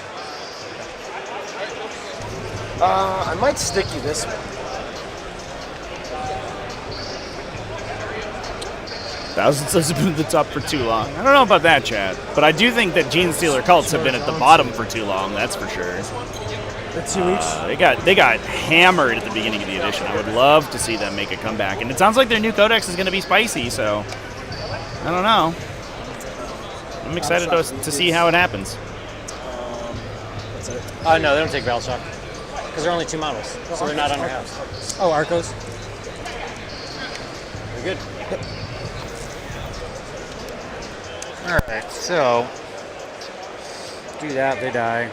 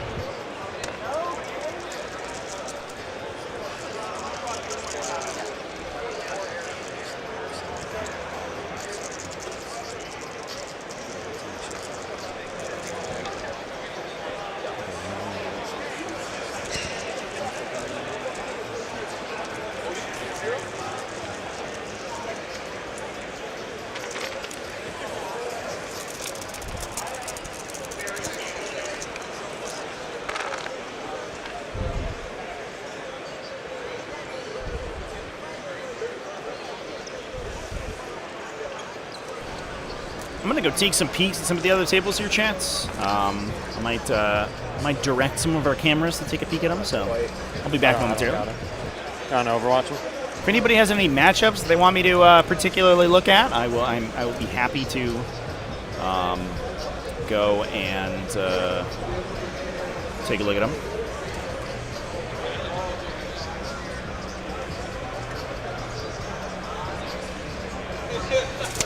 Overwatch them. I'm good. We got 2. Am I going to turn anything just like as bad as possible? And then he went for a bunch of risks on his turn. What'd you get? 7. He got me 90, 91, 76 or something. Yeah, it sounds like Jack Harpster is taking another head too. Taking down Orks versus Orks versus World Leaders. So I'm gonna go through the rounds. What's this looking like? Close 10-ish.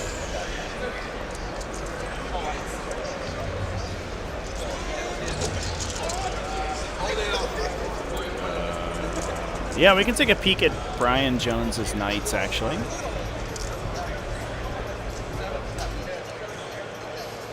Thinking of overwatching them. With what? Oh, he's in combat. Yeah, never mind. Yeah.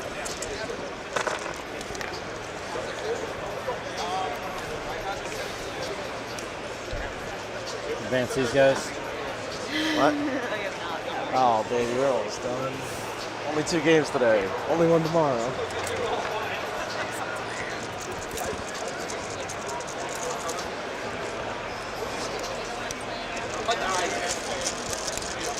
We spent like an hour talking to these guys.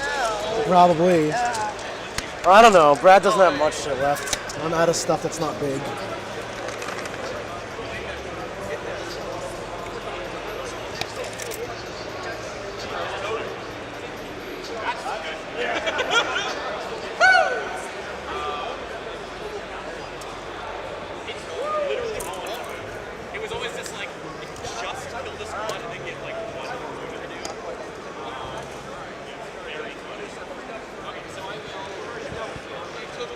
Good there. What still has to move? Those girls.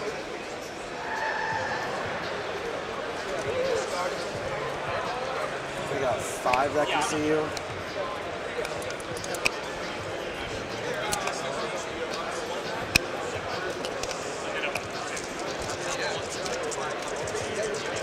I'll take it.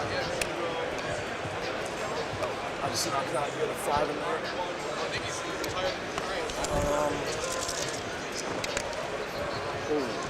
12, 17, 20, 22. 10, 15, 22. 3s. Got off easy on the roll rolls. 10 4-ups, Brad.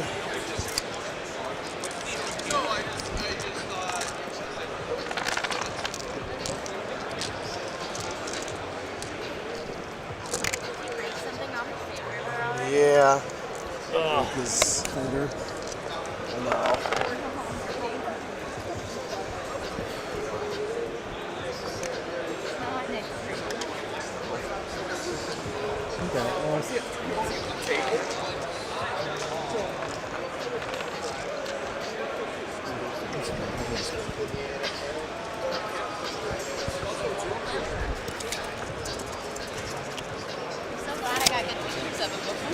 Yeah. Okay.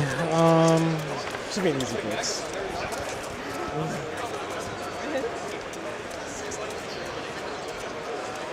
Sucks that you're gonna hold this now. I get the CP refund from Fate Weaver. It's battle round 3, so I have to roll 4 up. Nope.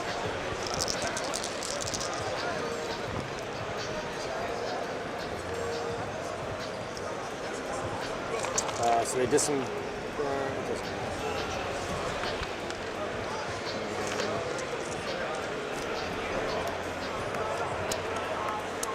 Taking a peek over here at Thomas Bird versus Sasha Alexander Edelkraut. Sasha on Adeptus Sororitas, Thomas on Ultramarines. Pretty interesting game state, actually. Basically, all the Gravis Armored stuff has been committed. There's a big fire discipline unit of Eradicators in the top right of the screen. They look like they're a dead pile, but it's actually a ton of Gravis Armored Space Marines that are just blowing up tanks. And then the middle of the table has been entirely subsumed Please do. Ask questions, do whatever. into a unit of Inceptors. That have deep struck in the middle there. A Land Raider is sitting on the back objective, which is a surprising place for it. I don't know if I've seen a Land Raider played quite as defensively as that. Basically, but you're trying to beat each other that's by a where margin it's of victory that's where across it's decided to park. But I think it seems like it's working out for Thomas so far because Sasha looks like it's a little low on material. So it seems like the Space Marines have just played a super aggressive, reserve-oriented game, which is really T-Bird's kind of game plan, his play style, and has killed a ton of Adeptus Sororitas.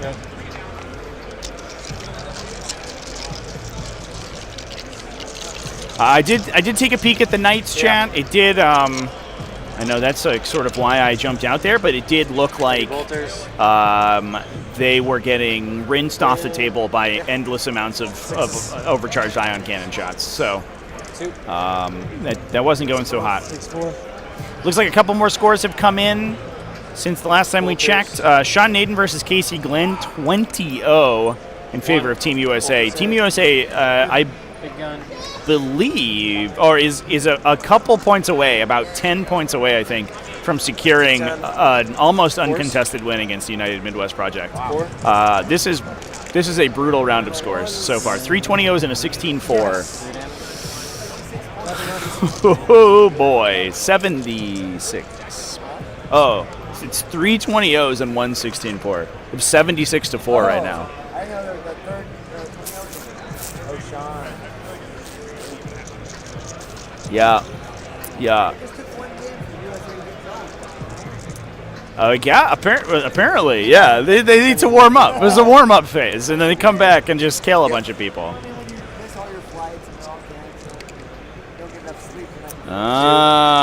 What even is sleep? I'm working on like 5 hours over here. All these people, they're lightweights.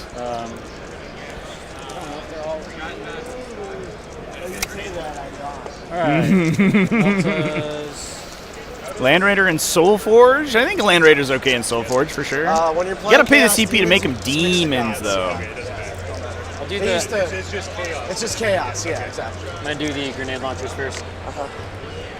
Hits. 5s. 1. D3.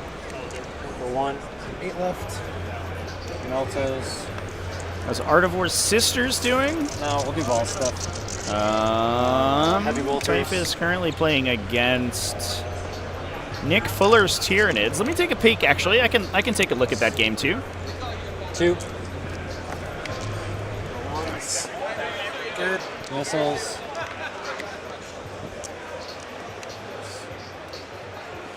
Two. It's just D6. 5. 3 left. And Meltos. Oh, and sorry, Vol's in her fighter stuff. 3s. I need those 6s here.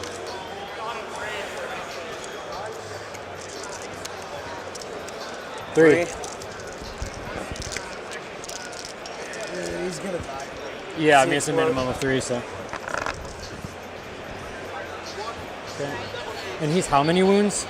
18. 18, cool. All right, Penton engine. Let's do these first. These guys into. Do I care about those? We'll do these guys first. These guys into flamers. Yep. 6, 10, 12. Yep. 3s. 11.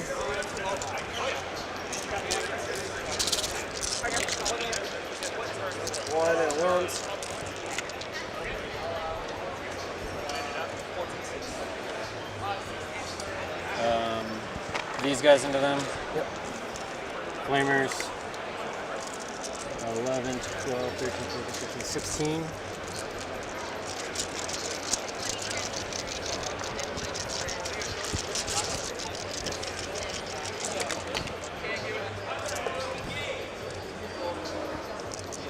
Three, 6, 9, 12. So here's Typhus versus Nick Fuller, by the way, chat. Typhus on Eldari versus Nick playing Tyranid's Vanguard Onslaught, and it looks like the Vanguard has been onslaughted right off the table. As I walked by, old One Eye was getting knocked off the table by a grenade from the swooping hawks that are right in front of the camera there, and being removed after a shot from Shadow Specters that were right there too, and a hit from the D cannon platform. It looks like there are very few Tyranids remaining on this table, and it looks to me like it's going to be a big Art of War victory from this one here.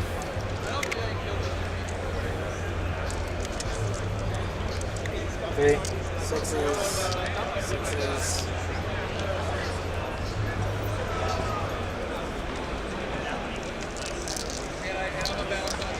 And that Penton engine. Tough call right here. Kill the Nurgling for 2 no prisoner points. Kill the Flamers. I think I have to just go. You can confirm, chat. Firestorm Assault Force is probably my second favorite Space Marine detachment after Gladius Task Force, I would have to say. Advance and Charge Army Wide is super fun. And the Salamanders combos are incredible.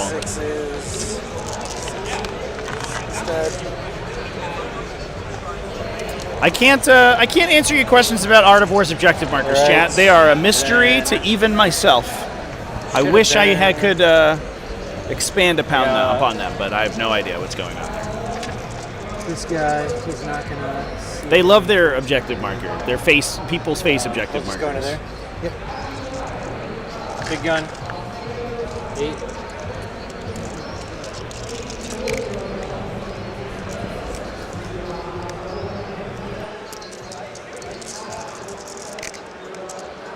Nothing. Nice.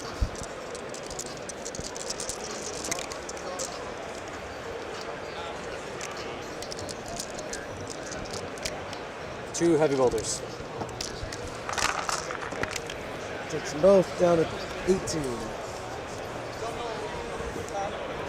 Yeah. Charging.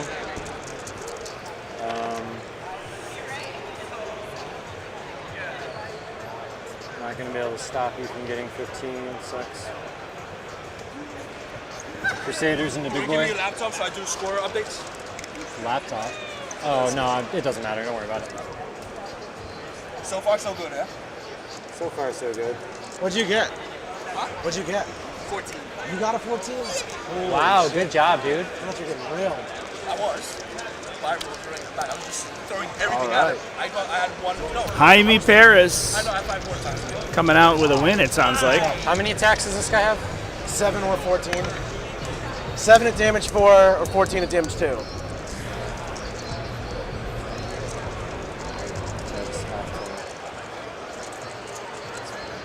Make you have to fight on, I guess. It looks like the primary sucks Lord of Change did go down, Chad. I was out and about, so I wasn't here when it happened, but it does look like that Morven Val's shooting plus a Castigator is able to take him down. 5, 9. Objectives of desire. Appropriate, Chad. Appropriate. My boy. If only McDukes didn't suck. Got 6. I'm doing my best. You're doing your part, that's for sure.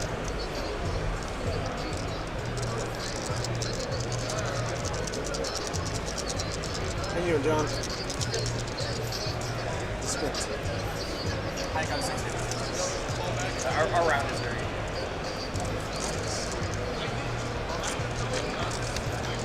So he has 18 wounds over there?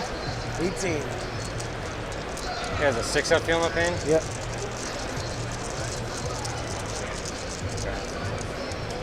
I'm going to spend 1 here for Suffering Sacrifice. All right, no CP going around, so yeah, I'll punch you with some little boys, little samurais. Hey, they're angry. Oh shit! Not like this. Oh, I did it. They did more damage than a castigator. Trending slightly up. Just hold course on Thanks, Jack. Thanks, Jack. I just got it twice. I know. Yeah. I know. That was in the plan. That was the coin flip of like I needed my Nids player to go first. You needed him to go first. He had really bad matches into you guys in general, so like we had like all green. I just had to throw him to our first. Like, that was a match. good player. I think it has a chance to go out. Yeah, Vol. I probably should have just spent for +1 to wound, but whatever. So yeah, Vol into Big Boy. Yeah. Here's the swords. Endless Gifts, Great Unclean One is the one in the center of the table chat. The Scabby Thrax, Great Unclean One, who's right here, is just a regular old guy. He's just a regular man. He's just a normal man. Here's the flat 3 damage ones. Mormon Ball coming in with her full rerolls. So the Paragon Warsuits, I mean, most of their damage is dealt in shooting. They're not really the greatest close combat unit, but they are a good delivery system for Mormon Ball. All right, come on, sixes. Oh, baby. Shit. I need crap, man. So you have 1 save. 12. Oh, damn. Mormon Ball just destroying this guy right here. Take 11. Ouch. 4 left on that guy. Just slam in your back.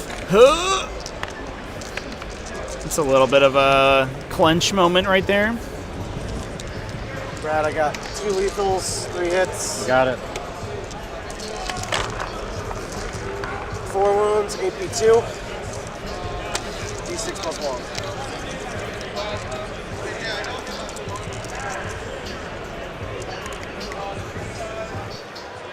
First one, 2 damage.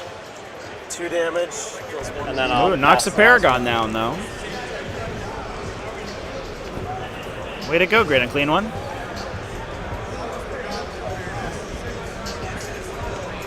Is that still coherent? Are they on 50 mil bases? You get to Bit of an awkward pull if not. I think they are, right? And Morven's on a 60 because she's special.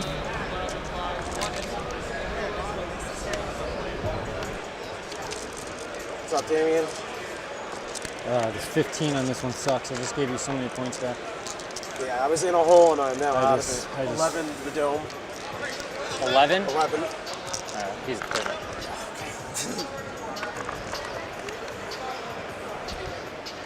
I don't think there was anything.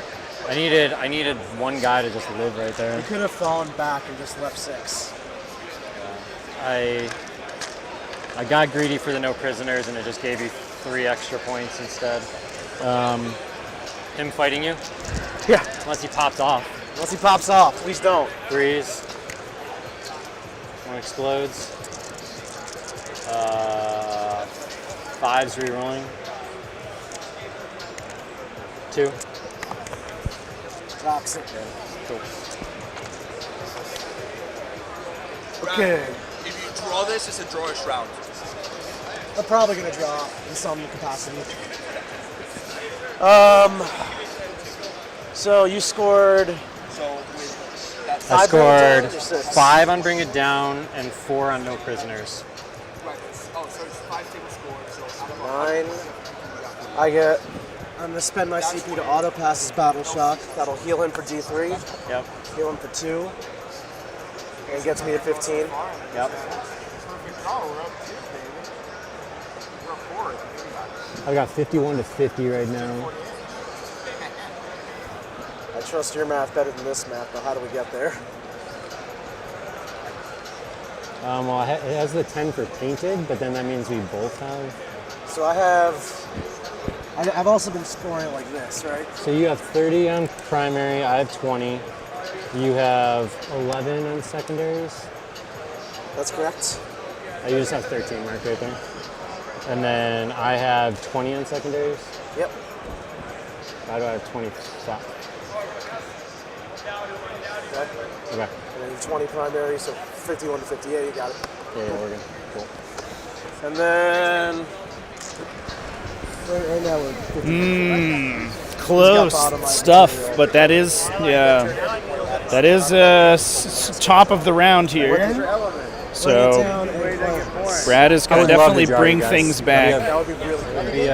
That'd be a very bring high things game. back. You are playing really well. But Next I round. You've made a couple mistakes. So have I. Micromanaging my movements, like he got I'm actually some quite objectives, like so I 2 turns I got 0 on primary. So it happens when you play 8 to 12 games a week on TTS. Battle Shock on 2 flamers. I don't fuck around. Flamers are shook. Battle Shock on big man. Bringing all the heat. He's not I shook. saved up my 4 CP. If I save the 4 CP with my list, like I can fight on death, full fight on death for 2 CP, and then interrupt for 2. So it's like I killed Angron and I killed 8 bound and almost another Dolphin. 6 man. Yeah. It's cool. This is a great game. Good. Still haven't getting any of these guys. There's another shot. Let's do it again. I don't know what it's looking like. So. Hey Joe, how'd it go? 11-9. Cool.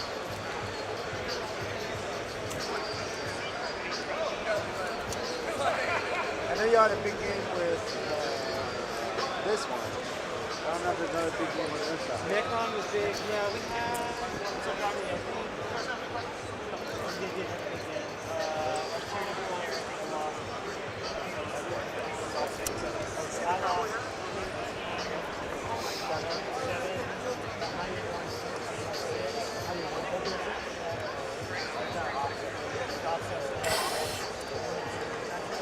I might actually just do this.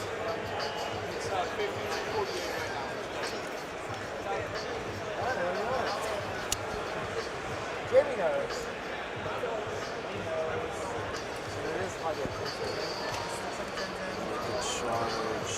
It's 50-50 right now. 50-50 on the 10-10? What's it? What turn The is it? score is 50-50. That was What turn is it? that was a brutal round. It was tough. I know 8 It's top of 4, Brad? Top of 4. Good. It's all good. The ion neighborhoods.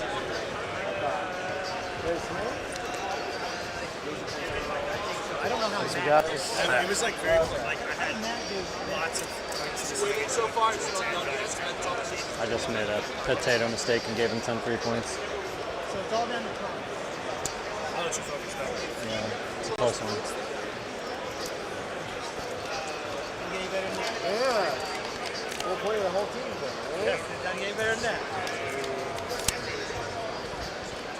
Oh, I get a dice at the top of the round? I think I already did that. I don't remember.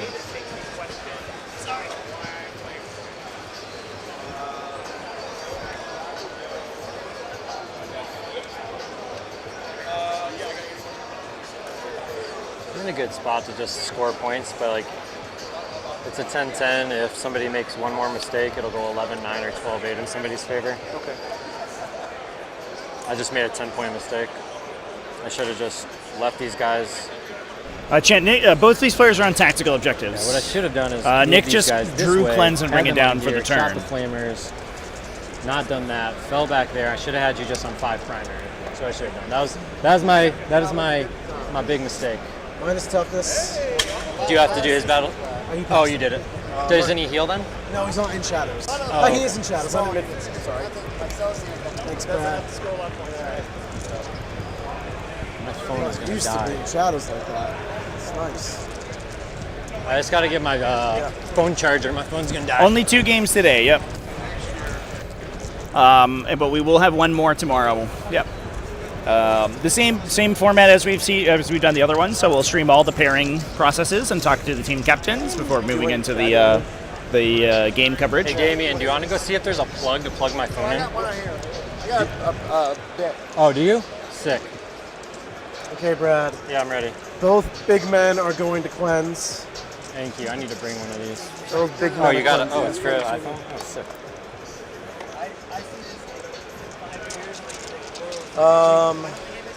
Minus toughness. 2 flamers at the Arcos. And it's Dreamhacks everywhere. 8 shots. 3s. 5 wounds on the 2 Arcos. Just 1 damage each? Just 1. One's down to 1. I can live with that. I always keep. He's gonna put everything here. His 2 damage gun. His 4 shots. On 4s. That's the guy in combat? Is that what you're doing? 1 wound. AP2, 2 damage. Rendolph's in chat. How's it It's on going? ball, right? It's on balls, yeah. The flamer. Plague Flail on the Grid and Clean one swinging right now. These guys 1 actually, wound, they have the option for an extra attack weapon, but they can also just fire their, they can replace it with a gun, a ranged attack that they can just make it melee anyway. Thanks. Can't make it on their opponent's turn, obviously, but it helps them in Overwatch too. On this side. It'll be 8 shots. Post Ironweld. Oh, Ironweld was okay for people over there and on the East Coast. Those 2 guys don't have cover, so we'll just lay into them. 2s. Man, you couldn't have just fucking... I should have just failed that save so I could have shot back. 6 wounds invulns on the dudes. 6? 6, yeah. Is it a D3 each? Yep. Nothing I can do about it. 3. So 1 kills the wounded one. Yep. And then 2d3 on the next one kills that one. Okay. Good job, Oops. Yeah, power shot. Hell yeah. Fate Weaver's hazardous. Good.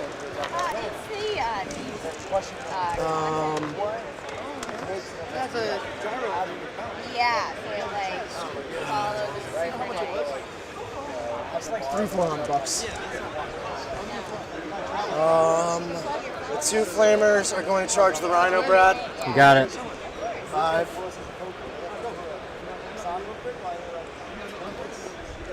The big guy has a pistol so that he could cleanse. You said he's cleansing? He's cleansing. He's a monster you can shoot into combat. Oh, right.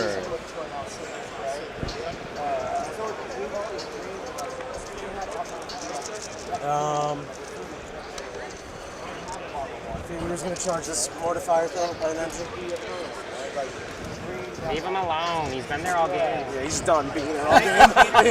Am I selling you on Penton Engines yet? You sold me on 6, dude. I got to rework my list, but I'm liking it. Let's start. That was my goal.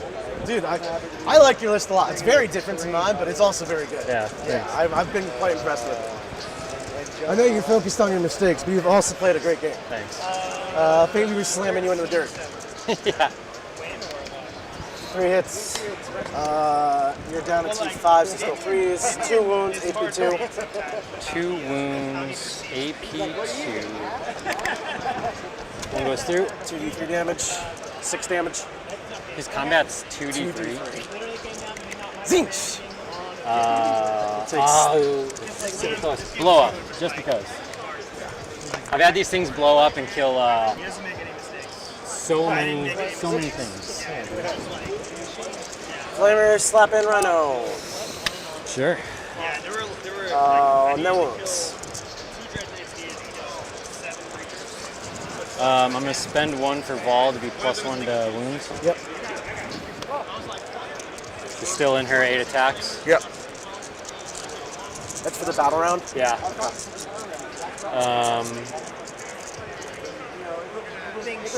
Yeah, 2s, no rerolls. You're always good for some flowers, Brad. And then 5s go to 4s. No rerolls here. 2 only, no dubs. Makes 1. 3 damage. Takes 3, he's down to 3. Slams you back. You got it. On 4s. No, on 3s, but 5 hits. 3s. Oh, and then before I do these saves, you killed. That looks like a good roll. You killed that. That's a great roll. You killed that's that. That's a great roll. 1 save there. What's the 1 save? Oh, the miracle ice. From this thing that died. Just, and then I have her. It doesn't matter. I have her squad as well. I'll roll. Sure, you can just do it. I can't use them both. It doesn't matter. 5 damage on her, or 5 saves on her. 1, 2, 3, 4. And these are d6 each. D6 plus 1. D6 plus 1. There might be D6. I keep forgetting. 5. Yeah, that's all I can do is have 1 save. So failed 2. It's D6. D6. Yeah. I failed 2, so 8 damage. 5. Cool. Pass that one. That is probably That was lucky. the most connected I've ever felt in a lot of big games. I'm like, dude, 30 years, man. I get it, dude. Yeah, just have Deja 30 years. You got 7 on Bring It Down and 5 on Cleanse. So 7 bring it down, yep. And 5 cleanse.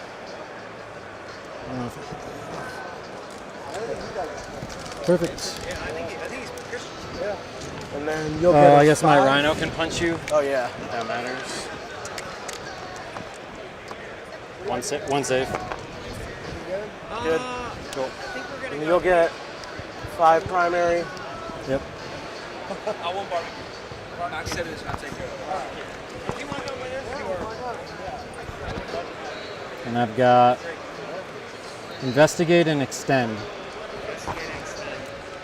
It's okay. Extend is free. Investigate, extend. Yeah, I can get Investigate's also free. That's great. free. That's good. Very good for you. Is Extend free then? I'm at 1 CP.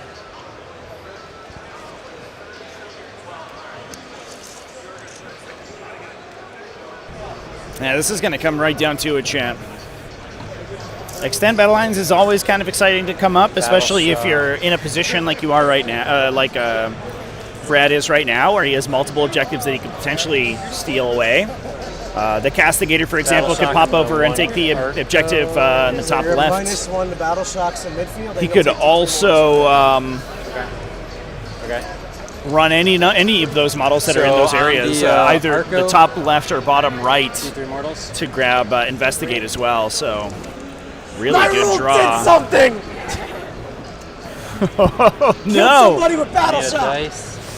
And that is the Shadow of Chaos triggering there because they hold the majority of objectives in the middle of the table.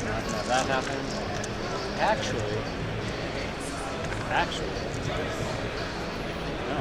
Yeah, Knights had, I think, 2 models left on the table the last time I took a look at them versus almost an entire Tau army. It was not looking very good. Damn it. I should have actually like auto-failed it. Is what I should have. You wanted to fail it? Because then if you kill her, I stand her back up, and then I could go walk on that objective. Res her if she's battle shots. Oh, you're right. You have rolled your way into good. You're right. You're right. Did not think that one through. Okay, so I don't think... Don't worry, you played it correctly. You made the right options, the right choices.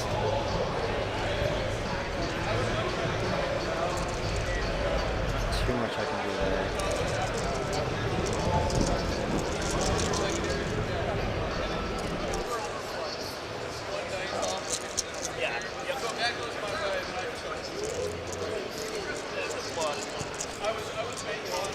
I can't even get it. Actually, might have to.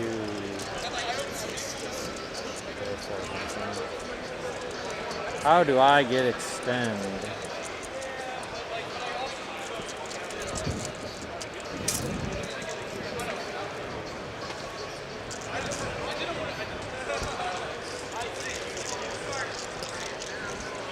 Can I get 2 there?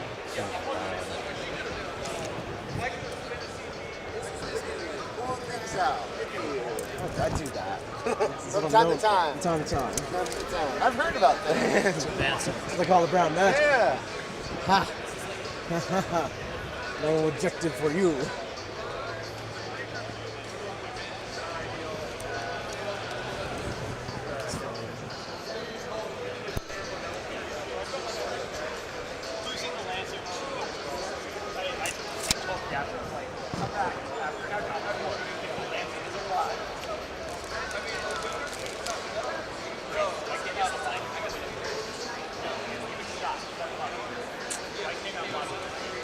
You're just gonna go 15 again.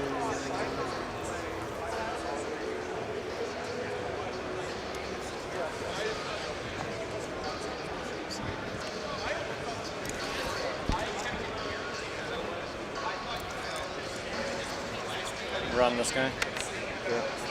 Number half move. So I bounced out to take a look at the Sasha Edelkraut versus Thomas Bird's game. Looks like it is. If I can get it connected here, chance. There we go. And things have kind of turned around a little bit in favor of Sasha. Last we looked, there were a ton of Ultramarines reserving into the center of the table. They killed a lot of Sororitas models, but it doesn't look like it was enough. We see Immolators still on the table in the center, in addition to a bunch of Battle Sisters pushing forward, and they actually clipped out what looks like most of the Ultramarines army. A lot of their Eradicators are taken down.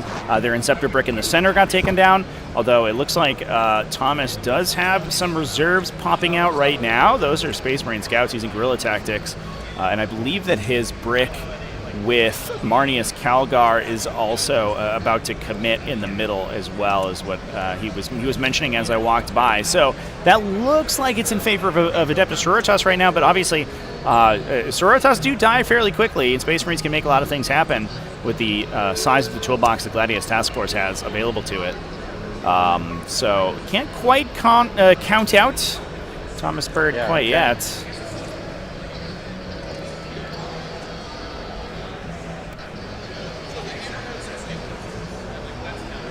Okay. It's irrelevant. I'm not going to kill him throughout this game.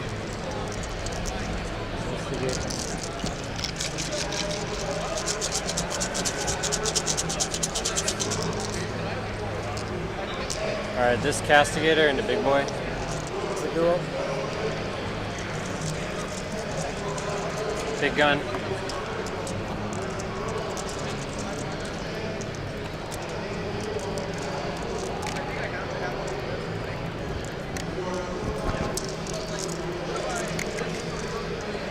One. Good.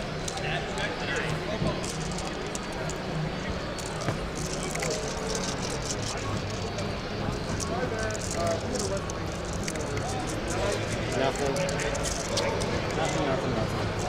Okay. Investigate. So I'll get that for 4. Then Rhino shoots into your flamers in combat. 2. Down to 1. Then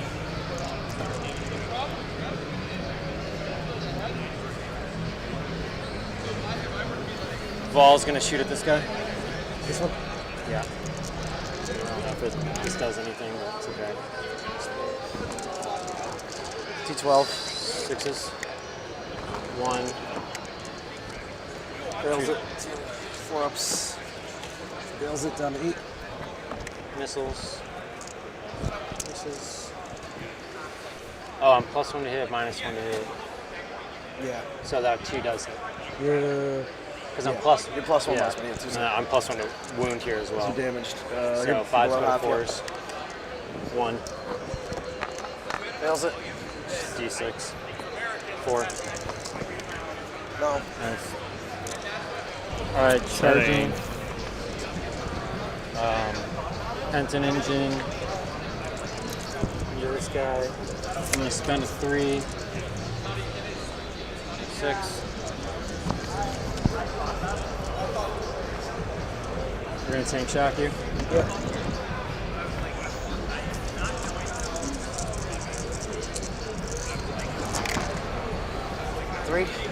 Yep. So Morven did not. So the Castigator, it looks like is investigating signals right now, chat, in the corner. So you can only fight. And there's a suffering and sacrifice going down. You can. She's a walker. Yeah, walker. Yeah. Okay. On Morvenval. Penton engine swinging at you. 3s. Probably the. I would say maybe the most used strat in the Sororitas Index right now. Forces attacks into a particular target, which is extremely good if you're. You can resurrect the character. 3 invulse. 1. She has 3 wounds.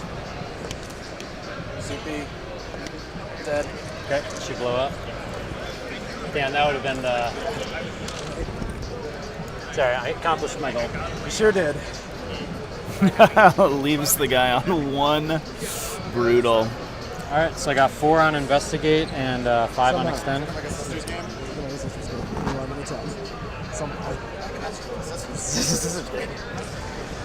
I've killed so many systems. Doesn't it? Every time. My dead pile is dead pile. Or control. Yeah, I did. Ball dying. Yeah, because that guy's not on objective, so it's like, Yeah, he's been put in jail. He's just there, yeah. You get to punch with your flamers if it matters. No, that's fine. I'll see if I just kill a flamer. 1. You don't. Cool. Alright. So you got investigate and that. I got it all added.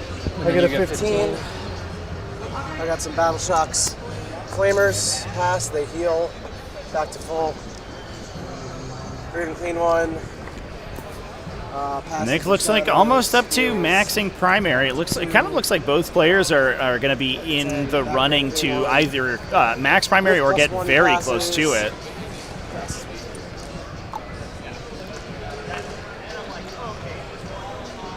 Okay, let's draw cards.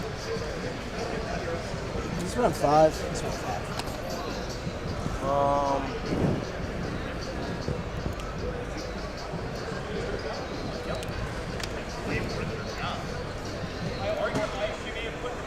Storm hostile objective.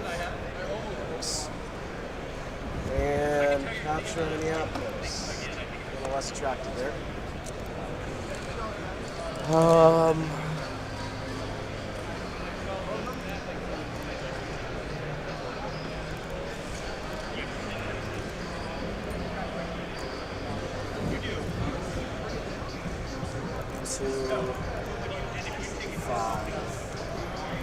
Capture enemy outpost. That's a tough one. Might be okay if the top left grid on clean one was unengaged. But there's no way to fall back and charge in Demons, so he's stuck in melee right there. As far as a 6. Storm hostile, yeah, similarly difficult. And Junith is centered on the objective, so nothing can 3-inch deep strike onto it either. 1 CP. I think I'm gonna ditch capture. No prisoners. Just burning it. Oh, that's much better pickup. You got a bunch of little 5 model units that Nick can pick up to take those to score out of no prisoners here.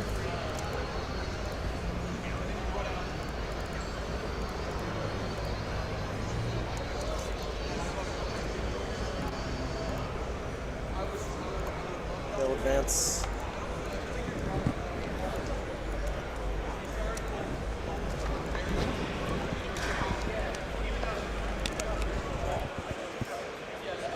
He's gonna fall back to 7.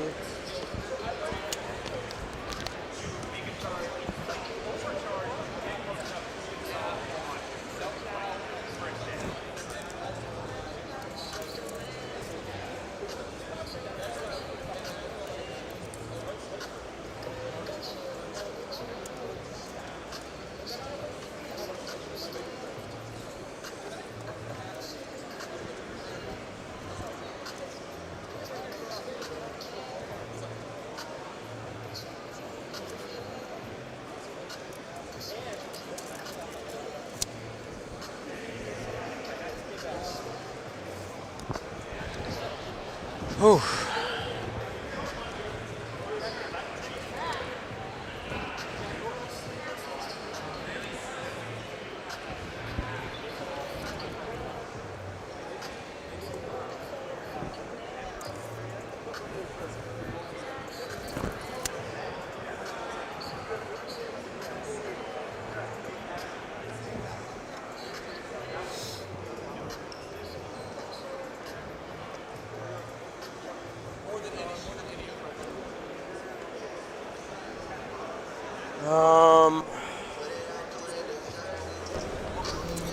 So falling back on the top left objective to continue to keep that objective held or contested or controlled by Nick at least. So at least Brad has to kill that Great Unclean One in order to score it at bottom round 5. The Lord of Change probably wants to maybe shoot Junith. Oh, hang on, you following that guy back? Yeah. All right, I'm gonna overwatch him with the Castigator. And we're gonna see a Castigator overwatch here. Shots. Get rerolls against monsters because it's battle cannon equipped.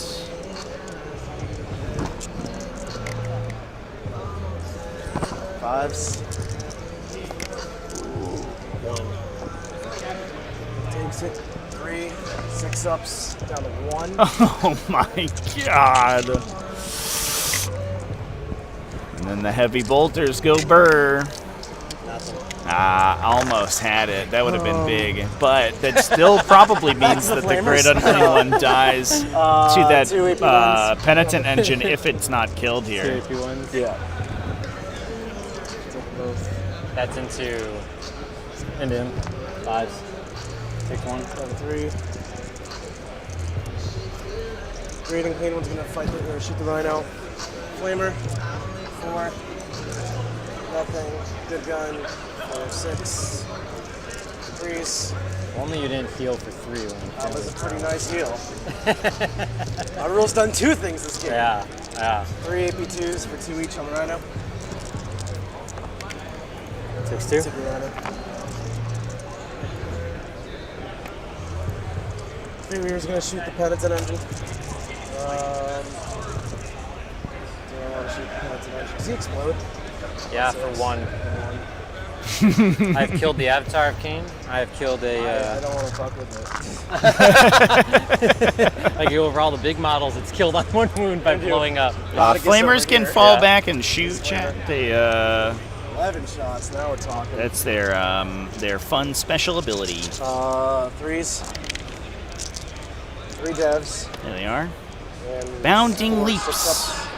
They can shoot after they fall back. 7 damage. Are they? That's 1 each. There's 1 each. Reverberating summons is it's explained on the datasheet. I think it lets you return killed models as plague bearers to a nearby unit, I believe. Right and then 1 on you. Takes 1. 21 left on the big man. Fate Weir's gonna go for him. Got it. I can see you. Number of shots. 7, 8, 2s. All right, little guy, what do you got? 3s. 6 ups with cover. Dang.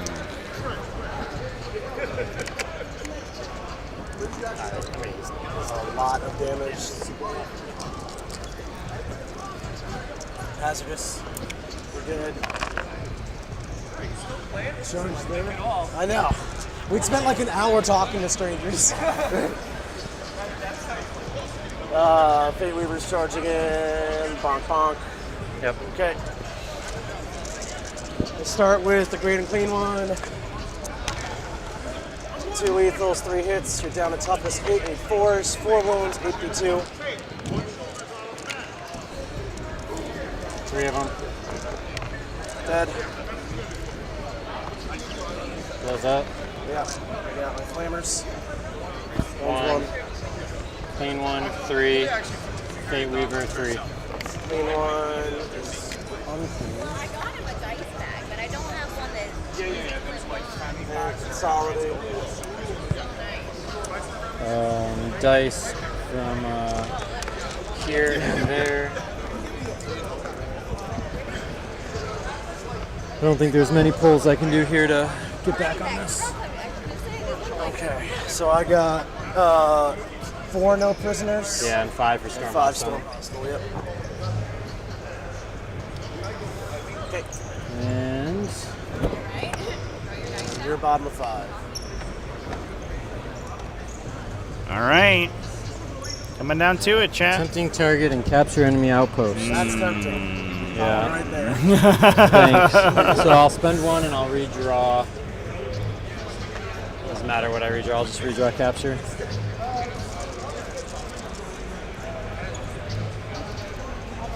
None of these are good things. Overwhelming force.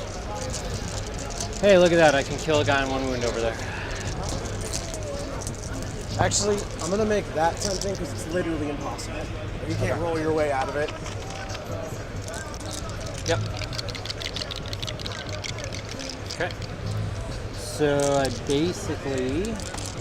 Overwhelming is easy. Yep. 10 is just happening. have to kill him. Let's just close up the time. We're about to be done. I'm either gonna get a 12 or I'm gonna get an 11. It depends on how his turn goes. Yeah, I mean, that's all I gotta do is kill that guy. You kill this guy, you get 3 over force, and then we will tie. Well, not tie, but I won't break the threshold. And then, so yeah, Castigator into him. I don't know if this matters. I might as well shoot you. Maybe it'll matter. Yeah, so this is the interesting point in these team formats, where the differential matters so much that each of these individual points is going to be a big deal. So despite the fact that we cannot change the outcome of this game, right? Nick is locked in for the victory. The differential is what actually matters, so Brad is still incentivized to play as far as he possibly can. Yep. And that looks like an 11-9. Wow. Yeah. What a game. Those 2 turns of you getting 15-15. The turn I gave you a 15, that's how I felt. What the hell was that? Great game between these two. It's weird. I know that ingress play exists. I do it all the time. And I was like, damn, I didn't think of that. All right. Yeah, you're like blocking Vol, and the whole time I'm just like, stay tuned, chats. We'll be back in a sec. Right. We'll go ahead and talk to these players. Good game. We'll take a look at the scores here and see how the teams are doing. Doesn't look like all the scores have been submitted yet. But we do know that do you there need to are talk a to us, or are we good, Trevi? Additional ones that are still outstanding. Yeah, we can do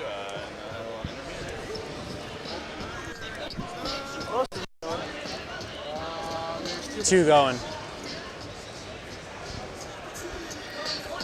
We have no idea what the round looks I know it's close, which is awesome. You guys have not been able to keep it close with us, but now you are. I know. Like probably rooting for you to draw. That 20-0.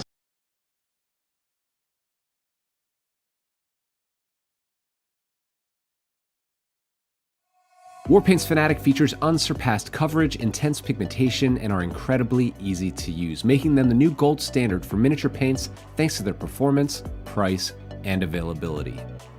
And the starter paint set is the perfect entry point for beginners or anyone who is eager to try out this exciting new range. Thanks to our innovative stabilizing technology, Warpaint's Fanatic features 300 to 700% more pigment set in a high coverage base. Each color is finely tuned for consistent brush feel and coverage, meaning that all of the colors in the range behave in a familiar way, unlike other hobby paints on the market today. The complete range is developed within flexible color triage, which makes color selection simple and versatile. And all of our paints are filled in spill-proof dropper bottles that are preloaded with 2 high-grade, rust-proof mixing balls. The starter paint set features the key colors needed for painting your gaming miniatures. Inside you will find 11 paints in total with 7 colors, 2 metallics, a wash, and a brush-on primer. The set includes a painting guide and starter brush, as well as a miniature absolutely free. In addition, all of the Fanatic box sets are designed to help you build your collection no matter your price point, with limited repeating colors, so you can level up your hobby arsenal however you choose. Whether you are a gamer looking to quickly get your miniatures... Excuse me? He's gonna get 20 in it, and I think. What is that? I don't know about this. What? What is that? No. No. I don't know about that. That is not allowed. Whoa, what's going on? What? No. Sisters should not 20-0 Ultramarines in any world. They really should not. Like, worst case, he should get 8 points. Yeah, well, I could see him losing to like 14-6, not 20-0. That's the Sasha and Thomas game? Yeah. Yeah. What is Thomas to That's I'm gonna have to talk with this guy. Interesting. It did look like I took a couple peeks over there. Thomas was way out with all the Gravis stuff, and then I left and came back, and it looked like the Castigators had done a dirty on all the Inceptors and Eradicators. Killed a lot of them in one swing, and then the Little Sisters units were all over the place. Seems like it's tough at that point to, like, if you don't have the Inceptors and the drops, to get the little 5-model squads that are hiding behind ruins also, and stuff like that. Trading 3 Inceptors for 5 Sisters is like 3-1 in Sisters' favor. Right, exactly. Yeah. They're like, I'll get a Miracle Dice, like it's a 5, and then it's like a 50-point unit I too. killed 80 more points than I cost for sure. Yeah, no, I could definitely see it. I definitely think Sisters get favored into Marines actually, like Thomas's version, but like not 20-0 favored. Yeah. Well, thank you guys for the game, by the way. That was super duper fun. You guys liked it. Yeah, definitely. I think the super close matchups are definitely much more interesting. Sorry about the hour of us not playing. Yeah. It was not everyone's favorite part of the stream, but you know, it is. That's why we're here, literally, to come interface with the community. So you know, it's good that ended up, you know, I think bearing fruit a little bit. And despite that hour, we're still not the last one started. For sure. How you guys feeling about your team's position so far in the round?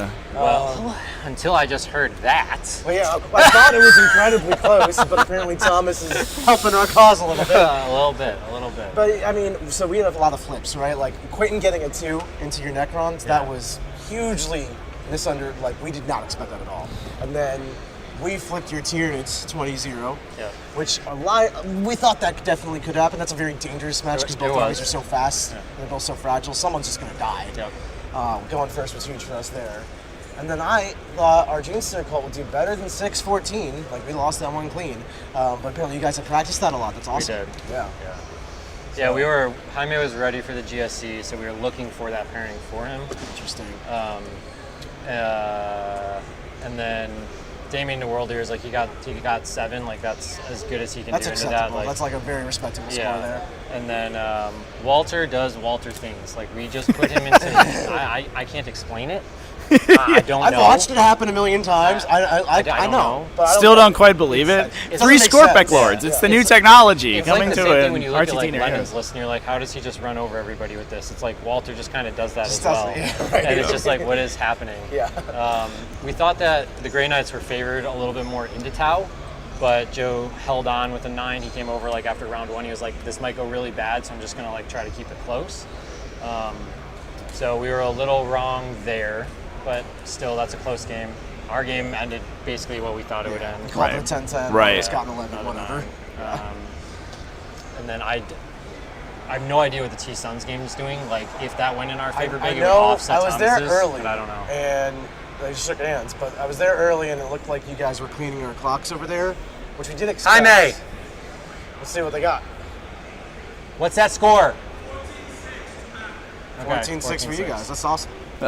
We were telling Cass, like, you know, this is a bad matchup. You are inexperienced for T-Suns, which is always not where you want to be. You're like, take this one for the team, hold it to like a 6, 7, 8, 5, you know, that range, and that we can come up for the rest. And it seems like that happened. Right. Yeah, and it's a benefit too that he's playing Vanguard Spearhead, right? That's a list that I think, like the list you guys are playing, if you need to, you can just start guerrilla tacticsing everywhere. You have Inceptors really wherever you need them. Like having that list option Right. in teams, having a few of those is really good. Right. Because they can get squirrely and just steal points. Yes, yeah, and even, you know, if they do have some technology right in that list where you have the big Century and Devastator squad and these big hammer units that you can use in matchups where you need them to, but also being able to include that. Sort of additional scoring potential is really important. Yeah, so I mean that if we add those scores up, depending on what happens in Thomas' game, it might be a draw, dude. Yeah. I just saw this. It's gonna be close. Thomas needs a 4. You better tell his ass. You better. If he gets 20, You're in the top. he's walking home. He's walking home. Mac is not driving him. He is walking home. it's going to be close. Not going to be a 20. I've played Sasha him. was clutch last round. The- Let's see if he's clutch again. The thing is like me and Thomas play that game. We need Interesting. 17. The camera's We're on the, yeah, we're live So, over here, guys. Me and Thomas play that game all the time, right? Like I play Sisters. Right. He knows that match. Right. Yeah. He should be pretty confident in scoring points in that match. Yeah. So I don't know what happened. I know. I'm gonna have to hear like that whole game of like what happened. Yeah, that's gonna be tight. Interesting. Because like it is a hard game. Thomas's list is weird. And if you've never played against Thomas, right. it has so many just weird tricks. And like Sisters, if you make one mistake, it can just get get real you bad. hard You know real what fast. else, Brad? Sasha is a long-time Marine vet. Like, So he he just knows knows the all space of marines it. inside out. Yeah, That's sure. part of why we wanted Sure, that sure, one. sure, sure.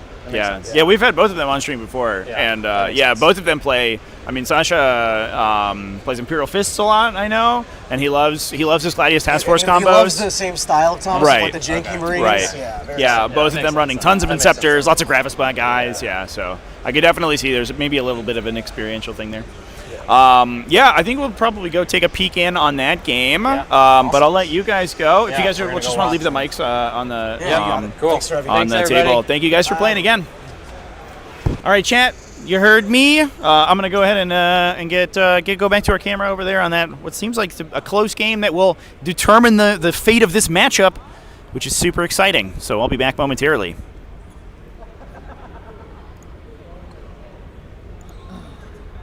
Hey, Nick.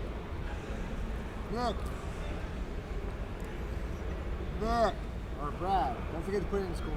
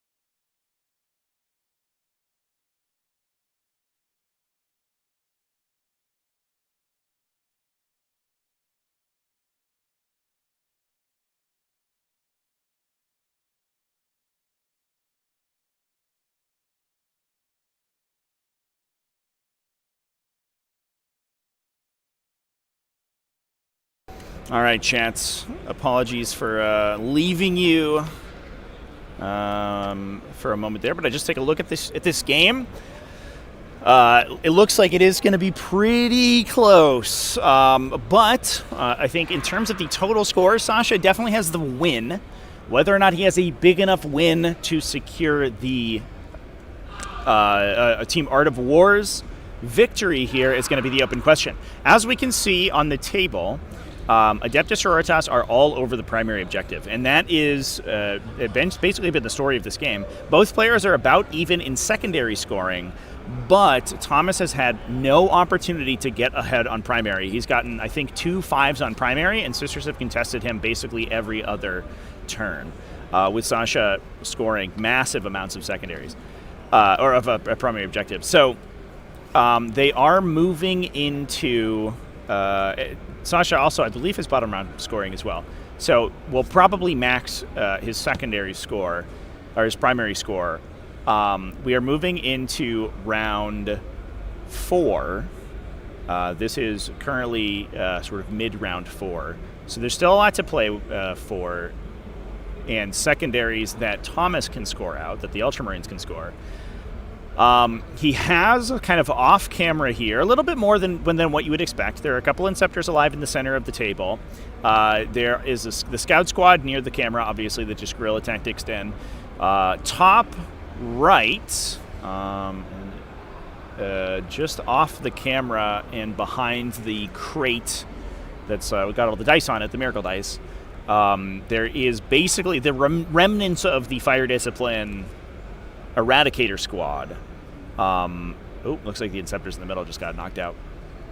So those guys are still alive and kicking. There's a couple Eradicators remaining with the Apothecary Biologus up there that are continuing to shoot. So Thomas definitely has some material left, but obviously Sasha's currently shooting at it and killing it. So we'll see how much he has at the end of this turn, because that could really dictate the result of this entire round. If he's able to hold on to enough to get a good round of tactical secondaries, things will look good for him. But if he continues to get knocked off the primary, it's not going to be too great.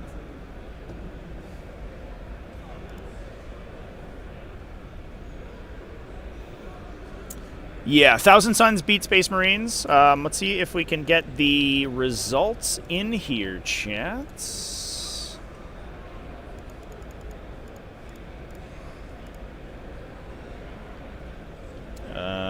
Yep, looks like Nick and Brad's game has not yet been finalized, has not yet been entered in, but all the other games are, and I'll just make sure that I can get this on the stream.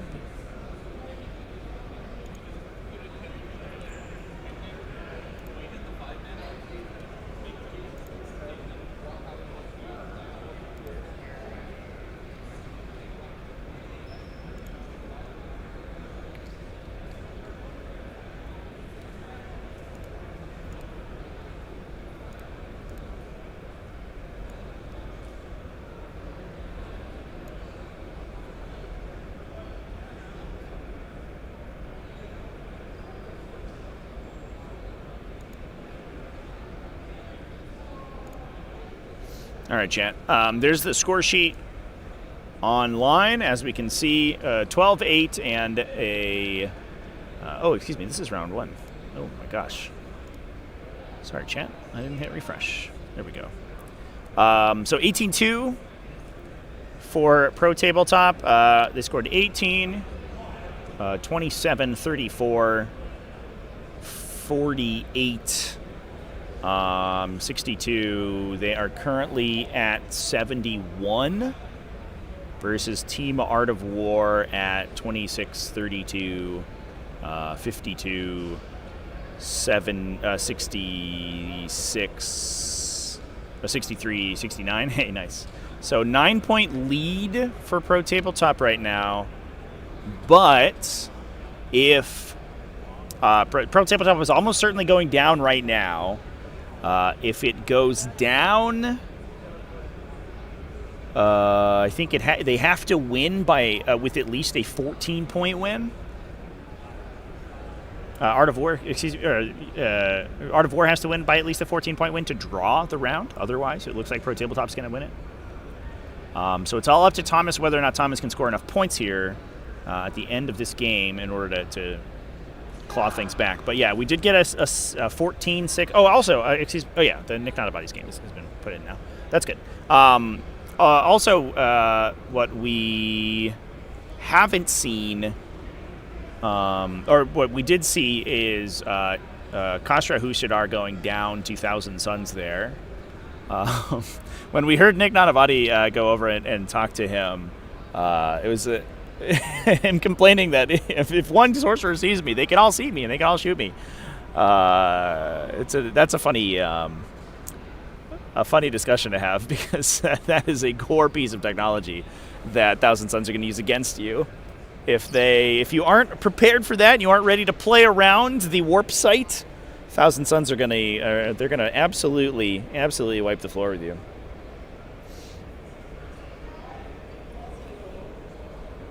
$33-127 on United Midwest versus Team USA. Now, United Midwest, I should mention, I mean, these guys are absolute champions.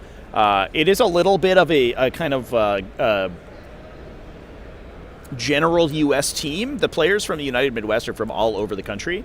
It does say United Midwest, but it basically means they're like a United States team, essentially.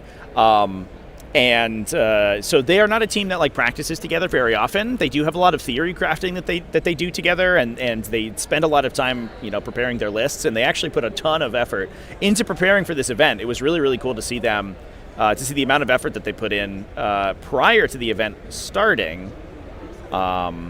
but they are not, we shouldn't expect the same level of performance out of United Midwest Project as we should from Art of War or Team USA. Obviously, Team USA is the national WTC team, so they are preparing to go to Europe and compete for the country.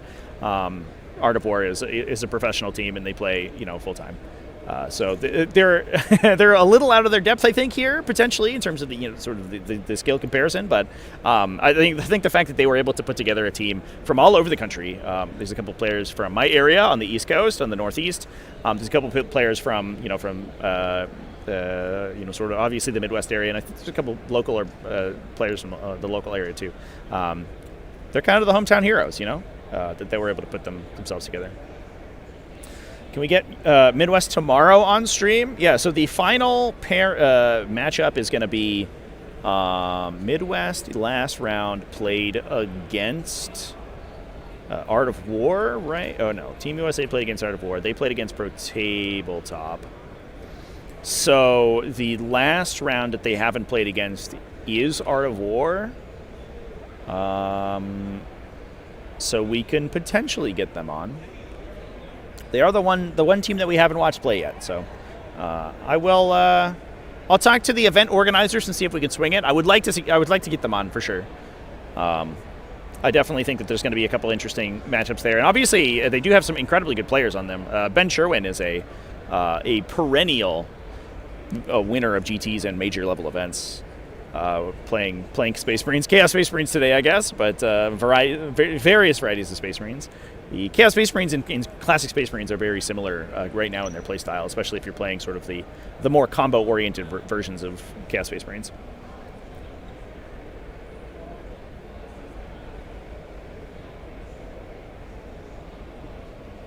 Tomorrow is only going to be one round. So yeah, we're just going to watch the one round plus the pairing process, and see how that goes.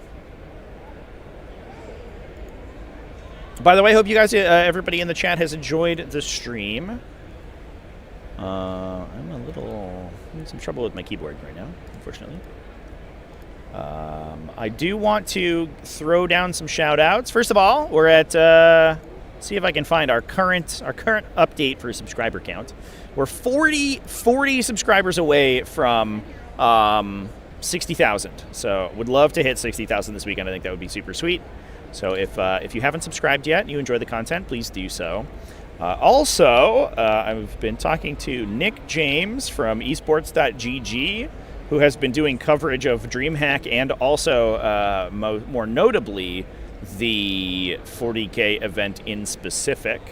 I'm going to throw an article that he just posted, that just went up from him today, breaking down the players from the event into the chat. There it goes. It's up in there. So please go check that out. Obviously, pushing 40k esports traffic would be amazing. We'll get more coverage of 40k as a competitive game, which would be absolutely amazing. What are my thoughts on the new Votan unit? I have not read anything about it yet. I spent the last 3 days driving to this event, so I have not had a chance to read any articles, unfortunately. So I apologize, but I didn't look into it.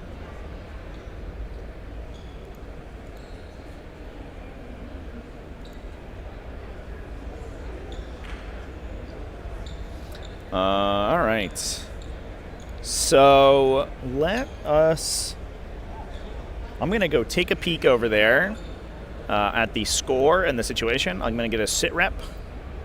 I'll leave you guys with see if I can pop some music in here that I'll leave you guys with while I'm going to get a table update. I think this is a little too far for my microphones to reach, otherwise I would mic the players, but as we noticed earlier, I was getting a little strained over there.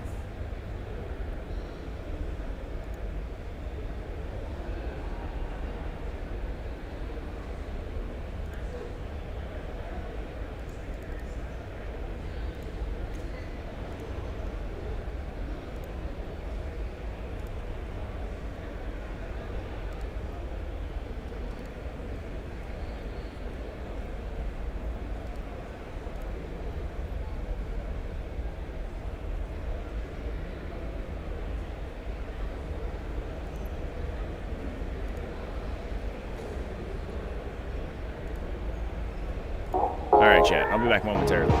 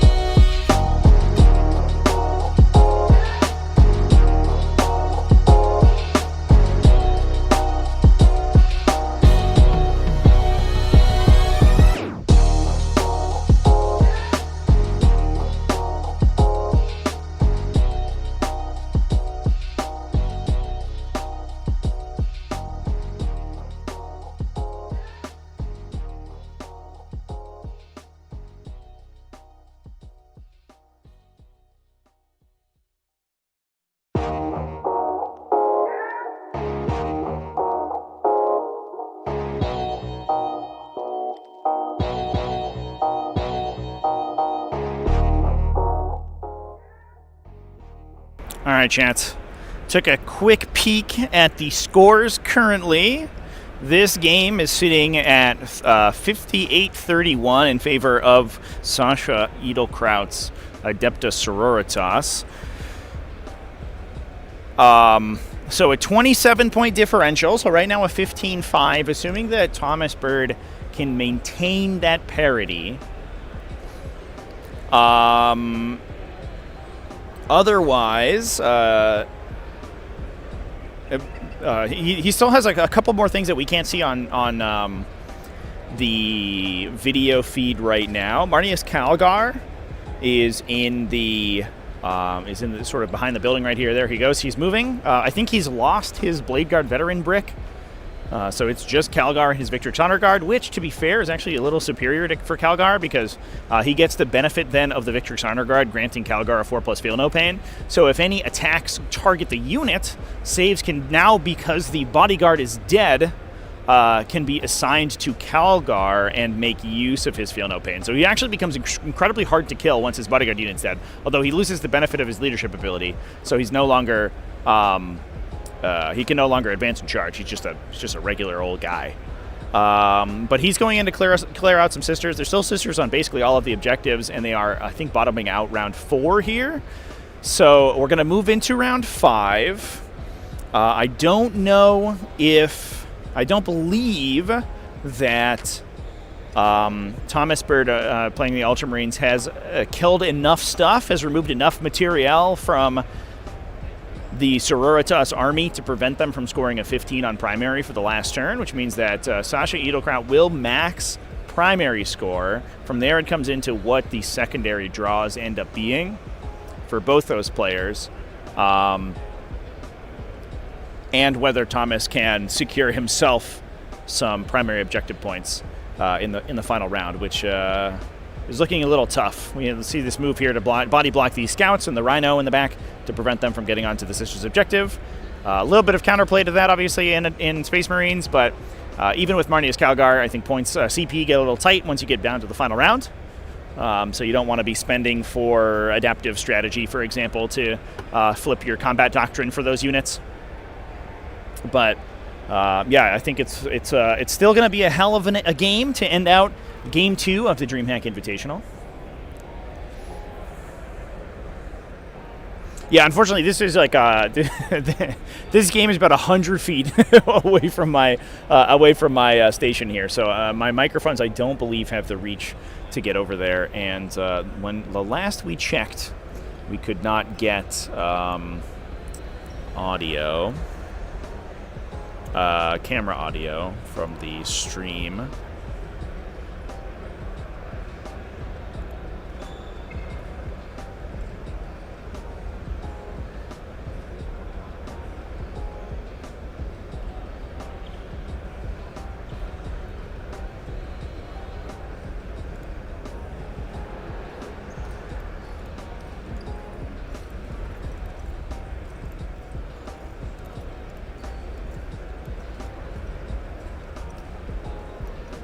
Yeah, here's this is where the game's happening, by the way. It's all the way over here. It's very far away. I'm surprised my camera reaches, to be honest. But that's connected to our Wi-Fi.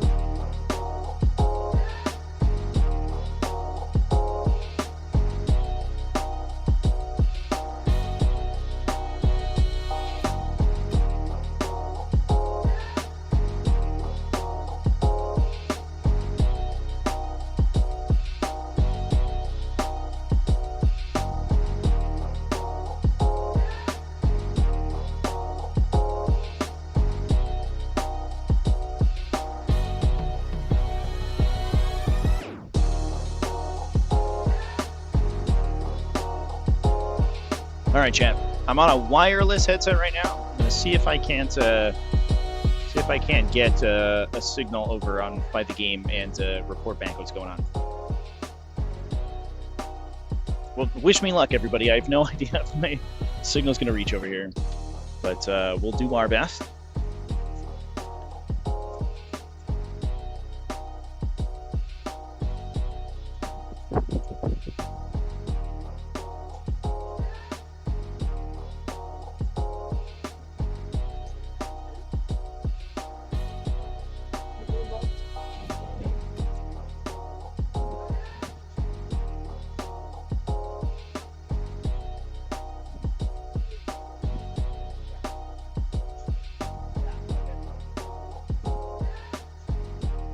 So Sasha right now has top 5, has confirmed the 15 on primary for that round. So he's currently at 50 on primary.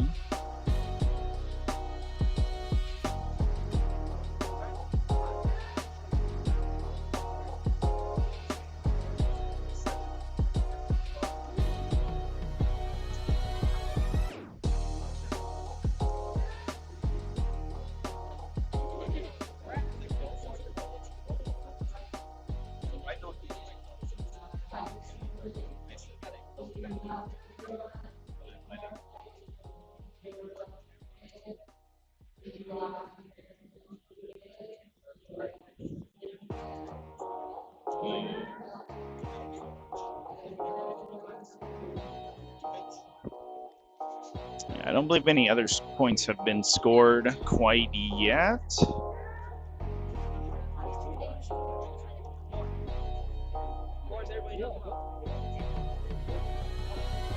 It looks like Sasha's active objectives are Storm Hostile Objective and Area Denial. There is a single Battle Sister in the center of the table that is going to be eligible for Area Denial.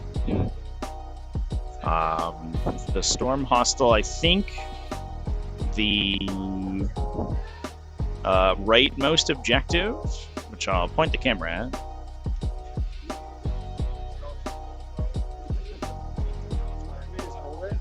Yeah, a little handicap action going on.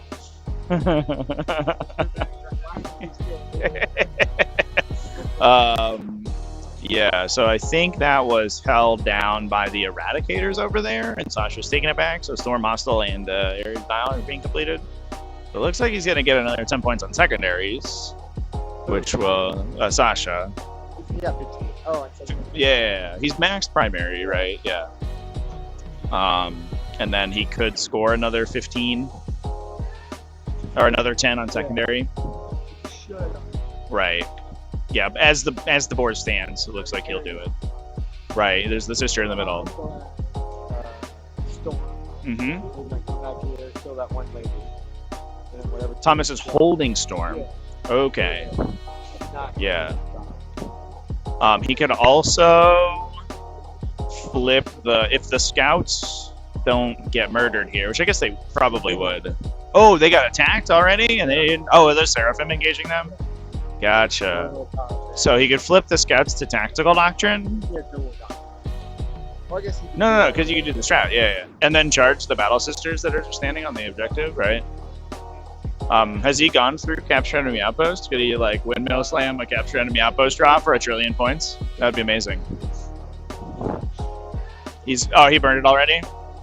Rip. That would have been cool. But I mean, there's also like I don't know, behind enemy lines maybe. I like how this is all coming out there. We tied, yeah. Yeah. That's tend to be how things end up working for sure.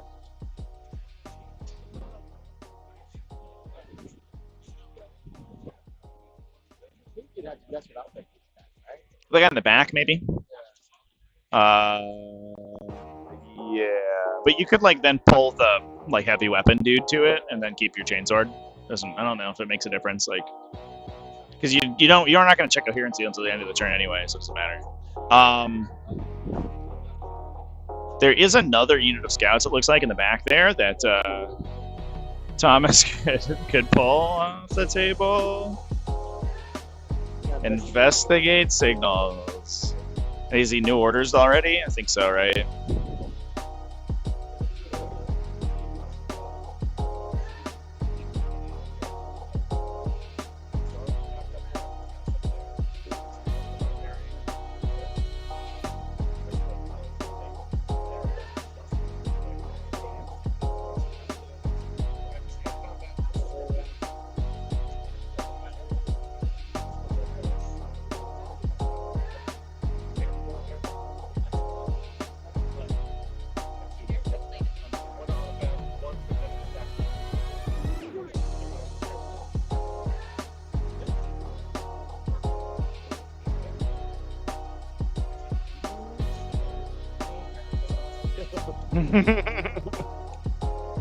Yeah, so that was the 2 scouts in the corner, it looks like. He pulled investigate signals, so if they had succeeded, that's 2 points right there.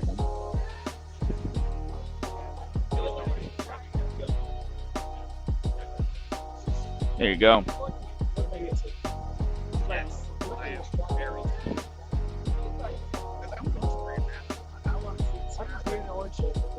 Yeah. I mean, it doesn't matter though, right? Even if they lose a guy, they're just gonna hit the. Well, that's not how that works, but okay. You have to roll for each model that passes over an enemy. I guess he could, yeah, he could go. I'm gonna desperate breakout and move them all through the Rhino.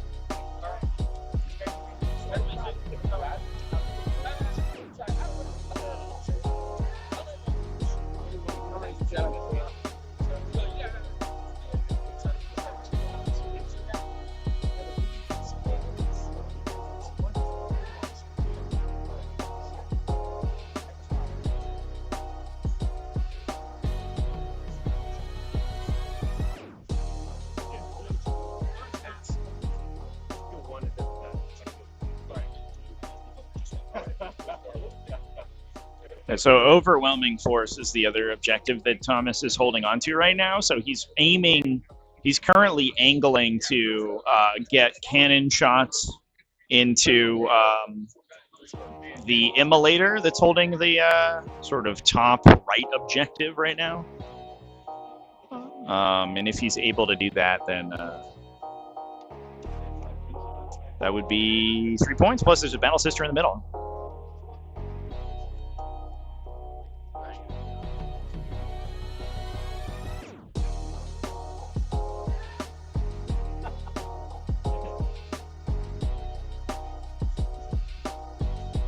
Does look like there's an absolute brick of dice in Sasha's Miracle Pool. I don't know if any plan that revolves around killing specific units with 6+ inbounds is going to work out. So right now for the Ultramarines, although it is a wounded immolator, so we need to get both Lancer shots through on it. Yeah, and it looks like the Lancer flubbed it. And there's the Shake. Thomas scoring 10 points on primary plus signals for 4, and I think 3 points on overwhelming force. Excuse me, signals for 2. So, was only able to get it in one corner because of his failed battle shock check. And we're going to add the points together real quick here.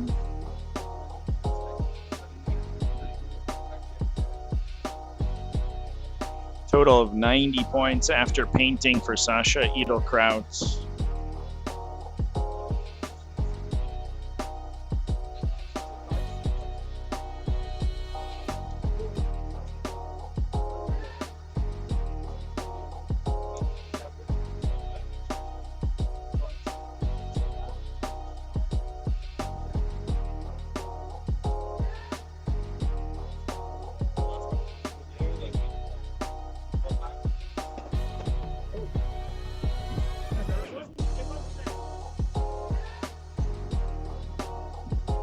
All right, yeah, so it sounds like they've tallied up the points there. Art of War, I think has swung it back. Basically, one thing that happened is that Thomas didn't realize that he needed additional points. He didn't see the line to fall back, and actually we were talking about it with JD. He didn't see the line to fall back and charge onto Sasha's base backline objective, and with his tactical doctrine on his scouts that are right there in front of the camera, and that would have scored him 5 points instead of the 2 that the unit got, as it were. And that ended up, I believe, flipping the score from a 16-4 to a 17-3 in favor of Art of War, which, if my math is right here, ties the result because of that move, I believe. I hope you guys heard me, by the way.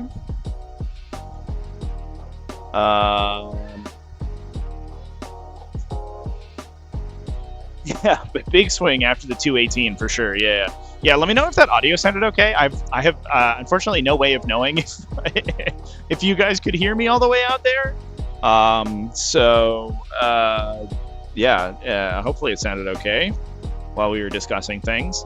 Yeah, let's wait for let's get the final score in here so that can double check the results. Looks like it's not being added yet. So it is 24, 26, 32, 49, 69, nice, 86 to Art of War, to Pro Tabletop's 32, 39, 48, 57, 71, 74. So that looks like it is going to be an Art of War victory because of that final result there. So congratulations to Art of War for taking down the stream game and the full round.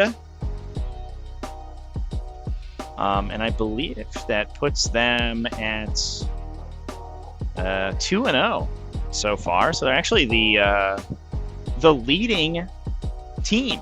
All the other teams have at least one loss on their record. Team USA and Pro Tabletop both went down to Art of War, so they are continuing to do well, though. This is a round-robin event. The final placings probably won't matter so much, but we will go down to differential point scoring once the final results have been tallied. So if Art of War loses the next round badly, and Team USA or Pro Tabletop sort of laps them with a big win, then that could end up flipping the score. So the next round is actually going to be really interesting because Team USA has a huge win against United Midwest, 127-33. So they're actually looking, and their one loss against Art of War was ridiculously close as well. So if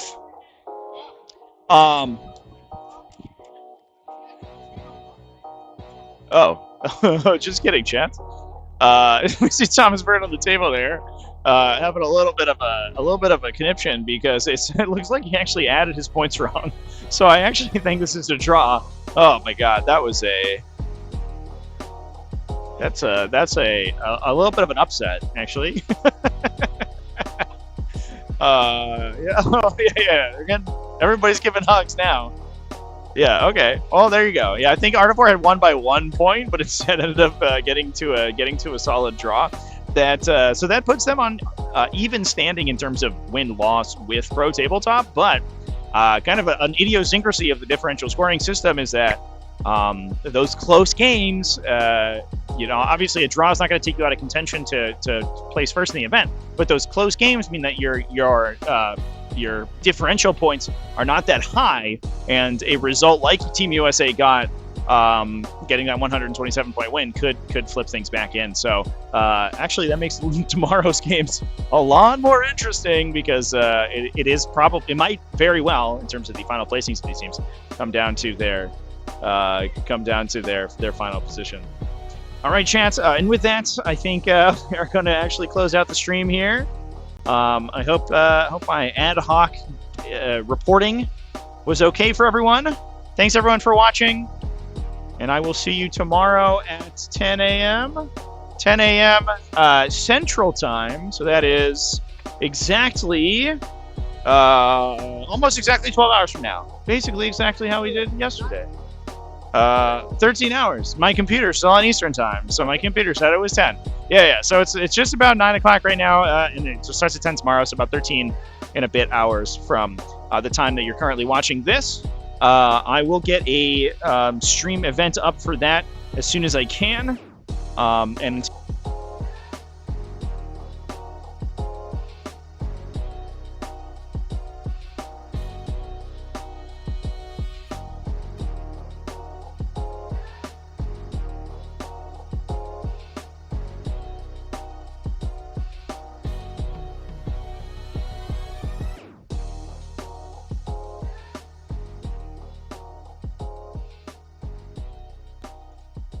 Warpaint's Fanatic features unsurpassed coverage, intense pigmentation, and are incredibly easy to use, making them the new gold standard for miniature paints thanks to their performance, price, and availability.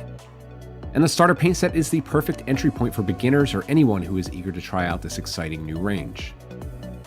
Thanks to our innovative stabilizing technology, Warpaint's Fanatic features 300 to 700% more pigment set in a high coverage base.